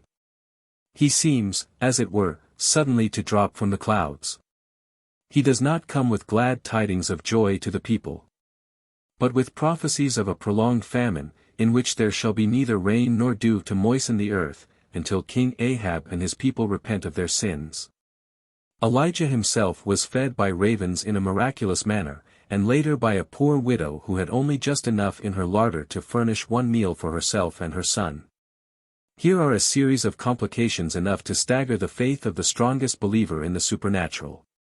But the poor widow meets him at the gates of the city as directed by the Lord, improvises bread and water, takes him to her home, and for 2 years treats him with all the kindness and the attention which she would naturally give to one of her own kinsmen. "Oh, woman, great is thy faith," exclaimed the prophet. Women are so easily deluded that most of the miracles of the Bible are performed for their benefit, and, as in the case of the witch of Endor, she occasionally performs some herself. The widow believed that Elijah was a man of God, and that she could do whatever he ordered, that she could get water, though there had been a drought for a long time. That although she had only a handful of meal and a little cruse of oil, yet they would increase day by day. Never did corn or olives in the growing, says Bishop Hall, increase as did that of the widow in the using. During the 2 years in which she entertained the prophet, she enjoyed peace and prosperity, but when she supposed that her son was dead, her faith wavered. And she deplored her kindness to the prophet, and reproved him for bringing sorrow upon her household. However, as the prophet was able to restore him to life, her faith was restored also. This is the first record which we have of the restoration of the dead to life in the Bible. And it is the first also of any one ascending into heaven, in a chariot of fire with horses of fire. Probably Elijah knew how to construct a balloon. Much of the ascending and the descending of seers, of angels and of prophets which astonished the ignorant was accomplished in balloons, a lost art for many centuries. No doubt that the poor widow, when she saw Elijah ascend, thought that he went straight to heaven, though in all probability he landed at twilight in some retired corn field or olive grove, at some distance from the point where his ascent took place. The question is often asked ere the ravens got the cooked meat and bread for the prophet. Knowing their impelling instinct to steal, the Creator felt safe in trusting his prophet to their care, and they proved themselves worthy his confidence. Their rookeries were near the cave where Elijah was sequestered. Having keen olfactories, they smelt the cooking of dainty viands from afar. Guided by this sense, they perched on a fence nearby where they could watch the movements of the cook, and when her back was turned they flew in and seized the little birds and soft-shell crabs and carried them to Elijah, halting by the way only long enough to satisfy their own imperative hunger. Jezebel was Elijah's greatest enemy, yet the Lord bade him hide in her country by the brook Cherith, that he might have plenty of water. The Lord hid him so that the people should not besiege him to shorten the drought. So he was entirely alone with the ravens, and had all his time for prayer and contemplation. When removed from the care of the ravens, the Lord did not send him to the rich and the prosperous, but to a poor widow, who, believing him a man of God, ministered to his necessities. She did not suggest that he was a stranger to her and that water cost money, but hastened to do whatever he ordered. She had her recompense in the restoration of her son to life. In the prophet's struggle with God for this blessing to the widow, the man appears to greater advantage than does the master. It appears from the reports in our metropolitan journals that a railroad is now about to be built from Tor to the summit of Mount Sinai. The mountain is only accessible on one side. A depot, it is said, will be erected near the spot where a stone cross was placed by the Russian Empress Helena, and where, according to tradition, Moses stood when receiving the commandments. The railroad will also pass the cave in which the prophet Elijah remained in hiding while fleeing from the priest of Baal. 1 Kings 21. And it came to pass after these things, that Naboth the Jezreelite had a vineyard, hard by the palace of Ahab king of Samaria. 2 And Ahab spake unto Naboth, saying, Give me thy vineyard, because it is near unto my house, and I will give thee the worth of it. 3 And Naboth said to Ahab, The Lord forbid that I should give the inheritance of my fathers unto thee. 4 And Ahab came into his house heavy and displeased because of the word which Naboth had spoken to him. And he laid him down upon his bed, and turned away his face, and would eat no bread. 5. But Jezebel his wife came to him, and said unto him, Why is thy spirit so sad? 6. And he said unto her, Because I spake unto Naboth, and said unto him, Give me thy vineyard for money, and he answered, I will not. 7. And Jezebel his wife said unto him, Dost thou now govern the kingdom of Israel? Arise, and let thine heart be merry, I will give thee the vineyard of Naboth. 8. So she wrote letters in Ahab's name, and sealed them with his seal, and sent the letters unto the elders and to the nobles that were in his city. 9. And she wrote in the letters, saying, Proclaim a fast, and set Naboth on high among the people. 10. And set 2 men, sons of Belial, before him, to bear witness against him, saying, Thou didst blaspheme God and the king. And then carry him out, and stone him, that he may die. 11. And the men of his city did as Jezebel had sent unto them. 12. They proclaimed a fast, and set Naboth on high among the people. 13. And there came in 2 men and sat before him, and the men witnessed against him, saying, Naboth did blaspheme God and the king. Then they carried him forth and stoned him with stones, that he died. 14. Then they sent to Jezebel, saying, Naboth is dead. 15. And it came to pass, when Jezebel heard that Naboth was dead, she said to Ahab, Arise, take possession of the vineyard. Jezebel, the daughter of the king of the Zidonians and the wife of Ahab, is generally referred to as the most wicked and cruel woman on record, and her name is the synonym of all that is evil.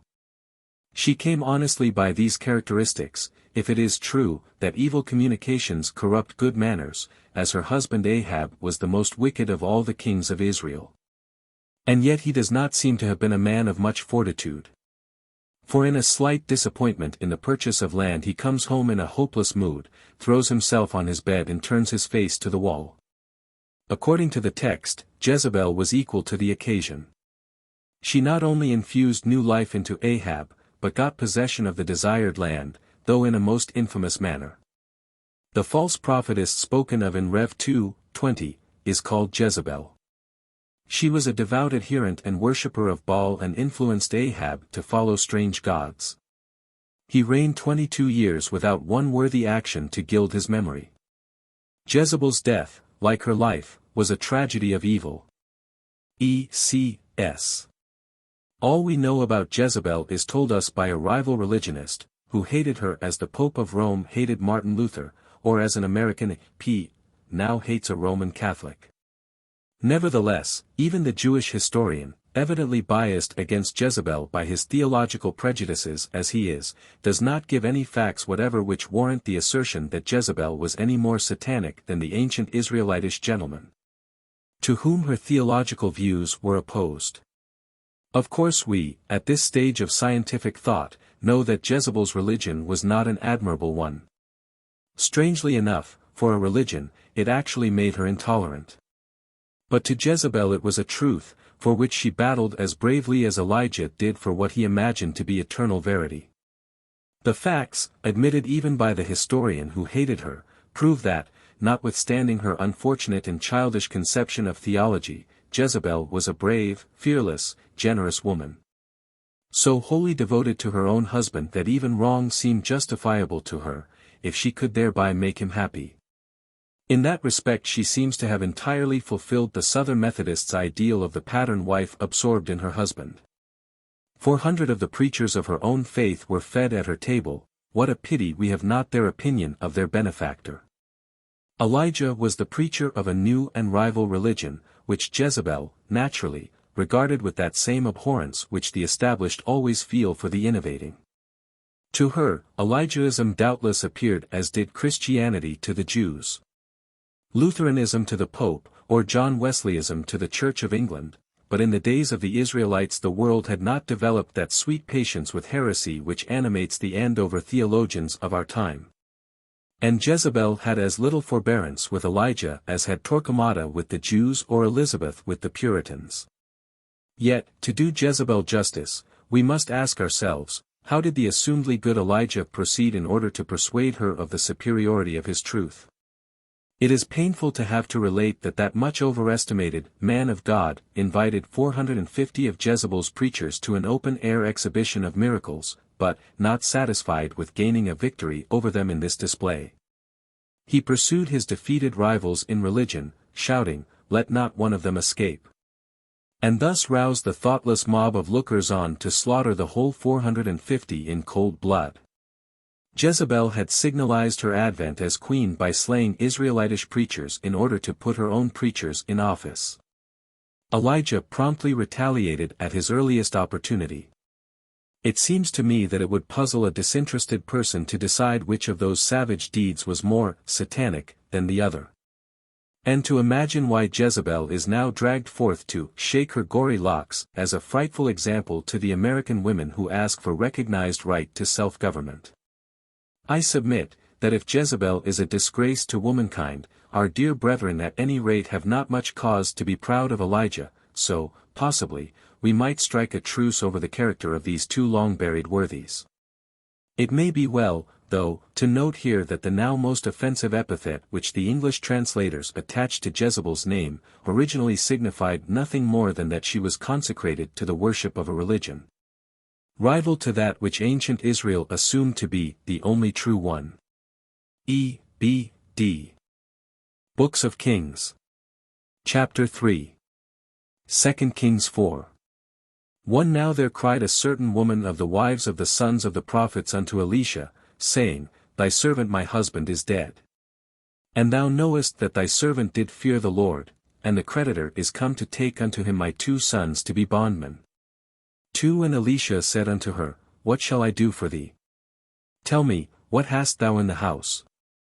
And she said, Thine handmaid hath not anything save a pot of oil. 3 Then he said, Go, borrow thee vessels abroad of all thy neighbors.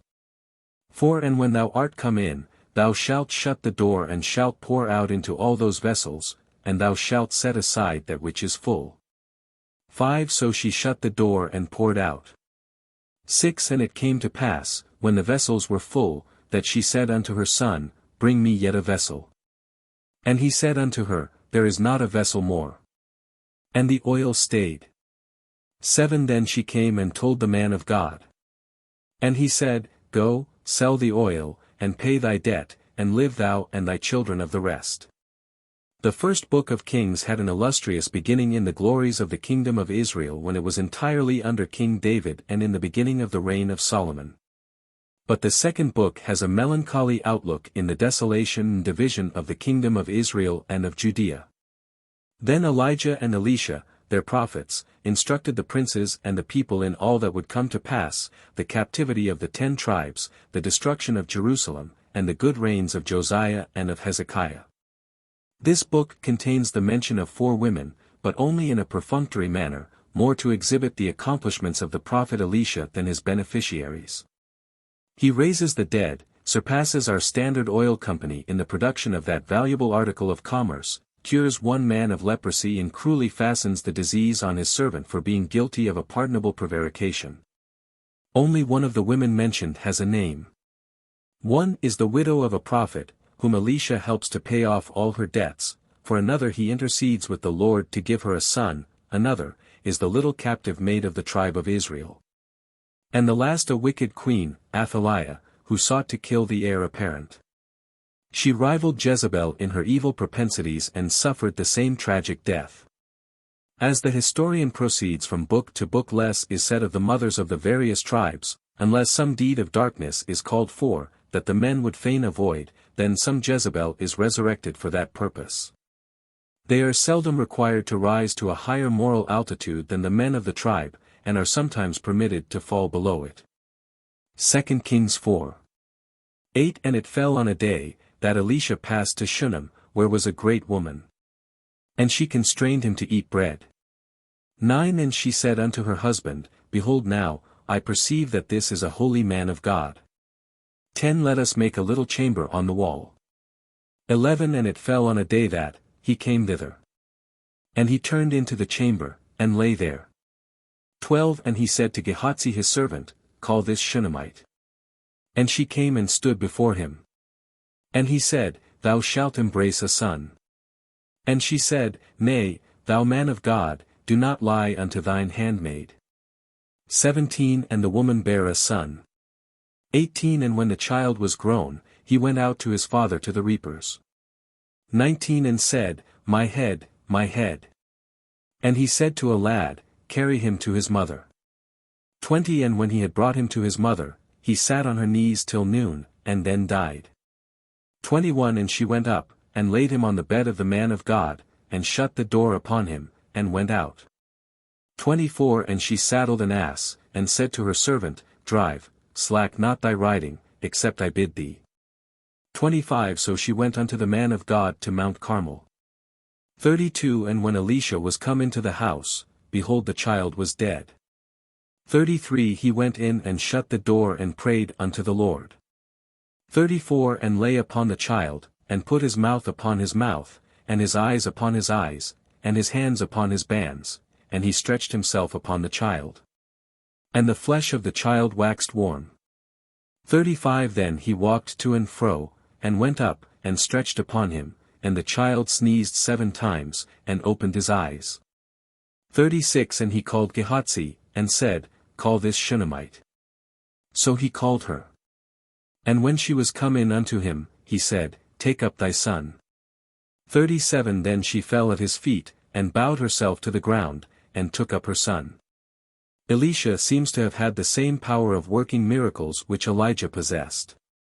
In his travels about the country he often passed the city of Shunem, where he heard of a great woman who was very hospitable and had a rich husband. She had often noticed the prophet passing by. And knowing that he was a godly man, and that he could be better entertained at her house than elsewhere, she proposed to her husband to invite him there. So they arranged an apartment for him in a quiet part of the house that he might have opportunities for worship and contemplation. After spending much time under her roof, he naturally desired to make some recompense. So he asked her if there was anything that he could do for her at court, any favor which she desired of the king.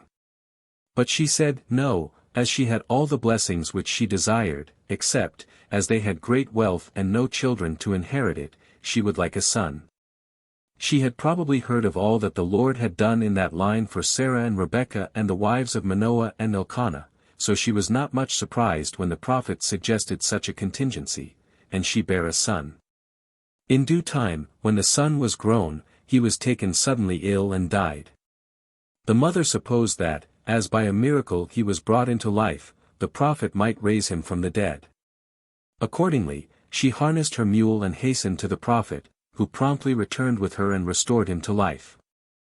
She was a very discreet and judicious woman, and her husband had always entrusted everything to her management. She was devout and conscientious and greatly enjoyed the godly conversation of the prophet. She was known in the city as a great and good woman. Though we find here and there among the women of the Bible some exceptionally evil-minded, yet the wise and virtuous predominate, and, fortunately for the race, this is the case in the American Republic today. 2 Kings v. 1 Now Naaman, captain of the hosts of the king of Syria, was a great man with his master, and honorable, because by him the Lord had given deliverance unto Syria. He was also a mighty man of valor, but he was a leper. 2 And the Syrians had brought away captive out of the land of Israel a little maid, and she waited on Naaman's wife. 3 And she said unto her mistress, Would my Lord were with the prophet that is in Samaria. For he would recover him of his leprosy. 4 And one went in and told his Lord, saying, Thus and thus said the maid that is of the land of Israel. Naaman, a Syrian general and prime minister, was a great man in a great place. He was happy, too, in that he had been serviceable to his country and honored by his prince. But alas! He was a leper. It was generally supposed that this was an affliction for evil doing, but Naaman was an exceptionally perfect man. A little maid from Israel had been carried captive into Syria and fortunately was taken into the family of the great general, as an attendant on his wife. While making the wife's toilet they no doubt chatted quite freely of what was going on in the outside world. So the little maid, sympathizing with her master in his affliction, told the wife there was a prophet in Israel who could cure him of his leprosy. Her earnestness roused him and his wife to make the experiment. But after loading his white mules with many valuable gifts, and taking a great retinue of soldiers to dazzle the prophet with Syrian magnificence, the prophet did not deign to meet him, but sent word to him to bathe in the river Jordan. Even a letter from the king did not ensure a personal interview. So the general, with all his pomp, went off in great wrath. "Are not," said he, "the rivers of Damascus, Abana and Pharpar, greater than the Jordan? Cannot all the skill in Syria accomplish as much as the prophet in Israel?" However, the little maid urged him to try the river Jordan, as he was near that point, so he did and was healed. 2 Kings 8. Then spake Elisha unto the woman, whose son he had restored to life, saying, Sojourn wheresoever thou canst, for a famine shall come upon the land 7 years. 2 And the woman arose, and did after the saying of the man of God. 3 And it came to pass at the 7 years' end, that the woman returned out of the land of the Philistines, and she went forth to cry unto the king for her house and land. 4 And the king talked with Gehazi, saying, Tell me, I pray thee, all the great things that Elisha bath done. 5 And it came to pass, as he was telling the king how he had restored a dead body to life, that, behold, the woman cried to the king for her house and land. And Gehazi said, My lord, O king, this is the woman, and this is her son, whom Elisha restored to life. 6 And when the king asked the woman, she told him. So the king appointed unto her a certain officer, saying, Restore all that was hers, and all the fruits of the field since the day that she left the land, even until now. In due time her husband died, and there was a famine. And she went for a season to the land of the Philistines, and when she returned she could not recover her possessions. Then Elisha befriended her and appealed to the king, and she was reinstated in her own home. Elisha was very democratic. He had his servant sleep in his own chamber and consulted him in regard to many important matters. Gehazi never forgot his place but once, when he ran after the great Syrian general to ask for the valuable presents which the prophet had declined. Both Elijah and Elisha preferred to do their missionary work among the common people, finding them more teachable and superstitious. Especially is this true of women at all periods. In great revival seasons in our own day, one will always see a dozen women on the anxious seat to one man, and the same at the communion table. 2 Kings 11. And when Athaliah the mother of Ahaziah saw that her son was dead, she arose and destroyed all the seed royal. 2 But Jehosheba, sister of Ahaziah, took Joash the son of Ahaziah, and stole him from among the king's sons which were slain. And they hid him and his nurse. 3 And he was with her hid in the house of the Lord 6 years. And Athaliah did reign over the land. 12 And Jehoiada, the priest, brought forth the king's son, and put the crown upon him. And they made him king, and anointed him, and they clapped their hands, and said, God save the king. 13 And when Athaliah heard the noise of the guard and of the people, she came into the temple of the Lord. 14 And then she looked, behold, the king stood by a pillar, and she rent her clothes and cried, Treason, treason. 20 And they slew Athaliah with the sword beside the king's house. 21 7 years old was Jehoash when he began to reign. Never was royal blood more profusely shed, and never a meaner ambition than to destroy a reigning family in order to be the last occupant on the throne. The daughter of a king, the wife of a king, and the mother of a king, should have had some mercy on her family descendants. Personal ambition can never compensate for the loss of the love and companionship of kindred. Such characters as Athaliah are abnormal, their lives not worth recording. 2 Kings 22. 11 And it came to pass, when the king had heard the words of the book of the law, that he rent his clothes. 12 And the king commanded Hilkiah the priest. 13 Go ye, inquire of the Lord for me, and for the people, and for all Judah, concerning the words of this book that is found, for great is the wrath of the Lord that is kindled against us. Because our fathers have not hearkened unto the words of this book, to do according unto all that which is written concerning us. 14 So Hilkiah the priest, and the wise men went unto Huldah the prophetess, the wife of Shallum keeper of the wardrobe, now she dwelt in Jerusalem in the college, and they communed with her. 15 And she said unto them, Thus saith the Lord God of Israel, Tell the man that sent you to me. 16 Thus saith the Lord, behold, I will bring evil upon this place, and upon the inhabitants thereof, even all the words of the book which the king of Judah hath read. 17 Because they have forsaken me, and have burned incense unto other gods. 18 But to the king of Judah which sent you to inquire of the Lord, thus shall ye say to him. 19 Because thine heart was tender, and thou hast humbled thyself before the Lord, when thou heardest what I spake against this place.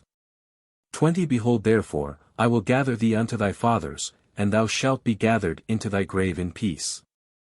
And thine eyes shall not see all the evil which I will bring upon this place. And they brought the king word again. The greatest character among the women thus far mentioned is Huldah the prophetess, residing in the college in Jerusalem. She was a statesman as well as a prophetess, understanding the true policy of government and the Jewish system of jurisprudence, able not only to advise the common people of their duties to Jehovah and their country, but to teach kings the sound basis for a kingdom. Her wisdom and insight were well known to Josiah the king. And when the wise men came to him with the book of the law, to learn what was written therein, Josiah ordered them to take it to Huldah, as neither the wise men nor Josiah himself could interpret its contents. It is fair to suppose that there was not a man at court who could read the book, hence the honor devolved upon Huldah. Even Shallum her husband was not consulted, as he occupied the humble office of keeper of the robes. While Huldah was pondering great questions of state and ecclesiastical law, her husband was probably arranging the royal buttons and buckles of the household. This is the first mention of a woman in a college. She was doubtless a professor of jurisprudence, or of the languages. She evidently had other gifts besides that of prophecy. We should not have had such a struggle in our day to open the college doors had the clergy read of the dignity accorded to Huldah. People who talk the most of what the Bible teaches often know the least about its contents. Some years ago, when we were trying to establish a woman's college, we asked a rich widow, worth millions, to contribute. She said that she would ask her pastor what she ought to do about it. He referred her to the Bible, saying that this book makes no mention of colleges for women. To her great surprise, I referred her to 2 Kings 22. Both she and her pastor felt rather ashamed that they did not know what their Bible did teach. The widow gave $30,000 soon after to a theological seminary, being more interested in the education of boys and in the promulgation of church dogmas, creeds and superstitions, than in the education of the mothers of the race in the natural sciences. Now, women had performed great deeds in Bible times. Miriam had helped to lead Israel out of Egypt. Deborah judged them, and led the army against the enemy, and Huldah instructed them in their duties to the nation. Although Jeremiah and Zephaniah were prophets at this time, yet the king chose Huldah as the oracle. She was one of the ladies of the court, and resided in the second rank of buildings from the royal palace. Marriage, in her case, does not appear to have been any obstacle in the way of individual freedom and dignity. She had evidently outgrown the curse of subjection pronounced in the Garden of Eden, as had many other of the Jewish women. There is a great discrepancy between the character and the conduct of many of the women, and the designs of God as set forth in the Scriptures and enforced by the discipline of the Church today. Imagine the moral hardihood of the reverend gentleman who should dare to reject such women as Deborah, Huldah and Vashti as delegates to a Methodist conference, and claim the approval of God for such an indignity. In the 4 following books, from Kings to Esther, there is no mention of women. During that long, eventful period the men must have sprung, Minerva-like, from the brains of their fathers, fully armed and equipped for the battle of life. Having no infancy, there was no need of mothers. As 2 remarkable women flourished at the close of one period and at the dawn of the other, we shall make no record of the masculine dynasty which intervened. Satisfied that Huldah and Vashti added new glory to their day and generation, one by her learning and the other by her disobedience. For resistance to tyrants is obedience to God. E.C.S. The Book of Esther. Esther I. 2 In those days when King Ahasuerus sat upon the throne in the palace at Shushan. 3 In the 3rd year of his reign, he made a feast unto all his princes and his servants. The power of Persia and Media, the nobles and princes of the provinces being before him. For when he shewed the riches of his glorious kingdom and the honor of his excellent majesty many days. 5 And when these days were expired, the king made a feast unto all the people that were present in Shushan the palace, both unto great and small, 7 days, in the court of the garden. 6 Where were white, green and blue hangings, fastened with cords of fine linen and purple to silver rings and pillars of marble, the beds were of gold and silver, upon a pavement of red, and blue, and white and black marble. 7 And they gave them drink in vessels of gold, and royal wine in abundance. 9 Also Vashti the queen made a feast for the women in the royal house. 10 On the 7th day, when the heart of the king was merry with wine, he commanded. 11 To bring Vashti the queen with the crown royal, to shew the people and the princes her beauty, for she was fair to look on. 12 But the queen Vashti refused to come, therefore was the king very wroth. 13 Then the king said to the wise men. 15 What shall we do unto the queen Vashti according to the law? 16 And Memucan answered, Vashti the queen hath not done wrong to the king only, but also to all the people that are in the provinces of the king. 17 For this deed shall come abroad unto all women, so that they shall despise their husbands. The king Ahasuerus commanded Vashti the queen to be brought in before him, but she came not. 18 Likewise shall the ladies of Persia and Media say this day unto all the king's princes, which have beard of the deed of the queen. 19 If it please the king, let there go a royal command from him, and let it be written among the laws of the Persians and the Medes, that Vashti come no more before King Ahasuerus. And let the king give her royal estate unto another that is better than she. 20 And when the king's decree shall be published throughout his empire, all the wives shall give to their husbands honor, both to great and small. 21 And the saying pleased the king and the princes, and the king did accordingly to the word of Memucan. 22 For he sent letters into all the provinces, that every man should bear rule in his own house. The kingdom of Ahasuerus extended from India to Ethiopia, consisting of 127 provinces, an overgrown kingdom which in time sunk by its own weight. The king was fond of display and invited subjects from all his provinces to come by turns to behold his magnificent palaces and sumptuous entertainments. He gave 2 great feasts in the beginning of his reign, one to the nobles and the princes, and one to the people, which lasted over 100 days. The king had the feast for the men spread in the court under the trees. Vashti entertained her guests in the great hall of the palace. It was not the custom among the Persians for the sexes to eat promiscuously together, especially when the king and the princes were partaking freely of wine.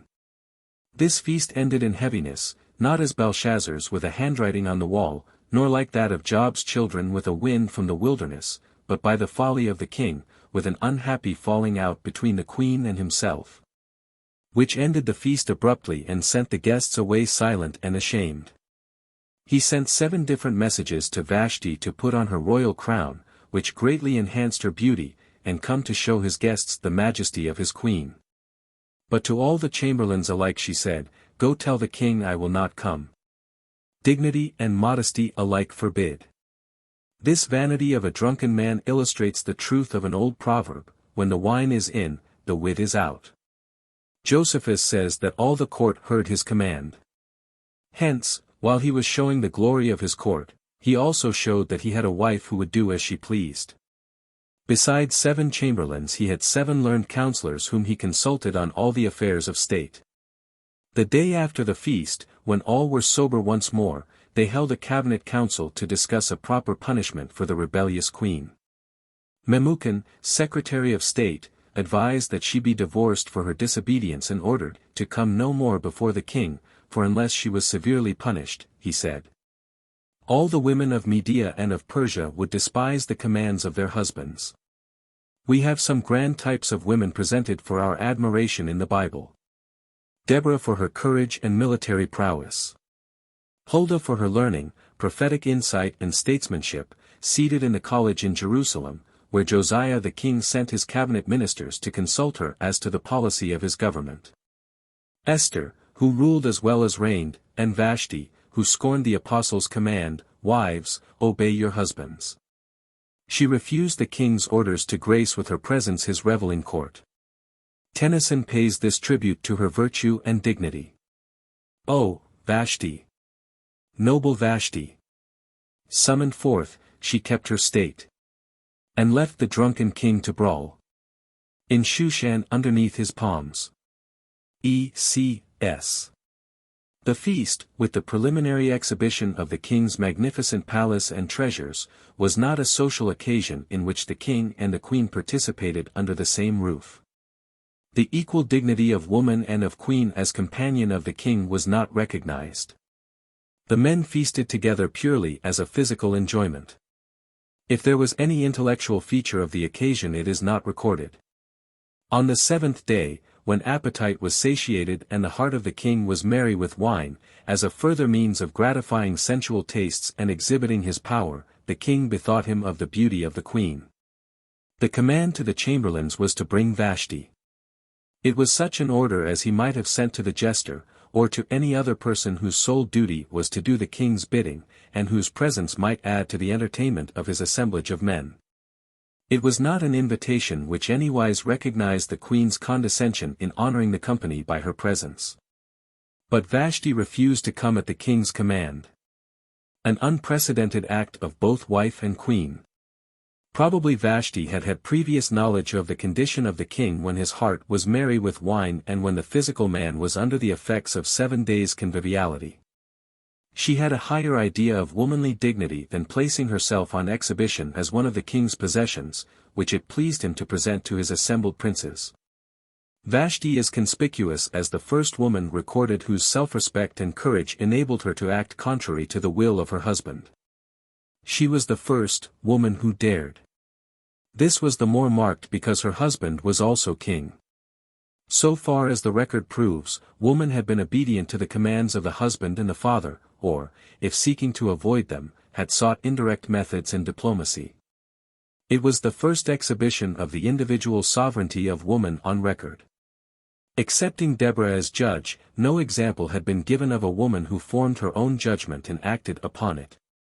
There had been no exhibition of a self-respecting womanhood which might stand for a higher type of social life than was customary among men. Vashti was the prototype of the higher unfoldment of woman beyond her time. She stands for the point in human development when womanliness asserts itself and begins to revolt and to throw off the yoke of sensualism and of tyranny. Her revolt was not an overt act, or a criticism of the proceedings of the king. It was merely exercising her own judgment as to her own proceeding. She did not choose to be brought before the assembly of men as an exhibit. The growth of self-respect and of individual sovereignty in woman has been slow. The sequence of Vashti's refusal to obey the king suggests at least one of the reasons why the law has been made, as it has down to the present day, by men alone. Woman has not been consulted, as she is not consulted today about any law, even such as bears especially upon herself, but was and is expected to obey it. The idea of maintaining the respect of women and of wives by worthiness and by nobility of character and of manner, had not been born in the man of that day. The husband was to be held in authority. His superiority was his power to command obedience. And when the king's decree which he shall make shall be published throughout all his empire, all the wives shall give to their husbands honor, both great and small. King Ahasuerus was but a forerunner of the more modern lawmaker, who seeks the same end of male rulership, by making the wife and all property the possession of the husband. That every living soul has an inherent right to control its life and activities, and that woman equally with man should enjoy this opportunity, had not dawned upon the consciousness of the men of the times of Ahasuerus. Vashti stands out as sublime representative of self-centered womanhood.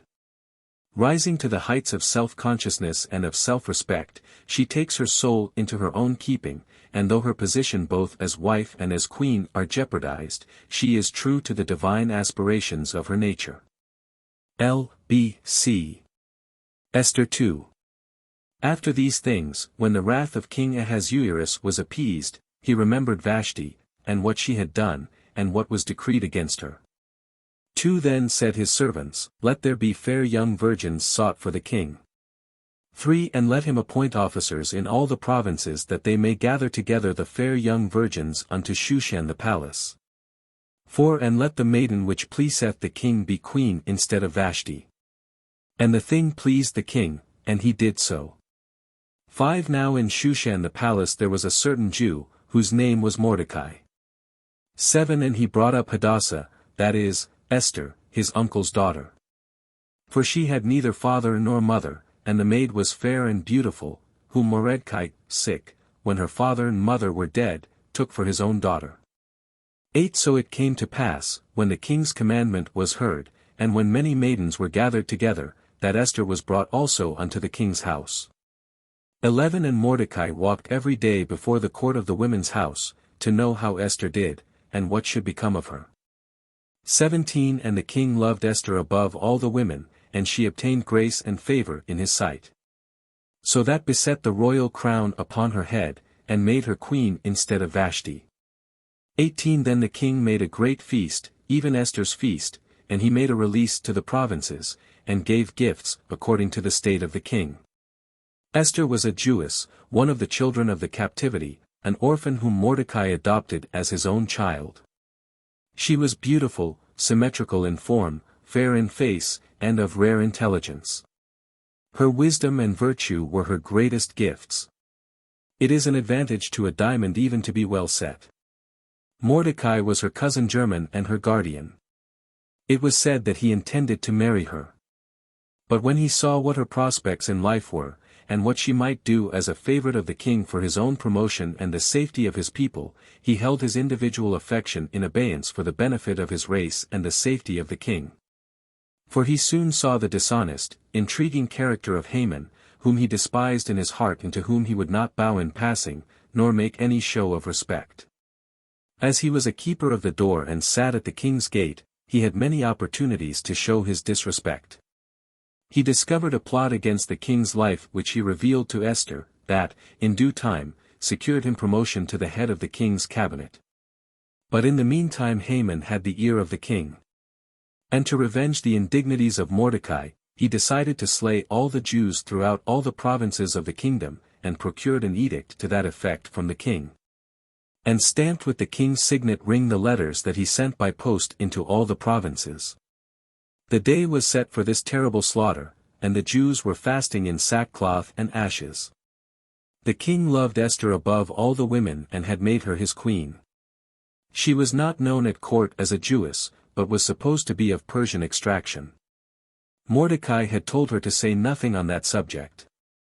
Ahasuerus placed the royal crown upon her head, and solemnized her coronation with a great feast, which Esther graced with her presence, at the request of the king. She profited by the example of Vashti, and saw the good policy of at least making a show of obedience in all things. Mordecai walked up and down past her door many times a day. And through a faithful messenger kept her informed of all that transpired, so she was aware of the plot Haman had laid against her people. So she made a banquet for the king and Haman, and told the king the effect of his royal edict and letters sent by post in all the provinces stamped with his ring. She told him of Mordecai's faithfulness in saving his life. That she and Mordecai were Jews, and that it was their people who were to be slain, young and old, women and children, without mercy. That their possessions were to be confiscated to raise the money which Haman promised to put into the royal treasury, and that Haman had already built a gallows 30 feet high on which Mordecai was to be hanged. Haman trembled in the presence of the king, who ordered him to be hanged on the gallows which he had prepared for Mordecai, and the latter was installed as the favorite of the king. The family and the followers of Haman were slain by the thousands, and the Jews were filled with gladness. The day appointed for their destruction was one of thanksgiving. They appointed a certain day in the last month of the year, just before the Passover, to be kept ever after as the feast of Purim, one of thanksgiving for their deliverance from the vengeance of Haman. Purim is a Persian word. It is not a holy day feast, but of human appointment. It is celebrated at the present time, and in the service the whole story is told. It is to be regretted that this feast often ends in gluttony. One commentator says that the Talmud states that in the feast of Purim a man may drink until he knows not the difference between, "Cursed be Haman," and, "Blessed be Mordecai." If the Talmud means that he may drink the wine of good fellowship until all feelings of vengeance, hatred, and malice are banished from the human soul, the sentiment is not so objectionable as at the first blush it appears. There is one thing in the Jewish service worse than this, and that is for each man to stand up in the synagogue every Sabbath morning and say, "I thank thee, O Lord, that I was not born a woman," as if that were the depth of human degradation. It is to be feared that the Thanksgiving feast of the Purim has degenerated in many localities into the same kind of a gathering as the Irish wake. In the history of Esther, those who believe in special providence will see that in her coming to the throne multitudes of her people were saved from a cruel death, hence the disobedience of Vashti was providential. A faith that all things are working together for good, that good only is positive, evil negative, is most cheerful and sustaining to the believer. I have always regretted that the historian allowed Vashti to drop out of sight so suddenly. Perhaps she was doomed to some menial service, or to entire sequestration in her own apartments. E.C.S. The record fails to state whether or not the king's judgment was modified in regard to Vashti's refusal to appear on exhibition when his wrath abated.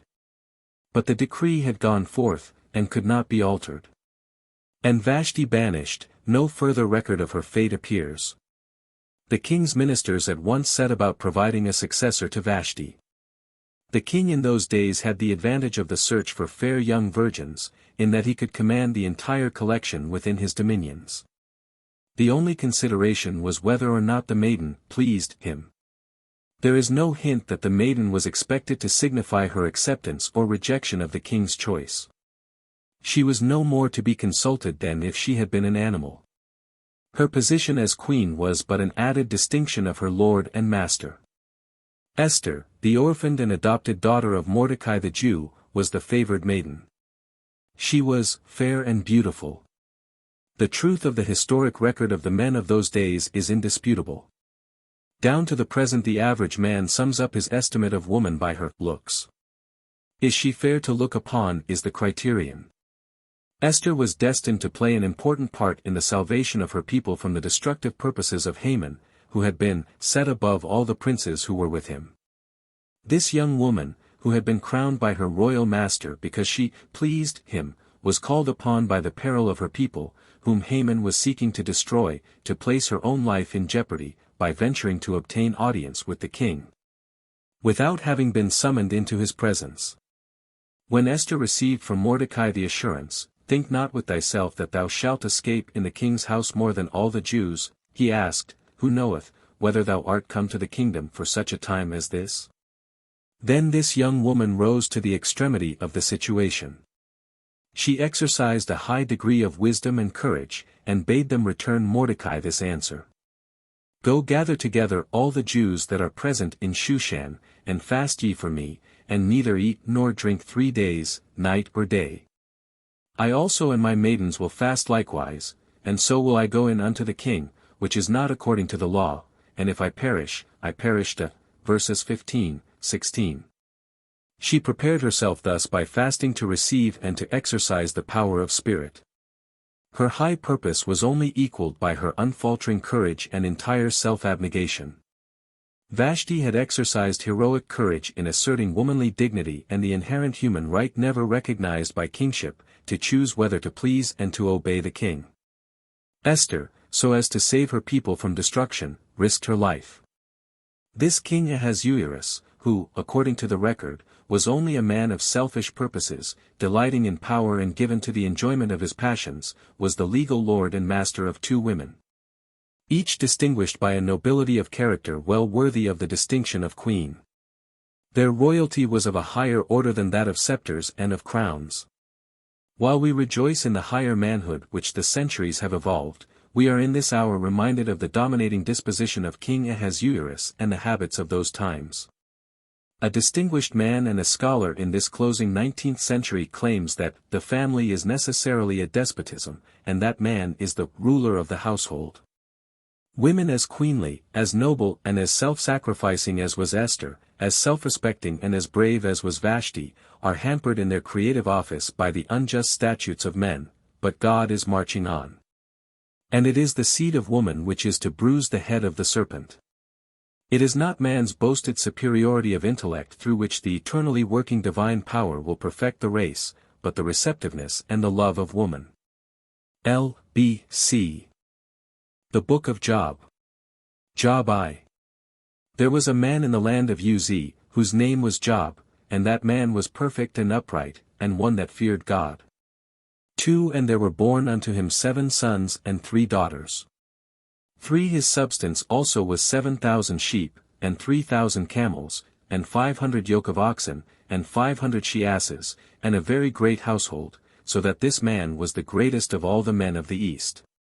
4 And his sons feasted in their houses, and sent and called for their 3 sisters to eat with them. 6 Now there was a day when the sons of God came to present themselves before the Lord, and Satan came also. 7 And the Lord said unto Satan, Whence comest thou? Satan answered, From going to and fro in the earth. 8 And the Lord said unto Satan, Hast thou considered my servant Job, that there is none like him in the earth, a perfect and an upright man? 9 Then Satan answered, Doth Job fear God for naught?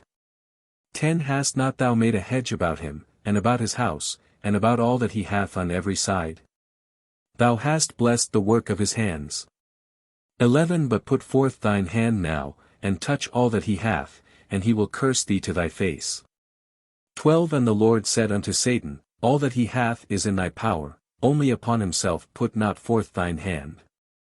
So Satan went forth from the presence of the Lord. 14 And there came a messenger unto Job, and said, The oxen were plowing, and the asses feeding beside them. 15 And the Sabaeans fell upon them, and took them away. Yea, they have stained the servants. 16 There came another, and said, Fire is fallen from heaven, and hath burned up the sheep. 17 There came also another, and said, The Chaldeans fell upon the camels, and have carried them away. 18 There came also another, and said, Thy sons and thy daughters were eating and drinking. 19 And, behold there came a great wind and smote the 4 corners of the house, and it fell upon the young men, and they are dead. 20 Then Job arose, and rent his mantle, and shaved his head, and fell down upon the ground, and worshipped. Job 2. 9 Then said his wife unto him, Dost thou still retain thine integrity? Curse God and die. 10 But he said unto her, Thou speakest as one of the foolish women speaketh. What? Shall we receive good at the hand of God, and shall we not receive evil? Job 42. 11 Then came there unto him his brethren, and his sisters, and they that had been of his acquaintance before. And did eat bread with him in his house, and they comforted him over all the evil that the Lord had brought upon him, every man also gave him a piece of money, and every one an earring of gold. 12 So the Lord blessed the latter end of Job more than his beginning, for he had 14,000 sheep, and 6,000 camels, and 1,000 yoke of oxen, and 1,000 she-asses. 13 He had also 7 sons and 3 daughters. 15 And in all the land were no women found so fair as the daughters of Job, and their father gave them inheritance among their brethren. 16 After this lived Job 140 years. 17 So Job died, being old and full of days. The book of Job opens with an imaginary discussion between the Lord and Satan as to the true character of Job. Satan hates him because he is good, and envies him because he is a favorite of the Lord, who expresses unbounded faith in his steadfastness to religious principles. Satan replies that Job is all right in prosperity, when surrounded with every comfort, but stripped of his blessings, his faith in a superintending providence would vanish like dew before the rising sun. The Lord said, You may test Job. I give you permission to do your worst and to see if he will not remain as true in adversity as he is in prosperity. The book of Job is an epic poem, an allegory, to show the grand elements in human nature, enabling mortals to rise superior to all trials and temptations, to the humiliations of the spirit, and to prolonged suffering in the flesh. Though illustrated in the personality of a man, yet the principle applies equally to the wisdom and the virtue of woman. The elements of Job's goodness and greatness must have existed in his mother. But little is said of women in this book. And that little is by no means complimentary. Job's wife's name was Dinah. Some commentators say that she was the daughter of Jacob. Satan uses her as the last and most subtle influence for the downfall of his victim. Between the two forces of good and of evil, the triumph of the spiritual nature over the temptations of the flesh, the godlike in the human, was thoroughly proven. Job is represented as a great man. He has wealth, inflexible integrity and a charming family life, 7 sons and 3 daughters, immense herds of oxen, sheep, asses, camels, and servants without number. The spirit of evil, to test his faithfulness, strips him of all his possessions. In one day Job's houses were destroyed, his lands made desolate, his cattle stolen and his children carried off in a whirlwind. Job was stunned by these calamities. He put on sackcloth, shaved his head, as was the custom, and calmly accepted the situation, and his faith in the goodness of God remained. Then the spirit of evil, to test him still further, afflicted him with a terrible disease, loathsome to endure and pitiful to behold. His 3 friends, Eliphaz, Bildad and Zophar, mocked him in his misery. His last affliction was the disgust of his wife. She ridiculed his faith in God, and scoffed at his piety, as Michal did at David. She was spared to be his last tempter when all his comforts were taken away. She bantered him for his constancy. Dost thou still maintain thy confidence in the God who has punished thee? Why dost thou be so obstinate in thy religion, which serves no good to thee? Why truckle to a God who, so far from rewarding thy services with marks of his favor, seems to take pleasure in making thee miserable and scourges thee without any provocation? Is this a God to be still loved and served? Curse God and die.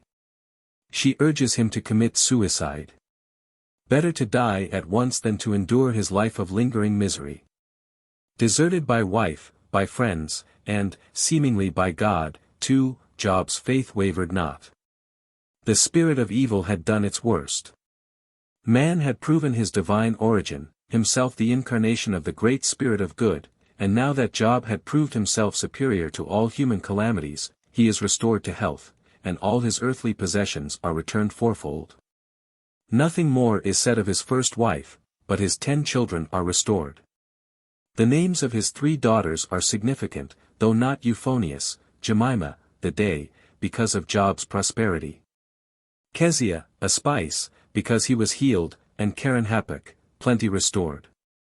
God adorned them with great beauty, no women being so fair as were the daughters of Job. In the Old Testament we often find women praised for their beauty. But in the New Testament we find no notice of physical charms, not even in the Virgin Mary herself. Job gave to his daughters an equal inheritance with his sons.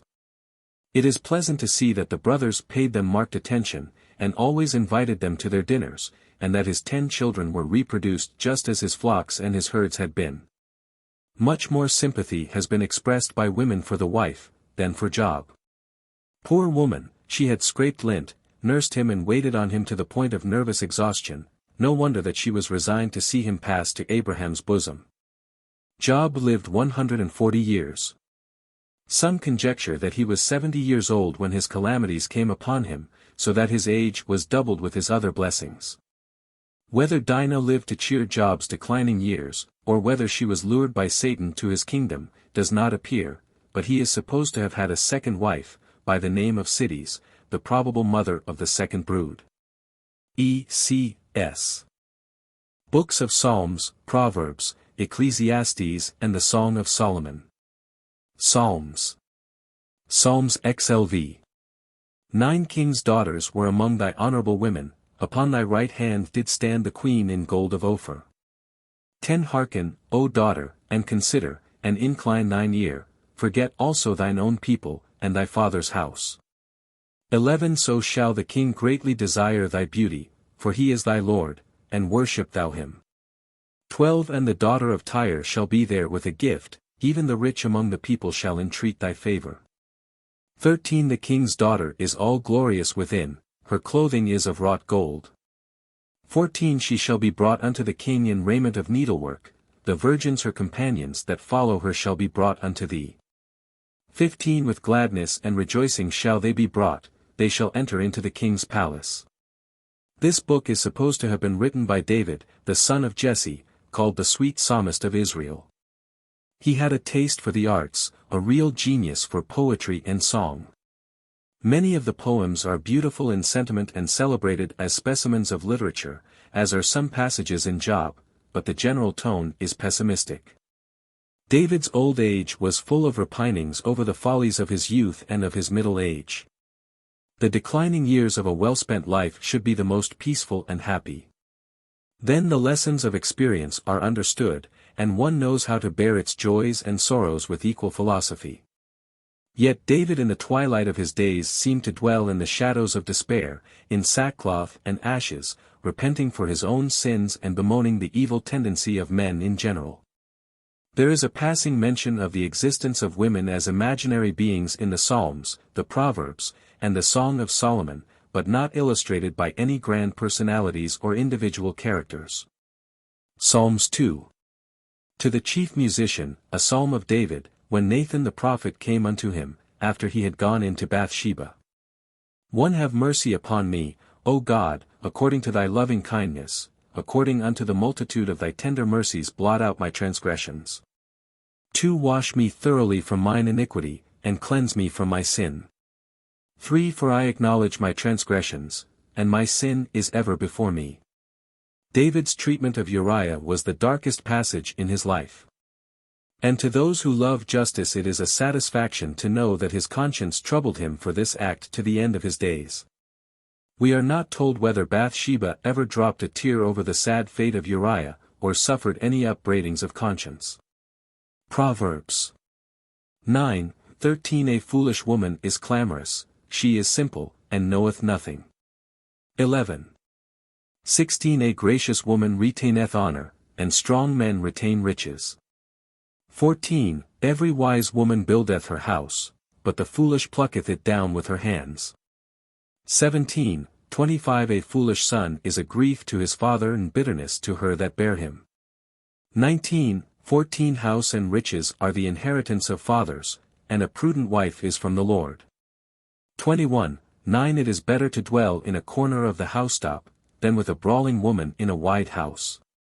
21:19 It is better to dwell in the wilderness, than with a contentious and an angry woman.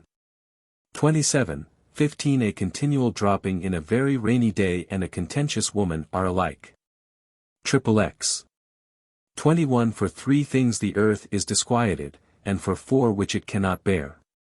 22 For a servant when he reigneth, and a fool when he is filled with meat. 23 For an odious woman when she is married, and a handmaid that is heir to her mistress. 31:10 Who can find a virtuous woman? For her price is far above rubies. 11 The heart of her husband doth safely trust in her. 12 She will do him good and not evil all the days of her life. 13 She seeketh wool, and flax, and worketh willingly with her hands. 16 She considereth a field, and buyeth it, with the fruit of her hands she planteth a vineyard. 20 She stretcheth out her hand to the poor. 21 She is not afraid of the snow.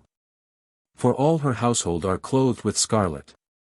22 She mocketh herself coverings of tapestry, her clothing is silk and purple. 23 Her husband is known in the gates, when he sitteth among the elders of the land. 24 She mocketh fine linen, and selleth it. 26 She openeth her mouth with wisdom, and in her tongue is the law of kindness. 28 Her children arise up, and call her blessed, her husband also, and he praiseth her. 29 Many daughters have done virtuously, but thou excellest them all. 30 Favor is deceitful, and beauty is vain, but a woman that feareth the Lord, shall be praised. With these pen pictures of the foolish, contentious wife contrasted with the more gracious woman, surely every reader of common sense will try to follow the example of the latter. A complaining woman is worse than a leaky house, because with paint and putty you can stop the dropping, but how can one find the source of constant complaints? Heretofore biblical writers have given to us battles, laws, histories, songs. Now we have in Solomon's writings a new style in short, epigrammatic sentences. The proverb was the most ancient way of teaching among the Greeks. The 7 wise men of Greece each had his own motto on which he made himself famous. These were engraved on stone in public places. Thus the gist of an argument or a long discussion may be thrown into a proverb, in which the whole point will be easily seen and remembered. Solomon's idea of a wise woman, a good mother, a prudent wife, a saving housekeeper and a successful merchant, will be found in the foregoing texts, which every woman who reads should have printed, framed and hung up at her family altar. As Solomon had 1,000 women in his household, he had great opportunity for the study of the characteristics of the sex, though one would naturally suppose that wise women, even in his day, preferred a larger sphere of action than within his palace walls. Solomon's opinion of the sex in general is plainly expressed in the foregoing texts. Solomon is supposed to have written his song when he was young, Proverbs in middle life, and Ecclesiastes when he was old. He gave admirable rules for wisdom and virtue to all classes, to men, to women and to children, but failed to practice the lessons which he taught. Ecclesiastes. This book, written in Solomon's old age, is by no means comforting or inspiring. Everything in life seems to have been disappointing to him.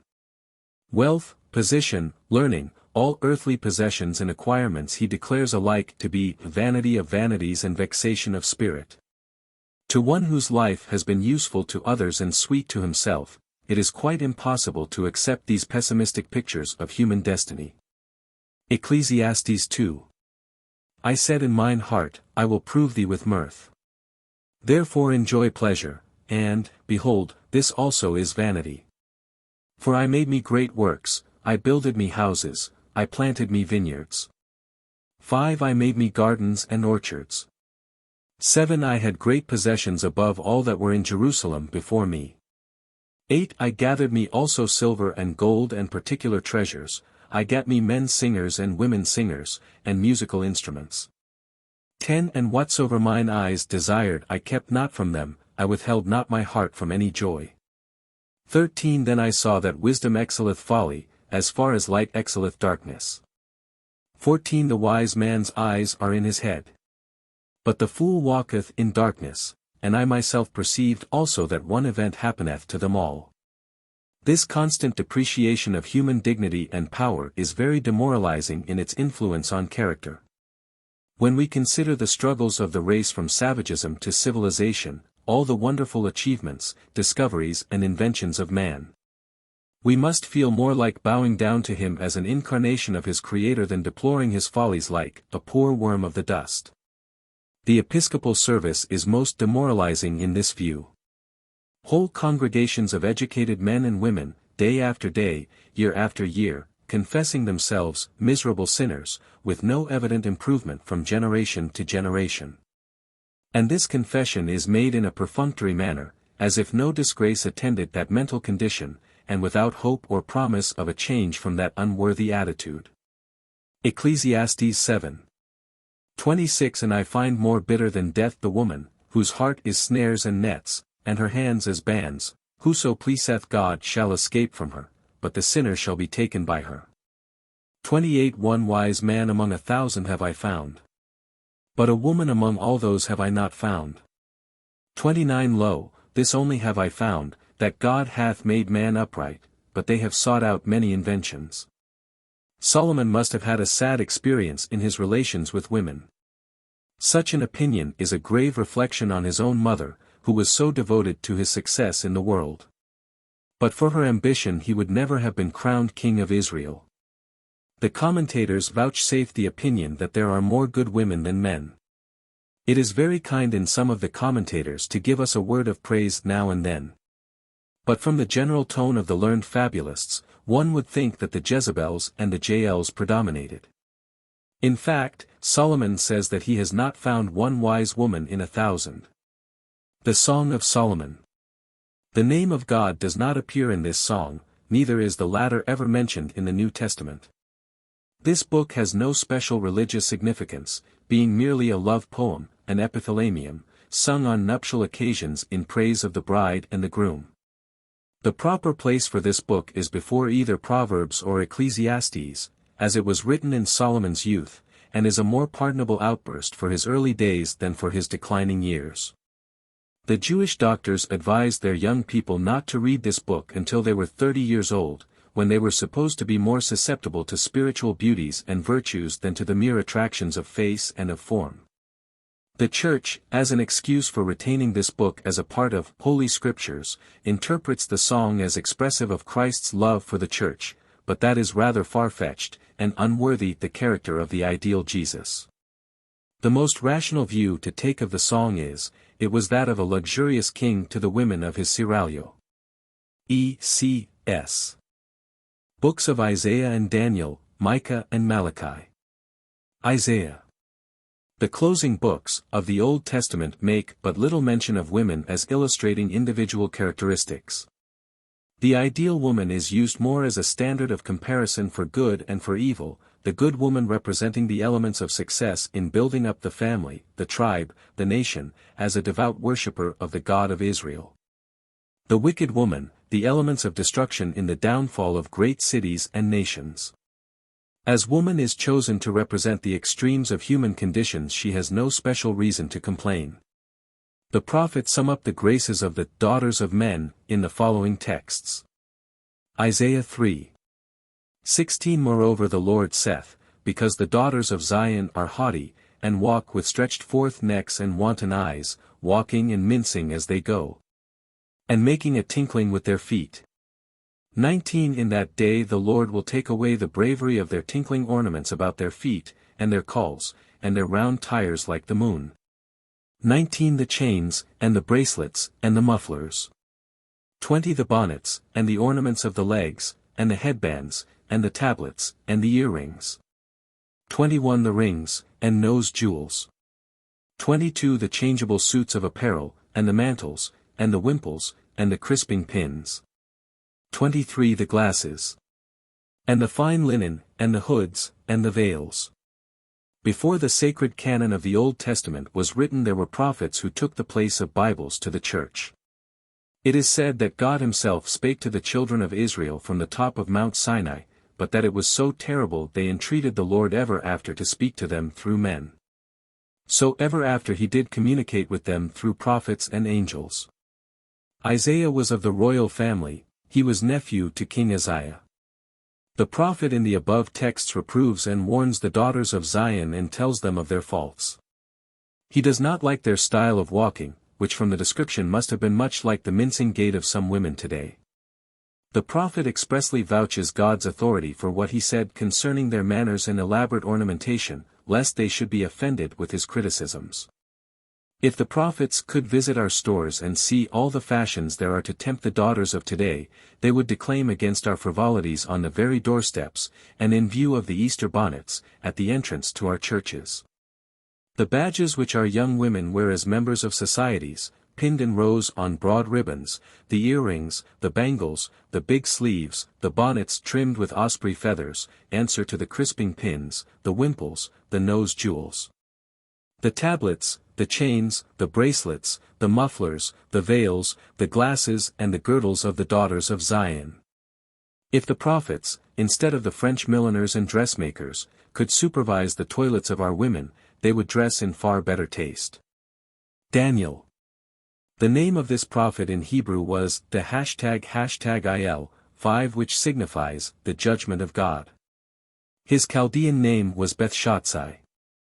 He was of the tribe of Judah of the royal family. Josephus calls him one of the greatest of the prophets. Daniel v. Belshazzar the king made a great feast and commanded to bring the golden and silver vessels which his father Nebuchadnezzar had taken out of the temple which was in Jerusalem, that the king and his princes, his wives and his concubines, might drink therein. 3 Then they brought the golden vessels, and praised the gods of gold, and of silver, of brass, of iron, of wood, and of stone. 5 In the same hour came forth fingers of a man's hand, and wrote over against the candlestick upon the plaster of the wall, and the king saw the part of the hand that wrote. 6 Then the king's countenance was changed, and his thoughts troubled him, so that his knees smote one against another. 7 The king cried aloud to bring in the astrologers, the Chaldeans, and the soothsayers. And the king spoke, and said to the wise men of Babylon, Whosoever shall read this writing, and shew me the interpretation thereof, shall be clothed with scarlet, and have a chain of gold about his neck, and shall be the third ruler in the kingdom. 8 Then came in all the king's wise men, but they could not read the writing, nor make known the interpretation thereof. 10 Now the queen came into the banquet house, and said, O king, live forever, let not thy thoughts trouble thee. 11 There is a man in thy kingdom in whom is the spirit of the holy gods, and in the days of thy father light and understanding and wisdom, like the wisdom of the gods, was found in him. Whom Nebuchadnezzar thy father made master of the magicians, astrologers, Chaldeans and soothsayers. Now let Daniel be called, and he will shew the interpretation. 13 Then was Daniel brought in. And he said, I will read the writing unto the king. 25 And this is the writing that was written, mean, tekel, a parson. 26 This is the interpretation of the thing, God hath numbered thy kingdom, and finished it. 27 Tekel. Thou art weighed in the balance, and art found wanting. 28 Perez, thy kingdom is divided, and given to the Medes and Persians. 29 Then commanded Belshazzar, and they clothed Daniel with scarlet, and put a chain of gold about his neck, and made a proclamation concerning him, that he should be the third ruler in the kingdom. 20 In that night was Belshazzar the king of the Chaldeans slain. Historians say that Cyrus was at this time besieging the city and knew of this feast, and took this opportunity to make his attack and to slay the king. In the midst of the consternation at the feast the queen entered to advise Belshazzar. It is supposed that this queen was the widow of the evil Merodach, and was that famous Nitocris whom Herodotus mentions as a woman of extraordinary prudence and wisdom. She was not present at the feast, as were the king's wives and concubines. It was not agreeable to her age and gravity to dissipate at night. But tidings of the consternation in the banquet hall were brought to her, so that she came and entreated him not to be discouraged by the incapacity of the wise men to solve the riddle. For there was a man in his kingdom who had more than once helped his father in emergencies and would no doubt advise him. She could not read the writing herself, but she said, Let the prophet Daniel be called. The account she gives of the respect Nebuchadnezzar had for him, for his insight into the deepest mysteries, and of his goodness and wisdom, moved the king to summon Daniel into his presence. Daniel was now near 90 years of age, and for a long time had not been in court circles, but the queen dowager remembered him in the court of the king's father. She reminded her son of the high esteem in which he was held by his father. The interpretation which Daniel gave of these mystic characters was far from easing the king of his fears. Daniel being in years, and Belshazzar still young, he took greater liberty in dealing plainly with him than he had with his father. He read the warning as written on the wall. Thou hast been weighed in the balance and found wanting, and thy kingdom is divided and rent from thee. Although the exposition of the handwriting was most discouraging, yet the king kept his promise, and put on Daniel the scarlet gown and the gold chain. Micah 2. 9 The women of my people have ye cast out from their pleasant houses. From their children have ye taken away my glory forever. Micah 7. 6 For the son dishonoureth the father, the daughter riseth up against her mother, the daughter-in-law against her mother-in-law. Here the Israelites are rebuked for their cruel treatment of their own people, robbing widows and selling children into slavery. Family life as well as public affairs seems to have become unsettled. The contempt and the violation of the laws of domestic duties are a sad symptom of universal corruption. Malachi 2. 11 Judah hath profaned the holiness of the Lord which he loved, and hath married the daughter of a strange god. 14 Yet ye say, Wherefore? Because the Lord hath been witness between thee and the wife of thy youth, against whom thou hast dealt treacherously, yet is she thy companion, and the wife of thy covenant. 15 That he might seek a godly seed. Therefore take heed to your spirit, and let none deal treacherously against the wife of his youth. These Israelites were always violating the national law which forbade them to marry strange women. The corruption of the nation began, say the historians, with the intermarriage of the sons of God with the daughters of men, meaning, I suppose, those of the tribes who had a different religion. He that marries a heathen woman is as if he made himself son-in-law to an idol. They put away the wives of their own nation, and, as was the fashion at one time, married those of other nations. This spoiled the lives of the daughters of Israel. They were uncertain as to their social relations, family, right to their children, and support in their old age, as a paper of divorce could be given to them at any time. The denunciations of the prophets had no great weight in matters where strong feeling and sound judgment conflicted. Charming women, of the Hittites and of the Midianites, with their novel dress, manners and conversation, attracted the men of Israel. They could not resist the temptation. When the strongest man and the wisest one are alike led captive, there is no significance in calling woman, the weaker sex. Though few women appear in the closing tragedies of the Old Testament, yet the idiosyncrasies of the sex are constantly used to point a moral or to condemn a sin. E.C.S. The Kabbalah. The Bible is an occult book, and a remarkable one. About all creeds and faiths this side of pagandom go to it for their authority. Read in the light of occult teachings, it becomes something more than the old battleground of controversy for warring religions. Occultism alone furnishes the key to this ancient treasury of wisdom. But to turn now to another point, it may be well to call the attention of the readers of the Woman's Bible to a few quotations from MacGregor Mather's Kabbalah Unveiled, which has been pronounced by competent authorities the work of a master hand. This work is a translation of Nor von Rosenrotha's Kabbalah Denudata. The Kabbalah, the Hebrew esoteric doctrines, is a system of teachings with which only the very learned attempt to wrestle. It is claimed to have been handed down by oral tradition from angelic sources, through Adam, Noah, Abraham, Moses, the 70 elders, to David and to Solomon. No attempt was made to commit this sacred knowledge to writing, till, in the early centuries of the Christian era, authorities differ widely as to the date, the pupils of Rabbi Simeon ben Jochi put his teachings into writing. And this in later ages became known as the Zohar, or Book of Splendor. Around the name of this Rabbi Simeon ben Jochi, as one scholarly writer puts it, cluster the mystery and the poetry of the religion of the Kabbalah as a gift of the deity to mankind.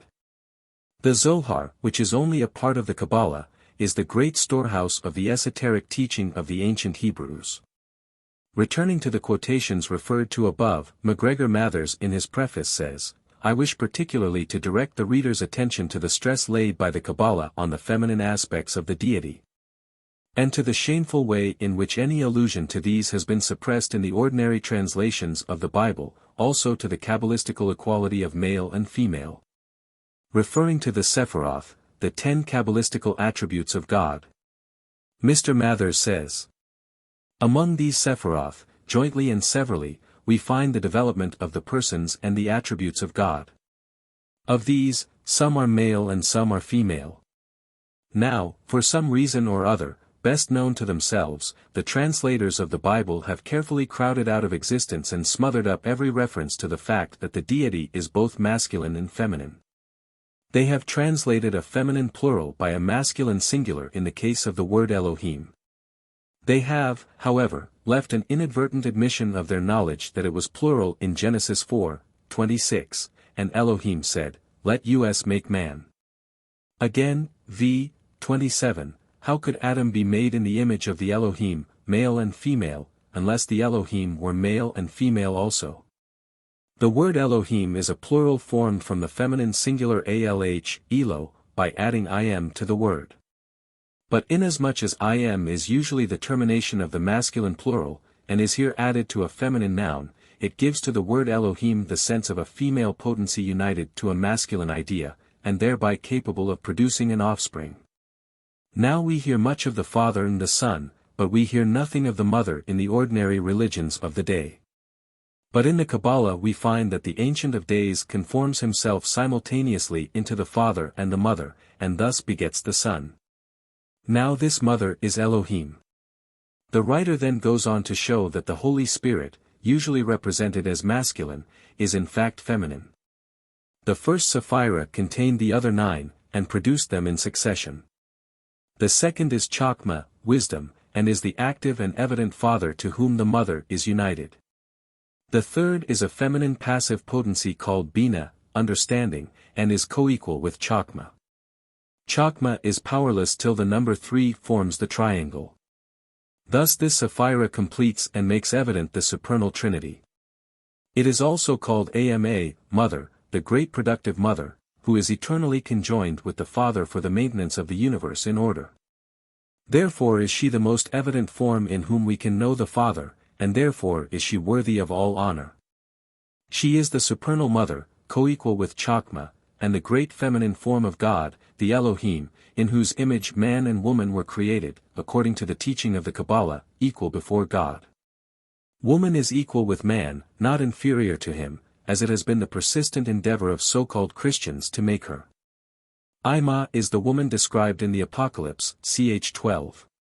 This third Sapphira is also sometimes called the Great Sea.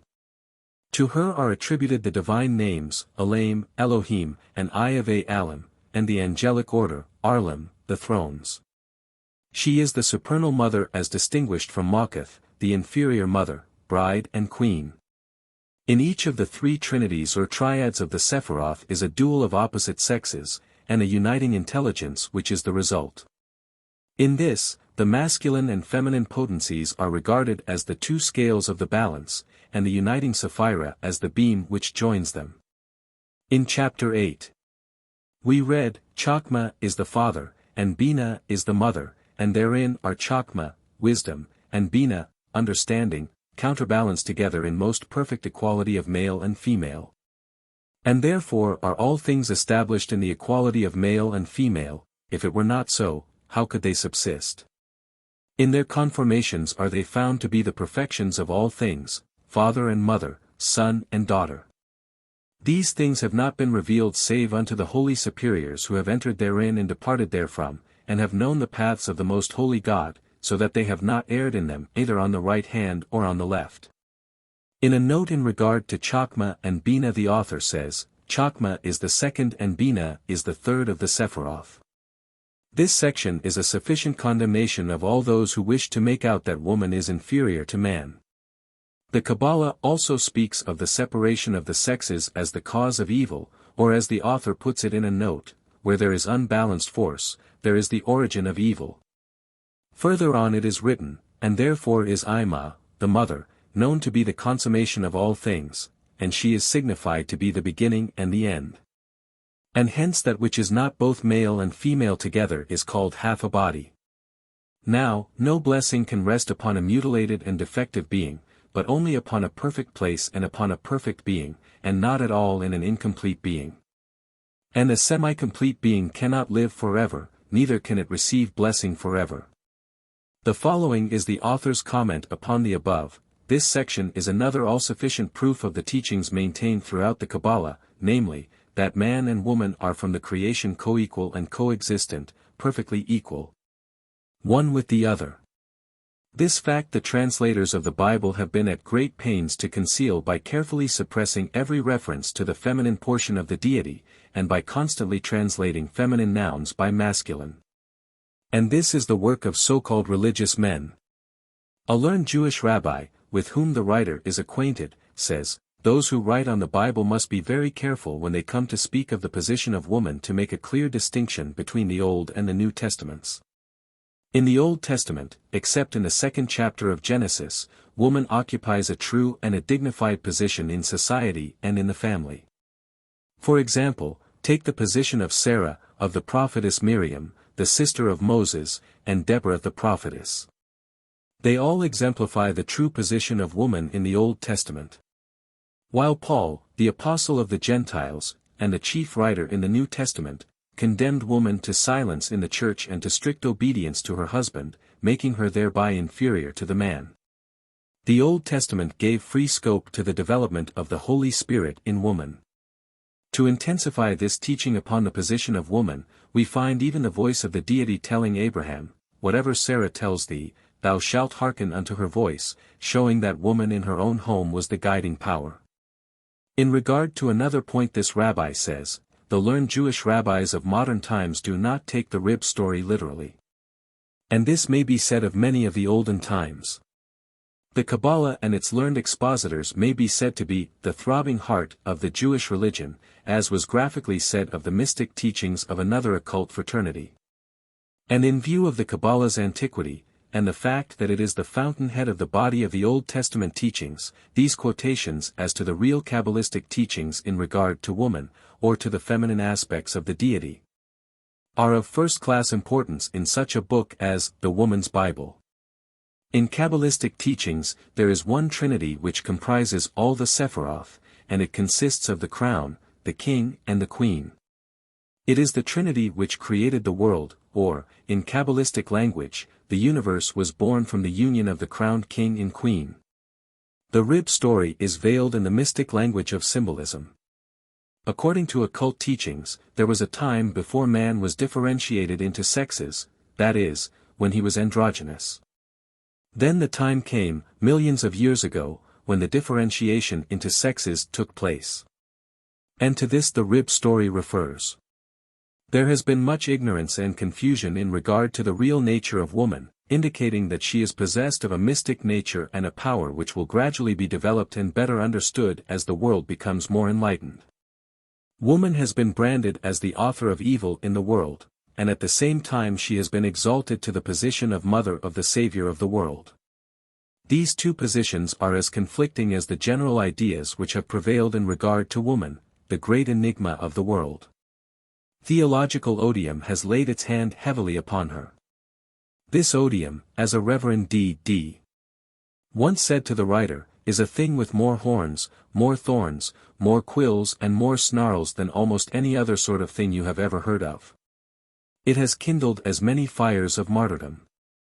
It has slip-noosed as many ropes for the necks of well-meaning men, it has built as many racks for the dislocation of human bones, it has forged as many thumbscrews, it has built as many dungeons, it has ostracized as many scholars and philosophers. It has set itself against light and pushed as hard to make the earth revolve the other way on its axis, as any other force of mischief of whatever name or kind. And that is the fearful thing with which woman has had to contend. When she is free from it we may be assured that the dawn of a new day is not far off. And among the indications pointing that way is the fact that the Bible itself has been under treatment for some time. What is known as the higher criticism has done much to clear away the clouds of superstition which have enveloped it. One of the latest works on this line is the Polychrome Bible, the word meaning the different colors in which the texts, the notes, the dates, the translations, etc., are printed for the sake of simplifying matters. Prof. Paul Haupt, of Johns Hopkins University, is at the head of this great work, ably assisted by a large corps of the best biblical scholars in the world. It is not to be a revision of the accepted version, but a new translation in modern English. The translation is not to be literal except in the highest sense of the word, viz., to render the sense of the original as faithfully as possible. There are to be explanatory notes, historical and archaeological illustrations of the text, paraphrases of difficult passages, etc. In short, everything possible is to be done to simplify and to make plain this ancient book.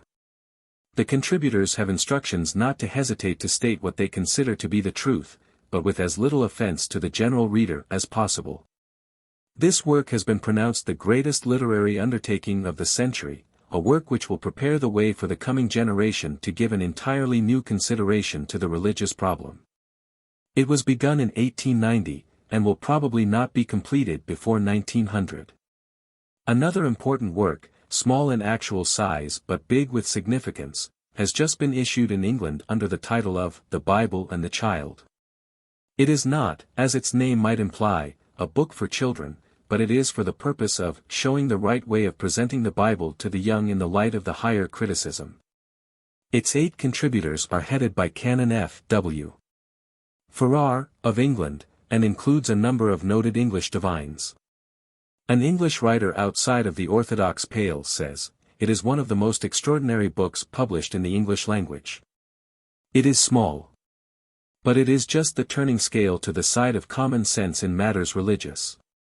The Church has at last taken a step in the right direction. We cannot expect it to set off at a gallop, but it is fairly ambling along on its comfortable palfrey. The advance is all along the line, and we need not fear any retrograde movement to the past. Canon Farrar says that the manner in which the higher criticism has progressed is exactly analogous to the way in which the truths of astronomy and of geology have triumphed over universal opposition. They were once anathematized as infidel. They are now accepted as axiomatic.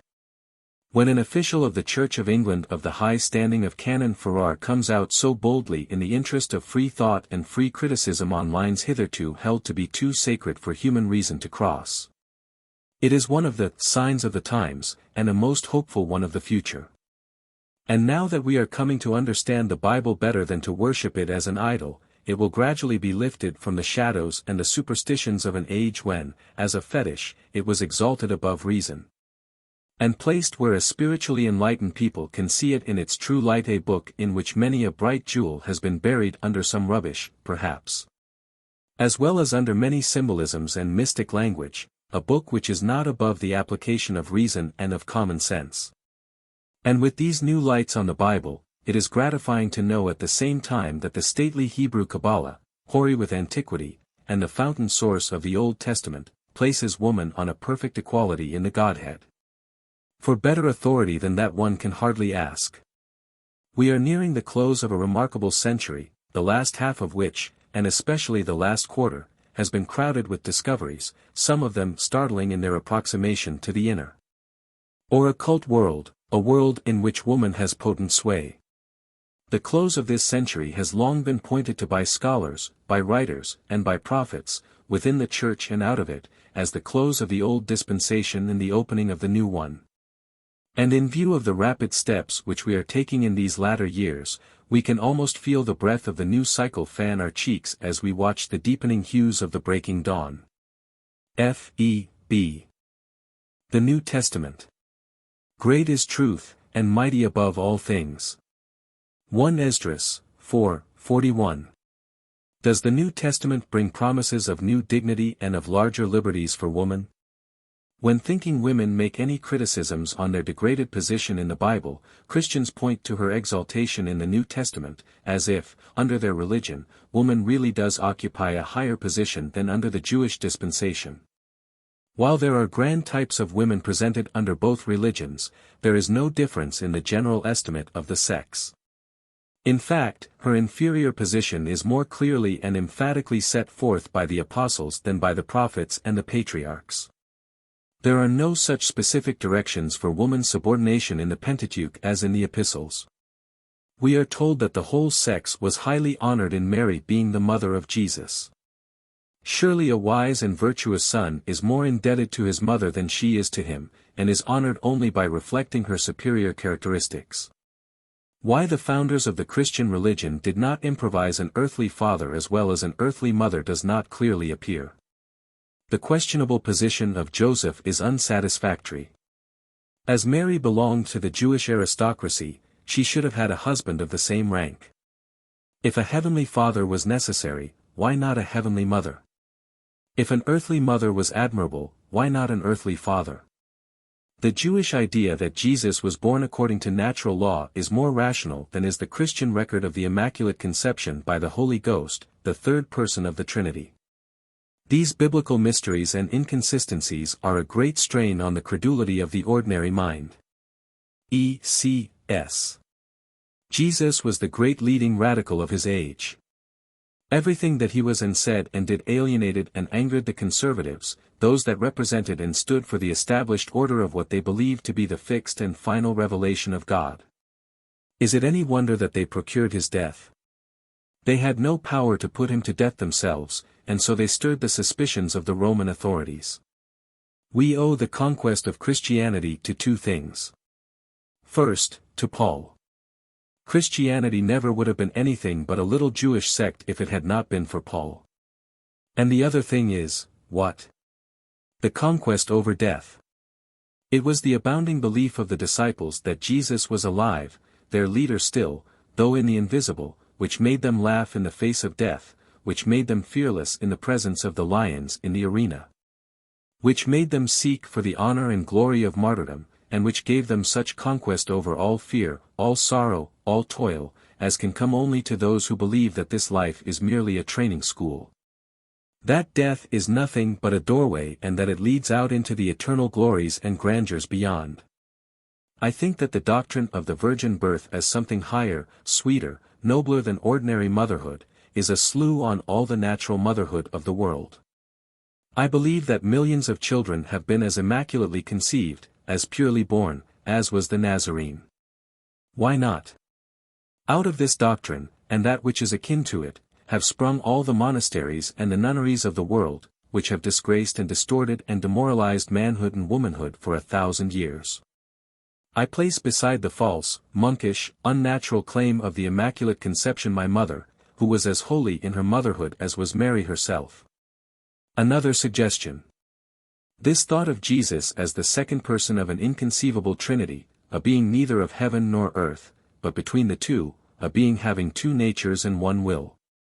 A being who was ignorant as a man, and who suffered as a man, while he knew everything as God and could not suffer as God. This conception is part of a scheme of the universe which represents humanity as ruined and lost and hopeless, God as unjust, and man as looking only to a fearful judgment in the ages that are to be. I believe that thousands of people have lived since the time of Jesus as good, as tender, as loving, as true, as faithful, as he. There is no more mystery in the one case than in the other, for it is all mystery.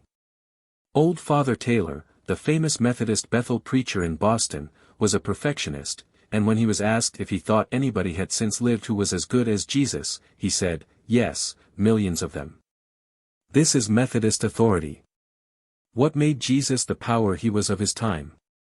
In the first place, there was an inexplicable charm about his personality which drew all the common people to him, as iron filings are drawn by a magnet.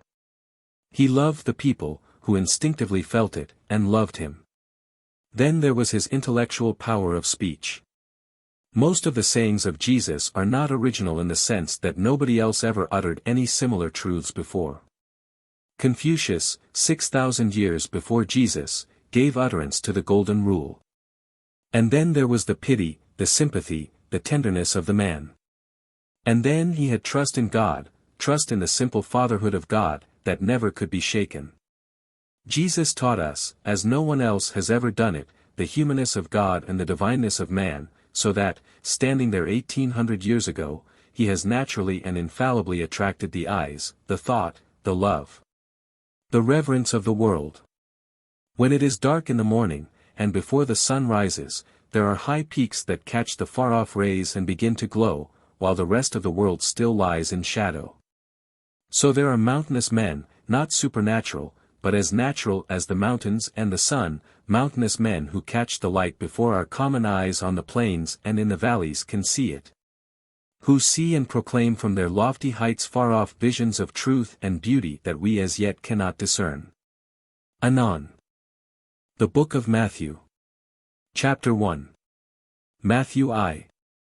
16 And Jacob begot Joseph the husband of Mary, of whom was born Jesus, who is called Christ. 17 So all the generations from Abraham to David are 14 generations. And from David until the carrying away into Babylon are 14 generations, and from the carrying away into Babylon unto Christ are 14 generations. Saint Matthew is supposed to be distinguished from the other apostles by the frequency of his references to the Old Testament. He records more particulars of Jesus than the others do, far more of his birth, his sayings and his miracles. There has been much difference of opinion among writers of both sacred and profane history as to the paternity of Jesus, and whether he was a real or an ideal character. If, as the Scriptures claim, he descended from heaven, begotten by the Holy Ghost, the incarnation of God himself, then there was nothing remarkable in his career, nor miraculous in the seeming wonders which he performed. Being the soul and the center of all the forces of the universe of matter and of mind. If he was an ideal character, like the gifted hero of some novel or tragedy, his great deeds and his wise sayings the result of the imagination of some skillful artist, then we may admire the sketch as a beautiful picture. But if Jesus was a man who was born, lived and died as do other men, a worthy example for imitation, he is deserving of our love and reverence, and by showing us the possibilities of human nature he is a constant inspiration, our hope and salvation. For the path, however rough, in which one man has walked, others may follow. As a God with infinite power he could have been no example to us, but with human limitations we may emulate his virtues and walk in his footsteps. Some writers think that his mother was a wise, great and beautiful Jewish maiden, and his father a learned rabbi, who devoted much time and thought to his son's education. At a period when learning was confined to the few, it was a matter of surprise that as a mere boy he could read and write, and discuss the vital questions of the hour with doctors in the sacred temples. His great physical beauty, the wisdom of his replies to the puzzling questions of the Pharisees and the Sadducees, his sympathy with the poor and the needy, his ambition for all that is best in human development, and his indifference to worldly aggrandizement, altogether made him a marked man in his day and generation. For these reasons he was hated, reviled, persecuted, like the long line of martyrs who followed his teachings. He commands far more love and reverence as a true man with only human possibilities, than as a God, superior to all human frailties and temptations. What were years of persecution, the solitude on the mountain, the agonies on the cross, with the power of a God to sustain him? But unaided and alone to triumph over all human weakness, trials and temptation, was victory not only for Jesus but for every human being made in his image. Matthew 2:1 Now when Jesus was born in Bethlehem of Judea in the days of Herod the king, behold, there came wise men from the east to Jerusalem. 2 Saying, Where is he that is born King of the Jews? For we have seen his star in the cast, and are come to worship him. 3 When Herod the king had heard these things, he was troubled, and all Jerusalem with him.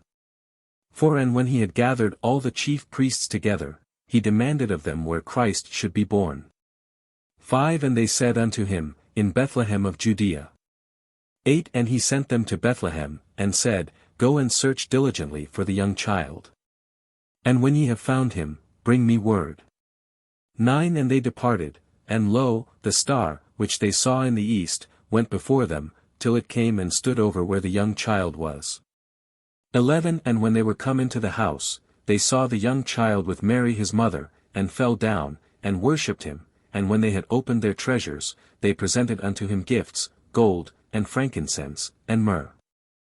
12 And being warned of God in a dream that they should not return to Herod, they departed into their own country another way.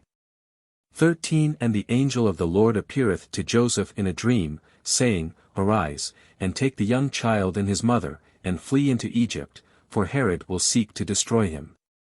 14 And he arose, and departed into Egypt. 19 But when Herod was dead, behold, an angel of the Lord appeareth in a dream to Joseph. 20 Saying, Arise, and take the young child and his mother, and go into the land of Israel. These sages were supposed to be men of great learning belonging to a sect called Magians, who came from Arabia. There was a general feeling that the King of the Jews was yet to be born, and that they were soon to see the long-expected and promised Messiah. Herod was greatly troubled by the tidings that a child had been born under remarkable circumstances. The star spoken of was supposed to be a luminous meteor the wise men had seen in their own country before they set out on their journey for Bethlehem, and which now guided them to the house where the young child was. Notwithstanding the common surroundings, the wise men recognizing something more than human in the child, fell down and worshipped him and presented unto him the most precious gifts which their country yielded. Some have supposed that the frankincense and the myrrh were intended as an acknowledgement of his deity, as the gold was of his royalty. To defeat the subtle malice of Herod, who was determined to take the child's life, Joseph was warned in a dream to flee into Egypt with the child and his mother. The wise men did not return to Herod as commanded, but went at once to their own country. Matthew 9:18 Behold, there came a certain ruler, saying, My daughter is even now dead, but come and lay thy hand upon her, and she shall live. 19 And Jesus arose and followed him. 2 And behold, a woman, which was diseased 12 years, came behind him, and touched the hem of his garment. 21 For she said within herself, If I may but touch his garment, I shall be whole. 22 But Jesus turned him about, and when he saw her, he said, Daughter, be of good comfort, thy faith hath made thee whole. And the woman was made whole from that hour. 23 And when Jesus came into the ruler's house. 24 He said, Give place, for the maid is not dead, but sleepeth. And they laughed him to scorn. 25 But when the people were put forth, he went in, and took her by the hand, and the maid arose. Matthew 14. 3 For Herod had laid hold on John, and put him in prison for Herodias' sake, his brother Philip's wife. For John said unto him, It is not lawful for thee to have her. 5 And when he would have put him to death, he feared the multitude, because they counted him as a prophet. 6 But when Herod's birthday was kept, the daughter of Herodias danced before them, and pleased Herod. 7 Whereupon he promised to give her whatsoever she would ask. 8 And she being before instructed of her met, Give me here John Baptist's head in a charger. 9 And the king was sorry, nevertheless for the oath's sake he commanded it to be given her. 10 And he sent, and beheaded John in the prison. 11 And his head was brought in a charger, and given to the damsel, and she brought it to her mother. 12 And his disciples came, and took up the body, and buried it, and went and told Jesus. Josephus says that Herodias was niece both to her former husband, Philip, and to Herod, with whom she at this time lived. Herod had divorced his own wife in order to take her, and her husband Philip was still living, as well as the daughter Salome, whom he had by her. No connection could be more contrary to the law of God than this. John, therefore, being a prophet and no courtier, plainly reproved Herod, and declared that it was not lawful for him to retain Herodias. This greatly offended Herod and Herodias, and they cast John into prison. Herodias waited her opportunity to wreak her malice on him, counting John's reproof an insult to her character as well as an interference with her ambition. At length when Herod celebrated his birthday, entertaining his nobles with great magnificence, the daughter of Herodias danced before them all, with such exquisite grace as to delight the company, whereupon Herod promised her whatever she desired, though equal in value to half his kingdom. Salome consulted her mother, who urged her to demand the head of John the Baptist. By the influence of Herodias, Herod, contrary to his own conscience, was induced to put John to death, for he feared him as a righteous man. It must have been a great trial to the daughter, who might have asked so many beautiful gifts and rare indulgences, to yield all to her wicked mother's revenge. But these deeds were speedily avenged. It is said that Salome had her head cut off by the ice breaking as she passed over it. Herod was shortly after engaged in a disastrous war on account of Herodias, and was expelled from his territories. And both died in exile, hated by everybody and hating one another. L.C.S. In regard to the charge against Herodias, which is current among theological scandalmongers, there is not a moderately intelligent jury of Christendom, if composed half of men and half of women, which, after examining all the available evidence, would not render a verdict in her favor of not guilty. The statement that she paid the price of her own daughter's debasement and disgrace for the head of John the Baptist, is an assertion born wholly of the ecclesiastical, distorted imagination. Not even a hint, much less an iota of proof, to warrant such an assertion, is found anywhere in history, sacred or profane.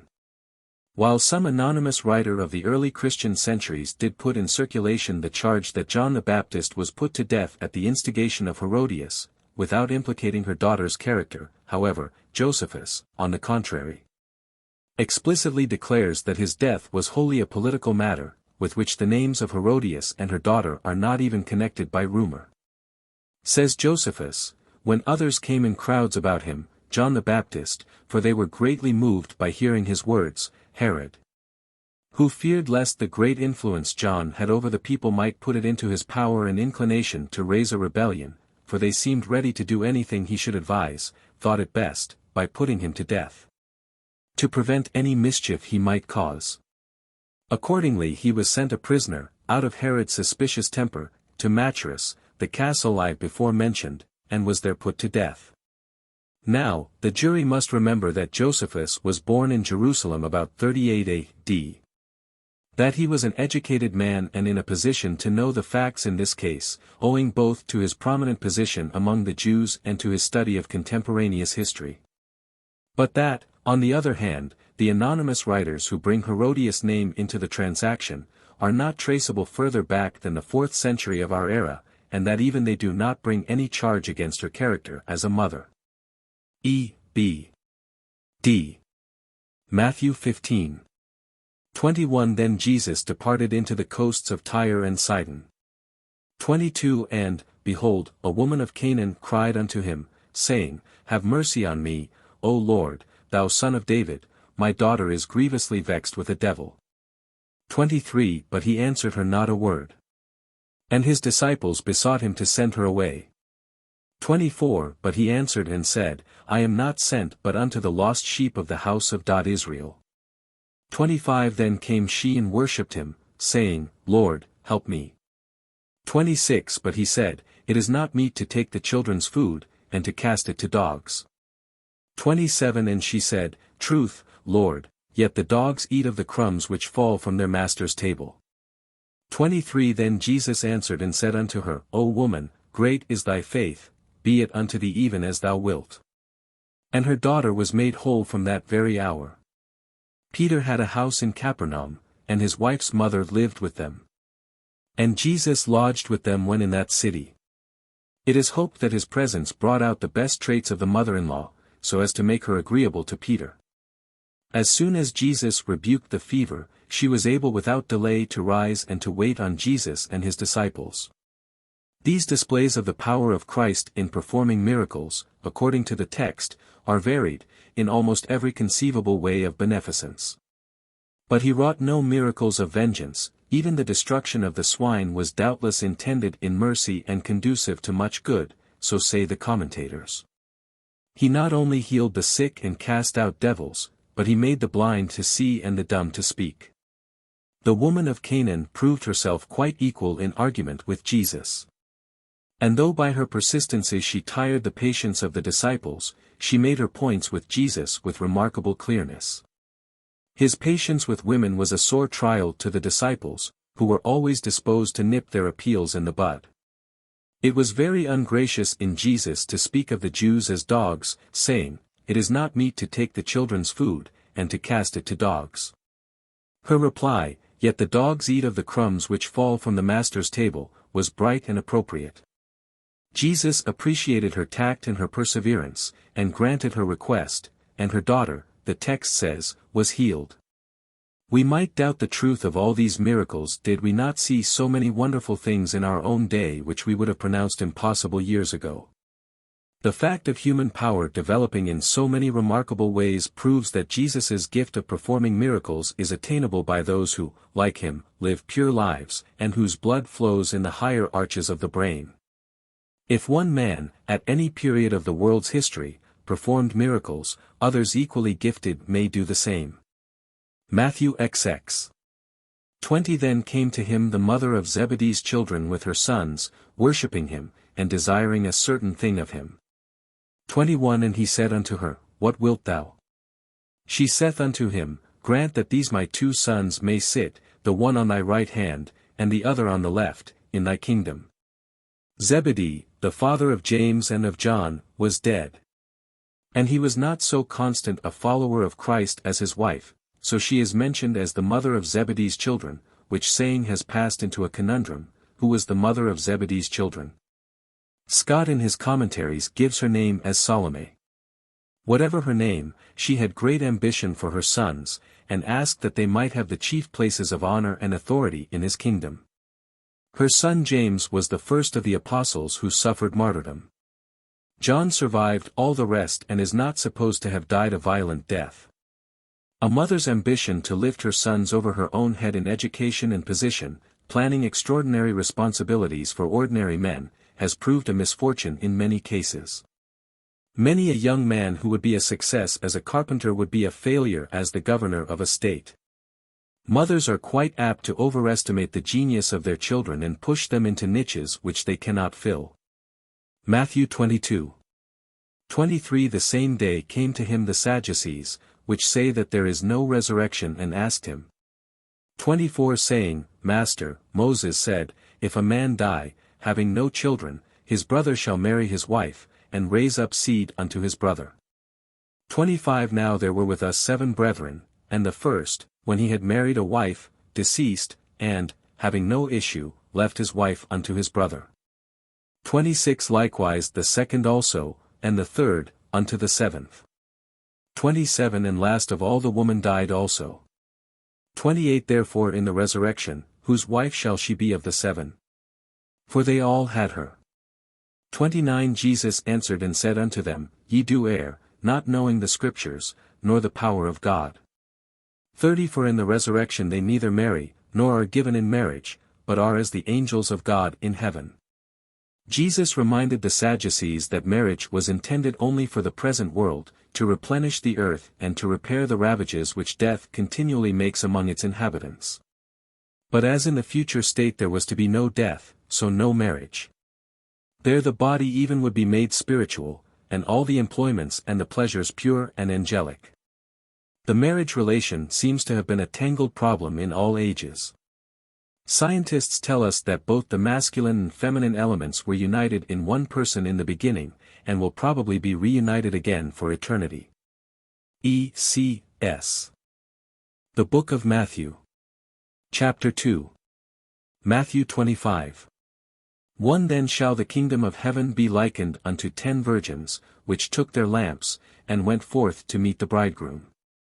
2 And 5 of them were wise, and 5 were foolish. 3 They that were foolish took their lamps, and took no oil with them.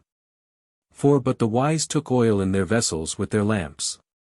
5 While the bridegroom tarried, they all slumbered and slept. 6 And at midnight there was a cry made, Behold, the bridegroom cometh, go ye out to meet him.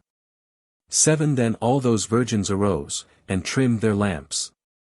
8 And the foolish said unto the wise, Give us of your oil, for our lamps are gone out.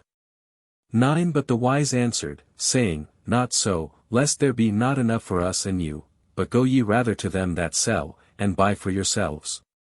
10 And while they went to buy, the bridegroom came. And they that were ready went in with him to the marriage, and the door was shut. 11 Afterward came also the other virgins, saying, Lord, Lord, open to us. 12 But he answered and said, Verily I say unto you, I know you not. In this chapter we have the duty of self-development impressively and repeatedly urged in the form of parables, addressed alike to man and to woman. The sin of neglecting and of burying one's talents, capacities and powers, and the penalties which such a course involve, are here strikingly portrayed. This parable is found among the Jewish records substantially the same as in our own scriptures. Their weddings were generally celebrated at night, yet they usually began at the rising of the evening star, but in this case there was a more than ordinary delay. Adam Clarke in his commentaries explains this parable as referring chiefly to spiritual gifts and the religious life.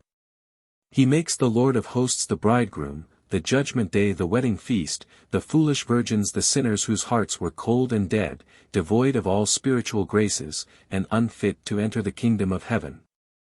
The wise virgins were the saints who were ready for translation, or for the bridal procession. They followed to the wedding feast, and when the chosen had entered, the door was shut. This strikes us as a strained interpretation of a very simple parable, which, considered in connection with the other parables, seems to apply much more closely to this life than to that which is to come, to the intellectual and the moral nature, and to the whole round of human duties. It fairly describes the two classes which help to make up society in general. The one who, like the foolish virgins, have never learned the first important duty of cultivating their own individual powers, using the talents given to them, and keeping their own lamps trimmed and burning. The idea of being a helpmeet to somebody else has been so sedulously drilled into most women that an individual life, aim, purpose and ambition are never taken into consideration. They oftentimes do so much in other directions that they neglect the most vital duties to themselves. We may find in this simple parable a lesson for the cultivation of courage and of self-reliance. These virgins are summoned to the discharge of an important duty at midnight, alone, in darkness, and in solitude. No chivalrous gentleman is there to run for oil and to trim their lamps. They must depend on themselves, unsupported, and pay the penalty of their own improvidence and unwisdom. Perhaps in that bridal procession might have been seen fathers, brothers, friends, for whose service and amusement the foolish virgins had wasted many precious hours, when they should have been trimming their own lamps and keeping oil in their vessels. And now, with music, banners, lanterns, torches, guns and rockets fired at intervals, come the bride and the groom, with their attendants and friends numbering thousands, brilliant in jewels, gold and silver, magnificently mounted on richly caparisoned horses, for nothing can be more brilliant than were those nuptial solemnities of Eastern nations. As this spectacle, grand beyond description, sweeps by, imagine the foolish virgins pushed aside, in the shadow of some tall edifice, with dark, empty lamps in their hands, unnoticed and unknown. And while the castle walls resound with music and merriment, and the lights from every window stream out far into the darkness, no kind friends gather round them to sympathize in their humiliation, nor to cheer their loneliness. It matters little that women may be ignorant, dependent, unprepared for trial and for temptation. Alone they must meet the terrible emergencies of life, to be sustained and protected amid danger and death by their own courage, skill and self-reliance, or perish. Woman's devotion to the comfort, the education, the success of men in general, and to their plans and projects, is in a great measure due to her self-abnegation and self-sacrifice having been so long and so sweetly lauded by poets, philosophers and priests as the acme of human goodness and glory. Now, to my mind, there is nothing commendable in the action of young women who go about begging funds to educate young men for the ministry, while they and the majority of their sex are too poor to educate themselves, and if able, are still denied admittance into some of the leading institutions of learning throughout our land. It is not commendable for women to get up fairs and donation parties for churches in which the gifted of their sex may neither pray, preach, share in the offices and honors, nor have a voice in the business affairs, creeds and discipline, and from whose altars come forth biblical interpretations in favor of woman's subjection. It is not commendable for the women of this republic to expend much enthusiasm on political parties as now organized, nor in national celebrations, for they have as yet no lot or part in the great experiment of self-government. In their ignorance, women sacrifice themselves to educate the men of their households, and to make of themselves ladders by which their husbands, brothers and sons climb up into the kingdom of knowledge, while they themselves are shut out from all intellectual companionship, even with those they love best. Such are indeed like the foolish virgins. They have not kept their own lamps trimmed and burning, they have no oil in their vessels, no resources in themselves, they bring no light to their households nor to the circle in which they move. And when the bridegroom cometh, when the philosopher, the scientist, the saint, the scholar, the great and the learned, all come together to celebrate the marriage feast of science and religion, the foolish virgins, though present, are practically shut out. For what know they of the grand themes which inspire each tongue and kindle every thought? Even the brothers and the sons whom they have educated, now rise to heights which they cannot reach, span distances which they cannot comprehend. The solitude of ignorance, oh, who can measure its misery?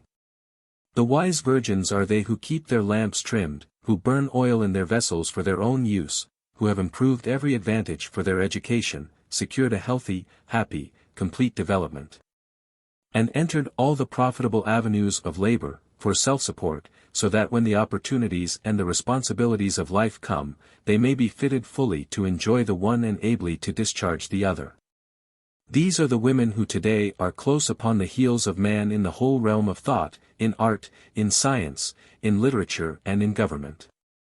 With telescopic vision they explore the starry firmament, and bring back the history of the planetary world. With chart and compass they pilot ships across the mighty deep, and with skillful fingers send electric messages around the world. In galleries of art, the grandeur of nature and the greatness of humanity are immortalized by them on canvas, and by their inspired touch, dull blocks of marble are transformed into angels of light. In music they speak again the language of Mendelssohn, of Beethoven, of Chopin, of Schumann, and are worthy interpreters of their great souls. The poetry and the novels of the century are theirs. They, too, have touched the keynote of reform in religion, in politics and in social life. They fill the editors' and the professors' chairs, plead at the bar of justice, walk the wards of the hospital, and speak from the pulpit and the platform. Such is the widespread preparation for the marriage feast of science and religion, such is the type of womanhood which the bridegroom of an enlightened public sentiment welcomes today. And such is the triumph of the wise virgins over the folly, the ignorance, and the degradation of the past as in grand procession they enter the temple of knowledge, and the door is no longer shut. Matthew 26. 6 Now when Jesus was in Bethany, in the house of Simon the leper. 7 There came unto him a woman having an alabaster box of very precious ointment, and poured it on his head. 8 But when his disciples saw it, they said, To what purpose is this waste? 9 For this ointment might have been sold for much, and given to the poor. 10 When Jesus understood it, he said unto them, Why trouble ye the woman? 11 For ye have the poor always with you, but me ye have not always. 12 For in that she hath poured this ointment on my body, she did it for my burial. 13 Verily, I say unto you, wheresoever this gospel shall be preached, there shall also this be told for a memorial of her. Matthew 27. 19 When Pilate was set down on the judgment seat, his wife sent unto him, saying, Have thou nothing to do with that just man, for I have suffered many things this day in a dream, because of him. 24 When Pilate saw that he could prevail nothing, but that rather a tumult was made, he took water, and washed his hands before the multitude, saying, I am innocent of the blood of this just person, see ye to it. 25 Then answered all the people, and said, His blood be on us, and on our children. 55 And many women were there beholding afar off, which followed Jesus from Galilee, ministering unto him. 56 Among which was Mary Magdalene, and Mary, the mother of James and Joses, and the mother of Zebedee's children. 61 And there was Mary Magdalene, and the other Mary, sitting over against the sepulchre. It is a common opinion among Christians that the persecutions of the Jews in all periods and latitudes is a punishment on them for their crucifixion of Jesus, and that this defiant acceptance of the responsibility is being justly fulfilled. Matthew 28. 1 In the end of the Sabbath, as it began to dawn came Mary Magdalene and the other Mary to see the sepulchre. 2 And, behold, there was a great earthquake, for the angel of the Lord descended from heaven, and came and rolled back the stone from the door, and sat upon it. 3 His countenance was like lightning, and his raiment white as snow. 4 And for fear of him the keepers did shake, and became as dead men. 5 And the angel answered and said unto the women, Fear not ye. For I know that ye seek Jesus, which was crucified. 7 Go quickly and tell his disciples that he is risen from the dead, and behold, he goeth before you into Galilee, there shall ye see him. 8 And they departed quickly from the sepulchre with great joy. 9 And as they went to tell his disciples, behold, Jesus met them, saying, All hail. And they came and held him by the feet, and worshipped him. 10 Then said Jesus unto them, Be not afraid, tell my brethren that they go into Galilee, and there shall they see me. Among the witnesses of the crucifixion, this melancholy and untimely scene, there were some women who had followed Jesus from Galilee and had waited on him, supplying his wants from their substance. Affection and anxious concern induced them to be present, and probably they stand afar off, fearing the outrages of the multitude. Words cannot express the mixed emotions of true gratitude, reverence, sorrow and compassion which must have agitated their souls on this occasion. We find from John, who was also present, that Mary the mother of Jesus was a spectator of this distressing scene. When Jesus was brought before Pilate, he was greatly troubled as to what judgment he should give, and his hesitation was increased by a warning from his wife, to have no part in the death of that righteous man. For she had terrifying dreams respecting him, which made her conclude that his death would be avenged by some unseen power. E.C.S. The Book of Mark. Mark 3. 31 There came then his brethren and his mother, and, standing without, sent unto him. 32 And the multitude sat about him, and said unto him, Behold, thy mother and thy brethren seek for thee. 33 And he answered them, saying, Who is my mother, or my brethren? 34 And he looked round about and said, Behold my mother and my brethren. 35 For whosoever shall do the will of God, the same is my brother, and my sister and mother. Many of the same texts found in the book of Matthew are repeated by the other evangelists. It appears from the text that the earnestness of Jesus in teaching the people made some of his friends, who did not believe in his mission, anxious. Even his mother feared to have him teach doctrines in opposition to the public sentiment of his day. His words of seeming disrespect to her simply meant to imply that he had an important work to do, that his duties to humanity were more to him than the ties of natural affection. Many of the ancient writers criticize Mary severely for trying to exercise control over Jesus, assuming rightful authority over him. Theophylact taxes her with vainglory, Tertullian accuses her of ambition, St. Chrysostom of impiety and of disbelief. Whitby says, It is plain that this is a protest against the idolatrous worship of Mary. She was generally admitted to be a woman of good character and worthy of all praise. But whatever she was, it ill becomes those who believe that she was the mother of God to criticize her as they would an ordinary mortal. Mark X. 2 And the Pharisees came to him, and asked him, Is it lawful for a man to put away his wife? Tempting him. 3 And he answered and said unto them, What did Moses command you? 4 And they said, Moses suffered to write a bill of divorcement, and to put her away. 5 And Jesus answered and said unto them, For the hardness of your heart he wrote you this precept. 6 But from the beginning of the creation God made them male and female. 7 For this cause shall a man leave his father and mother, and cleave to his wife. 8 And they twain shall be one flesh. 9 What therefore God hath joined together, let not man put asunder. The question of marriage was a constant theme for discussion in the days of Moses and of Jesus, as in our own times.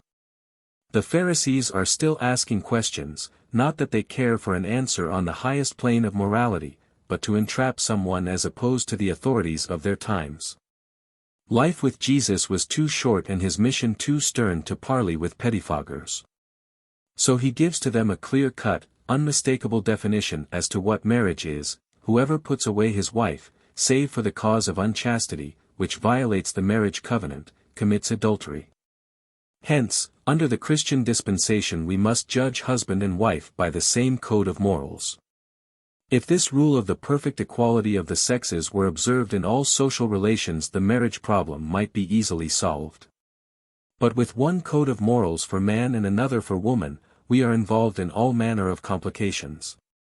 In England, for example, a woman may marry her husband's brother, but a man may not marry his wife's sister. They have had a deceased wife's sister's bill before Parliament for generations. Ever and anon they take it up, look at it with their opera glasses, air their grandfather's old platitudes over it, give a sickly smile at some well-worn witticism, or drop a tear at a pathetic whine from some bishop. Then lay the bill reverently back in its sacred pigeonhole for a period of rest. The discussion in the United States is now in the form of a homogeneous divorce law in all the states of the Union, but this is not in woman's interest. What Canada was to the southern slaves under the old regime, a state with liberal divorce laws is to fugitive wives. If a dozen learned judges should get together, as is proposed, to revise the divorce laws, they would make them more stringent in liberal states instead of more lax in conservative states. When such a commission is decided upon, one half of the members should be women, as they have an equal interest in the marriage and divorce laws, and common justice demands that they should have an equal voice in their reconstruction. I do not think a homogeneous law desirable, though I should like to see New York and South Carolina liberalized. I should not like to see South Dakota and Indiana more conservative. Mark 12:41 And Jesus sat over against the treasury, and beheld how the people cast money into the treasury, and many that were rich cast in much. 42 And there came a certain poor widow, and she threw in 2 mites, which make a farthing. 43 And he called unto him his disciples, and saith unto them, Verily I say unto you, that this poor widow hath cast more in than all they which have cast into the treasury.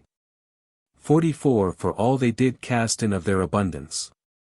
But she of her want did cast in all that she had, even all her living. The widow's gift no doubt might have represented more generosity than all beside, for the large donations of the rich were only a part of their superfluities, and bore a small proportion to the abundance which they still had. But she gave in reality of her necessities. The small contribution was of no special use in the treasury of the church, but as an act of self-sacrifice it was of more real value in estimating character. Jesus with his intuition saw the motives of the giver, as well as the act.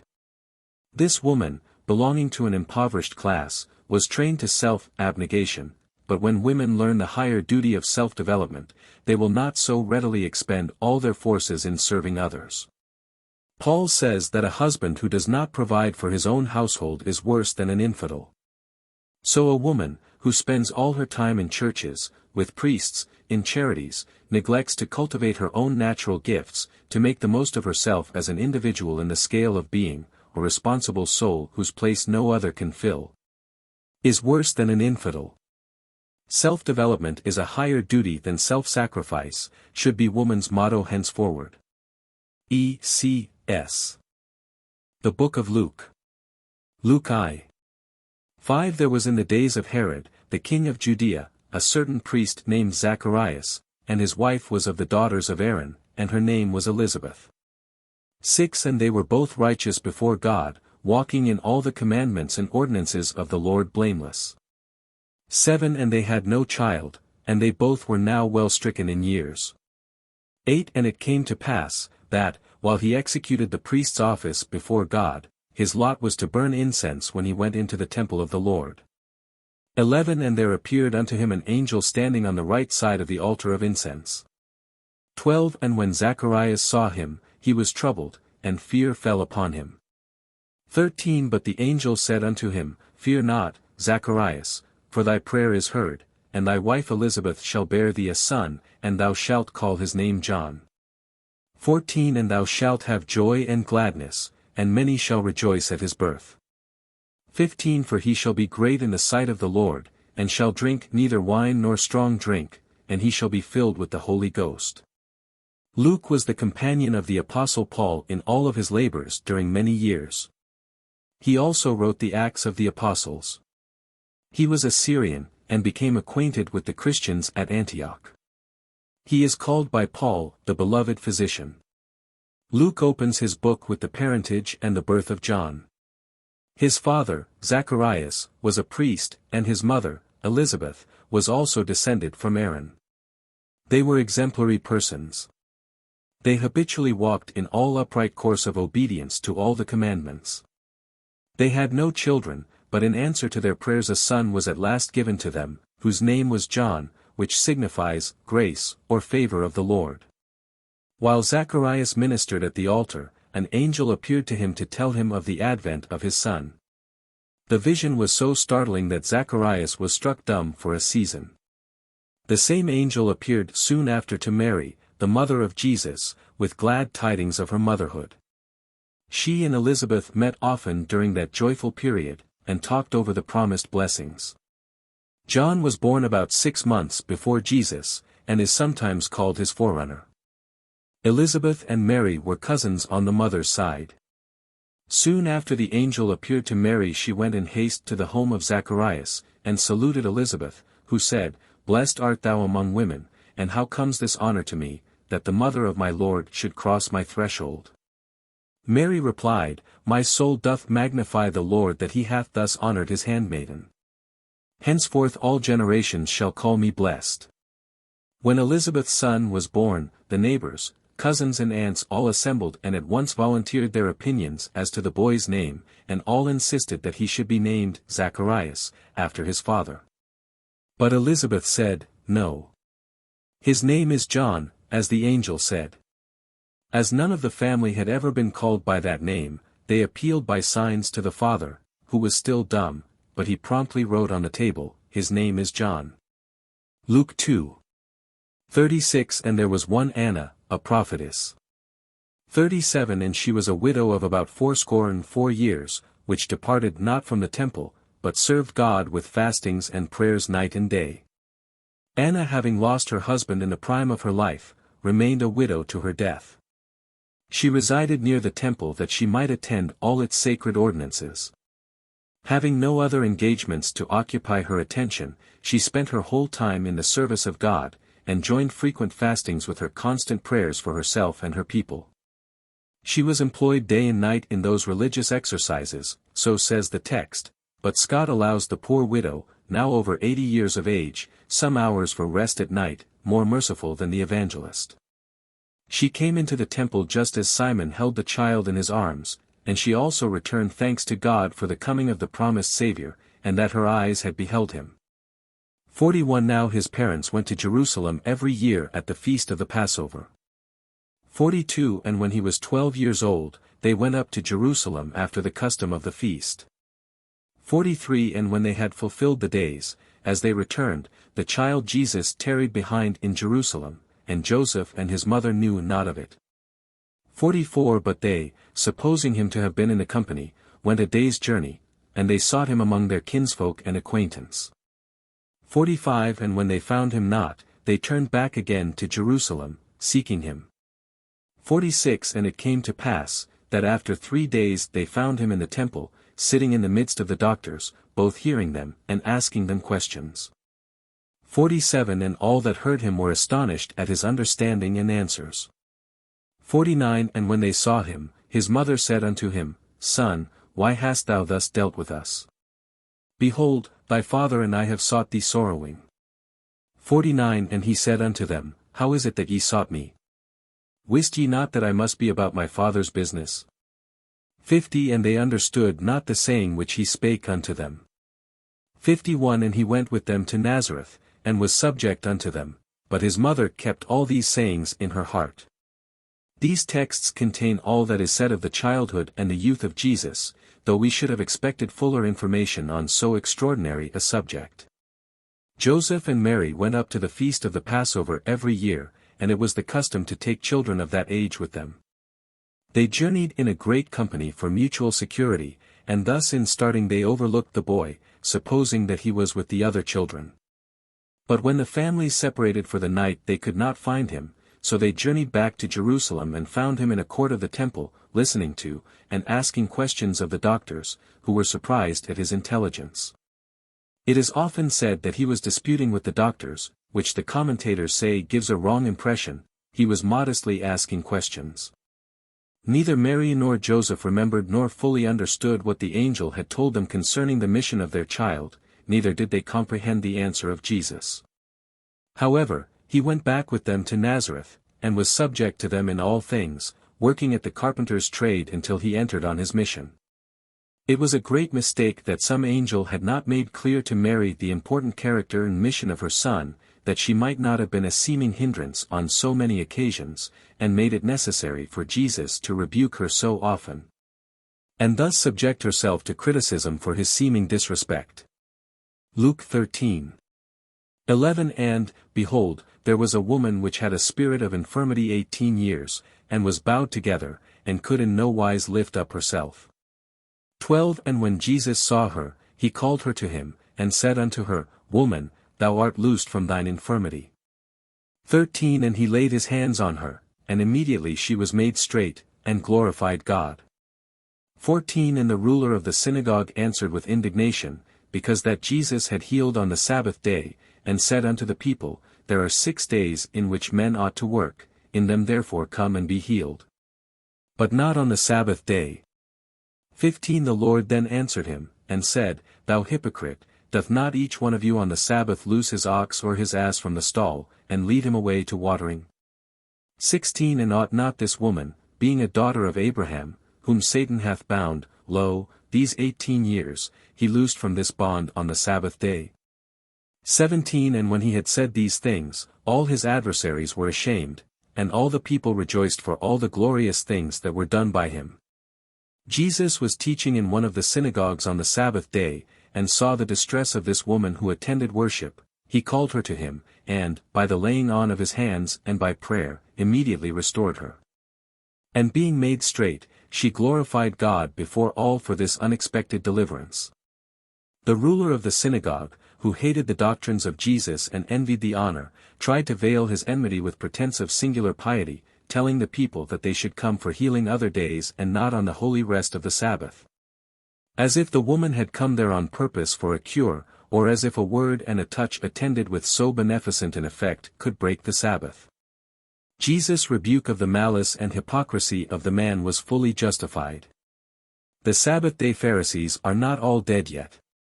While more rational people are striving to open libraries, art galleries, and concert halls on Sundays, a class of religious bigots are endeavoring to close up on that day all places of entertainment for the people.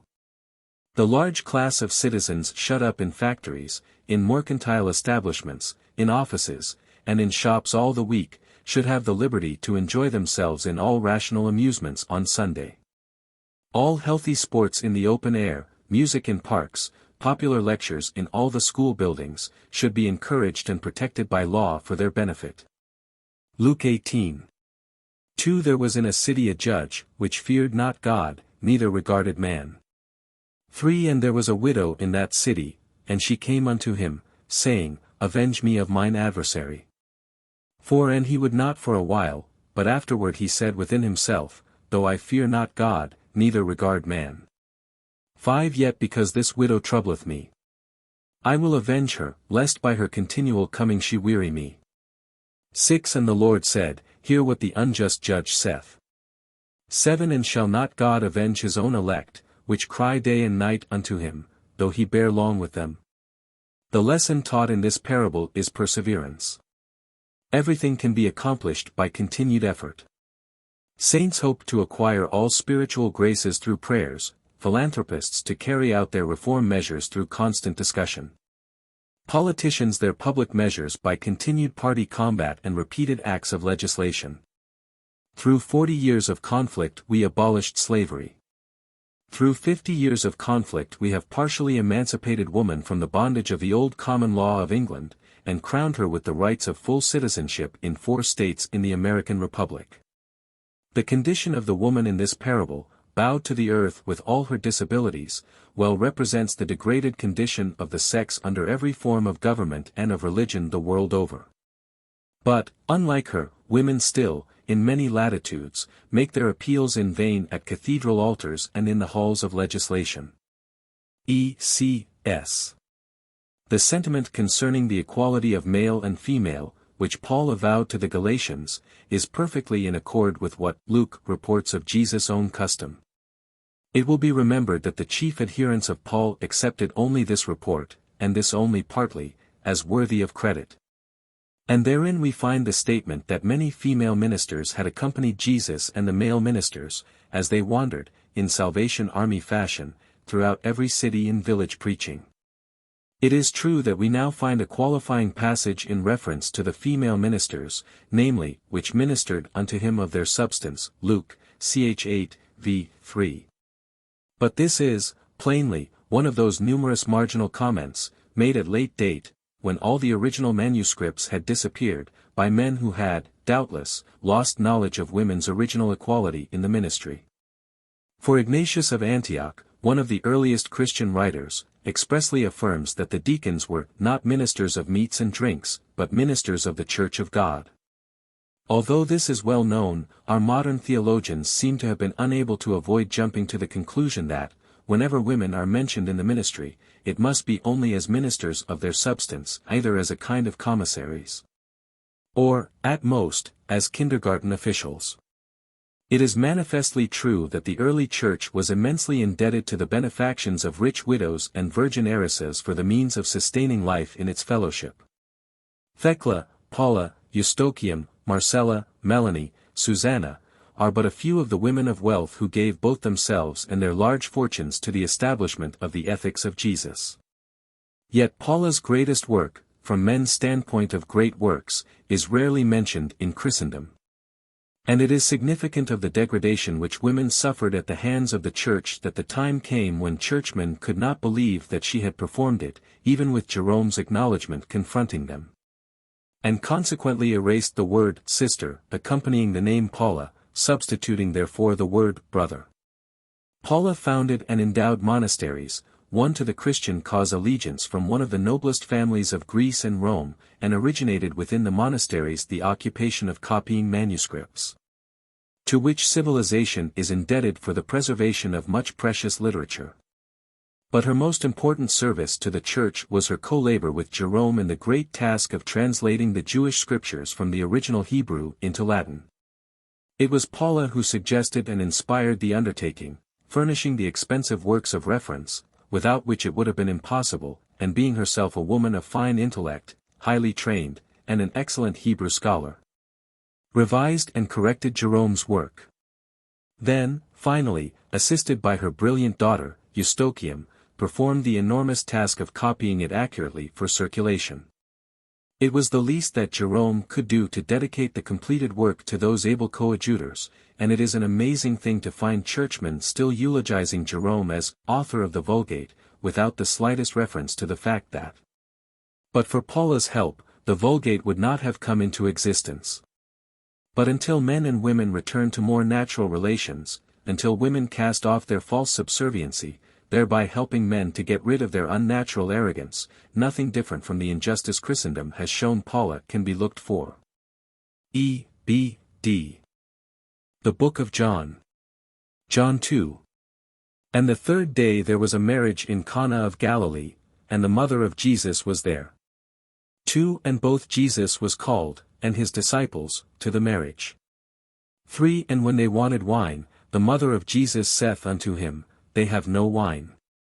For Jesus saith unto her, Woman, what have I to do with thee? Mine hour is not yet come. 5. His mother saith unto the servants, Whatsoever he saith unto you, do it. 7. Jesus saith unto them, Fill the water pots with water. And they filled them up to the brim. 8. And he saith unto them, Draw out now and bear unto the governor of the feast. And they bare it. 9. When the ruler of the feast had tasted the water that was made wine, he called the bridegroom. 10. And saith unto him, Every man at the beginning doth set forth good wine. And when men have well drunk, then that which is worse, but thou hast kept the good wine until now. John was distinguished among the apostles for his many virtues, and was specially honored as the bosom friend of Jesus. He is supposed to have lived in the neighborhood of Judea until the time approached for the predicted destruction of Jerusalem. Then he went to Asia and resided some years in Ephesus, was banished to the island of Patmos by the Emperor Domitian, and returned to Asia after the death of that emperor. He lived to be 100 years of age, and died a natural death, being the only apostle who escaped martyrdom. John alone records the resurrection of Lazarus, and many things not mentioned in the other Gospels. Probably Mary was related to one of the parties to the marriage, for she appears to have given directions as one of the family. As Joseph is not mentioned either on this occasion or afterwards, we may suppose that he died before Jesus entered into his public ministry. There was no disrespect intended in the word woman with which Jesus addressed his mother, as the greatest princesses were accosted even by their servants in the same manner among the ancients. Jesus merely intended to suggest that no one could command when he should perform miracles, as they would in any ordinary event subject to human discretion. The Jews always kept a great number of water pots filled with water in their houses for the ceremonial washing prescribed by law. Commentators differ as to how much these pots contained, but it is estimated that the 6 contained a hogshead. The ruler of the feast was generally a Levite or a priest, and he expressed his surprise that they should have kept the best wine until the last. John 4.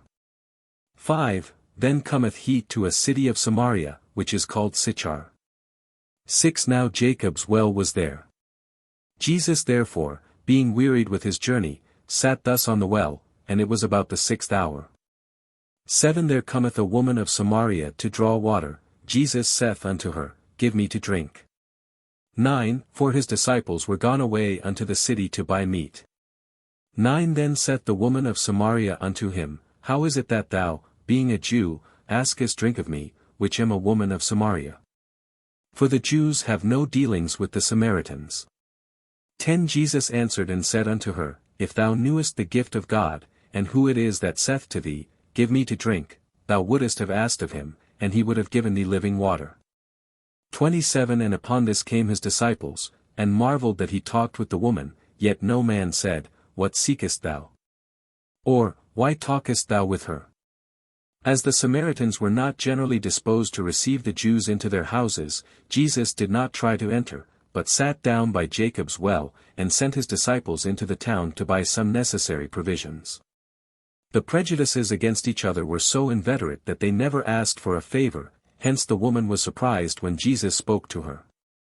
They might buy of each other, but never borrow nor receive a favor or gift, nor manifest friendship in any way.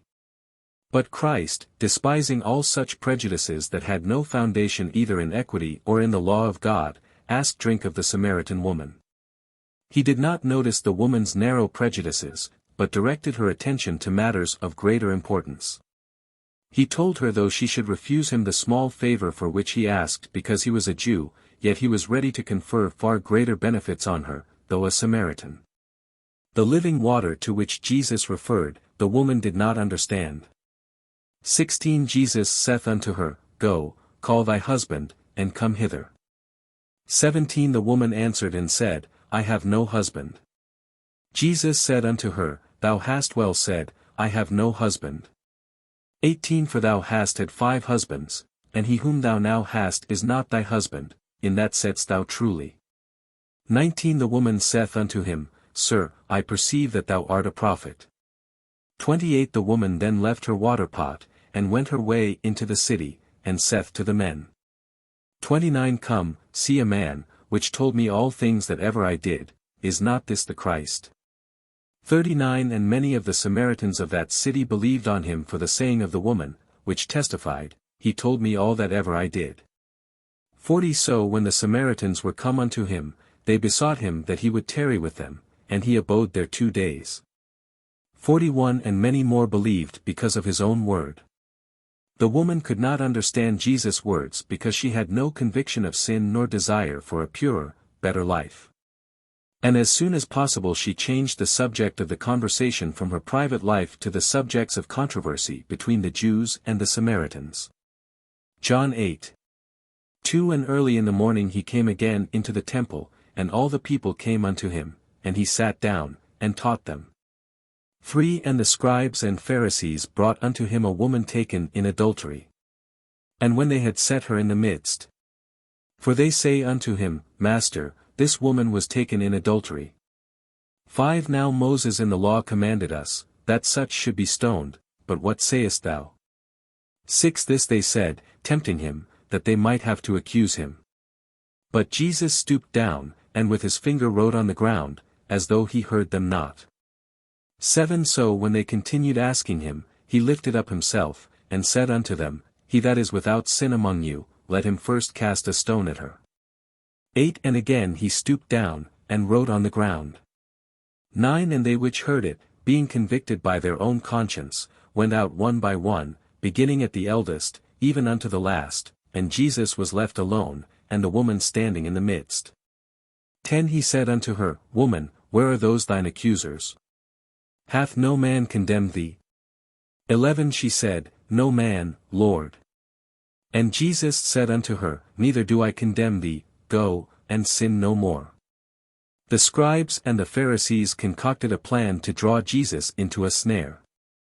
They concluded from many of his doctrines that he deemed himself authorized to alter or to abrogate the commands of Moses. Therefore they desired his opinion as to the fitting punishment for an adulteress. If he had ordered them to execute her, they would doubtless have accused him to the Romans of assuming a judicial authority, independent of their government. Had he directed them to set her at liberty, they would have represented him to the people as an enemy to the law, and a patron of the most infamous characters. And had he referred them to the Roman authority, they would have accused him to the multitude as a betrayer of their liberties. John 9. And as Jesus passed by, he saw a man which was blind from his birth. 2 And his disciples asked him, saying, Master, who did sin, this man, or his parents, that he was born blind? 3 Jesus answered, Neither hath this man sinned, nor his parents, but that the works of God should be made manifest in him. A prevalent idea of the Jews was that, in accord with the 10 Commandments, the sins of the parents were visited upon the children. This is recognized as absolute law today, but it by no means follows that all afflictions are the result of sin. The blindness may have resulted from a combination of circumstances beyond the control of the parents. The statement does not disprove the law of transmission, but simply shows that defects are not always the result of sin. John 11.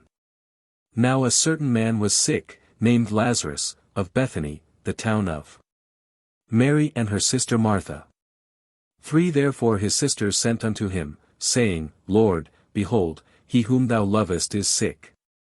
5 Now Jesus loved Martha, and her sister, and Lazarus. 6 When he had heard therefore that he was sick, he abode 2 days still in the same place where he was. 17 When Jesus came, he found that he had lain in the grave 4 days already. 20 Martha, as soon as she heard that Jesus was coming, went and met him, but Mary sat still in the house. 21 Then said Martha unto Jesus, Lord, if then hadst been here, my brother had not died. 22 But I know, that even now, whatsoever thou wilt ask of God, God will give it thee. 23 Jesus saith unto her, Thy brother shall rise again. 24 Martha saith unto him, One know that he shall rise again in the resurrection at the last day. 25 Jesus said unto her, I am the resurrection and the life. 28 And she went her way, and called Mary her sister, saying, The Master is come, and calleth for thee. 29 As soon as she heard that, she arose quickly, and came unto him. 32 When Mary was come where Jesus was, and saw him, she fell down at his feet, saying unto him, Lord, if thou hadst been here, my brother had not died. 35 Jesus wept. 36 Then said the Jews, Behold how he loved him. 41 Then they took away the stone from the place where the dead was laid. 43 And Jesus cried with a loud voice, Lazarus, come forth. 44 And he that was dead came forth. It appears that Jesus was a frequent visitor at the home of Mary, Martha, and Lazarus, and felt a strong friendship for them. They lived in Bethany, 2 miles from Jerusalem. Many Jews came out from the city to express their sympathy. Martha did not fully understand Jesus. She considered him as a prophet who wrought miracles by faith and prayer in the same manner as the ancient prophets. The grief of Mary, the tears of the Jews, and his own warm friendship for the sisters, affected Jesus himself to tears and groans. In appealing to divine power, Jesus wished to show the unbelieving Jews that his miracles were performed by influence from above and not by the spirit of evil, to which source they attributed his wonderful works. Many who were said to witness this miracle did not believe. After this Jesus again rested at the home of Mary, where she washed his feet and wiped them with the hair of her head, and then anointed him with costly spices from an alabaster box. He then went up to Jerusalem to attend the Passover. John XX. The first day of the week cometh Mary Magdalene early, when it was yet dark, unto the sepulchre, and seeth the stone taken away from the sepulchre. 2 Then she runneth, and cometh to Simon Peter, and to the other disciple, whom Jesus loved, and saith unto them, They have taken away the Lord out of the sepulchre, and we know not where they have laid him. 3 Peter therefore went forth, and that other disciple, and came to the sepulchre. For so they ran both together, and the other disciple did outrun Peter, and came first to the sepulchre. 5 And he stooping down and looking in, saw the linen clothes lying, yet went he not in. 6 Then cometh Simon Peter following him, and went into the sepulchre, and seeth the linen clothes lie. 7 And the napkin, that was about his head, not lying with the linen clothes, but wrapped together in a place by itself. 8 Then went in also that other disciple, which came first to the sepulchre, and he saw, and believed. 9 For as yet they knew not the scripture, that he must rise again from the dead. 10 Then the disciples went away again unto their own home. 11 But Mary stood without at the sepulchre weeping, and as she wept, she stooped down, and looked into the sepulchre. 12 And seeth 2 angels in white sitting, the one at the head, and the other at the feet, where the body of Jesus had lain. 13 And they say unto her, Woman, why weepest thou? She saith unto them, Because they have taken away my Lord, and I know not where they have laid him. 14 And when she had thus said, she turned herself back, and saw Jesus standing, and knew not that it was Jesus. 15 Jesus saith unto her, Woman, why weepest thou? Whom seekest thou? She, supposing him to be the gardener, saith unto him, Sir, if thou hast borne him hence, tell me where thou hast laid him, and I will take him away. 16 Jesus saith unto her, Mary. She turned herself, and saith unto him, Rabboni, which is to say, Master. 17 Jesus saith unto her, Touch me not. For I am not yet ascended to my Father, but go to my brethren, and say unto them, I ascend unto my Father, and your Father, and to my God, and your God. 18 Mary Magdalene came and told the disciples that she had seen the Lord, and that he had spoken these things unto her. Mary appears to have arrived at the sepulchre before any of the other women, and conversed with Jesus. Though the disciples, in visiting the tomb, saw nothing but cast-off clothes, yet Mary sees and talks with angels and with Jesus.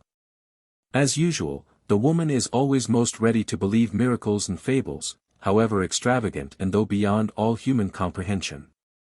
Several women purpose to be at the tomb at sunrise to embalm the body. The men who visited the tomb saw no visions, but all the women saw Jesus and the angels, though the men, who went to the tomb twice, saw nothing. Mary arrived at the tomb before light, and waited for the other women.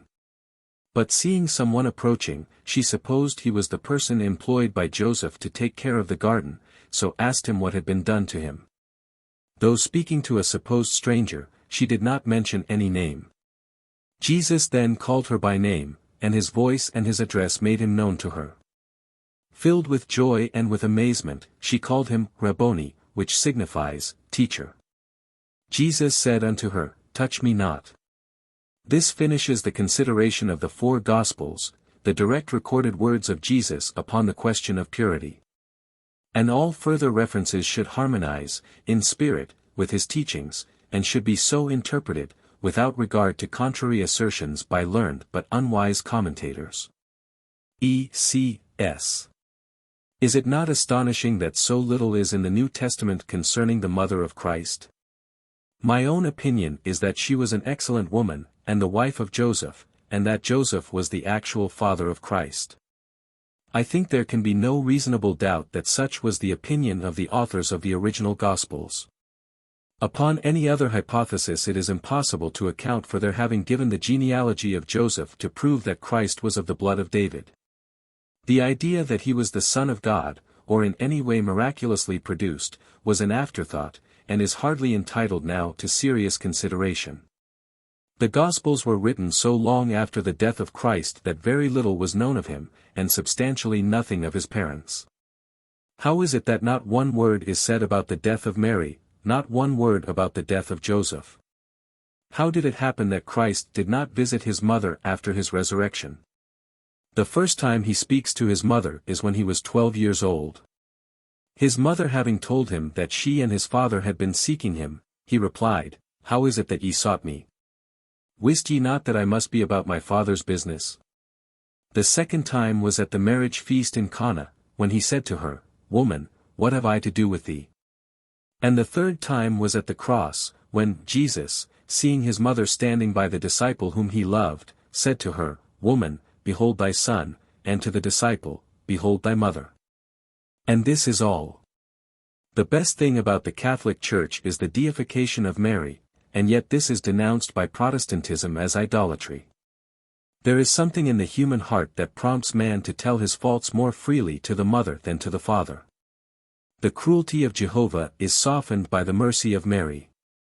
Is it not strange that none of the disciples of Christ said anything about their parents, that we know absolutely nothing of them? Is there any evidence that they showed any particular respect even for the mother of Christ? Mary Magdalene is, in many respects, the tenderest and most loving character in the New Testament. According to the account, her love for Christ knew no abatement, no change, true even in the hopeless shadow of the cross. Neither did it die with his death. She waited at the sepulchre, she hastened in the early morning to his tomb. And yet the only comfort Christ gave to this true and loving soul lies in these strangely cold and heartless words, "Touch me not." Anon. The Book of Acts. Acts v. But a certain man named Ananias, with Sapphira his wife, sold a possession. 2 And kept back a part of the price, and brought a certain part, and laid it at the apostles' feet. 3 But Peter said, Ananias, why hath Satan filled thine heart to lie to the Holy Ghost, and to keep back part of the price of the land? For while it remained, was it not thine own? And after it was sold, was it not in thine own power? Why hast thou conceived this thing in thine heart? Thou hast not lied unto men, but unto God. 5 And Ananias bearing the words fell down, and gave up the ghost, and great fear came on all them that heard these things. 6 And the young men arose and carried him out, and buried him. 7 And it was about the space of 3 hours after, when his wife not knowing what was done, came in. 8 And Peter answered her, Tell me whether ye sold the land for so much? And she said, Yea, for so much. 9 Then Peter said unto her, How is it that ye have agreed together to tempt the Spirit of the Lord? Behold, the feet of them which have buried thy husband are at the door, and shall carry thee out. 10 Then she fell down straightway at his feet, and yielded up the ghost. This book is supposed to have been written by Luke about 30 years after the death of Jesus, as all appendix to the evangelists. It contains brief mention of a few women of varied characters and fortunes. We have the usual number afflicted with religious mysteries, with the gift of prophecy, and some possessed of the devil, who promptly comes forth at the commands of Jesus and of his apostles. The case of Ananias and Sapphira was very peculiar. This example was made, not of avowed enemies, but avowed friends. Many expositors say that Ananias had made a vow to give his estate for the support of the Christian cause, and that sacrilege was the crime for which he was punished. He had, from corrupt motives, attempted to impose upon the apostles in pretending to give all that he had to the church, while withholding a good share for himself. He had evidently instructed his wife to substantiate his assertions. Obedience of one responsible being to another may ofttimes prove dangerous, even if the command comes from a husband. Acts 9:36 Now there was at Joppa a certain disciple named Tabitha, which by interpretation is called Dorcas. This woman was full of good works and almsdeeds. 37 And it came to pass in those days, that she was sick and died. 38 And as Lydda was nigh to Joppa, and the disciples had heard that Peter was there, they sent unto him 2 men, desiring him to come to them. 39 Then Peter arose and went with them, and they brought him into the upper chamber, and all the widows stood weeping, and shewing the garments which Dorcas made. 40 But Peter put them all forth, and kneeled down, and prayed. And turning him to the body said, Tabitha, rise. And she opened her eyes, and when she saw Peter, she sat up. 41 And when he had called the saints and widows, he presented her alive. Tabitha was called by this name among the Jews. But she was known to the Greeks as Dorcas. She was considered an ornament to her Christian profession, for she so abounded in good works and almsdeeds that her whole life was devoted to the wants and the needs of the poor. She not only gave away her substance, but she employed her time and her skill in laboring constantly for the poor and the unfortunate. Her death was looked upon as a public calamity. This is the first instance of any apostle performing a miracle of this kind. There was no witness to this miracle. What men teach in their high places, such women as Dorcas illustrate in their lives. Acts 12:12 And he came into the house of Mary the mother of John, whose surname was Mark, where many were gathered together praying. 13 And as Peter knocked at the gate, a damsel came to hearken, named Rhoda. 14 And when she knew Peter's voice, she opened not the gate for gladness, but ran in, and told how Peter stood before the gate. 15 And they said unto her, Thou art mad. But she constantly affirmed that it was even so. Then they said, It is an angel. 16 But Peter continued knocking, and when they had opened the door, and saw him, they were astonished. 17 But he declared unto them how the Lord had brought him out of the prison. And he said, Go shew these things unto James, and to the brethren. Herod the king, at this time, killed James, the brother of John, and cast Peter into prison, and intended to destroy the other apostles as soon as he could entrap them. Peter, it is said, escaped from prison by the miraculous interposition of an angel, who led him to the gate of one Mary, the sister of Barnabas, where Christians often assembled for religious worship. Although they often prayed for Peter's deliverance, they could not believe Rhoda when she said that Peter stood knocking at the gate. Acts 16. 14 And a certain woman named Lydia, a seller of purple, of the city of Thyatira, which worshipped God, heard us, whose heart the Lord opened unto the things which were spoken of Paul. 15 And when she was baptized, and her household, she besought us, saying, If ye have judged me to be faithful to the Lord, come into my house, and abide there. 16 And it came to pass, as we went to prayer, a certain damsel possessed with a spirit of divination met us, which brought her masters much gain by soothsaying. 17 The same followed Paul and us, and cried, saying, These men are the servants of the Most High God. 18 And this did she many days. But Paul said to the Spirit, I command thee in the name of Jesus Christ to come out of her. And he came out the same hour. 19 And when her masters saw that the hope of their gains was gone, they caught Paul and Silas. 20 And brought them to the magistrates, saying, These men, being Jews, do exceedingly trouble our city. 22 And the multitude rose up against them. And the magistrates rent off their clothes, and commanded to beat them. 23 And when they had laid many stripes upon them, they cast them into prison, charging the jailer to keep them safely. Lydia, a native Thyatiran, who at this time resided at Philippi, was a merchant who trafficked in purple clothes, which were held in great estimation. She was a Gentile, but was proselyte to the Jewish religion, believed in the teachings of Paul and was baptized with her household. She was a person in affluent circumstances, and being of a generous disposition, was very hospitable. As the apostles were poorly accommodated elsewhere, she entertained them in her own house. The apostles and their friends on their way to the oratory, where they went to worship, were met by a female slave who was possessed with a spirit of divination and uttered ambiguous predictions.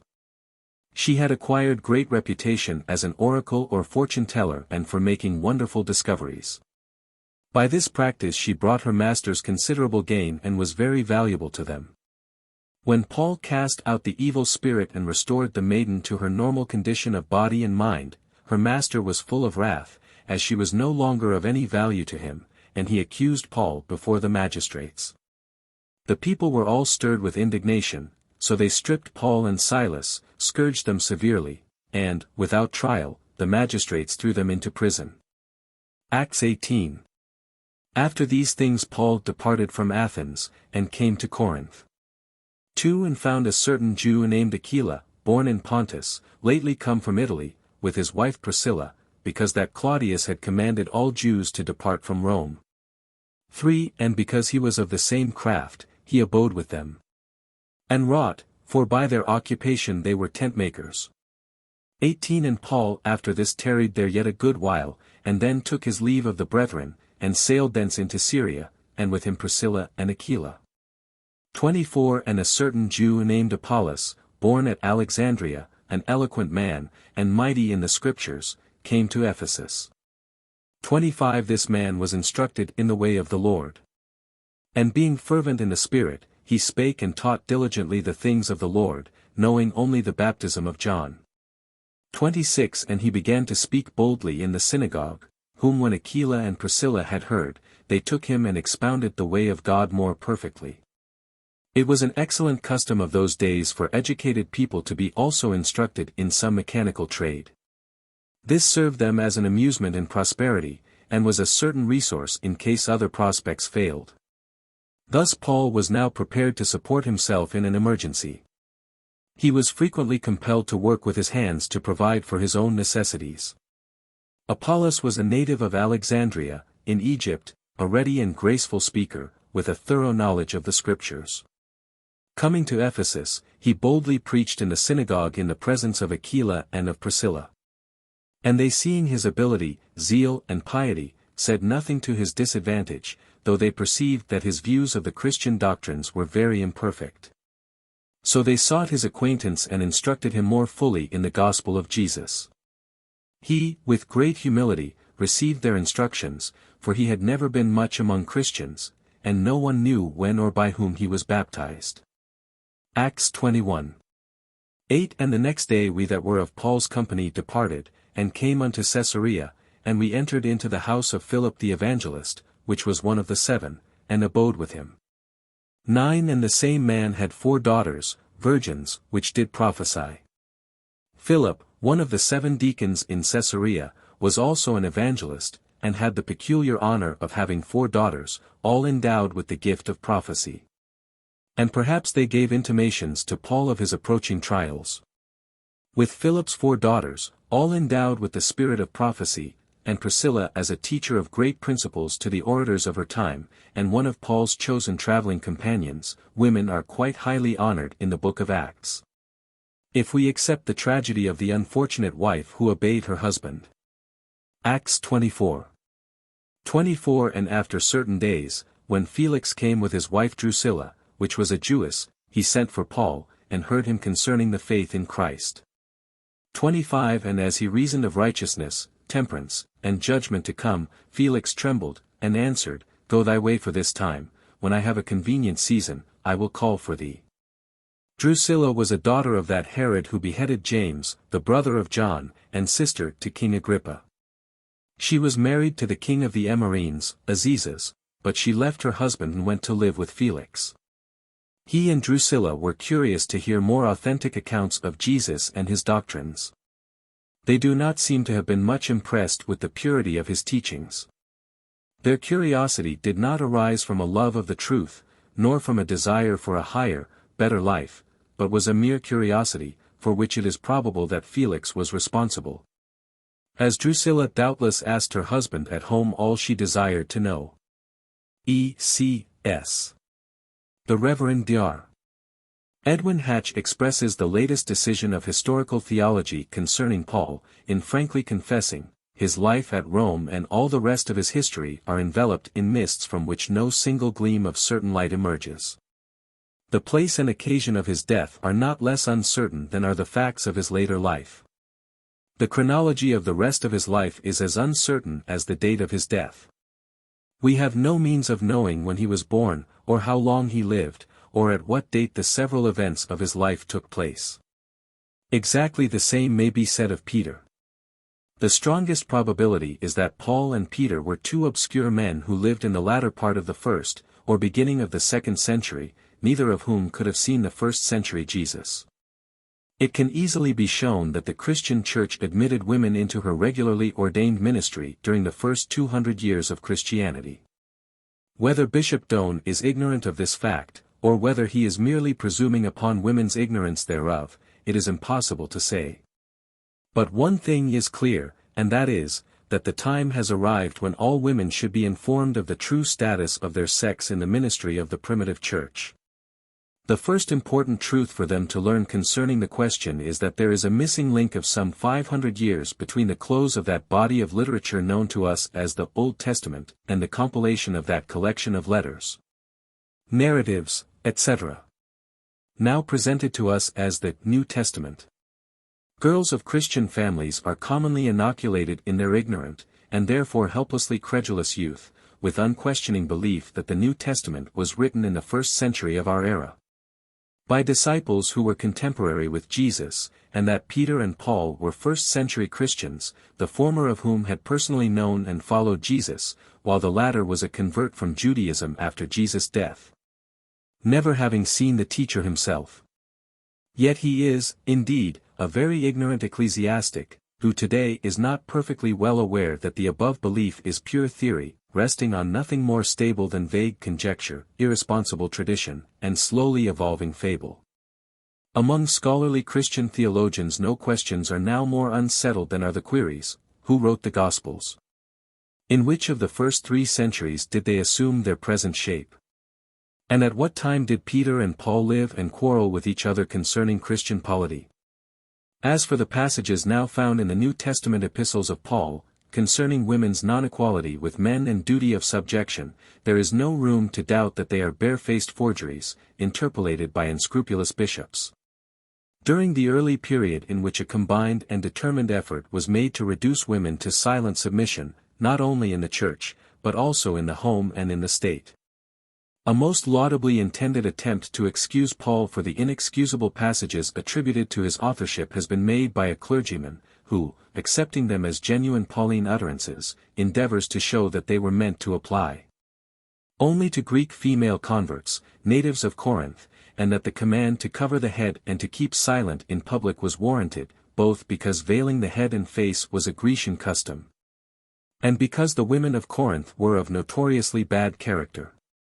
In support of this theory, our modern apologist quotes the testimony of numerous writers of antiquity who denounced Corinthian profligacy. But, setting aside the fact that the men of Corinth must always have been, at least, as bad as the women, and that a sorry case would be made out for Paul, if it were on the score of morals that he ordered Greek women to subject themselves to such men, there are yet two serious impediments in the way of this theory. In the first place, that wealthy and luxurious Corinth to which the writers quoted refer, was no longer in existence in Paul's time, 146 B.C. It was conquered by the Romans, who killed the men, carried the women and children into slavery, and leveled the dwellings to the ground. For a whole century the site of the once famous city remained a desolate waste, but about 46 B.C. it was colonized by some Roman immigrants, and a Romanized city, with Roman customs. It was when Paul knew it. Now, not only did the Roman women go unveiled, mingling freely in all public places with men, a fact which Paul, as citizen of a Roman province must have known, but Paul specially commends the Greek woman, Phoebe, whom he endorses as minister of the church in the Greek city, Cenchrea, a seaport within a few miles of Corinth, and in Acts, chapter 17, we are explicitly told that the Greek converts made by Paul, in Greece, were chief women, honorable women. This is sufficient refutation of the argument of the clergyman who strives to clear the character of Paul at the expense of the character of the women of Corinth. E.B.D. Epistle to the Romans. Romans 16. I commend unto you Phoebe our sister, which is a servant of the church which is at Cenchrea. 2. That ye receive her in the Lord, as becometh saints, and that ye assist her in whatsoever business she hath need of you. For she hath been a succor of many, and of myself also. 3. Greet Priscilla and Aquila, my helpers in Christ Jesus. For who have for my life laid down their own necks, unto whom not only I give thanks, but also all the churches of the Gentiles. 6. Greet Mary, who bestowed much labor on us. 12. Salute Tryphena and Tryphosa, who labor in the Lord. Salute the beloved Persis, which labored much in the Lord. 13. Salute Rufus, chosen in the Lord, and his mother, and mine. 15. Salute Philologus, and Julia, Nereus and his sister, and Olympus, and all the saints which are with them. Cenchrea was the seaport of Corinth, where a separate church was founded. Phoebe was a deaconess, and was probably employed in visiting the sick and in teaching the women in the doctrines of the church. She appears to have been a woman in good circumstances, and probably had more than ordinary intelligence and education. Even Paul acknowledged himself under great obligations to her. Aquila and Priscilla had risked their lives in protecting the apostles at Corinth and Ephesus. So Paul sent his affectionate salutations and good wishes to all the women who had helped to build up the churches and spread the gospel of Christianity. In good works men have always found a reserved force in the women of their generation. Paul seems to have been specially mindful of all who had received and hospitably entertained him. The men of our times have been equally thankful to women for serving them, for hospitable entertainment, generous donations to the priesthood, lifting church debts, etc. And are equally ready to remand them to their divinely appointed sphere, whenever women claim an equal voice in church creeds and discipline. Then the Marys, the Phoebes, and the Priscillas are ordered to keep silence and to discuss all questions with their husbands at home, taking it for granted that all men are logical and wise. E.C.S.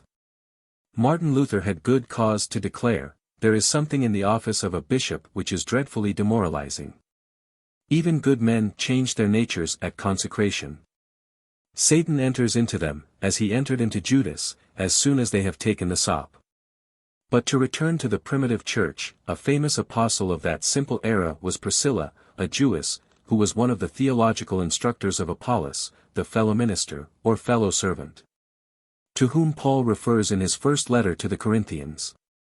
There is strong reason to believe that the apostle Priscilla, in cooperation with her husband, the apostle Aquila, performed the important task of founding the Church of Rome, for Paul, writing to the Christians, admits that he himself has not yet visited that city. There is no proof whatever that Peter ever went to Rome at all, but, on the contrary, much proof that he wished to confine Christianity to Jewish converts.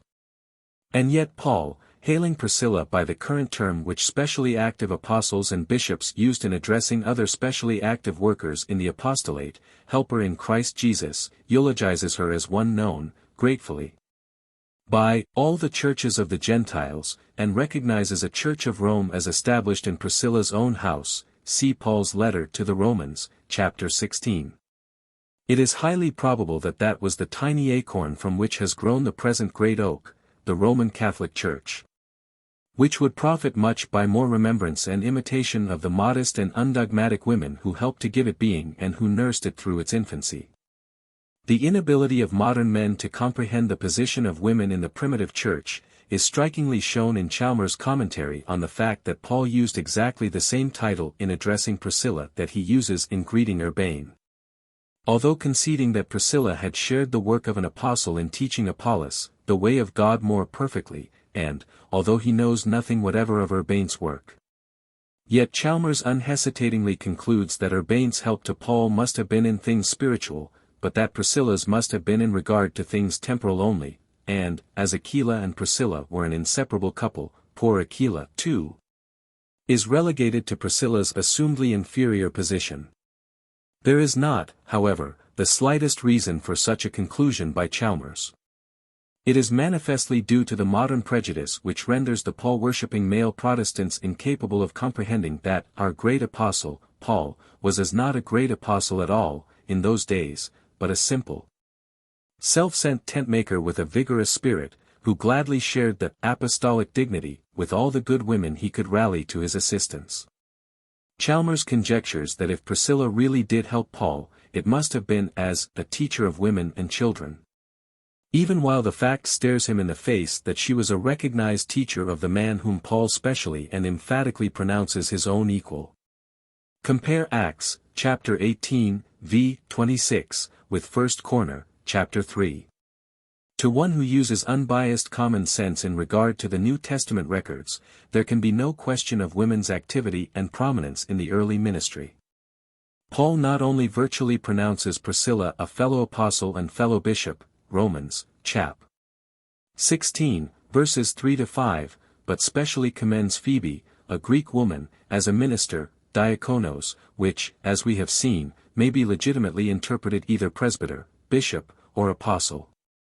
That it was well understood, throughout the whole church, that women had shared the labors of the apostles, is evidenced by Chrysostom's specific eulogy thereupon. Phoebe was the bishop of the church in Cenchrea, and that she was both a powerful and useful overseer in the episcopate, Paul testifies in affirming that she had not only been a helper to him, but to many others also. Romans, chapter 16, verses 1-2.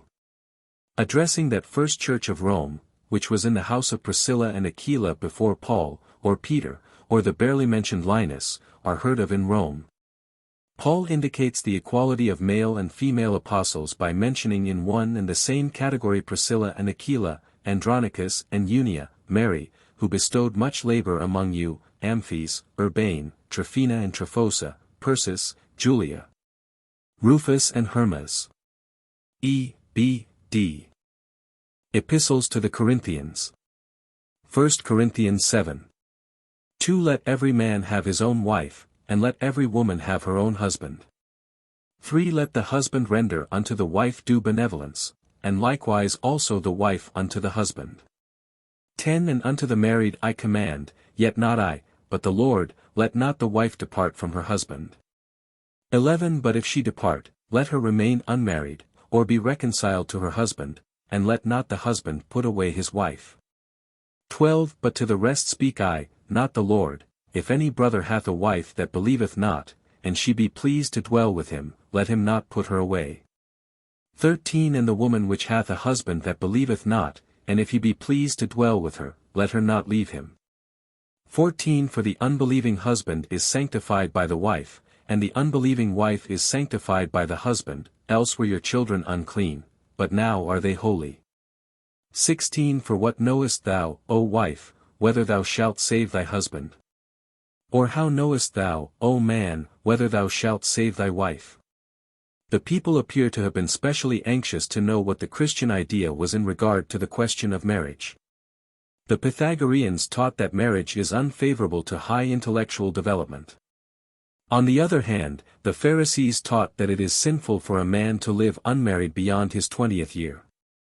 The apostles allowed that in many cases it might be wise for a man to live unmarried, as he could be more useful to others, provided that he were able to live with that entire chastity which the single life required. The apostle says that Christians should not marry unbelievers, but if either should change his or her opinions after, he would not advise separation, as they might sanctify each other. Scott thinks that the children are no more holy with one unbelieving parent, than when both are unbelieving, and he has not much faith in their sanctifying each other, except in a real change of faith. A union with an unbeliever would occasion grief and trouble, yet that ought patiently to be endured, for God might make use of the unbelieving wife or husband as an instrument in converting the other by affectionate and conscientious behavior. As this might not be the case, there is no reason to oppose the dissolution of the marriage. There are no restrictions in the scriptures on divorced persons marrying again, though many improvised by human laws are spoken of as in the Bible. E.C. S.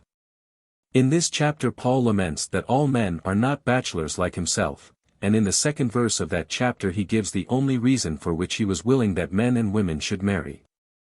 He advised all the unmarried and all widows to remain as he was. Paul sums up the whole matter, however, by telling those who have wives or husbands to stay with them, as necessary evils only to be tolerated. But sincerely regrets that anybody was ever married, and finally says that, they that have wives should be as though they had none. Because, in his opinion, he that is unmarried careth for the things that belong to the Lord, how he may please the Lord, but he that is married careth for the things that are of the world, how he please his wife. There is this difference, also, he tells us, between a wife and a virgin. The unmarried woman careth for the things of the Lord, that she may be holy both in body and spirit. But she that is married careth for the things of the world, how she may please her husband. Of course, it is contended that these things have tended to the elevation of woman. The idea that it is better to love the Lord than to love your wife or husband is infinitely absurd. Nobody ever did love the Lord, nobody can, until he becomes acquainted with him. St. Paul also tells us that man is the image and glory of God. But woman is the glory of man. And, for the purpose of sustaining this position, he says, for the man is not of the woman, but the woman of the man, neither was the man created for the woman, but the woman for the man. Of course we can all see that man could have gotten along well enough without woman. And yet this is called inspired, and this Apostle Paul is supposed to have known more than all the people now upon the earth. No wonder Paul at last was constrained to say, we are fools for Christ's sake. Anon. 1 Corinthians 11. 3 But I would have you know, that the head of every man is Christ, and the head of the woman is the man, and the head of Christ is God.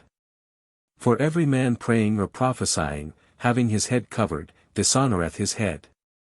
5 But every woman that prayeth or prophesieth with her head uncovered dishonoureth her head. 7 For a man indeed ought not to cover his head, forasmuch as he is the image and glory of God, but the woman is the glory of the man. 8 For the man is not of the woman, but the woman of the man. 9 Neither was the man created for the woman, but the woman for the man. 10 For this cause ought the woman to have power on her head because of the angels. 11 Nevertheless neither is the man without the woman, neither the woman without the man, in the Lord. 13 Judge in yourselves, is it comely that a woman pray unto God uncovered? 14 Doth not even nature itself teach you, that, if a man have long hair, it is a shame unto him? 15 But if a woman have long hair, it is a glory to her. For her hair is given her for a covering. According to the custom of those days, a veil on the head was a token of respect to superiors, hence for a woman to lay aside her veil was to affect authority over the man. The shaving of the head was a disgraceful punishment inflicted on women of bad repute. It not only deprived them of a great beauty, but also of the badge of virtue and honor. Though these directions appear to be very frivolous, even for those times, they are much more so for our stage of civilization. Yet the same customs prevail in our day and are enforced by the Church, as of vital consequence. Their non-observance so irreligious that it would exclude a woman from the Church. It is not a mere social fashion that allows men to sit in church with their heads uncovered and women with theirs covered, but a requirement of canon law of vital significance, showing the superiority, the authority, the headship of man, and the humility and the subservience of woman. The aristocracy in social life requires the same badge of respect of all female servants. In Europe they uniformly wear caps, and in many families in America, though under protest after learning its significance. It is certainly high time that educated women in a republic should rebel against a custom based on the supposition of their heaven-ordained subjection. Jesus is always represented as having long, curling hair, and so is the Trinity. Imagine a painting of these gods all with clipped hair. Flowing robes and beautiful hair add greatly to the beauty and dignity of their pictures. E.C.S. The injunctions of St. Paul have had such a decided influence in fixing the legal status of women, that it is worth our while to consider their source. In dealing with this question we must never forget that the majority of the writings of the New Testament were not really written or published by those whose names they bear. Ancient writers considered it quite permissible for a man to put out letters under the name of another, and thus to bring his own ideas before the world under the protection of an honored sponsor. It is not usually claimed that St. Paul was the originator of the great religious movement called Christianity, but there is a strong belief that he was divinely inspired. His inward persuasions, and especially his visions, appeared as a gift or endowment which had the force of inspiration. Therefore, his mandates concerning women have a strong hold upon the popular mind. And when opponents to the equality of the sexes are put to bay, they glibly quote his injunctions. We congratulate ourselves that we may shift some of these biblical arguments that have such a sinister effect from their firm foundation. He who claims to give a message must satisfy us that he has himself received such a message. The origin of the command that women should cover their heads is found in an old Jewish or Hebrew legend which appears in literature for the first time in Genesis 6. There we are told that the sons of God, that is, the angels, took to wives the daughters of men, and begot the giants and the heroes who were instrumental in bringing about the flood. The rabbins held that the way in which the angels got possession of women was by laying hold of their hair. They accordingly warned women to cover their heads in public so that the angels might not get possession of them. Paul merely repeats this warning, which he must often have heard at the feet of Gamaliel, who was at that time prince or president of the Sanhedrin, telling women to have a power, that is, protection, on their heads because of the angels, for this cause ought the woman to have power on her head because of the angels. Thus the command had its origin in an absurd old myth. This legend will be found fully treated in a German pamphlet, Die Polnische Angelologie und Dämonologie. Otto Everling, Göttingen, 1883. If the command to keep silence in the churches has no higher origin than that to keep covered in public, should so much weight be given it, or should it be so often quoted as having divine sanction? L.S. 1 Corinthians 14:34 Let your women keep silence in the churches, for it is not permitted unto them to speak, but they are commanded to be under obedience, as also saith the law. 35 And if they will learn anything, let them ask their husbands at home, for it is a shame for woman to speak in the church. The church at Corinth was peculiarly given to diversion and to disputation. And women were apt to join in and to ask many troublesome questions, hence they were advised to consult their husbands at home.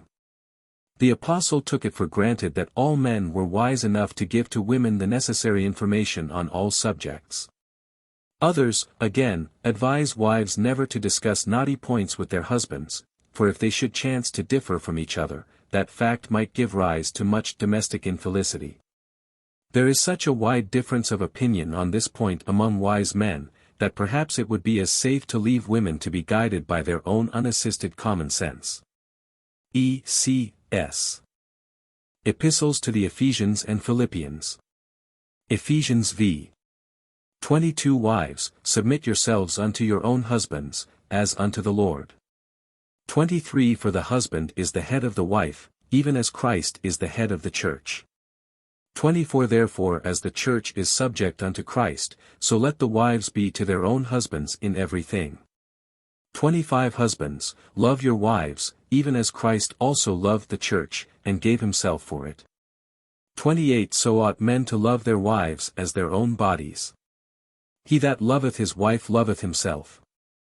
31 For this cause shall a man leave his father and mother, and shall be joined unto his wife, and they two shall be one flesh. 33 Nevertheless, let every one of you in particular so love his wife even as himself, and the wife see that she reverence her husband. If every man were as pure and as self-sacrificing as Jesus is said to have been in his relations to the church, respect, honor and obedience from the wife might be more easily rendered. Let every man love his wife, not wives, points to monogamic marriage. It is quite natural for women to love and to honor good men, and to return a full measure of love on husbands who bestow much kindness and attention on them. But it is not easy to love those who treat us spitefully in any relation, except as mothers.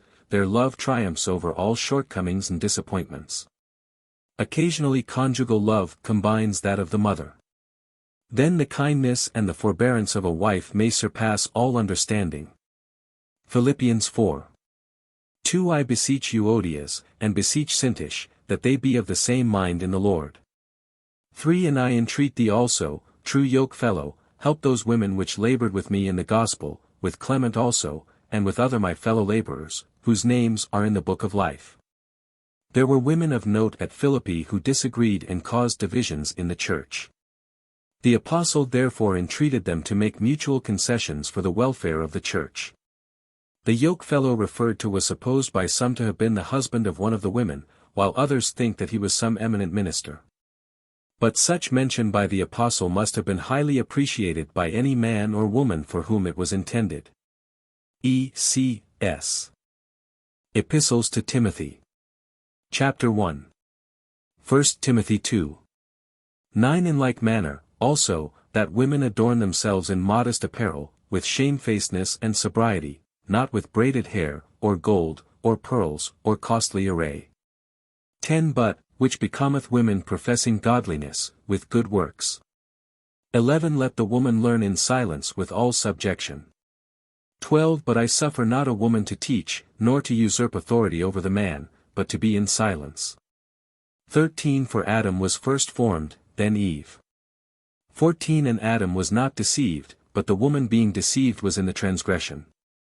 The apostle Paul, though older than Timothy, had traveled much with him, and was at one time imprisoned with him in Rome. Paul had converted Timothy to the faith and watched over him as a father. He often speaks of him as my son, and was peculiarly beloved by him. When Paul was driven from Ephesus he wrote this epistle to Timothy for his direction. It is perhaps not fair to judge Paul by the strict letter of the word. We are not well informed of the habits of women in his time in regard to personal adornment. What Paul means by modest apparel, supposing the translation to be correct, we may not precisely understand. Paul speaks especially of braided hair. In his time Paul evidently considered as of account the extreme susceptibility of his sex to the effect of the garb and adornment of women. The apostles all appeared to be much exercised by the ornaments and the braided hair of the women. While they insisted that women should wear long hair, they objected to having it braided lest the beautiful coils should be too attractive to men. But women had other reasons for braiding their hair beside attracting men. A compact braid was much more comfortable than individual hairs free to be blown about with every breeze. It appears very trifling for men, commissioned to do so great a work on earth, to give so much thought to the toilets of women. Ordering the men to have their heads shaved and hair cropped, while the women were to have their locks hanging around their shoulders, looks as if they feared that the sexes were not distinguishable and that they must finish nature's work. Woman's braids and ornaments had a deeper significance than the apostles seem to have understood. Her necessities compelled her to look to man for support and protection, hence her efforts to make herself attractive are not prompted by feminine vanity, but the economic conditions of civilization. E.C.S. The injunction that women should adorn themselves through good works was sensible. The apostle did not imply that this adornment was not already possessed by women. Neither did he testify that the generations of men, of prophets and of apostles had been objects of the good works and all the ministrations of self-abnegation, which are required only of the mothers of men. Comparatively few women, who have fulfilled the special function which man assigns to them as their chief duty in life, lack the adornment of good works. In addition to these good works of motherhood in the family, woman has ministered to the necessities and the comfort of the sick, the feeble and the poor, through the centuries. Could Paul have looked down to the 19th century with clairvoyant vision and beheld the good works of a Lucretia Mott, a Florence Nightingale, a Dorothea Dix and Clara Barton, not to mention a host of faithful mothers, he might, perhaps, have been less anxious about the apparel and the manners of his converts. Could he have foreseen a Margaret Fuller, a Maria Mitchell, or an Emma Willard, possibly he might have suspected that sex does not determine the capacity of the individual. Or, could he have had a vision of the public school system of this republic, and witnessed the fact that a large proportion of the teachers are women? It is possible that he might have hesitated to utter so tyrannical an edict, but I permit not a woman to teach. Had the apostle enjoined upon women to do good works without envy or jealousy, it would have had the weight and the wisdom of a divine command. But that, from the earliest record of human events, woman should have been condemned and punished for trying to get knowledge, and forbidden to impart what she has learned, is the most unaccountable peculiarity of masculine wisdom. After cherishing and nursing helpless infancy, the most necessary qualification of motherhood is that of teaching. If it is contrary to the perfect operation of human development that woman should teach, the infinite and all-wise directing power of the universe has blundered. It cannot be admitted that Paul was inspired by infinite wisdom in this utterance. This was evidently the unilluminated utterance of Paul, the man, biased by prejudice. But, it may be claimed that this edict referred especially to teaching in religious assemblies. It is strikingly inconsistent that Paul, who had proclaimed the broadest definition of human souls, there is neither Jew nor Greek, bond nor free, male or female, but ye are one in Christ Jesus, as the Christian idea, should have commanded the subjection of woman, and silence as essential to her proper sphere in the Church. It is not a decade since a manifesto was issued by a religious convention bewailing the fact that woman is not only seeking to control her property, but claiming the right of the wife to control her person. This seems to be as great an offense to ecclesiasticism in this hour and this land of boasted freedom, as it was to Paul in Judea 19 centuries ago. But the new man, as well as the new woman, is here. He is inspired by the divine truth that woman is to contribute to the redemption of the race by free and enlightened motherhood. He is proving his fitness to be her companion by achieving the greatest of all victories, victory over himself. The new humanity is to be born of this higher manhood and emancipated womanhood. Then it will be possible for motherhood to continue in sanctification. The doctrine of woman, the origin of sin, and her subjection in consequence, planted in the early Christian church by Paul, has been a poisonous stream in church and in state. It has debased marriage and made both canon and civil law a monstrous oppression to woman. M. Renan sums up concisely a mighty truth in the following words: the writings of Paul have been a danger and a hidden rock, the causes of the principal defects of Christian theology. His teachings about woman are no longer a hidden rock, however, for, in the light of science, it is disclosed to all truth-seeking minds. How much satisfaction it would have been to the mothers adown the centuries, had there been a testimony by Mary and Elizabeth recording their experiences of motherhood. Not a statement by them, nor one about them, except what man wrote. Under church law, woman's property, time and services were all at the husband's disposal. Woman was not rescued from slavery by the Reformation. Luther's 95 Theses, nailed upon the church door in Wittenberg, did not assert woman's natural or religious equality with man. It was a maxim of his that no gown worse becomes a woman, than that she should be wise. A curious old black-letter volume, published in London in 1632, declares that the reason why women have no control in Parliament, why they make no laws, consent to none, abrogate none, is their original sin. The trial of Mrs. and Hutchinson, in the 17th century, was chiefly for the sin of having taught men. Today, in free America, a wife cannot collect damages for injury to her person by a municipality. Legally her husband owns her person. And he alone can collect damages if the wife is injured by any defect or mishap for which the administration of the municipality is responsible.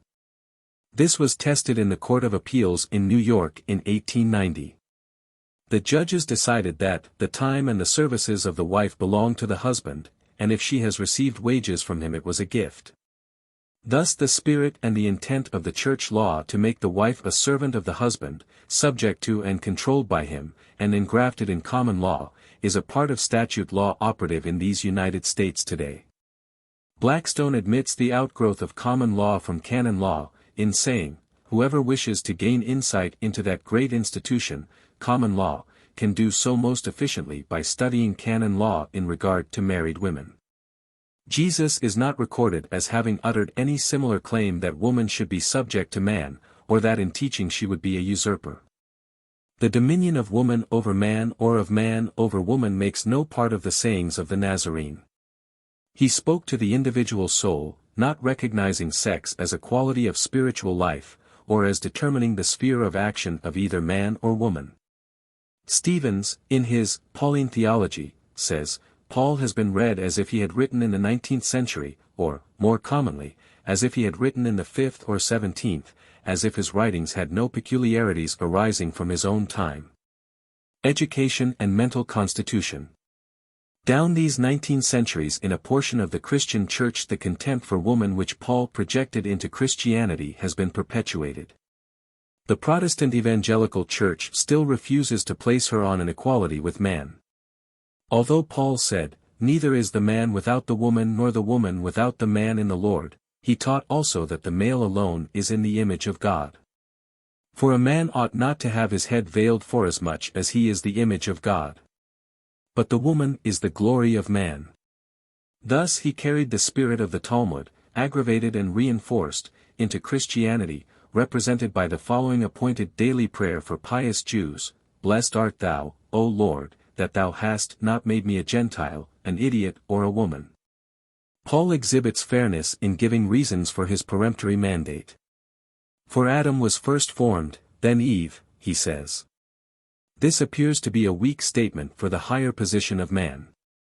If male man is first in station and authority, is superior because of priority of formation, what is his relation to whales and every living creature that moveth which the waters bring forth, and every winged fowl after his kind, which were formed before him?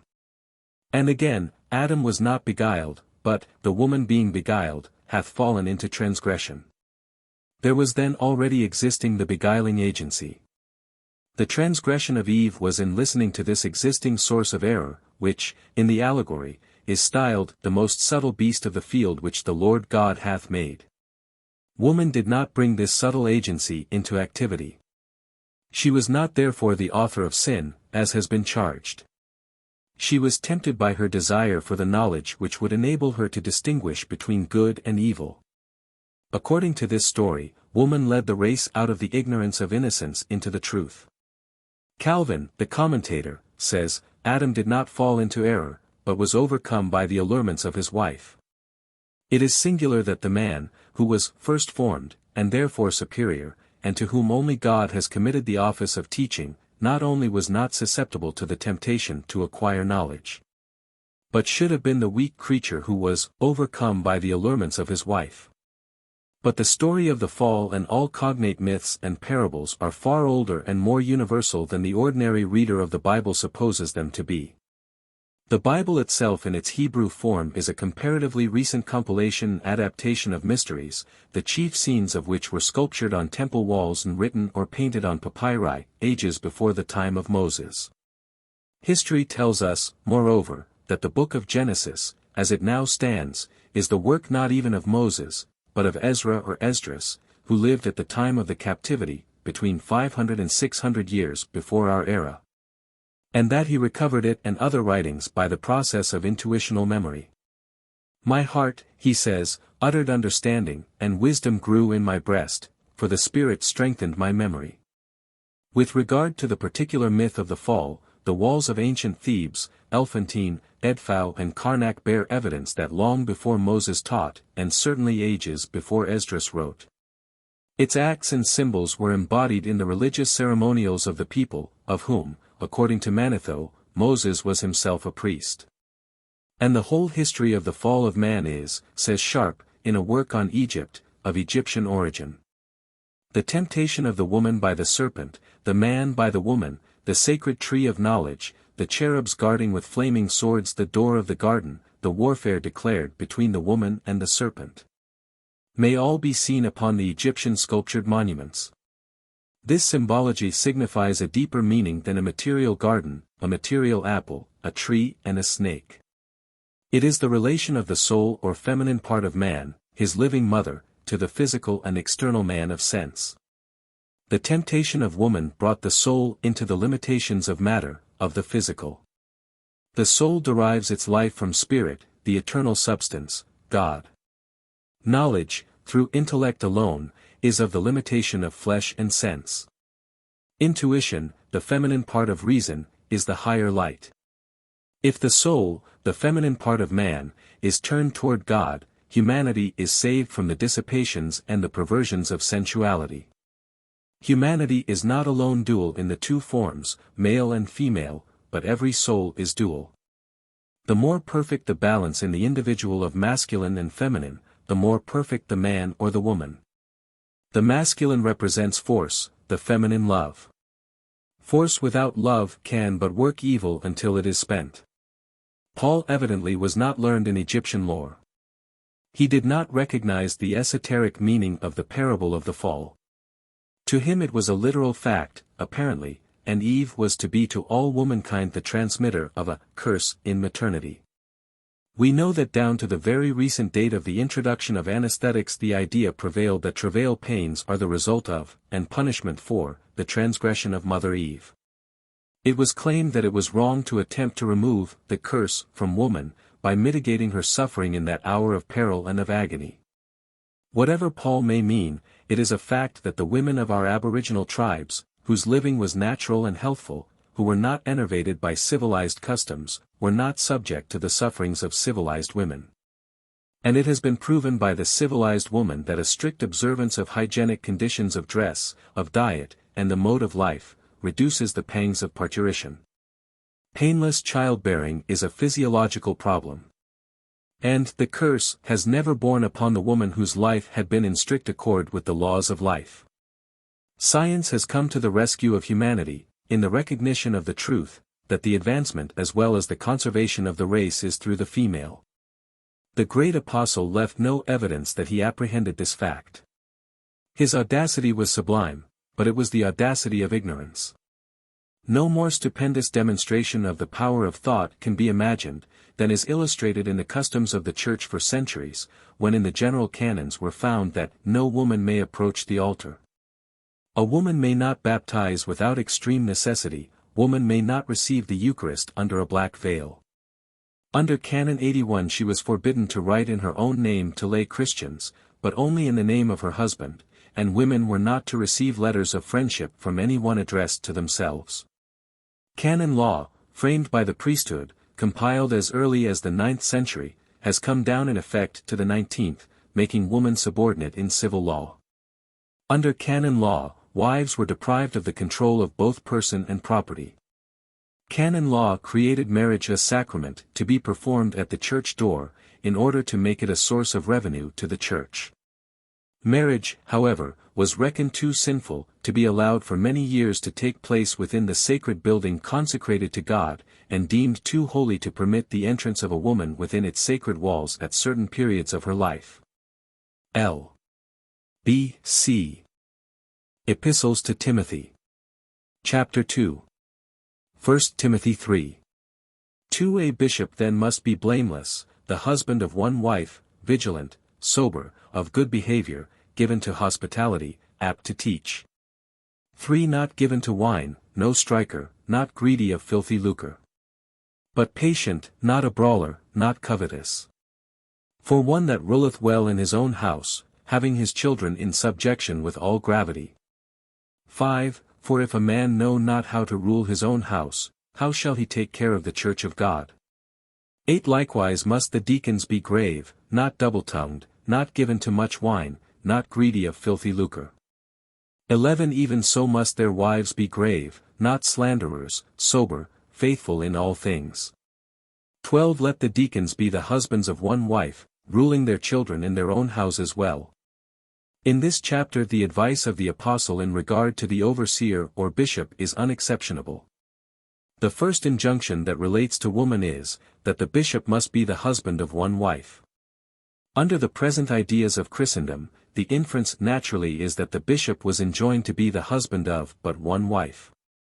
If, as appears probable, this was an injunction in favor of monogamy, it was a true and progressive idea established with the foundation of the Christian Church. Deacons also are instructed to be the husbands of one wife. Women in like manner must be grave, not slanderers, temperate, faithful in all things. It is not clear whether this is spoken for the direction of women in general in the church, or for the wives of deacons. The advice, however, is equally good for either class. The word sober in the old version is rendered temperate in the new one. Whether women in those days were liable to take too much wine does not appear.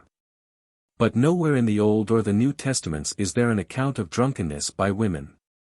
The directions for the conduct of the bishop are explicit. He is to be gentle, not contentious, which sets aside much that distinguishes the masculine nature. In fact, with the exception of the qualification apt to teach, before forbidden, the entire list of the necessary qualities of a bishop is that of womanly characteristics. Temperate, sober-minded, i.e. not given to trifling speech, orderly, given to hospitality, no brawler, no striker. This supposedly refers to pugilistic tendencies, but gentle, not contentious. Every qualification is essentially womanly. 1 Timothy v. 3. Honor widows that are widows indeed.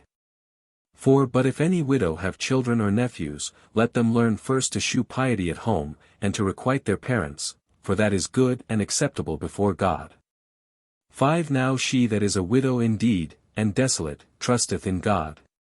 6. But she that liveth in pleasure is dead while she liveth. 8. But if any provide not for his own, and specially for those of his own house, he hath denied the faith, and is worse than an infidel. 9. Let not a widow be taken into the number under 60 years, having been the wife of one man. 10. Well reported of for her good works, if she have brought up children, if she have lodged strangers, if she have washed the saints' feet, if she have relieved the afflicted, if she have diligently followed every good work. 11. But the younger widows refuse, for when they have begun to wax wanton against Christ, they will marry. 12. Having damnation, because they have cast off their first faith. 13. And withal they learn to be idle, wandering about from house to house. And not only idle, but tattlers also, and busybodies, speaking things which they ought not. 14. I will therefore that the younger women marry, bear children, guide the house, give none occasion to the adversary to speak reproachfully. 15. For some are already turned aside after Satan.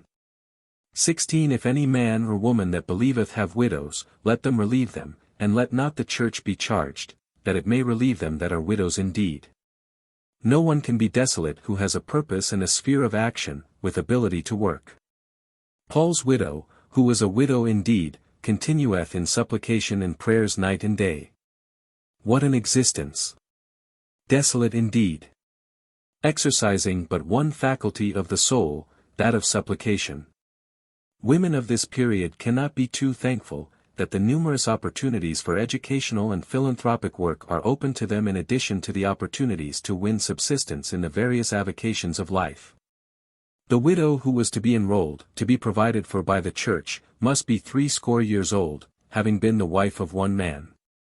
Whether this is a repudiation of second marriages, or refers to polyandry, is not apparent. This obligation of the early church to provide for women who had fulfilled the duties of motherhood, ministered to the afflicted, washed the saints' feet, and diligently followed every good work, is a recognition of a right principle, and which should be made a part of social organization. But he directs that younger women be refused. Paul thought that women could not be loyal followers of Christ and desire to marry. Therefore he desires them all to marry, to bear children and to rule the family. Another inconsistency of Paul. Having stated as expressly the teaching of the Spirit that the doctrine forbidding to marry was of devils, he here again claims that when the younger widows desire to marry they have waxed wanton against Christ. There is even by Paul one place in which woman is to be the head. If she may not teach, she may provide for the physical comfort of her husband and family. The apostle accuses women of learning to be idle, going about from house to house, of being tattlers and busybodies, these young widows, or unmarried women. What a spectacle the thousands of bread-winning young and unmarried women of today would be to Paul if he could come here. And these young women have no time to go from house to house, or even to fulfill social obligations.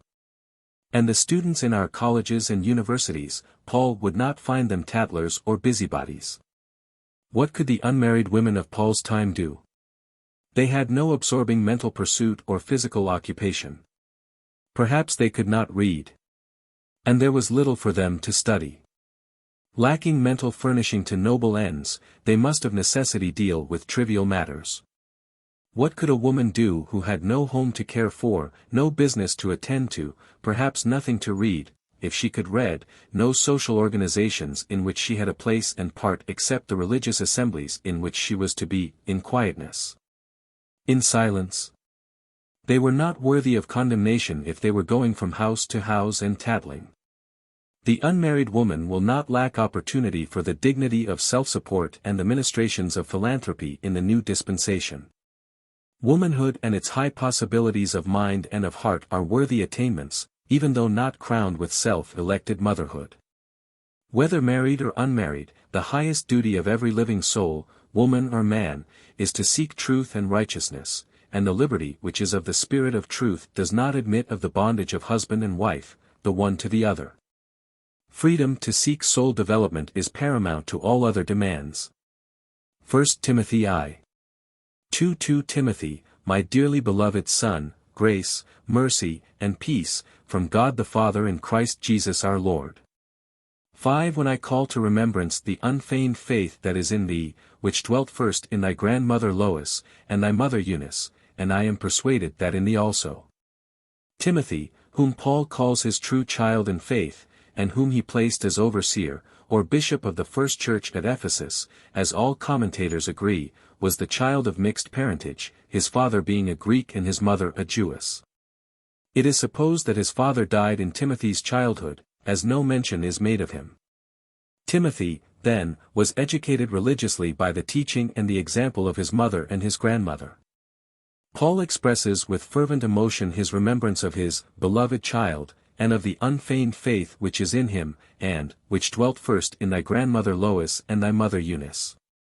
After having instructed Timothy to exercise all the gentle virtues which are feminine and womanly, the apostle in this acknowledgment that he was the child of a devout mother and grandmother, discloses a fact which places in no favorable light his strenuous opposition to woman's equality in the church. This mother and grandmother under whose teaching Timothy had become qualified to receive the important office of bishop, and whose faithfulness so endeared him to the apostle, were required to keep silence in the church equally with all other women whose evidence of faith were not so conclusive. There was no distinction. The ban was placed upon woman solely on the ground of sex. The Church has only in this 19th century partially amended this record, by establishing the order of deaconesses for women who devote themselves to good works and to religious teaching. While in the liberal denominations the pulpit is accessible to women, it is only in very recent years that in any evangelistic denomination it has been permissible for women to teach. The priesthood are as unwilling today as was Paul in the first century, that women shall be placed on an equality in offices of distinction. Perhaps this disposition comes of a dim, not fully evolved consciousness that, when the present evolution of woman is complete, a new world will result, for woman is destined to rule the world. She is the center and the fountain of its life, which the new man has recently announced from his pulpit. There is no prerogative more tenaciously held by the common man than that of rulership. There is no greater opposition to woman's equality in the state than there is in the Church, and this notwithstanding the fact that the Church and the pulpit are largely sustained by women. The Church is spiritually and actually a womanly institution, and this is recognized by the unvarying expression, Mother Church. Yet man monopolizes all offices of distinction and of leadership, and receives the salaries for material support. As the inevitable result, spiritual life has become so languid as to be ineffectual, and an effort is being persistently pushed by a portion of the evangelical church, a portion, too, which most strenuously keeps its women silent, to fortify the church by the power of civil government. There is no suggestion in the teaching of Jesus, as recorded, of compelling individuals, authorities, or powers, to acknowledge God. The religion of Jesus is a voluntary acceptance of truth. God is a spirit, and they who worship him must worship in spirit and in truth. There can be no compulsory life of the spirit, quickened by the source of life, light and love. The masculine idea of compelling a formal acknowledgement of God by the state is entirely unchristian. Until the feminine is recognized in the divine being, and justice is established in the Church by the complete equality of woman with man, the Church cannot be thoroughly Christian. Honor thy father and thy mother, is the commandment. The human race cannot be brought to its highest state until motherhood is equally honored with fatherhood in human institutions. L. B. C. Epistles of Peter and John. 1 Peter 3. 1 Likewise, ye wives, be in subjection to your own husbands, that, if any obey not the word, they also may without the word be won by the conversation of the wives. 3 Whose adorning, let it not be that outward adorning of plaiting the hair, and of wearing of gold, or of putting on of apparel. 7 Likewise, ye husbands, dwell with them according to knowledge, giving honor unto the wife, as unto the weaker vessel. Woman's influence is most clearly set forth by all the apostles in meek submission to their husbands and to all the church ordinances and discipline. A reverent silence, a respectful observance of rules and authorities was their power. They could not aid in spreading the gospel and in converting their husbands to the true faith by teaching, by personal attraction, by braided hair or ornaments. The normal beauty of a sanctified heart would be manifested by a meek and quiet spirit, valuable in the sight of God as well as their husbands, and do far more to fix their affections and to secure their esteem than the studied decoration of fashionable apparel. Woman's love of satins, of velvets, of laces, and of jewels, has its corresponding expression in man's love of wealth, of position, and his ambition for personal and family aggrandizement. There is much talk of the poor and the needy, especially during political campaigns. In the autumn of 1896, when the working man's interests formed the warp and woof of every speech, 3,000 children stood in the streets of New York City, for whom there was no room in the schoolhouses and no playgrounds. And yet thousands of dollars were spent in buying votes. Large, well-ventilated homes for those who do the work of the world, plenty of schoolhouses and play-grounds for the children of the poor, would be much more beneficial to the race than expensive monuments to dead men.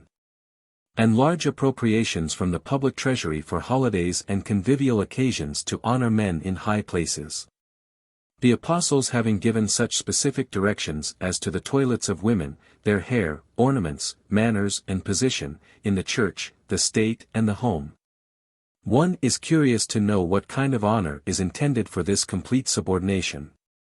Man is her head, her teacher, her guardian and her savior.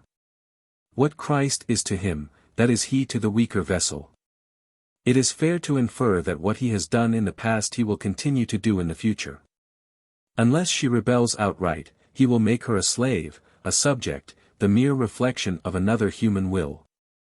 E.C.S. 2 John I. 1 The elder unto the elect lady and her children. 5 And now I beseech thee, lady, not as though I wrote a new commandment unto thee, but that which we had from the beginning, that we love one another. 6 And this is love, that we walk after his commandments. 12 Having many things to write unto you, I would not write with paper and ink, but I trust to come unto you, and speak face to face, that our joy may be full. Some critics conjecture that the church at Jerusalem is meant by the elect lady, and the one at Ephesus by her elect sister. Others suppose that an eminent and honorable Christian woman was intended by the elect lady, and that some other Christian woman, well known in the church, was intended by her elect sister. The aged apostle wrote this short letter to this lady, who was a person of rank, hence he did not scruple to give to her the title of honor. He assured her children of his deep interest in their welfare. The word lady was always used in addressing, or speaking of one who was an acknowledged superior. In their travels about the country the apostles especially enjoyed the hospitality of families of rank. Though democratic in their principles, they were susceptible to the attractions of wealth and of culture. E.C.S.